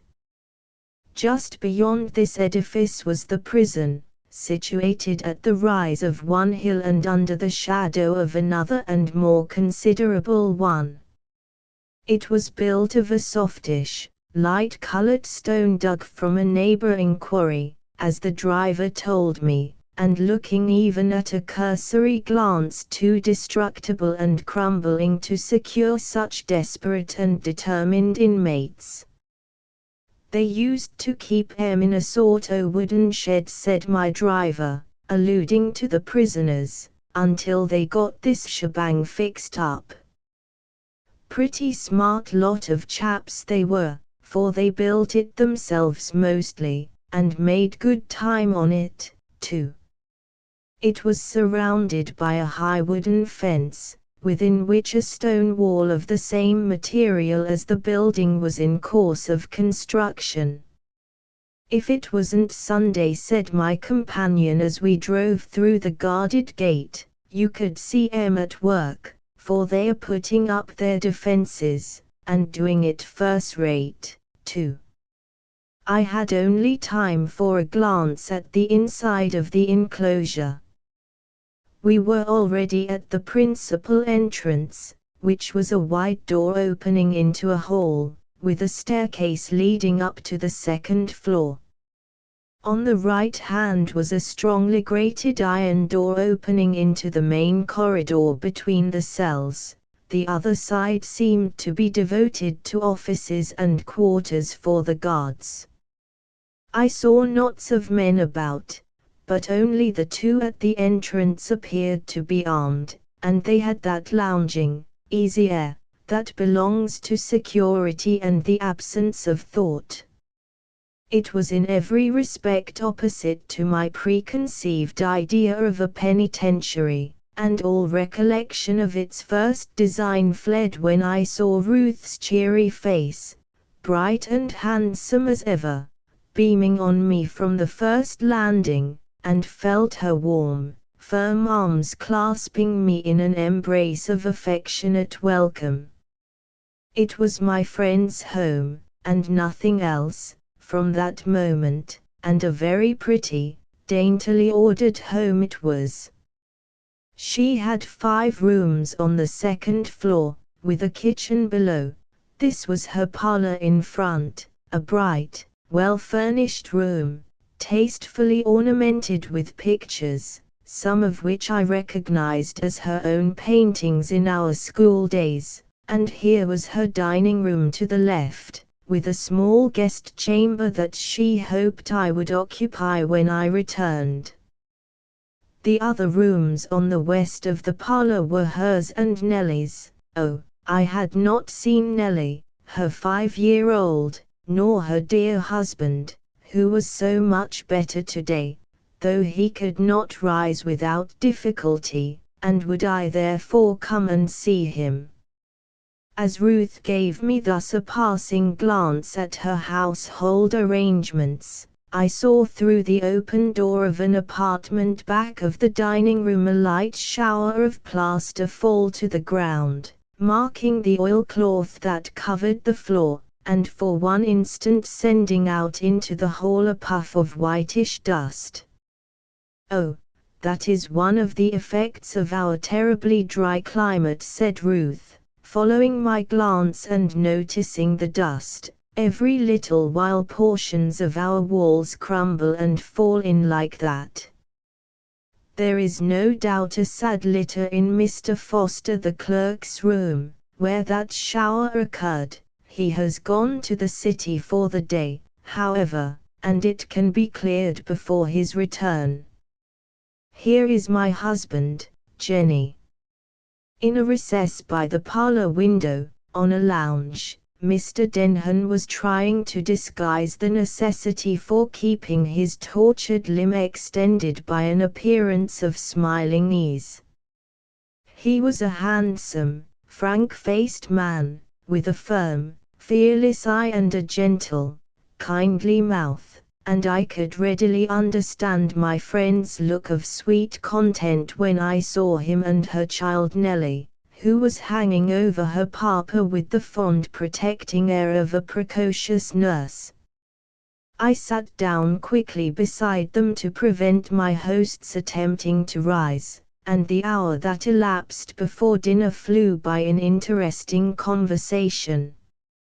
"I am so sorry I had to go for a little while," said Ruth, returning to announce that meal, "but my good Wang Ho is sick today, and I had to help him a little."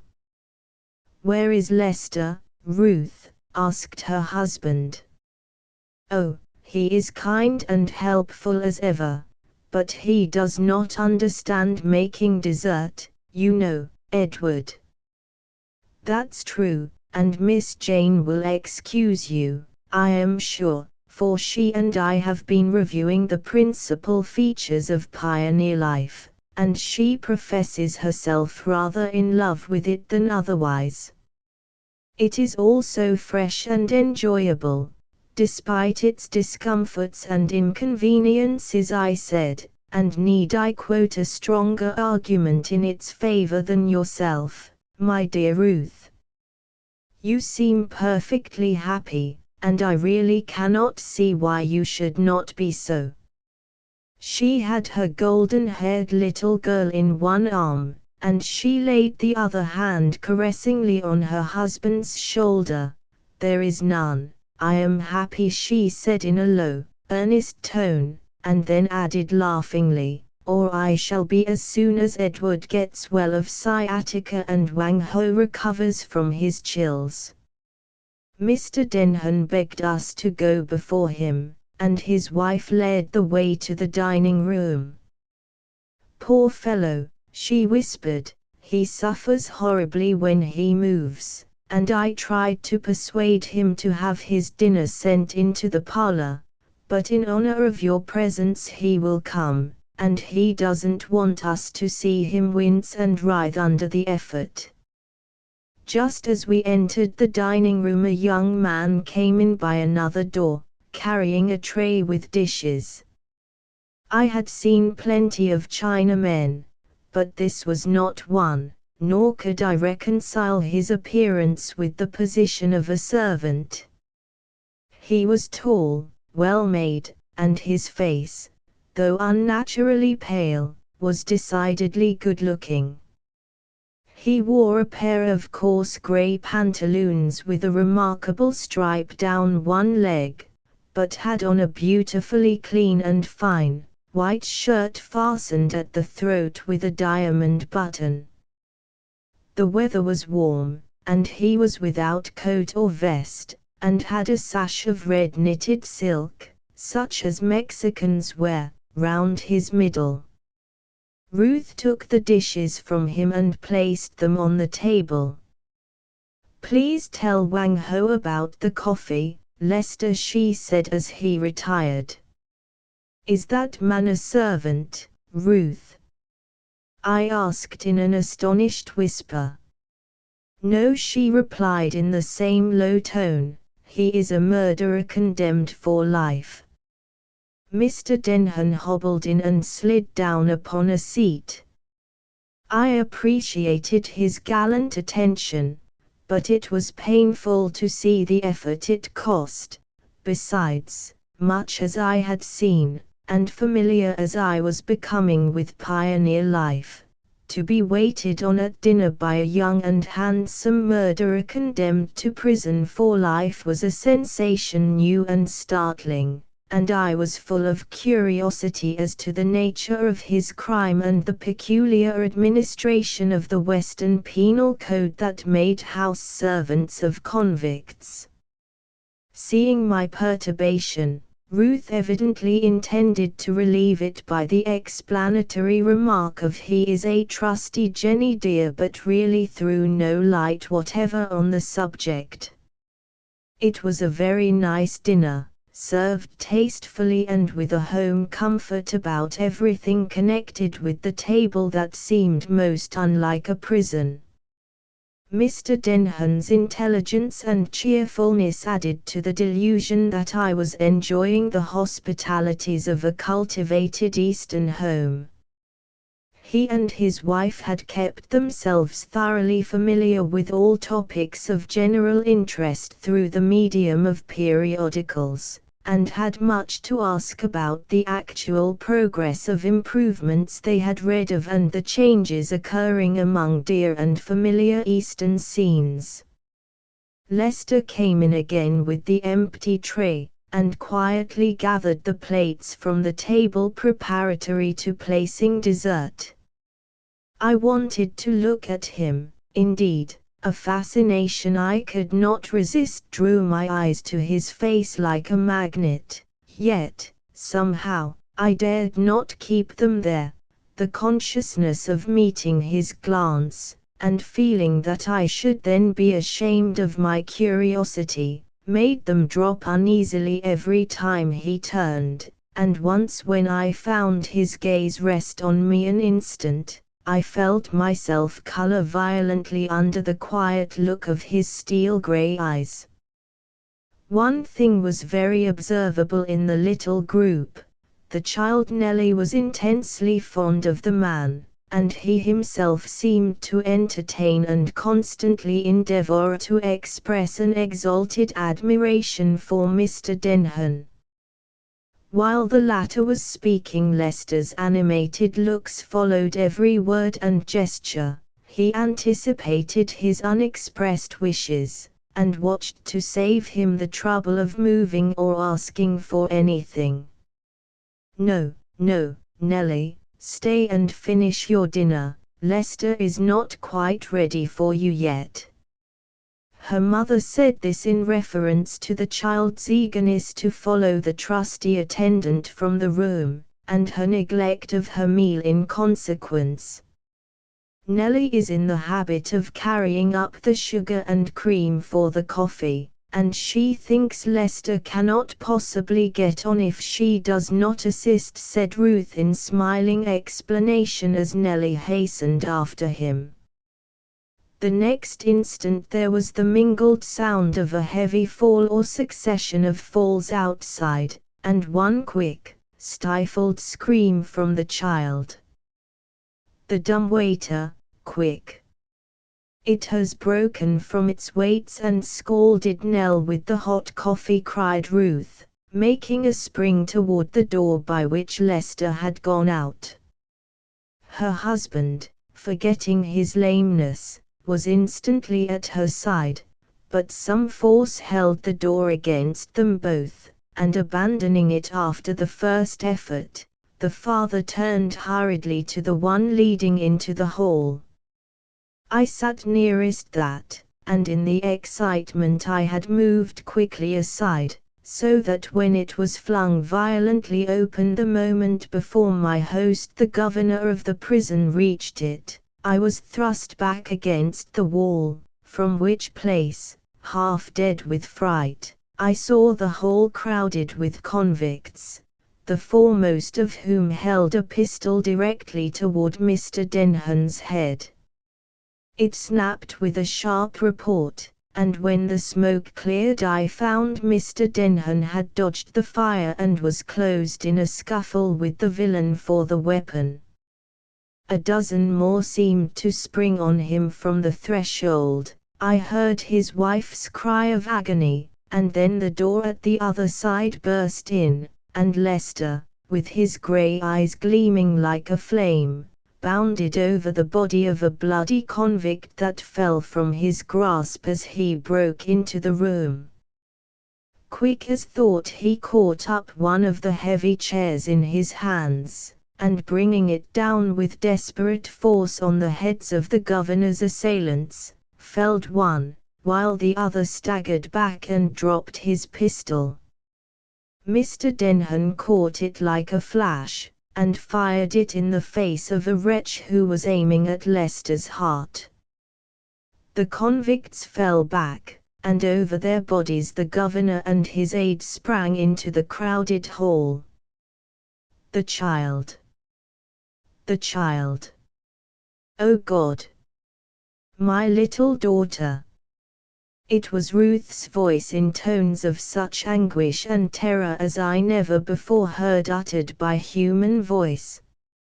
She was looking from the window into the yard below, and there she beheld Nellie lifted up as a shield against the guns of the guards by a party of the escaping convicts.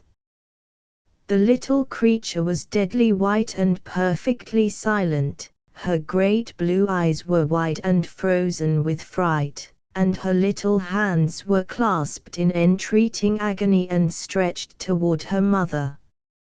"Stand behind me and shoot them down, Governor," cried Lester, dealing steady blows with the now broken chair, and trying to make his own body a shield for Mr. Denhan.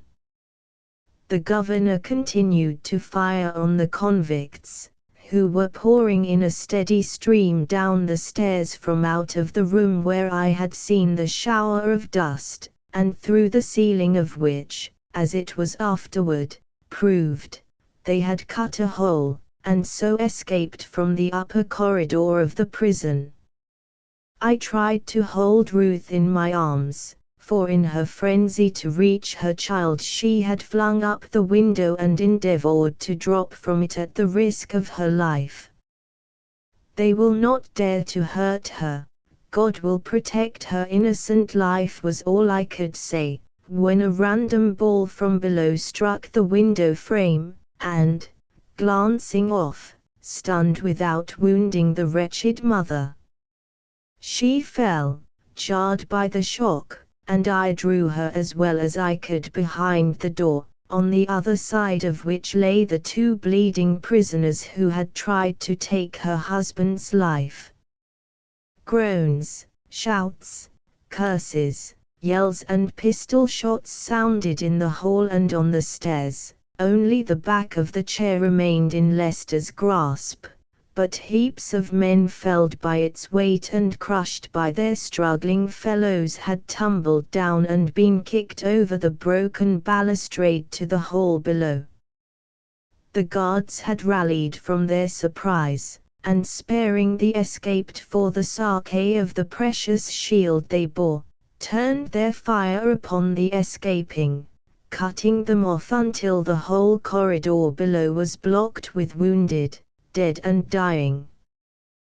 One more man appeared at the clerk's door. He was a powerful fellow with a horse pistol and a stone hammer. Lester had staggered back from a flying iron bar aimed at his head by a villain he struck at without reaching, and who had bounded down the stairs to receive his death from the guard's musket at the door. The prisoner with the horse pistol saw his advantage, and, cursing the governor in blasphemous rage, aimed at him as he fled. Recovering himself, Lester struck for his arm, but not soon enough to stop the fire. The charge reached its object, but not his heart, as it was meant to do. It glanced aside, and Mr. Denhan's pistol dropped. His right arm fell maimed at his side, but the field was clear, and Lester, catching the fallen pistol, went down the stairs over the bodies in a series of flying leaps. "Where's my wife?" exclaimed Mr. Denhan, turning round dizzily and trying to steady his head with his uninjured hand. "Tell her I've gone for Nellie," and he made an effort to rush after Lester, but, reaching the top of the stairs, dropped suddenly upon a convict's body stretched there by his own pistol. Then I saw by the reddish hole in his trousers just below the knee that he had been wounded before, though he did not know it, and was now streaming with blood. "Where's Nell? Where's Edward?" asked Ruth, sitting up with a ghastly face, and looking at me in a bewildered stare. "All right, all safe, tell the lady," cried a clear, exulting voice from below. "Here's sweet little Miss Nellie, without a scratch on her." It was Lester's shout from the yard, and it rang through all the building. "Do you hear, Ruth? Do you hear?" I screamed, beside myself with joy and thankfulness. "He has saved your husband a dozen times, that hero, and now he brings back your child to you. Oh, what a noble fellow! How I envy him his feelings." He was in the room by this time with Nellie in his arms. He heard me and gave me just one look. I never saw him again, but I never shall forget it, for it revealed the long agony of a blighted life, that moment struggling into hope again through expiation. He did not wait for Ruth's broken cry of gratitude, but was gone as soon as the child was in her arms. "Come, boys," I heard him cry cheerily outside, "lend a hand to help the governor to his room. He's got a scratch or two, and the doctor's coming to dress them. He will be all right again before we can get things set straight round here." Governor Denhan's wounds were not so slight as Lester hoped, but they were not dangerous, and when, to prevent my aunt's alarm for my safety, for the news of the break spread rapidly through the town, I parted from my friends before nightfall and rode back to the hotel as I had come. I left 3 of the most excitedly grateful and happy people behind me I had ever seen.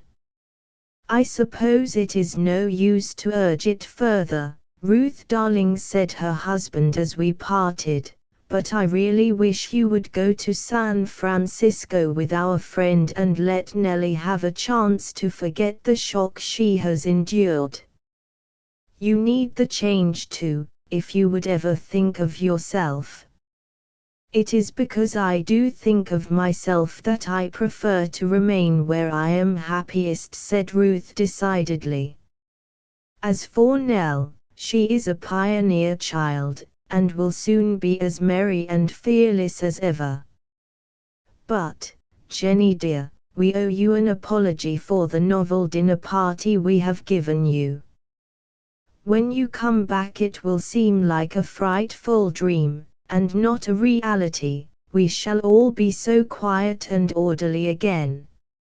As we stood alone in the hall, from which every sign of the late terrible conflict had been removed save the blood-stains that had sunk into the stone beyond the power of a hasty washing to obliterate, Ruth said in a low whispering tone that was full of pent-up feeling, I told you that Lester was a murderer condemned for life, Jenny, but there were extenuating circumstances in connection with his crime. That is not his name we call him by, I do not even know his real one, but I am convinced that he belongs to educated and reputable people, and that he suffers the keenest remorse for the wild life that led him so terribly astray. He became desperately attached to a Spanish girl, who was married as a child to a brutal fellow who deserted her, and she thought him dead. She and Lester were to be married, I believe, when the missing husband reappeared and tormented them both. The girl he treated shockingly, and it was in a fit of rage at his abuse of her that Lester killed him, but appearances were all against the deed, and he was convicted of murder in the second degree and sentenced for life. Edward is kind and discriminating, and he pitied him. Lester told his story freely, and my husband gained his lasting gratitude by taking care of the wretched girl and paying her passage in a vessel bound for her native town in Mexico. The only favor we could show him here was to separate him from the wretches in the common prison by making him a trustee or prison servant. He understood our motive in doing so, and was very thankful and most reliable. What we owe him today, you know, he makes light of it, protesting that he only picked up Nell from the gulch where the escaped convicts had dropped her on their way to the hills, but he cannot lessen the debt, it is too great to be calculated even. The subsequent report proved that 28 prisoners had conspired to effect the break, and by secreting the tools they wrought with in their sleeves passed in on Saturday from the wall building to cut an entrance through the ceiling of their own corridor into the loft above Mr. Foster's room, through which they dropped while the family were at dinner, choosing that hour so as to produce a surprise and secure the child, who always went below with Lester to help carry up the coffee. Of the whole number, 5 were killed outright and 6 wounded, 12 escaped uninjured, but were nearly all afterward retaken, and 5 repented their share in the movement or lacked courage to carry it out, and so remained in the prison. The most interesting item of the whole came to me at San Francisco in my friend's letter.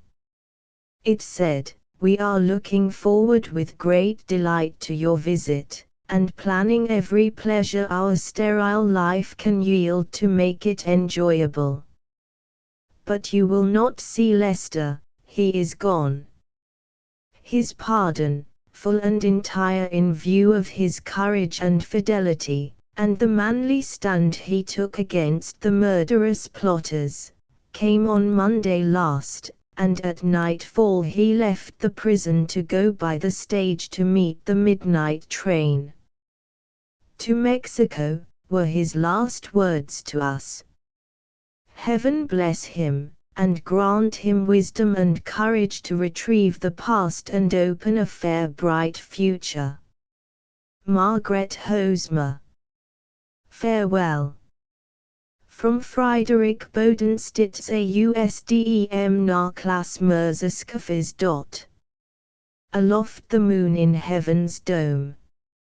Sultry the night, tempests foretelling, for the last time before I roam I see the surf in splendor swelling.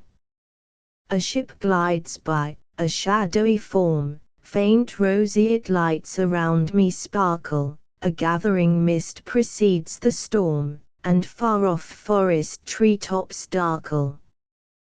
The silver-crested waves are lashing the pebbly shore tumultuously, absorbed I watch their ceaseless dashing, myself as still as bush or tree. Within arise fond memories of moonlight evenings long since vanished, once full of life as waves and breeze, from this familiar shore now banished. Hushed in the grove is the bird's song, spring's blossoms tempests caused to perish, yet what through eye and ear did throng the heart for evermore will cherish. Oberforestier. The instruction of deaf mutes. While I was a teacher in the Illinois Institution for the Deaf and Dumb, the following letters were written by some of the pupils. The first was written the day after Thanksgiving, and ran thus: Dear Mother, we had thanks be unto God, no school yesterday, turkey mince pies, and many other kinds of fruits.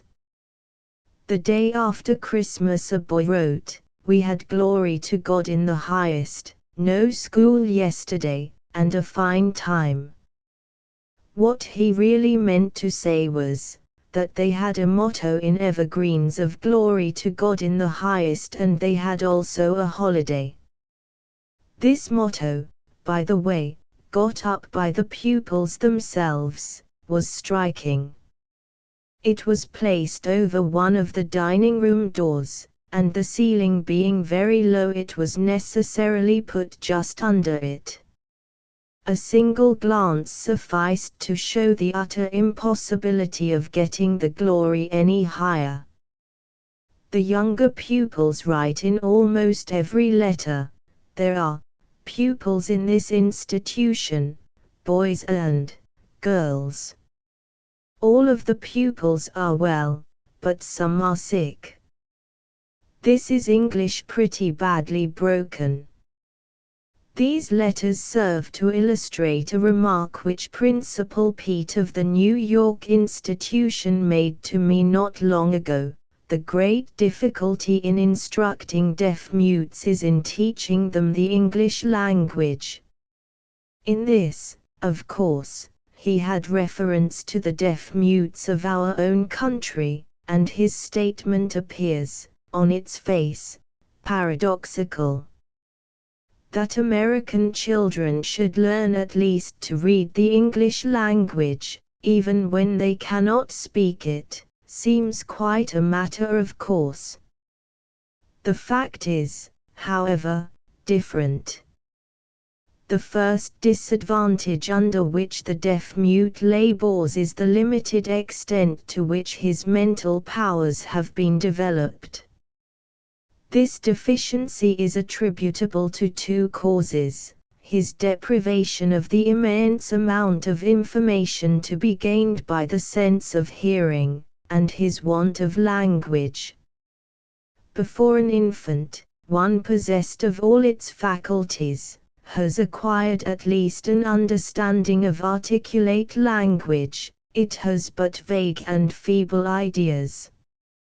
No clear, distinct conception is shaped in its mind. Ideas, says M. Marcel in his essay on the study of languages, are not innate, they must be received before they can be communicated. This is so true that native curiosity impels us to listen long before we can speak. Impression must therefore precede expression. Real thought, therefore, it will be seen, grows with the child's acquisition of language, an acquisition which is obtained in the earlier years entirely through the organ of hearing. This principal avenue to the mind is closed to the deaf-mute.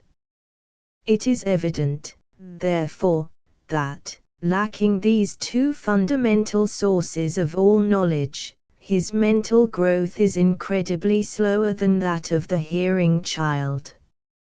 All that can be learned by means of the other senses is, however, learned rapidly, these being quickened and stimulated by the absence of one. Hence, the deaf-mute child of 8 or 10 years of age often appears as bright and intelligent as his more favored playmate. The latter, however, has a store of knowledge and a fund of thought wholly unknown to the deaf-mute. But it is the want of written language, and the obstacles in the way of its acquirement, which constitute the chief disability of the deaf-mute in the attempt to gain an education. If you set a child of 7 years of age to learn Greek, requiring him to receive and express his ideas wholly in that language, you would not hope for any very clear expression of those ideas with less than a year's instruction, nor would you expect him to appreciate the delicate beauties of the Odyssey in that length of time. The progress of the deaf-mute in any language, even the most simply constructed, is greatly slower than that of the hearing child. The latter is assisted at every step by his previous knowledge of his vernacular. The former does not think in words, as you have done from your earliest recollection. Undertake to do your thinking in a foreign tongue, of which you have but a limited knowledge. The attempt is discouraging. The deaf-mute thinks in signs. This, his only vehicle of thought, is a hindrance instead of a help in learning written language, there being no analogy whatever between the two methods of expressing ideas. With these tremendous odds against him, the deaf-mute child is set to the task of acquiring a knowledge of written language. His ideas, in signs, shape themselves in this wise: horses, to run fast. Of course he does not think these words. The idea of a horse, its shape and color, is probably imaged in his mind, or if the horse be not present to his sight, the sign which he uses for that animal comes into his thought. He next touches or grasps or holds up 2 of his fingers, which he uses on all occasions to express number. Then the idea of running by means of its sign, and lastly that of speed, suggest themselves, the last 2, however, being probably closely connected, as in our own minds.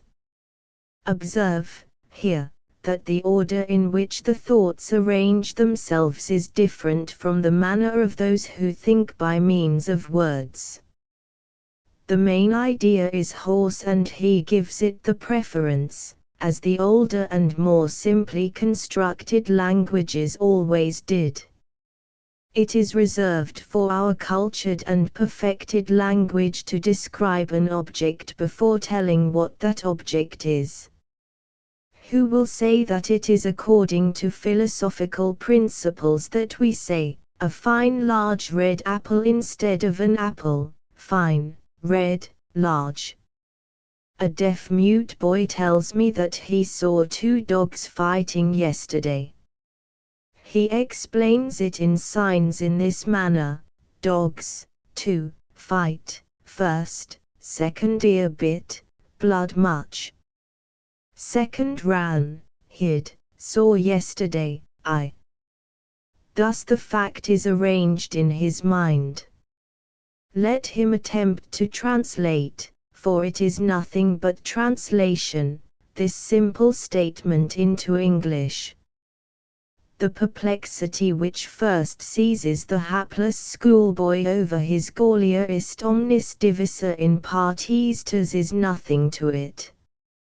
Like him, he must go hunting, as if for a needle in a haystack, for the word to put first.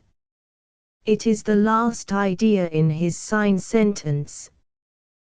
Then he slowly learns to pick out the words and arrange them in English order, an order, as I said before, not founded on philosophical principles, but in most instances wholly arbitrary. This is by no means an easy task. Years of training do not ensure him against ludicrous lapses.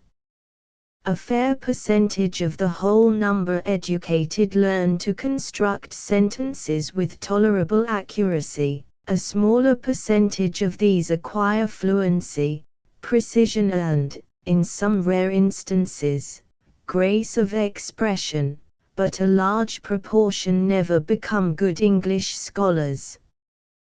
The method of beginning their instruction is by means of simple familiar objects, or, where these cannot be obtained, illustrations of them. A picture of a horse is placed at one end of the teacher's blackboard.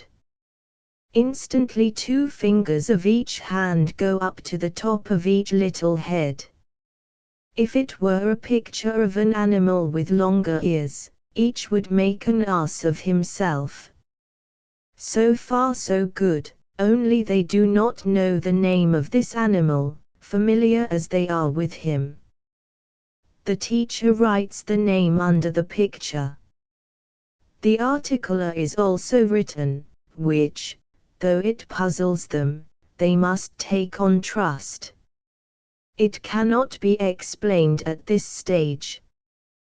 The teacher then holds up an ear of corn. Of course they know that very well, and make the sign for it, shelling the forefinger. It is then laid upon the opposite end of the blackboard, and its name written under it. A short pause, with a glance first at the horse and then at the corn, soon brings out the sign for each which is written in its proper place, and the sentence is complete. The little ignorants, as they are dubbed by the older pupils, are then plunged head and ears into the task of learning to form the written characters as well as the construction of sentences. It is setting foot in an unexplored wilderness. No ray of light penetrates the darkness of that wilderness save the tiny torch just placed in their hands. Mr. Isaac Lewis Peat, principal of the New York institution, before referred to in this paper, has lately been preparing a textbook for the use of deaf-mute instructors, which promises to be of great value.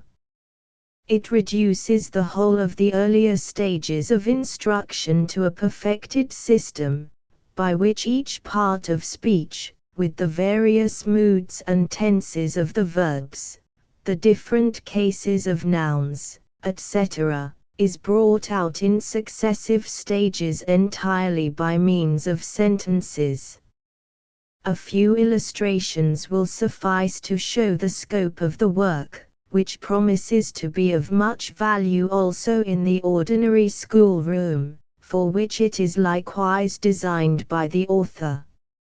An object, such as a pitcher, is placed on the teacher's desk. A pupil is required to come forward and touch it. The teacher then asks the question, writing it upon the blackboard or spelling it upon his fingers, What did John do? Answer: he touched the pitcher. A change from a boy to a girl brings out another pronoun, a change of objects, another noun, a change of actions, another verb. In this way, by gradual, systematic stages, the language is taught by actual and constant use, the teacher doing away entirely with signs in the schoolroom. This is an end constantly aimed at in deaf-mute instruction, as it forces the pupils to use language instead of signs to express their thoughts. By constant effort at first, and constant practice, words gradually take the place of signs in their modes of thought, though not perhaps entirely. Objective ideas are readily acquired by deaf-mutes, their perceptive faculties being usually keen and quick. Abstract subjects are less readily apprehended, and sometimes cause great surprise. One Sunday morning Dr. Gillette, principal of the Illinois institution, had for the scripture lesson in the chapel the resurrection. When he had made it plain and simple for the comprehension of the new pupils, some of the ideas brought out by the lesson caused great astonishment, and even consternation among them. The little fellows shook their heads in utter skepticism at the thought of themselves dying. "I'm not going to die," said one. "Sick people die, I'm well and strong," standing on his feet and shaking his arms in attestation of the fact. "But you will be sick sometime," said Dr. G, "and you will have to die." But they did not believe him in the least.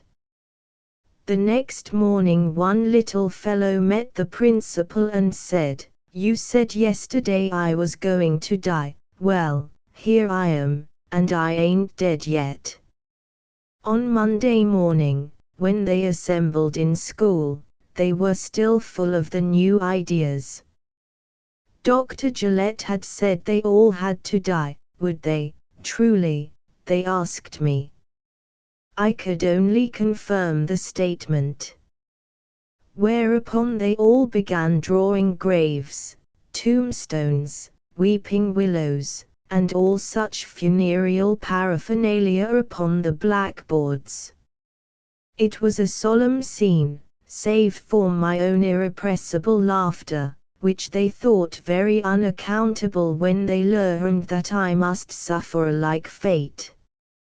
I explained as cheerfully as I could the delights of going to heaven, whereupon one boy burst into tears, saying he did not want to go to heaven, he would rather go home and see his mother. One asked if we should go to heaven in the cars. I said I had been told that we should go through the air, perhaps fly there. A little girl immediately held up a woodcut of a vulture, saying, "Ugly thing. I don't want to be one."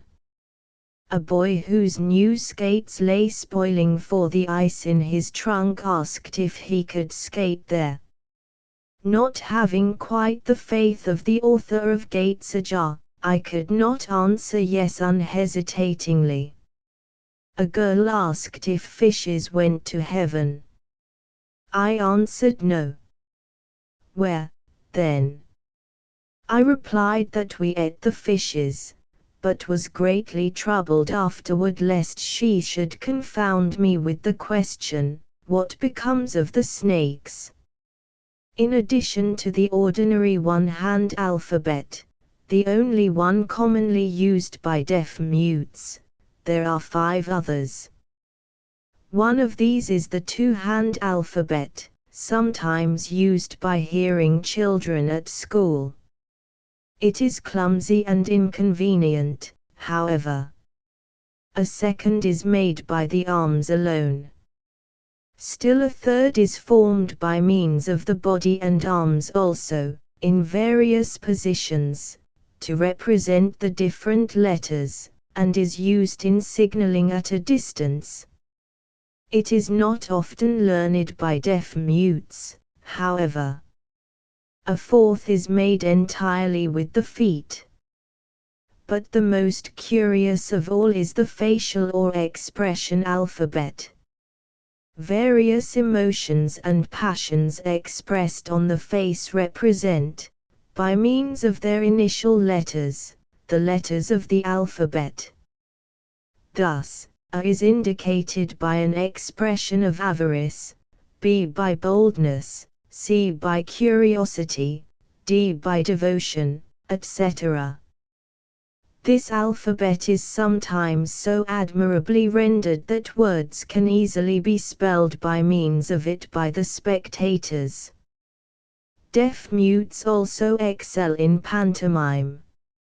A large amount of gesture and pantomime is naturally employed in their conversation, and it thus becomes easy to train them to perform pantomimic plays. I have seen one young man, a deaf-mute, whose narration in this manner of a hunter who made a pair of buckskin breeches, hung them up during the summer, drew them on when the rainy season came on, and found a hornet's nest within, was interpreted amid roars of laughter. Thus told, it was far more vivid than words could have possibly made it, and infinitely more amusing.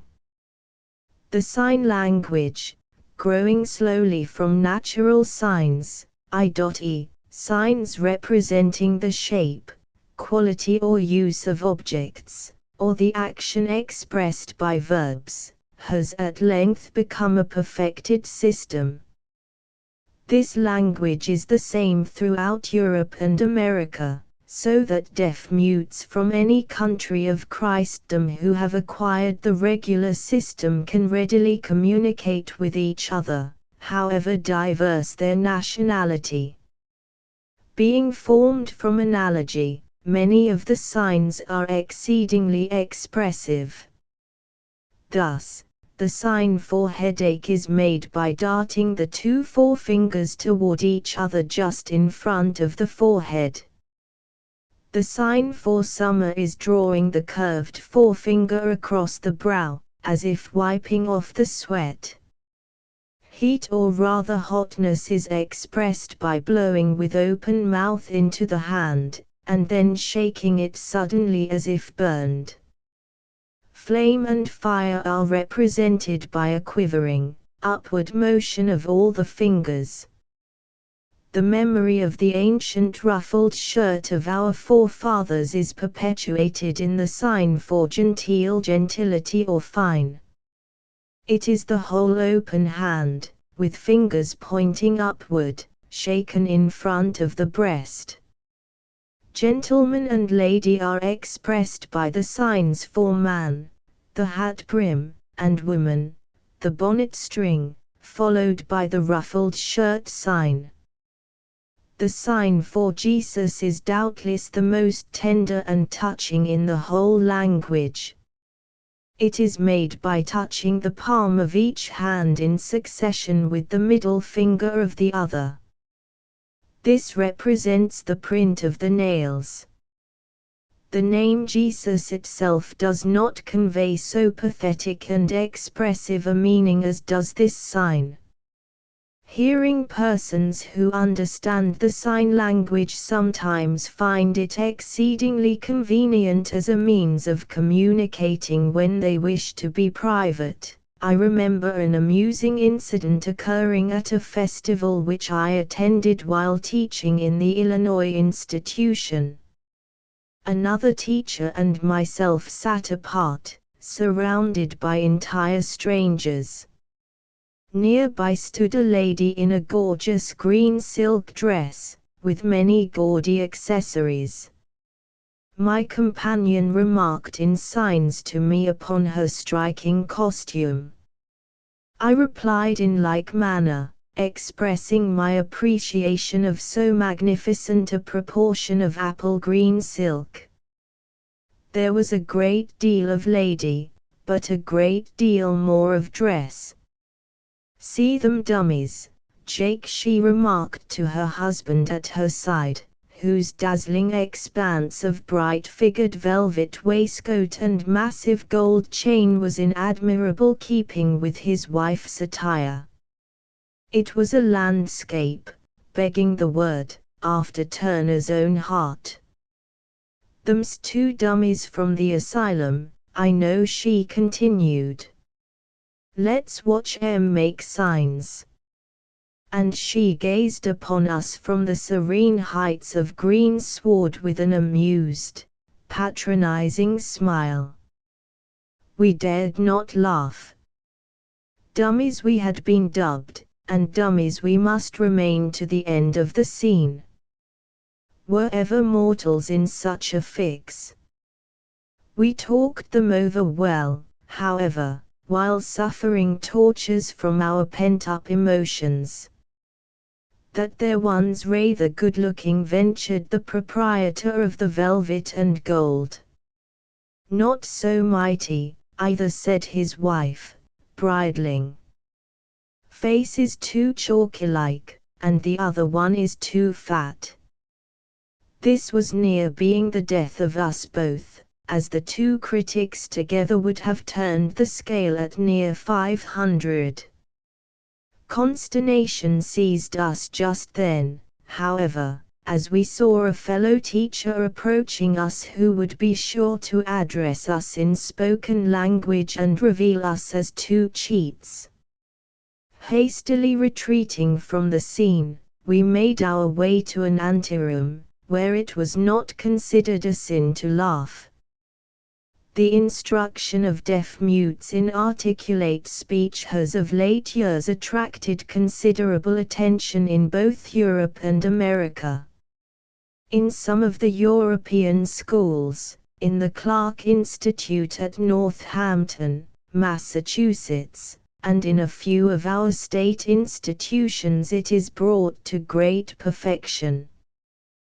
There are also special schools for this system of teaching in most of our large cities. The majority of pupils in these schools converse with ease, and understand readily what is said to them by means of the motion of the lips.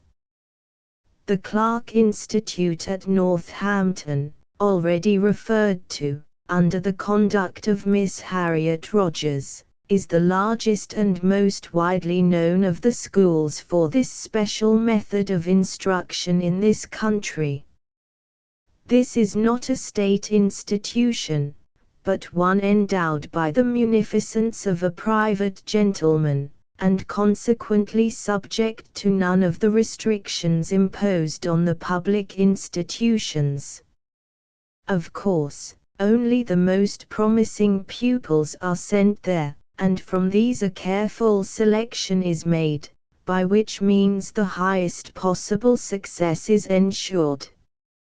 Some of the state institutions, however, burdened as they are with a large and unassorted mass of pupils, have made most encouraging progress in this direction. Of these, one of the most successful is the Illinois institution. In its last published report, the correspondence between the principal and the parents of those pupils who have been taught by this method is given, showing the utmost satisfaction at the progress made and results attained. Deaf-mutes are divided into two classes, viz., entire mutes and semi-mutes. The first comprises those who either have been born deaf or have become so at so early an age as to have retained no knowledge of articulate speech. The second class embraces those who have lost their hearing after attaining such an age as still to be able to talk.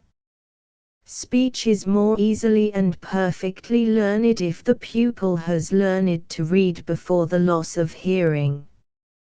A knowledge of the sounds and powers of the letters enables him to acquire the pronunciation of new words with much greater facility than would be otherwise possible, giving him a foundation on which to build his acquisition of spoken language.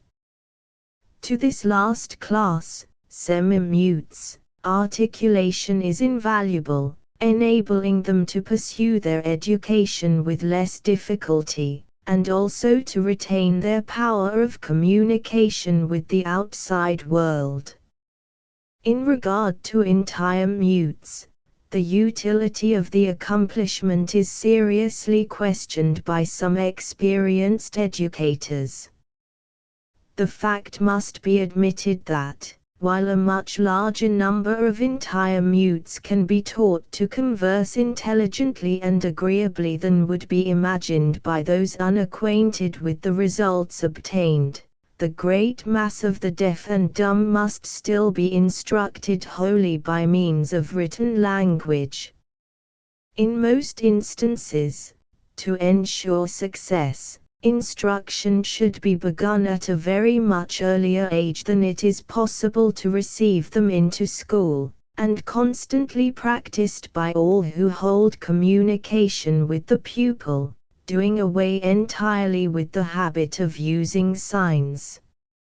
It also requires pupils of bright, quick mind, keen perceptive faculties, and an amount of intelligence and perseverance on the part of the parents not found in the average parent of deaf mutes, for it is well known that a very large proportion of deaf mutes come from the poorer and more illiterate classes.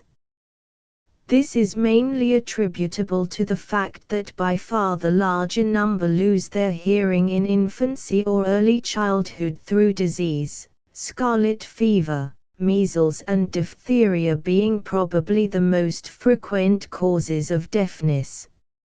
Among those able to give skillful nursing and to obtain good medical aid, the number of cases resulting in deafness is reduced to a minimum.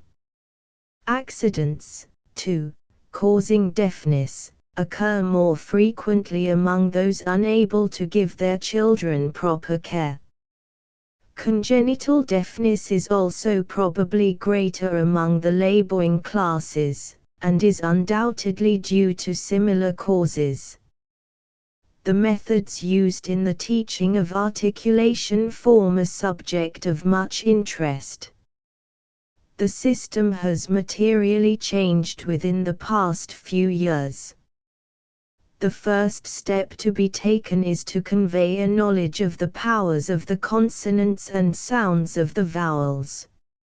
Formerly, this was done by what was called the imitation method. The letter H was usually the point of attack, the aspirate being the simplest of all the powers of the letters. The teacher, holding up the hand of the pupil, makes the aspirate by breathing upon his palm. This is soon imitated, and thus a starting point is gained. The feeling produced upon the hand is the method of giving him an idea of the powers of the consonants. A later and better system is that called visible speech. This is a system of symbols representing positions of the mouth and tongue and all the organs of speech, and if the pupil does what the symbols direct, he cannot help giving the powers of the letters correctly. By this method a more distinct and perfect articulation is gained, with one half the labor of the other method. As fast as the powers of the letters are learned, the spelling of words is undertaken. Many words are pronounced perfectly after a few trials, others, however, often defy the most strenuous and persevering effort. Entire mutes who undertake articulation are like hearing children endeavoring to keep up the full curriculum of a modern school and pursue the study of music in addition.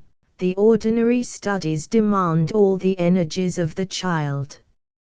Articulation consumes much time and strength. Exceptional cases are of course to be found which are indeed a triumph of culture, but the great mass of the deaf and dumb must always be content with written language. Articulation is also exceedingly trying to the unused or long disused throat and lungs. In this the teachers are likewise sufferers.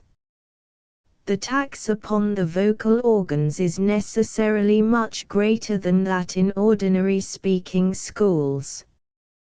But the disuse of the vocal organs in articulate speech does not indicate that they are wholly unused. A lady visiting an institution for the deaf and dumb a few years ago poetically called the pupils the children of silence. Considering the tremendous volume of noise they are able to keep up with both feet and throat, the title is amusingly inappropriate. A deaf and dumb institution is the noisiest place in the world. In summing up the results usually attained, let no discontented taxpayer grumble at the large outlays annually made in behalf of the deaf and dumb. If they learned absolutely nothing in the schoolroom, the intelligence they gain by contact with each other, by the lectures in signs, by intercourse with teachers, and the regular and systematic physical habits acquired, are of untold value. Add to this a tolerable acquaintance with the common English branches, such as reading, writing, arithmetic, one of their most useful acquirements, geography and history, and we have an amount of education which is of incalculable value. Jenny Eggleston Zimmerman. Our Monthly Gossip. The City of Violets. Wartburg, with its pleasant memories of delightful excursions during the previous summer, was covered with snow, as if buried in slumber, when I dashed past it on the 25th of March. A grey mantle of mist obscured the sky, and by all the roadsides stood bushes loaded with green buds shivering in the frosty air. The exquisite landscape, which I had last seen glowing with such brilliant hues, now appeared robed in one monotonous tint of grey, and the ancient towers and pointed roofs of Weimar loomed with a melancholy aspect through the dense fog. Only the welcome of my faithful friends, Gerhard Rolfs and his pretty, fair-haired wife, was blithe and gay. The brave desert wanderer and bird of passage has now built himself a little wigwam or nest near the railway station. The Grand Duke of Weimar gave him for the purpose a charming piece of ground with a delightful view. On the 25th of March a light veil of snow still rested on the ground, but 2 days later we were listening to the notes of the lark and gathering violets to take to Schiller's house and adorn the table of the beloved singer.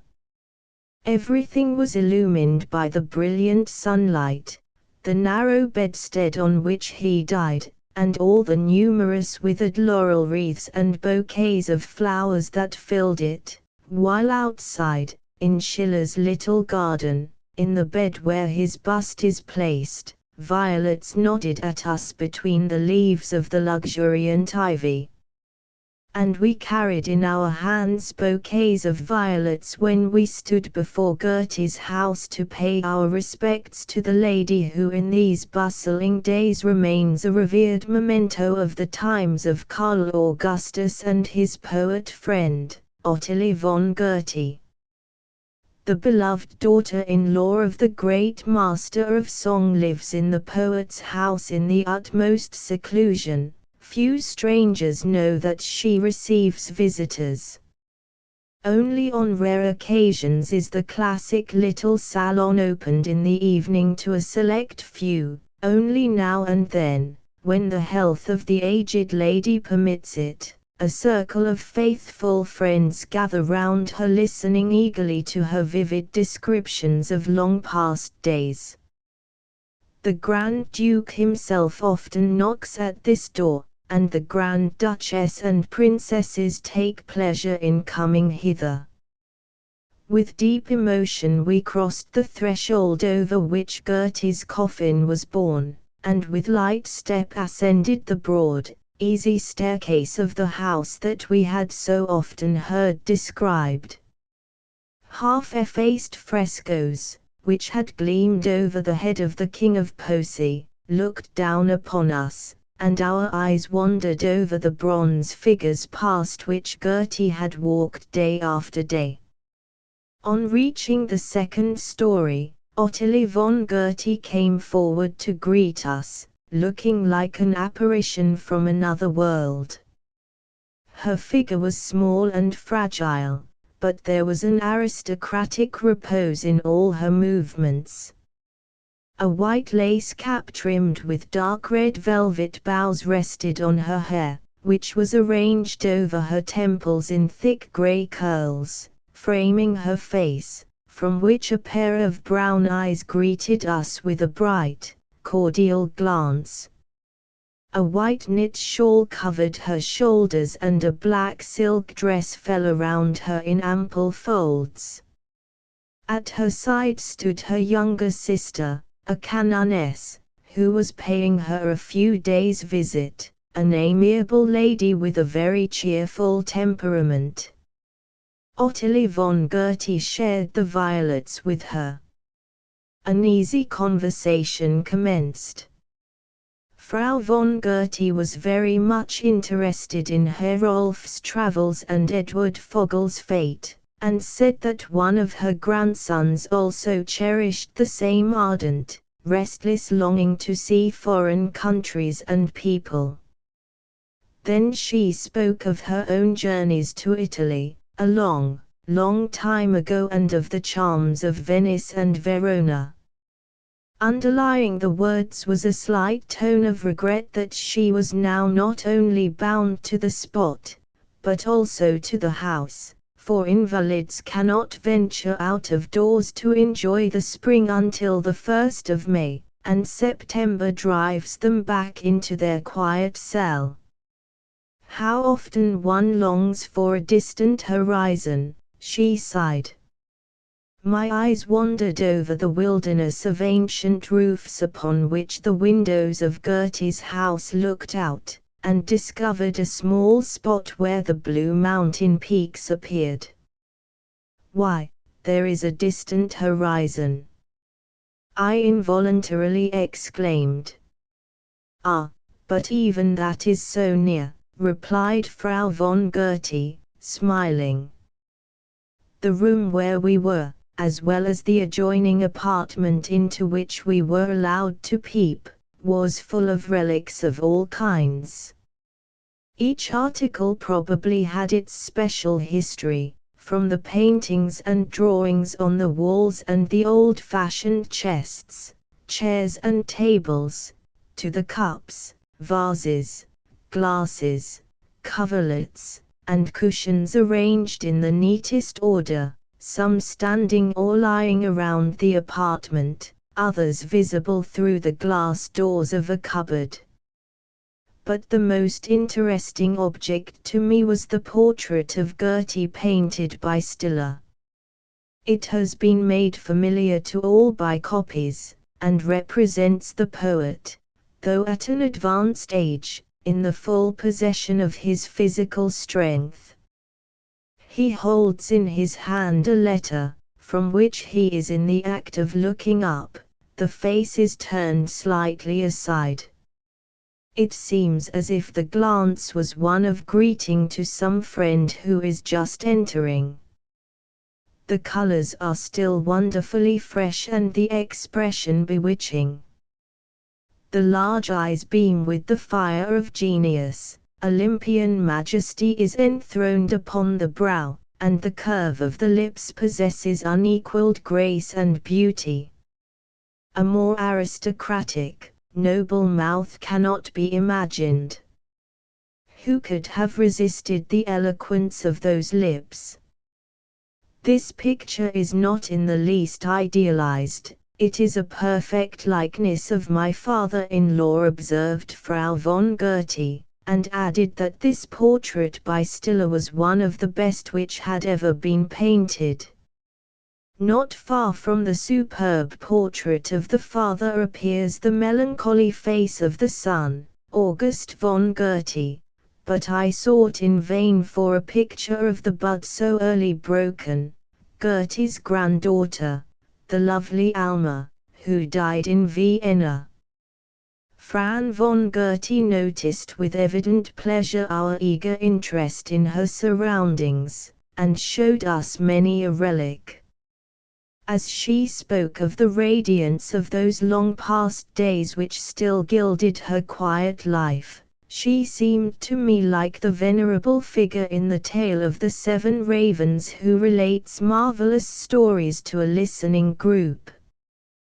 Gradually a throng of shapes from the dim past entered the small room and gathered round the speaker, who suddenly became transfigured by the light of youth.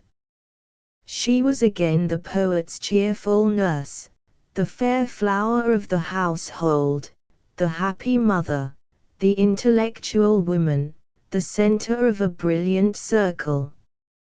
I gazed as if at a buried world, which suddenly became once more alive. Its inhabitants, clad in antique garments, walked past us, stared in astonishment, and seemed to say, we too were happy and beloved, feted and praised.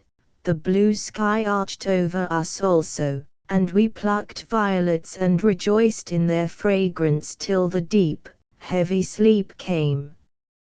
Wait, only wait, soon thou too will rest. It was a cold, feeble hand I respectfully kissed at parting, and I remained under its spell, lingering in the strange world conjured up by Ottilie von Goethe, till we stood before Goethe's pretty summer house and the blue violets peeped at us from the turf.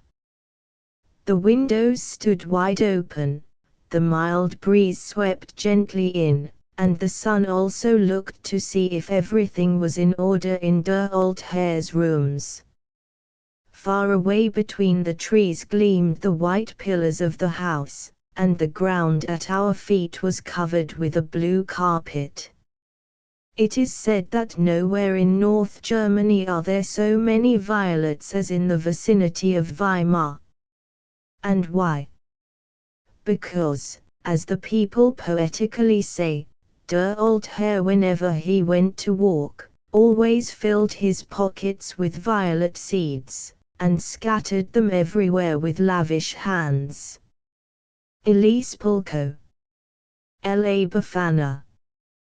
Putting out of the question the piazza of St. Peter's with Bernini's encircling colonnades, which is a special thing and unlike anything else in the world, the Piazza Navona is the handsomest piazza in Rome.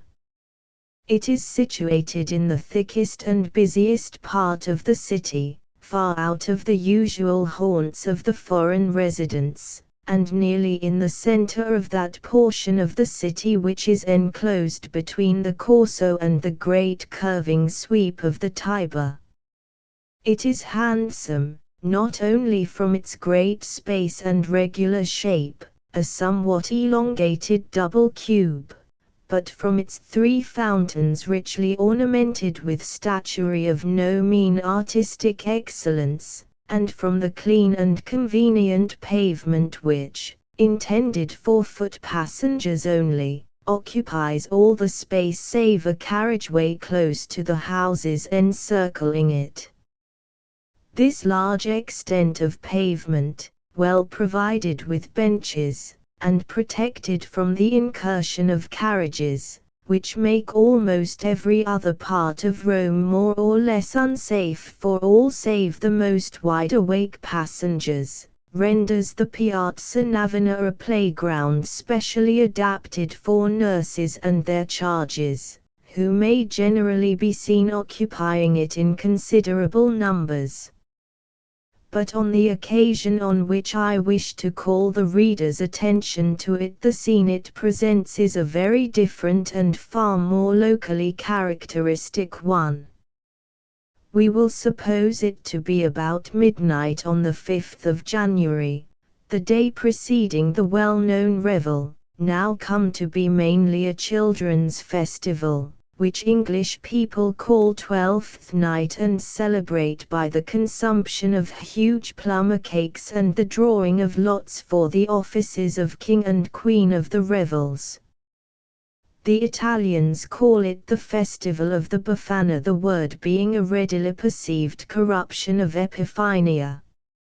Of course the sense and meaning of the original term have been entirely forgotten, and the Befana of the Italian populace is a sort of witch, mainly benevolent indeed, and especially friendly to children, to whom in the course of the night she brings presents, to be found by them in the morning in a stocking or a shoe or any other such fantastic hiding place. But Italians are all more or less children of a larger growth, and at Rome especially the populace of all ages, ever ready for circenses in any form, make a point of keeping the festival of the Befana, who holds her high court on her own night in the Piazza Navona. We will betake ourselves thither about midnight, as I have said. It is a bitterly cold night, and the stars are shining brilliantly in the clear, steely-looking sky, such a night as Rome has still occasionally at this time of year, and as she used to have more frequently when Horace spoke of incautious early risers getting nipped by the cold. One of the first things that strikes us as we make our way to the place of general rendezvous muffled in our thickest and heaviest cloaks and shawls is the apparent insensibility of this people to the cold. One would have expected it to be just the reverse. But whether it be that their organisms have stored up such a quantity of sunshine during the summer as enables them to defy the winter's cold, or whether their southern blood runs more rapidly in their veins, it is certain that men, women and children, and especially the women, will for amusement's sake expose themselves to a degree of cold and inclement weather that a northerner would shrink from. For some days previously, in preparation for the annual revel, a series of temporary booths have by special permission of the municipality been erected around the piazza. In these will be sold every kind of children's toys, of the more ordinary sorts, that is to say, for Roman children have never yet been rendered fastidious in this respect by the artistic inventions that have been provided for more civilized but perhaps not happier childhood. There will also be a store of masks, colored dominoes, harlequins' dresses, monstrous and outrageous pasteboard noses, and, especially and above all, every kind of contrivance for making a noise. In this latter kind the peculiar and characteristic specialty of the day are straight tin trumpets some 4 or 5 feet in length. These are in universal request among young and old, and the general preference for them is justified by the peculiarly painful character of the note which they produce. It is a very loud and vibrating sound of the harshest possible quality. One feels when hearing it as if the French phrase of skinning the ears were not a metaphorical but a literal description of the result of listening to the sound. And when hundreds of blowers of these are wandering about the streets in all parts of the town, but especially in the neighborhood of the Piazza Navona, making night hideous with their braying, it may be imagined that those who go to their beds instead of doing homage to the Befana have not a very good time of it there. It is a curious thing that the Italians, who are denizens of the land of song, should take especial delight in mere abundance of discordant noise. Yet such is unquestionably the case. They are in their festive hours the most noisy people on earth. And the farther southward you go, the more pronounced and marked is the propensity. You may hear boys and men imitating the most inharmonious and vociferous street cries solely for the purpose of exercising their lungs and making a noise. The criers of the newspapers in the streets must take an enthusiastic delight in their trade, and I have heard boys in the street who had no papers to sell, and nothing on earth to do with the business, screaming out the names of the different papers at the hour of their distribution at the utmost stretch of their voices, and for no reason on earth save the pleasure of doing it, just as one cock begins to crow when he hears another. The crowd on the piazza is so thick and close-packed that it is a difficult matter to move in any direction when you are once within it, but good humor and courtesy are universal. An Italian crowd is always the best behaved crowd in the world, partly, I take it, from the natural patience of the people, and the fact that nobody is ever in a hurry to move from the place in which he may happen to be, and partly as a consequence of the general sobriety. Even on such a night of Saturnalia as this of the Befana, very little drunkenness is to be seen. Although the crowd is so dense that everyone's shoulder is closely pressed against that of his neighbor, there is a great deal of dancing going on. Here and there a ring is formed, carved out, as it were, from the solid mass of human beings, in which some half-dozen couples are revolving more or less in time to the braying of a bagpipe or scraping of a fiddle, executing something which has more or less semblance to a waltz. The mode in which these rings are formed is at once simple and efficacious. Any couple who feel disposed to dance link themselves together and begin to bump themselves against their immediate neighbors. These accept the intimation with the most perfect good humor, and assist in shoving back those behind them. A space is thus gained in the first instance barely enough for the original couple to gyrate in. But by violently and persistently dancing up against the foremost of the little ring, the area is gradually enlarged. First one other couple and then another are moved to follow the example, and they in their turn assist in bumping out the limits of the ring till it has become some 20 feet or so in diameter. These impromptu ballrooms rarely much exceed that size, but dozens of them may be found in the course of one's peregrinations around the large piazza. The occupants of some of them will be found to consist of town-bred Romans, and those of others of people from the country. There is no mistaking them one for the other, and the two elements rarely mingle together. The differences to be observed in the bearing and ways of the two are not a little amusing, and often suggestive of considerations not uninstructive to the sociologist. The probabilities are that the music in the case of the first mentioned of the above classes will be found to consist of a fiddle, in that of the latter, of a bagpipe, the old classical cornamusa, which has been the national instrument of the hill country around the Campagna for it would be dangerous to say how many generations. In either case there seems to be an intimate connection between the music and the spirit of the public for which it is provided. The peasant of the Campagna and of the Latian, Alban and Sabine hills takes his pleasure, even that of the dance, as an impertinent Frenchman said of us Anglo-Saxons, mold treatment. That indescribable air of sadness which, as so many observers have concurred in noting, broods over the district which they inhabit seems to have communicated itself to the inmost nature and character of the populations.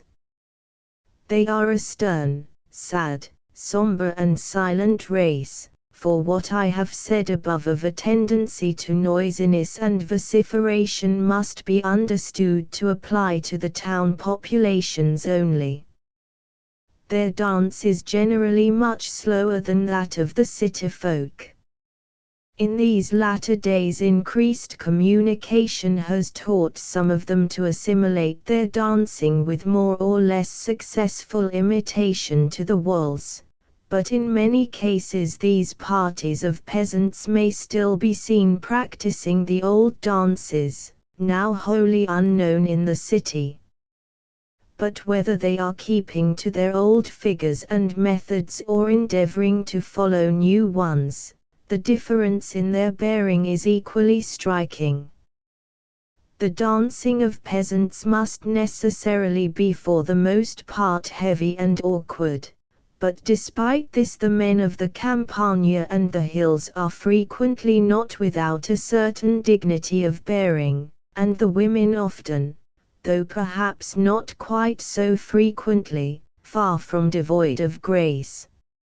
Especially may the former quality be observed if, as is likely, the dancers belong to the class of mounted herdsmen, who pass their lives on horseback, and whose exclusive duty it is to tend the herds of half-wild cattle that roam over the plains around Rome. These are the buttery of whom I wrote on a former occasion in these pages, the aristocracy of the Campagna. And it is likely that dancers on the Piazza Navona on a Befana night should belong to this class, for the Campagna shepherd is probably too poor, too abject and too little civilized to indulge in any such pastime. Little of either grace or dignity will be observed in the terpsichorean efforts of the Roman plebs of the present day. Lightness, brio, enjoyment and an infinite amount of go may be seen, and plenty of laughter heard, and lazzi, sallies more or less imbued with wit, or at least fun, and more or less repeatable to ears polite. But there is a continual tendency in the dancing to pass into horseplay and romping which would not be observed among the peasantry. In a word, there is a touch of blackguardism in the city circles, which phase could not with any justice or propriety be applied to the country parties. But it is time to go home. The moon is waning. Suadent cadentia sidera somnum, if only there were any hope of being able to be persuaded by their reasonable suggestions. But truly the town seems to afford little hope of it. We make our way out of the crowd with some difficulty and more patience, and are sensible of a colder nip in the January night air as we emerge from it into the neighboring streets. But even there, though the racket gradually becomes less as we leave the piazza behind us, there is in every street the braying of those abominable tin trumpets, and we shall probably turn wearily in our beds at 3 or 4 in the morning and thank heaven that the Befana visits us but once a year. Tat Ernesto Rossi. The stage of Paris has long been conceded to be the first in the world. In France the player is not only born, he must be made. Before the embryo performer achieves the honors of a public debut, he has been trained in the classes of the Conservatoire to declaim the verse of Racine and to lend due point and piquancy to the prose of Molière. He is taught to tread in the well-beaten path of French dramatic art, fenced in and hedged around with sacred traditions.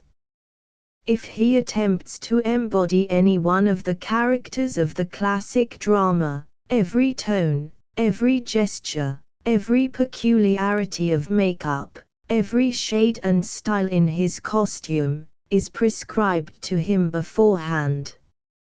Originality of treatment and of conception is above all things to be avoided. So spoke Molière, so looked Lequesne, so stepped Talma, therefore all the succeeding generations of players must so speak and look and walk. Let us imagine the process transferred to our English stage, the shades of Burbage and Betterton prescribing how Hamlet and Richard III should be played, the manners of the 17th century forcibly transferred to our modern stage. The process would be intolerable. Worse still, it would have the effect on our comparatively undramatic race of crushing out every spark of originality and of wholly hindering the development of histrionic talent. With the French such results are happily, to a certain extent, impossible. There is scarcely any French man or woman of ordinary intelligence who does not possess sufficient capacity for acting to be capable of being trained into a very fair performer. The preponderance of beautiful women on the French stage above those to be found in other stations of life may be accounted for on the ground that any young girl of the lower classes possessing extraordinary beauty and ordinary intelligence can readily, from the bent of her national characteristics, be trained into an actress. But while the high comedy theatres and those of the melodrama flourish, there can be no doubt but that the highest type of acting finds no chance for development in France. The actor who possesses one spark of genius soon escapes from the galling fetters of classicism and tradition, and takes refuge in comedy or in melodrama. Thus did Frédéric Lemaitre in his prime, and thus, too, in later days, did the accomplished and brilliant La Fontaine. From these causes, or from others of a kindred nature, the French tragic stage has within our generation possessed no actor of commanding genius. One actress indeed adorned it for a few brief years, the great Rachel. But she, strange and unnatural production of unnatural art, was a phenomenon, and one not likely to be soon reproduced. The art of the comédie française is today inimitable. Like Thalberg's playing, it is the very apotheosis of the mechanical. Their talent is trained and cut and trimmed into one set fashion, till the very magnitude of the work becomes imposing, as the gardens of Le Notre in their grand extent almost console the spectator for the absence of virgin forests and of free gushing streams. But could the forest be brought side by side with the parterre, could Niagara pour its emerald floods or Trenton its amber cascades side by side with the fountain of Latona or the great basin of Neptune, nature, terrible in her grandeur, would rule supreme. Such has been the comparison afforded by the appearance of Ernesto Rossi on the Parisian stage. It was Shakespeare and genius coming into direct competition with perfectly trained talent and with Racine. Early last October a modest announcement was made that Signor Rossi would give 2 performances at the Salventador, one of them to be for the benefit of the sufferers by the southern inundations. Othello was the play selected for both occasions. The first night arrived. The unlucky opera house, shorn of its ancient popularity, was not half filled. Public curiosity was not specially aroused. Nobody cared particularly to see an Italian actor perform in a translation of a play by an English dramatist. Of the scanty audience present, fully 1/2 were Italians, and the rest were mostly English, allured thither by the desire of comparing the new actor with his great rival, Salvini. There was a sprinkling of Americans and a scanty representation of the Parisian public. When Othello came upon the stage, the foreign actor received but a cool and unenthusiastic greeting. His appearance was a disappointment to those familiar with the majestic bearing and picturesque garb of Salvini. His dress was unbecoming, and the dusky tint of his stage complexion accorded ill with his blue eyes. Then, too, his conception of the character jarred on the ideas of those who had seen the other great Italian actor. It was hard to dethrone the majestic and princely Moor, the stately general of Salvini's conception, to give place to the frank, free-hearted soldier, intoxicated with the gladness of successful wooing, that Rossi brings before us. Certain melodramatic points, also, in the earlier acts, such as the ha, where herewith Rossi with upraised arms starts from Desdemona when Brabantio reminds him she has deceived her father, and may these seemed exaggerated and out of place. In the scenes with Iago he equalled Salvini, yet did not in any one point surpass him. Nor did he in any way imitate him. The fury of the 2 Othellos is widely different. Salvini is the fiercer, for Rossi's rage has a background of intensest suffering. One is an enraged tiger, the other a wounded lion. Both are maddened, the one with wrath, the other with pain.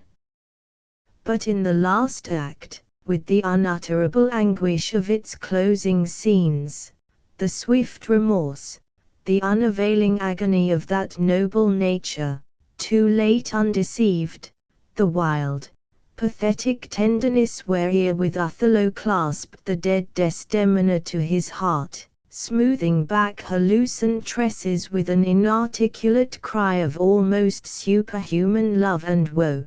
The horror of the catastrophe was all swallowed up in a sympathy whose pain was well nigh too great to be aroused by mimic despair. The fall of the curtain was greeted with a tempest of applause. Men sprang to their feet and wildly waved their hats in the air. Shouts of "Bravo, Rossi," and "Vive Rossi," arose on all sides. Ladies stood up in the boxes waving their handkerchiefs, and every hand and throat joined in the universal uproar. Before noon the next day every seat in the house was engaged for the second representation. The great actors of the French stage came to study the acting of this new genius who had so suddenly made his appearance in their midst. To this sudden success succeeded the announcement of a prolonged engagement, the failing health of the younger Rossi having decided his father to relinquish all immediate idea of an American tour. The second character that Rossi assumed was Hamlet, and in this he achieved the greatest success of his Parisian engagement.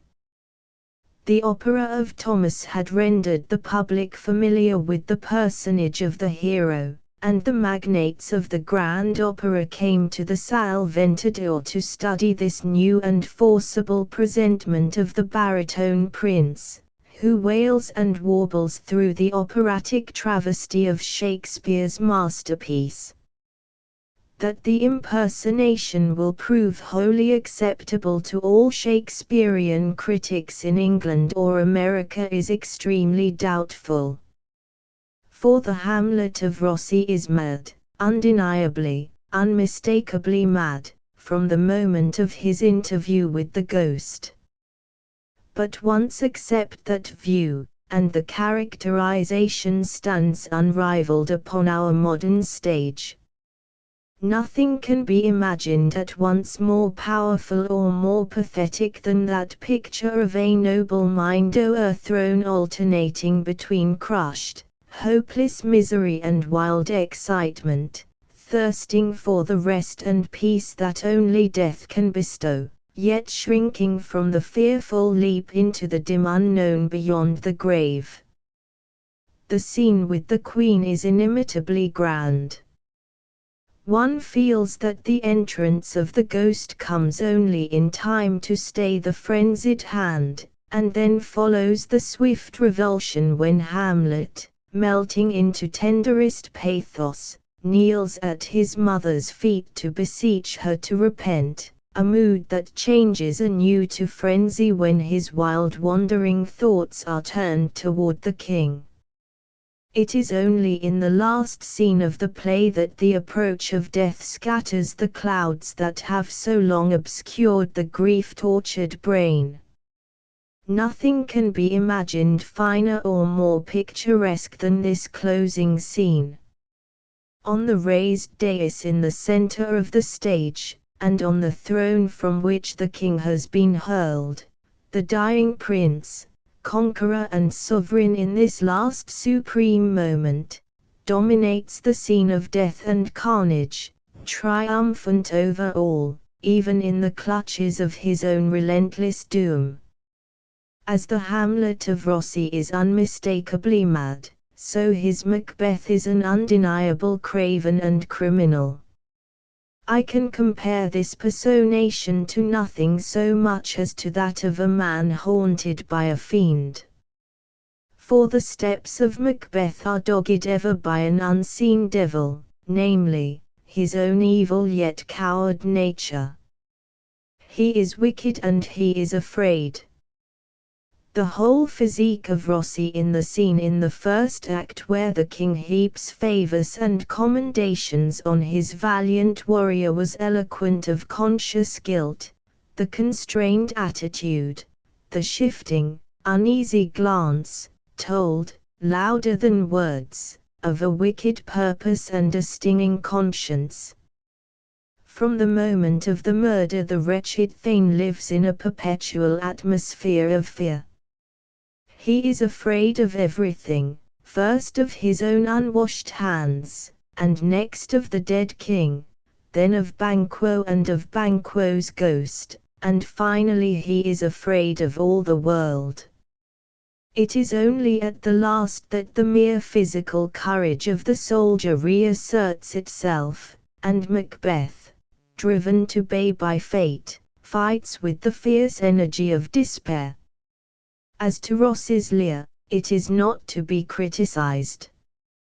Words fail when the heartstrings are thrilled to trembling and to tears. The pathos of Lear's recognition of Cordelia was past the power of words to describe. He stands at first gazing in vague bewilderment at the face of his child. Then into the darkened and troubled gaze steals anew the light of reason and of recognition, unutterable sorrow, inexpressible remorse, sweep across the quivering features, and with an inarticulate sob Lear would fain sink on his knees at his wronged daughter's feet to pray for pardon.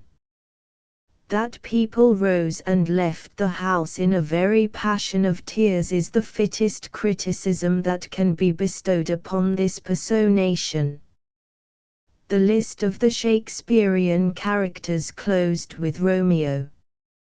Rossi was the divinest of lovers, in spite of his 40 years and his stalwart proportions, and the balcony scene was an exquisite love duet that needed not the aid of music to lend it sweetness. But in the Italian version the play was so cut and garbled that there could be little pleasure in listening to it for anyone familiar with the original. Outside of his Shakespearean repertoire, Rossi has appeared in only 2 plays, The Keene of the elder Dumas, and Nero, a tragedy by Sina Cosso. The first, originally written for La Matra, is an ill-constructed, improbable melodrama. But it contains one grand scene, namely, that where Keene, whilst playing Hamlet, goes mad upon the stage, and this scene Rossi renders superbly. As to Nero, it is marvelous to witness the complete eclipse of the refined, accomplished gentleman and intellectual actor behind the brutal physiognomy of the wicked emperor. It is Hamlet transformed into a prize fighter. In person, Signor Rossi is less strikingly handsome than is his rival, Salvini, but he possesses a singularly attractive and pleasing countenance. He is a Piedmontese, blue-eyed and fair-complexioned, with chestnut hair, the abundant locks of which are just touched with grey. He is tall and finely proportioned, with the chest of a Hercules and the hands and feet of a duchess. Off the stage he is peculiarly pleasing in manner, and is said to be a noble-hearted and generous gentleman, as well as an amiable and genial companion, singularly free from conceit and delighting in his art. LHH Bishop Thirlwall's precocity. We do not remember to have seen in the various notices relative to the late Bishop Connop Thirlwall, the well-known historian, any mention of his precocity, which must have been almost without a parallel. Thirlwall came of a long line of clergymen. His father was chaplain to Dr. Percy's relics, Bishop of Dromore, and in 1809 he published some specimens of the early genius of his son under the title of Primici, or Essays and Poems on various subjects, religious, moral and entertaining. By Connop Thirlwall, 11 years of age. Dedicated by permission to the Bishop of Dromore. In the preface it is stated that at 3 years old Connop read English so well that he was taught Latin, and at 4 read Greek with an ease and fluency that astonished all who heard him. An accidental circumstance revealed his talent for composition when he was 7. Mrs. Thirlwall told her elder son, in her husband's absence, to write out his thoughts on a certain subject. Connop asked leave to do the same, and produced to her astonishment the following: "How uncertain is life! For no man can tell in what hour he shall leave the world. What numbers are snatched away in the bloom of youth, and turn the fine expectation of parents into sorrow. All the promising pleasures of this life will fade, and we shall be buried in the dust. God takes away a good prince from his subjects only to transplant him into everlasting joy in heaven. A good man is not dispirited by death, for it only takes him away that he may feel the pleasures of a better world. Death comes unawares, but never takes virtue with it." Edward VI died in his minority, and disappointed his subjects, to whom he had promised a happy reign. These reflections were probably suggested by some sermon the boy had heard, but the composition is an extraordinary piece of work at such an age. His effusions are on various themes, and comprise quite a pretty little poem, written when he was 11, on Tintern Abbey. But perhaps the most remarkable circumstance of all is that this youthful prodigy lived to amply fulfill the promise of his youth, and proved as sagacious and moderate in the use of knowledge as he was marvelous in his powers of acquiring it.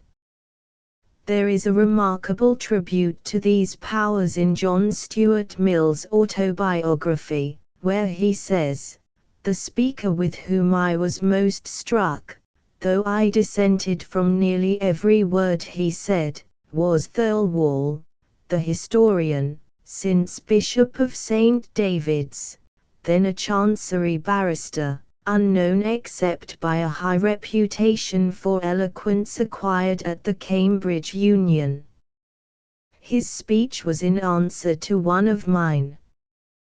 Before he had uttered 10 sentences I set him down as the best speaker I had ever heard, and I have never since heard anyone whom I placed above him.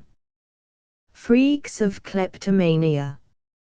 A few months ago England, more especially the part thereof contiguous to Royal Windsor, was thrown into consternation by the report that a box had been discovered, sunk just below water mark in the Thames, attached by a string to a tree, and containing a number of keys, which were believed to belong to doors leading to the royal jewel coffers.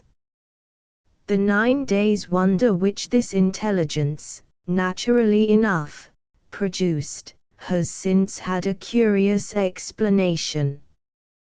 They were not keys of the royal apartments at all, but Eton keys, the fruits of the kleptic propensities of an unfortunate Eton boy, who, like a very distinguished and noble member of Mr. Disraeli's cabinet, who is said even now not to be able to resist the temptation offered at cabinet councils by Diz's green kid gloves, had already paid the penalty for similar offences by being sent away.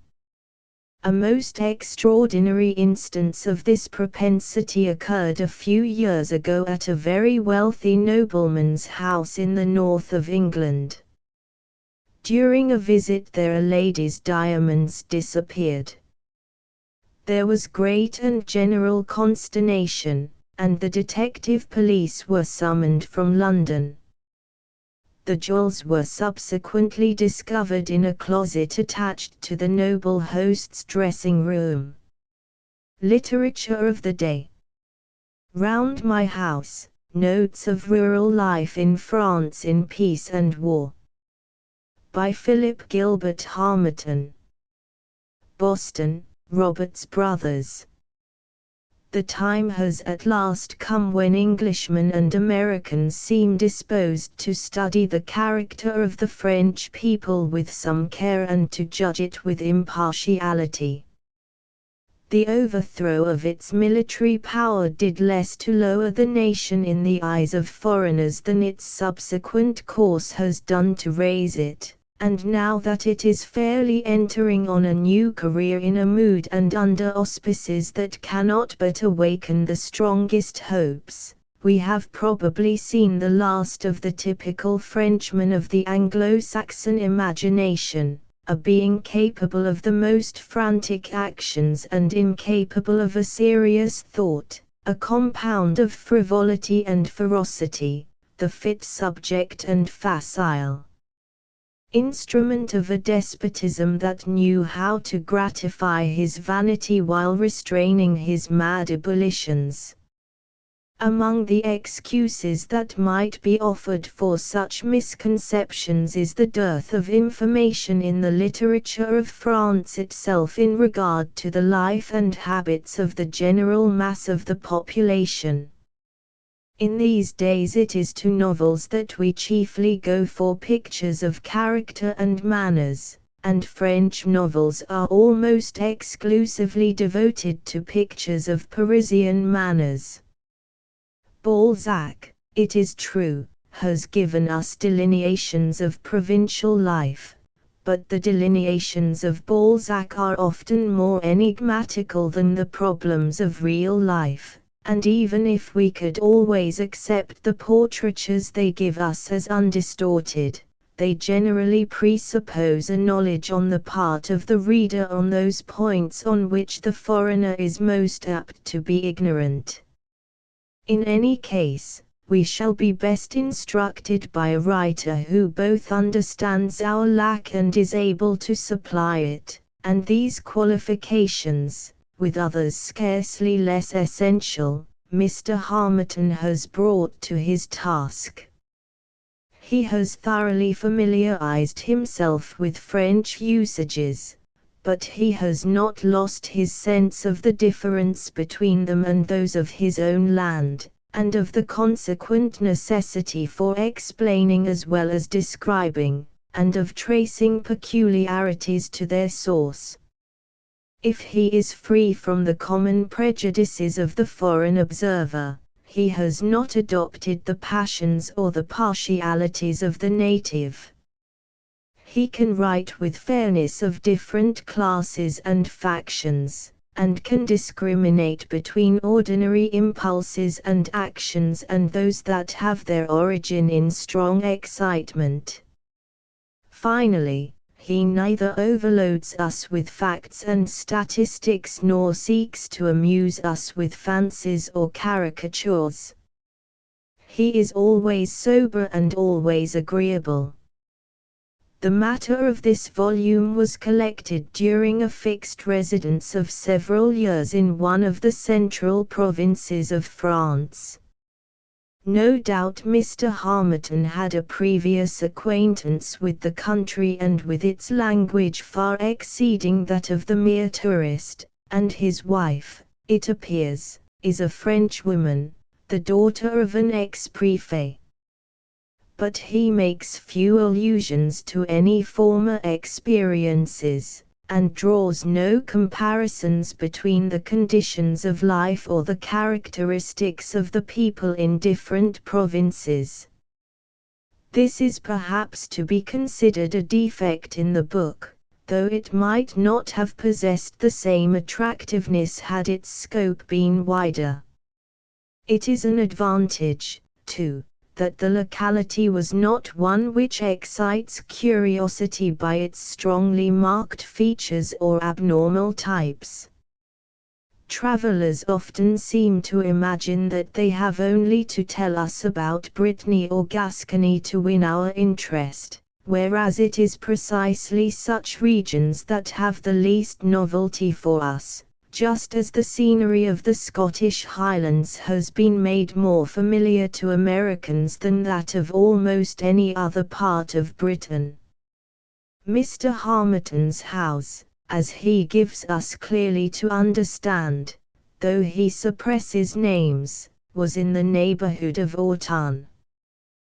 The situation was a strictly rural one, but with easy access to the town and the feasibility of reaching Paris, Lyons or Geneva in a night's journey by rail. It had, he writes, one very valuable characteristic in great perfection, namely, variety. There was nothing in it very striking at first sight, but we had a little of everything. It was in an elevated plain about 15 miles in diameter and nearly circular, girt by a circus of hills rising 1,500 feet above the general level. A trout stream ran through the property. There were pretty estates around of about 200 acres each, with houses in general of modest dimensions and architecture, though occasionally aspiring to the dignity of chateaux. Roman and medieval remains, with architecture of different periods, were to be found in the city, as well as a public library and art gallery, cafes and the inevitable circle. The flora, owing to the diversities of elevation, was varied, and while vineyards clothed the foot of the slopes and gigantic old chestnuts looked down on them from above, the vegetation of the hilltops was that of Lancashire or Scotland. It follows, of course, that the pursuits and habits of the population were correspondingly various, and there was ample opportunity for studying the different classes of society, from the noblesse to the peasants. The results of this study are presented, not in the form of laboured analyses, but in easy and flowing sketches, sometimes in the form of narrative, always full of illustrative details, and winning without much discussion or argument a ready assent to the author's conclusions. Many statements in the book will, of course, not be new to generally well-informed readers, but it is not often that they come with the same force and freshness from direct observation, and still more rarely is their relation to each other or their bearing on the subject to which they relate so clearly and correctly indicated. Among the points on which Mr. Harmattan has thus thrown a stronger light are the characteristics and position of French ladies, divided, in this part of the world he writes, into two distinct classes, the home women and the visiting women, les femmes d'intérieur, and les femmes du monde, the exact theory of the mariage de convenance, which is popularly but wrongly considered as based on mere mercenary motives, and the mental condition of the peasant, with his natural quickness of intellect, and his stupendous ignorance, his adherence to tradition and ingrained superstitiousness, and his suspicion of the nobles and tendency to emancipate himself from clerical influence. It is France in a state of transition that Mr. Harmattan paints, and his anticipations have already to some extent been justified by events. My hope for France is, he says, that a system of regularly working representative government may be the final result of the long and eventful revolution, and that this form of government may give the country certain measures which it very greatly needs. A thorough system of national education is one of them, a real religious equality is another. These would never be conceded by a French monarchy of any type with which past experience has made the country familiar. The only chance of real representation lies in the Republic. Books received. Improved diary, or marginal index book of daily record, a diary provided with marginal indices so arranged that any day of the year may be referred to at once, and the various subject matters recorded in it may be arranged for ready reference, together with calendars, interest table, etc. Devised and arranged by M. N. Lovell. Published exclusively by the Erie Publishing Company, Erie, Pa. The Review of General Sherman's Memoirs. Examined chiefly in the light of its own evidence. By C. W. Moulton. Cincinnati, Robert Clark and Company. The Chevalier Cascu, The Search for Ancestors. Translated from the French original. By Thomas Picton. New York, R. M. DeWitt. Proceedings of American Association for the Cure of Inebriates, held at Hartford, Conn, the 28th of September, 1875. Baltimore, W. M. K. Boyle and Sons. Brief Biographies. Volume 2. English Radical Leaders. by R.J. Hinton. New York, G.P. Putnam's Sons. Footnotes, or Walking as a Fine Art, by Alfred Barron. Wallingford, Con. Wallingford Printing Company. Circulars of Information of the Bureau of Education. Number 7. Washington, Government Printing Office. Indoors and Out, or Views from the Chimney Corner, by Oliver Optic. Boston, Lee and Shepard. Among My Books. Second Series, by Jas. Russell Lowell.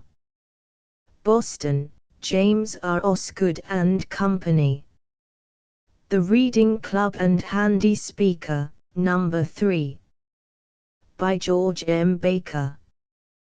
Boston, Lee and Shepard. Her Dearest Foe. Leisure Hour Series, by Mrs. Alexander.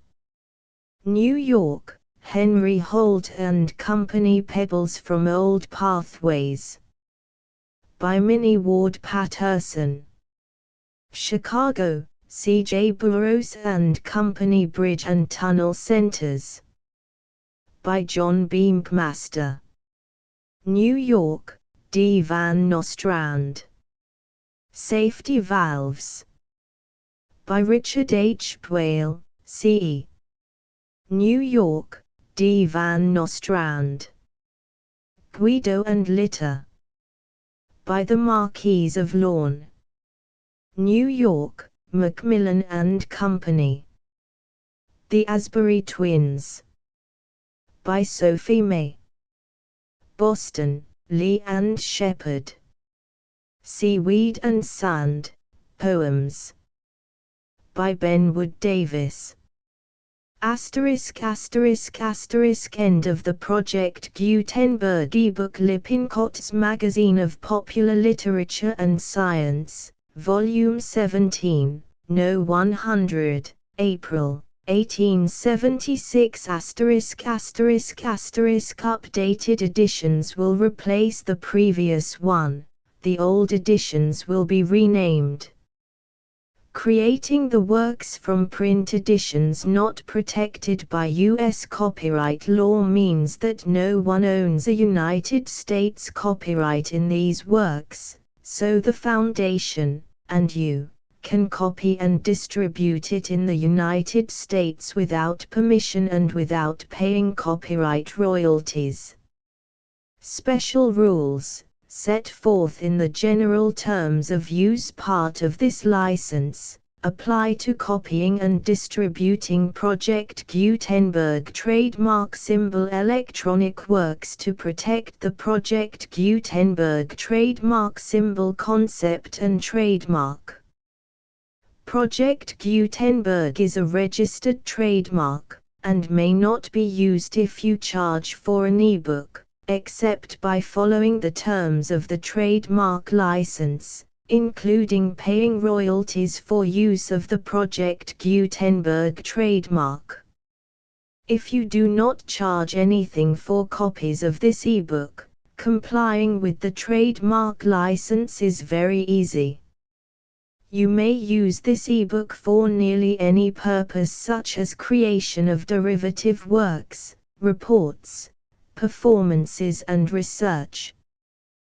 Project Gutenberg ebooks may be modified and printed and given away. You may do practically anything in the United States with ebooks not protected by U.S. copyright law. Redistribution is subject to the trademark license, especially commercial redistribution. Start. Full license. The full Project Gutenberg license. Please read this before you distribute or use this work to protect the Project Gutenberg trademark symbol mission of promoting the free distribution of electronic works.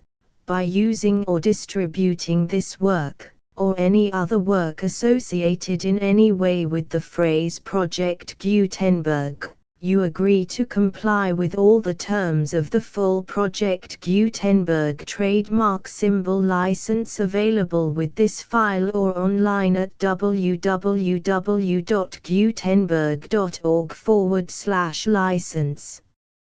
Section 1. General Terms of Use and Redistributing Project Gutenberg Trademark Symbol Electronic Works 1.0. By reading or using any part of this Project Gutenberg trademark symbol electronic work, you indicate that you have read, understand, agree to and accept all the terms of this license and intellectual property, trademark/copyright, agreement. If you do not agree to abide by all the terms of this agreement, you must cease using and return or destroy all copies of Project Gutenberg trademark symbol electronic works in your possession.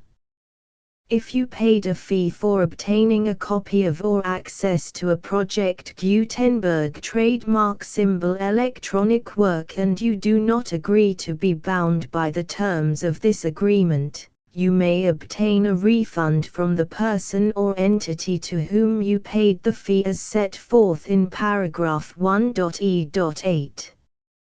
1.b Project Gutenberg is a registered trademark. It may only be used on or associated in any way with an electronic work by people who agree to be bound by the terms of this agreement. There are a few things that you can do with most Project Gutenberg trademark symbol electronic works even without complying with the full terms of this agreement. See paragraph 1.c below. There are a lot of things you can do with Project Gutenberg trademark symbol electronic works if you follow the terms of this agreement and help preserve free future access to Project Gutenberg trademark symbol electronic works. See paragraph 1.e below. 1.c. The Project Gutenberg Literary Archive Foundation, the Foundation or PGLAF, owns a compilation copyright in the collection of Project Gutenberg trademark symbol electronic works. Nearly all the individual works in the collection are in the public domain in the United States. If an individual work is unprotected by copyright law in the United States and you are located in the United States, we do not claim a right to prevent you from copying, distributing, performing, displaying or creating derivative works based on the work as long as all references to Project Gutenberg are removed. Of course, we hope that you will support the Project Gutenberg trademark symbol mission of promoting free access to electronic works by freely sharing Project Gutenberg trademark symbol works in compliance with the terms of this agreement for keeping the Project Gutenberg trademark symbol name associated with the work. You can easily comply with the terms of this agreement by keeping this work in the same format with its attached full Project Gutenberg trademark symbol license when you share it without charge with others. 1.d.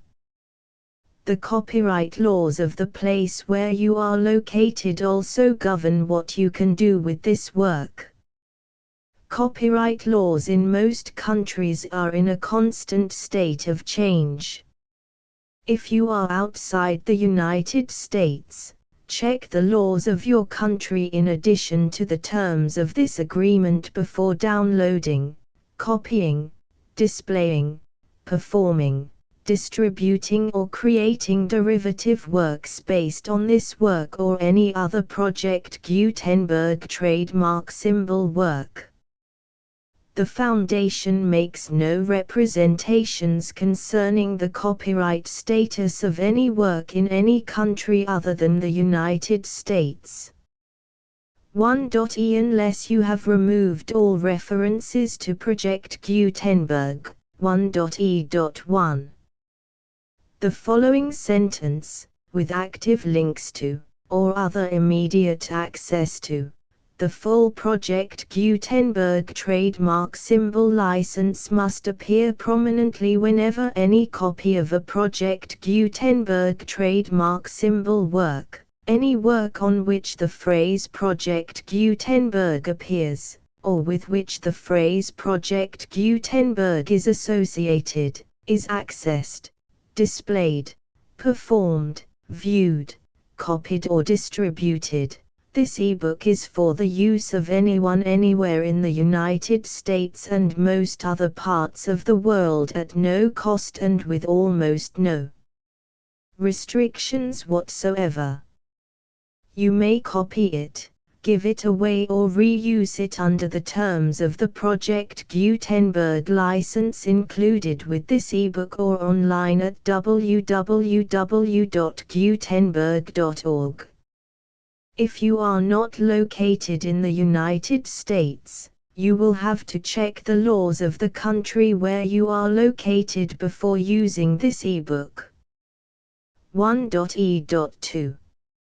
If an individual Project Gutenberg trademark symbol electronic work is derived from texts not protected by U.S. copyright law, does not contain a notice indicating that it is posted with permission of the copyright holder, the work can be copied and distributed to anyone in the United States without paying any fees or charges.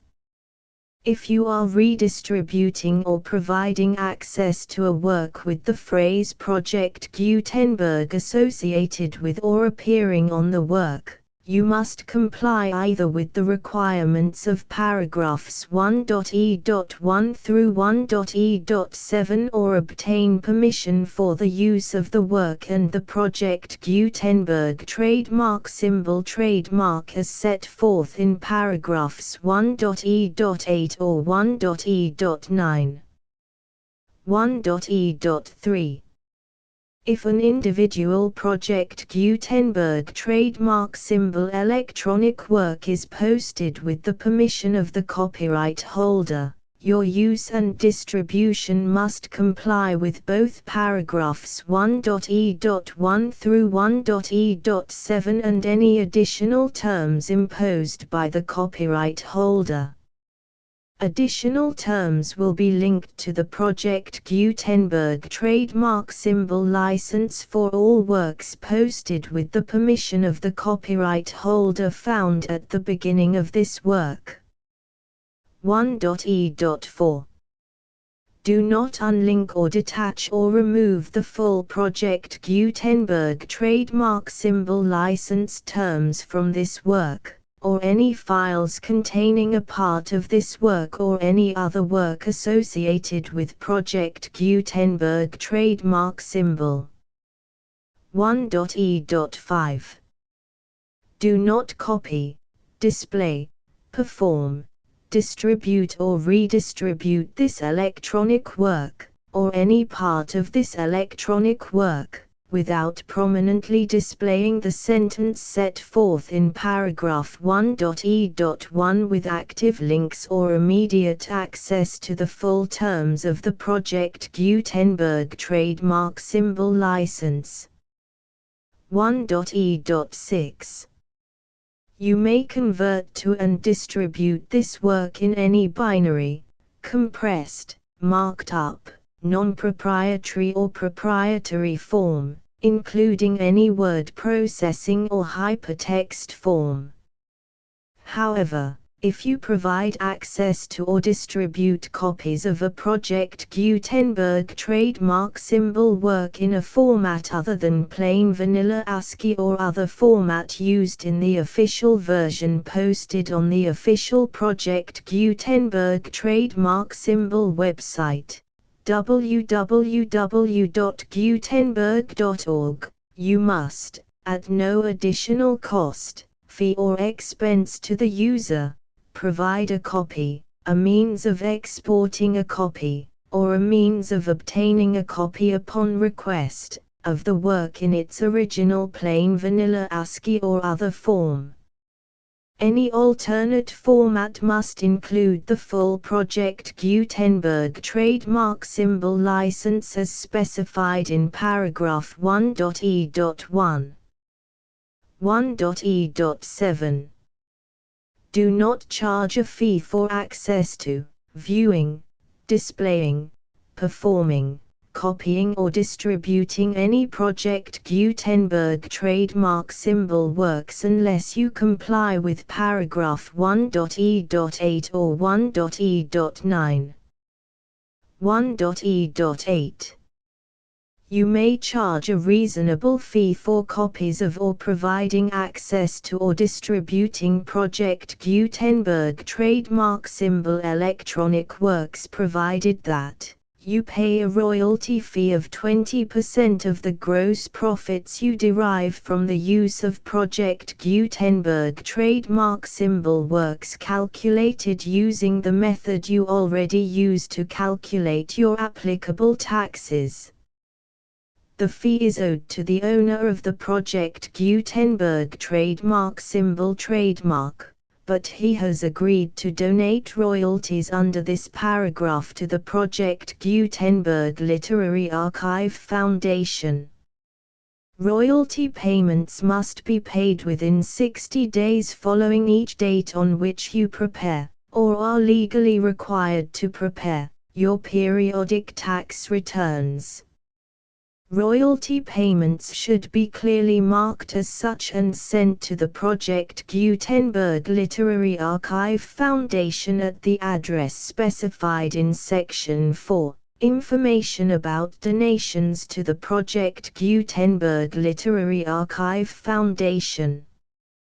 You provide a full refund of any money paid by a user who notifies you in writing, or by email, within 30 days of receipt that he does not agree to the terms of the full Project Gutenberg trademark symbol license.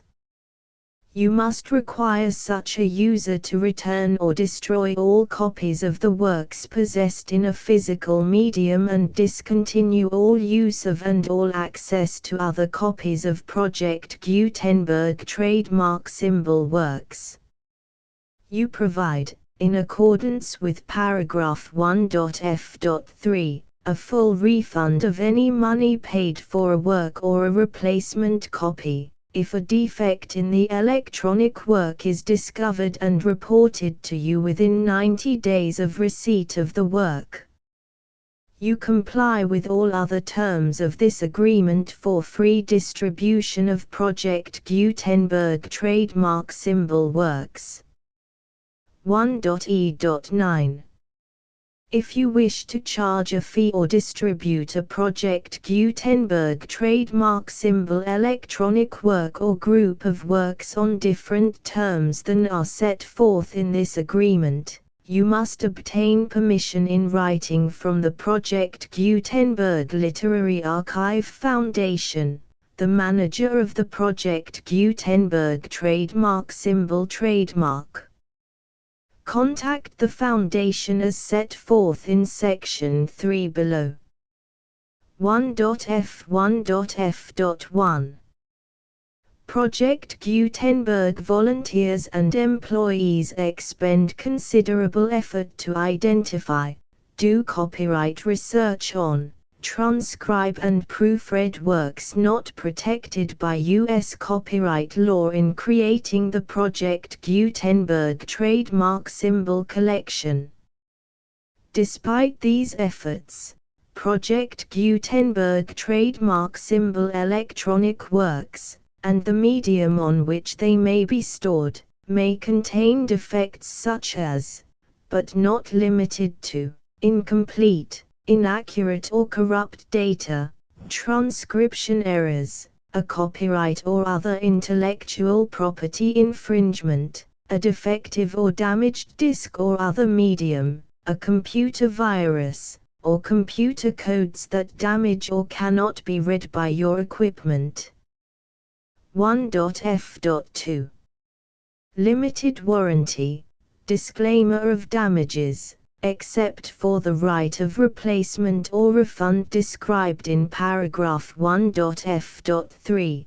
The Project Gutenberg Literary Archive Foundation, the owner of the Project Gutenberg trademark symbol trademark, and any other party distributing a Project Gutenberg trademark symbol electronic work under this agreement, disclaim all liability to you for damages, costs and expenses, including legal fees. You agree that you have no remedies for negligence, strict liability, breach of warranty or breach of contract except those provided in paragraph 1.f.3.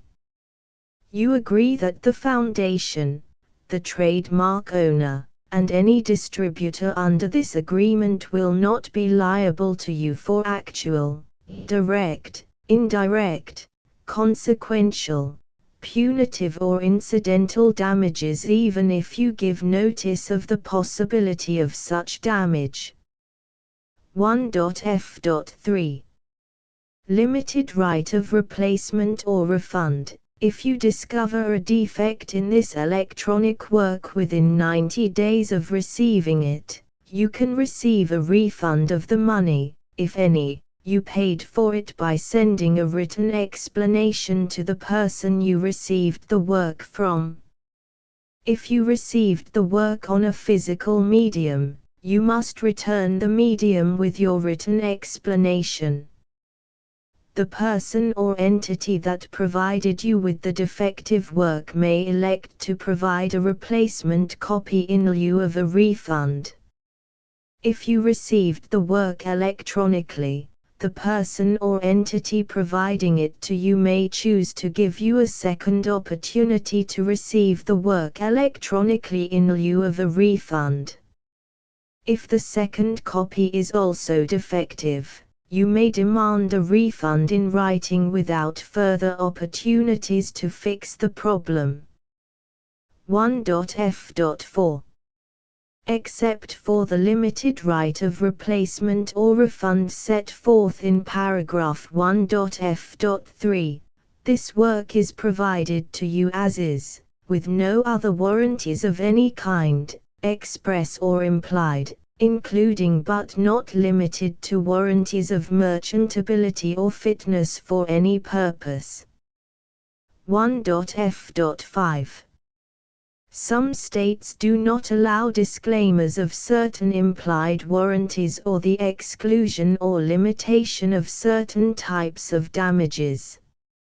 If any disclaimer or limitation set forth in this agreement violates the law of the state applicable to this agreement, the agreement shall be interpreted to make the maximum disclaimer or limitation permitted by the applicable state law. The invalidity or unenforceability of any provision of this agreement shall not void the remaining provisions. 1.f.6. Indemnity. You agree to indemnify and hold the Foundation, the trademark owner, any agent or employee of the Foundation, anyone providing copies of Project Gutenberg trademark symbol electronic works in accordance with this agreement, and any volunteers associated with the production, promotion and distribution of Project Gutenberg trademark symbol electronic works, harmless from all liability, costs and expenses, including legal fees, that arise directly or indirectly from any of the following which you do or cause to occur. A. Distribution of this or any Project Gutenberg trademark symbol work. B. Alteration, modification, or additions or deletions to any Project Gutenberg trademark symbol work, and C. Any defect you cause. Section 2. Information about the mission of Project Gutenberg trademark symbol. Project Gutenberg trademark symbol is synonymous with the free distribution of electronic works in formats readable by the widest variety of computers, including obsolete, old, middle-aged and new computers. It exists because of the efforts of hundreds of volunteers and donations from people in all walks of life. Volunteers and financial support to provide volunteers with the assistance they need are critical to reaching Project Gutenberg trademark symbol's goals and ensuring that the Project Gutenberg trademark symbol collection will remain freely available for generations to come. In 2001, the Project Gutenberg Literary Archive Foundation was created to provide a secure and permanent future for Project Gutenberg trademark symbol and future generations. To learn more about the Project Gutenberg Literary Archive Foundation and how your efforts and donations can help, see sections 3 and 4 and the Foundation information page at www.gutenberg.org. Section 3. Information about the Project Gutenberg Literary Archive Foundation. The Project Gutenberg Literary Archive Foundation is a non-profit 501(c)(3) educational corporation organized under the laws of the state of Mississippi and granted tax-exempt status by the Internal Revenue Service. The Foundation's IN or Federal Tax Identification Number is 64-6221541. Contributions to the Project Gutenberg Literary Archive Foundation are tax-deductible to the full extent permitted by U.S. federal laws and your state's laws.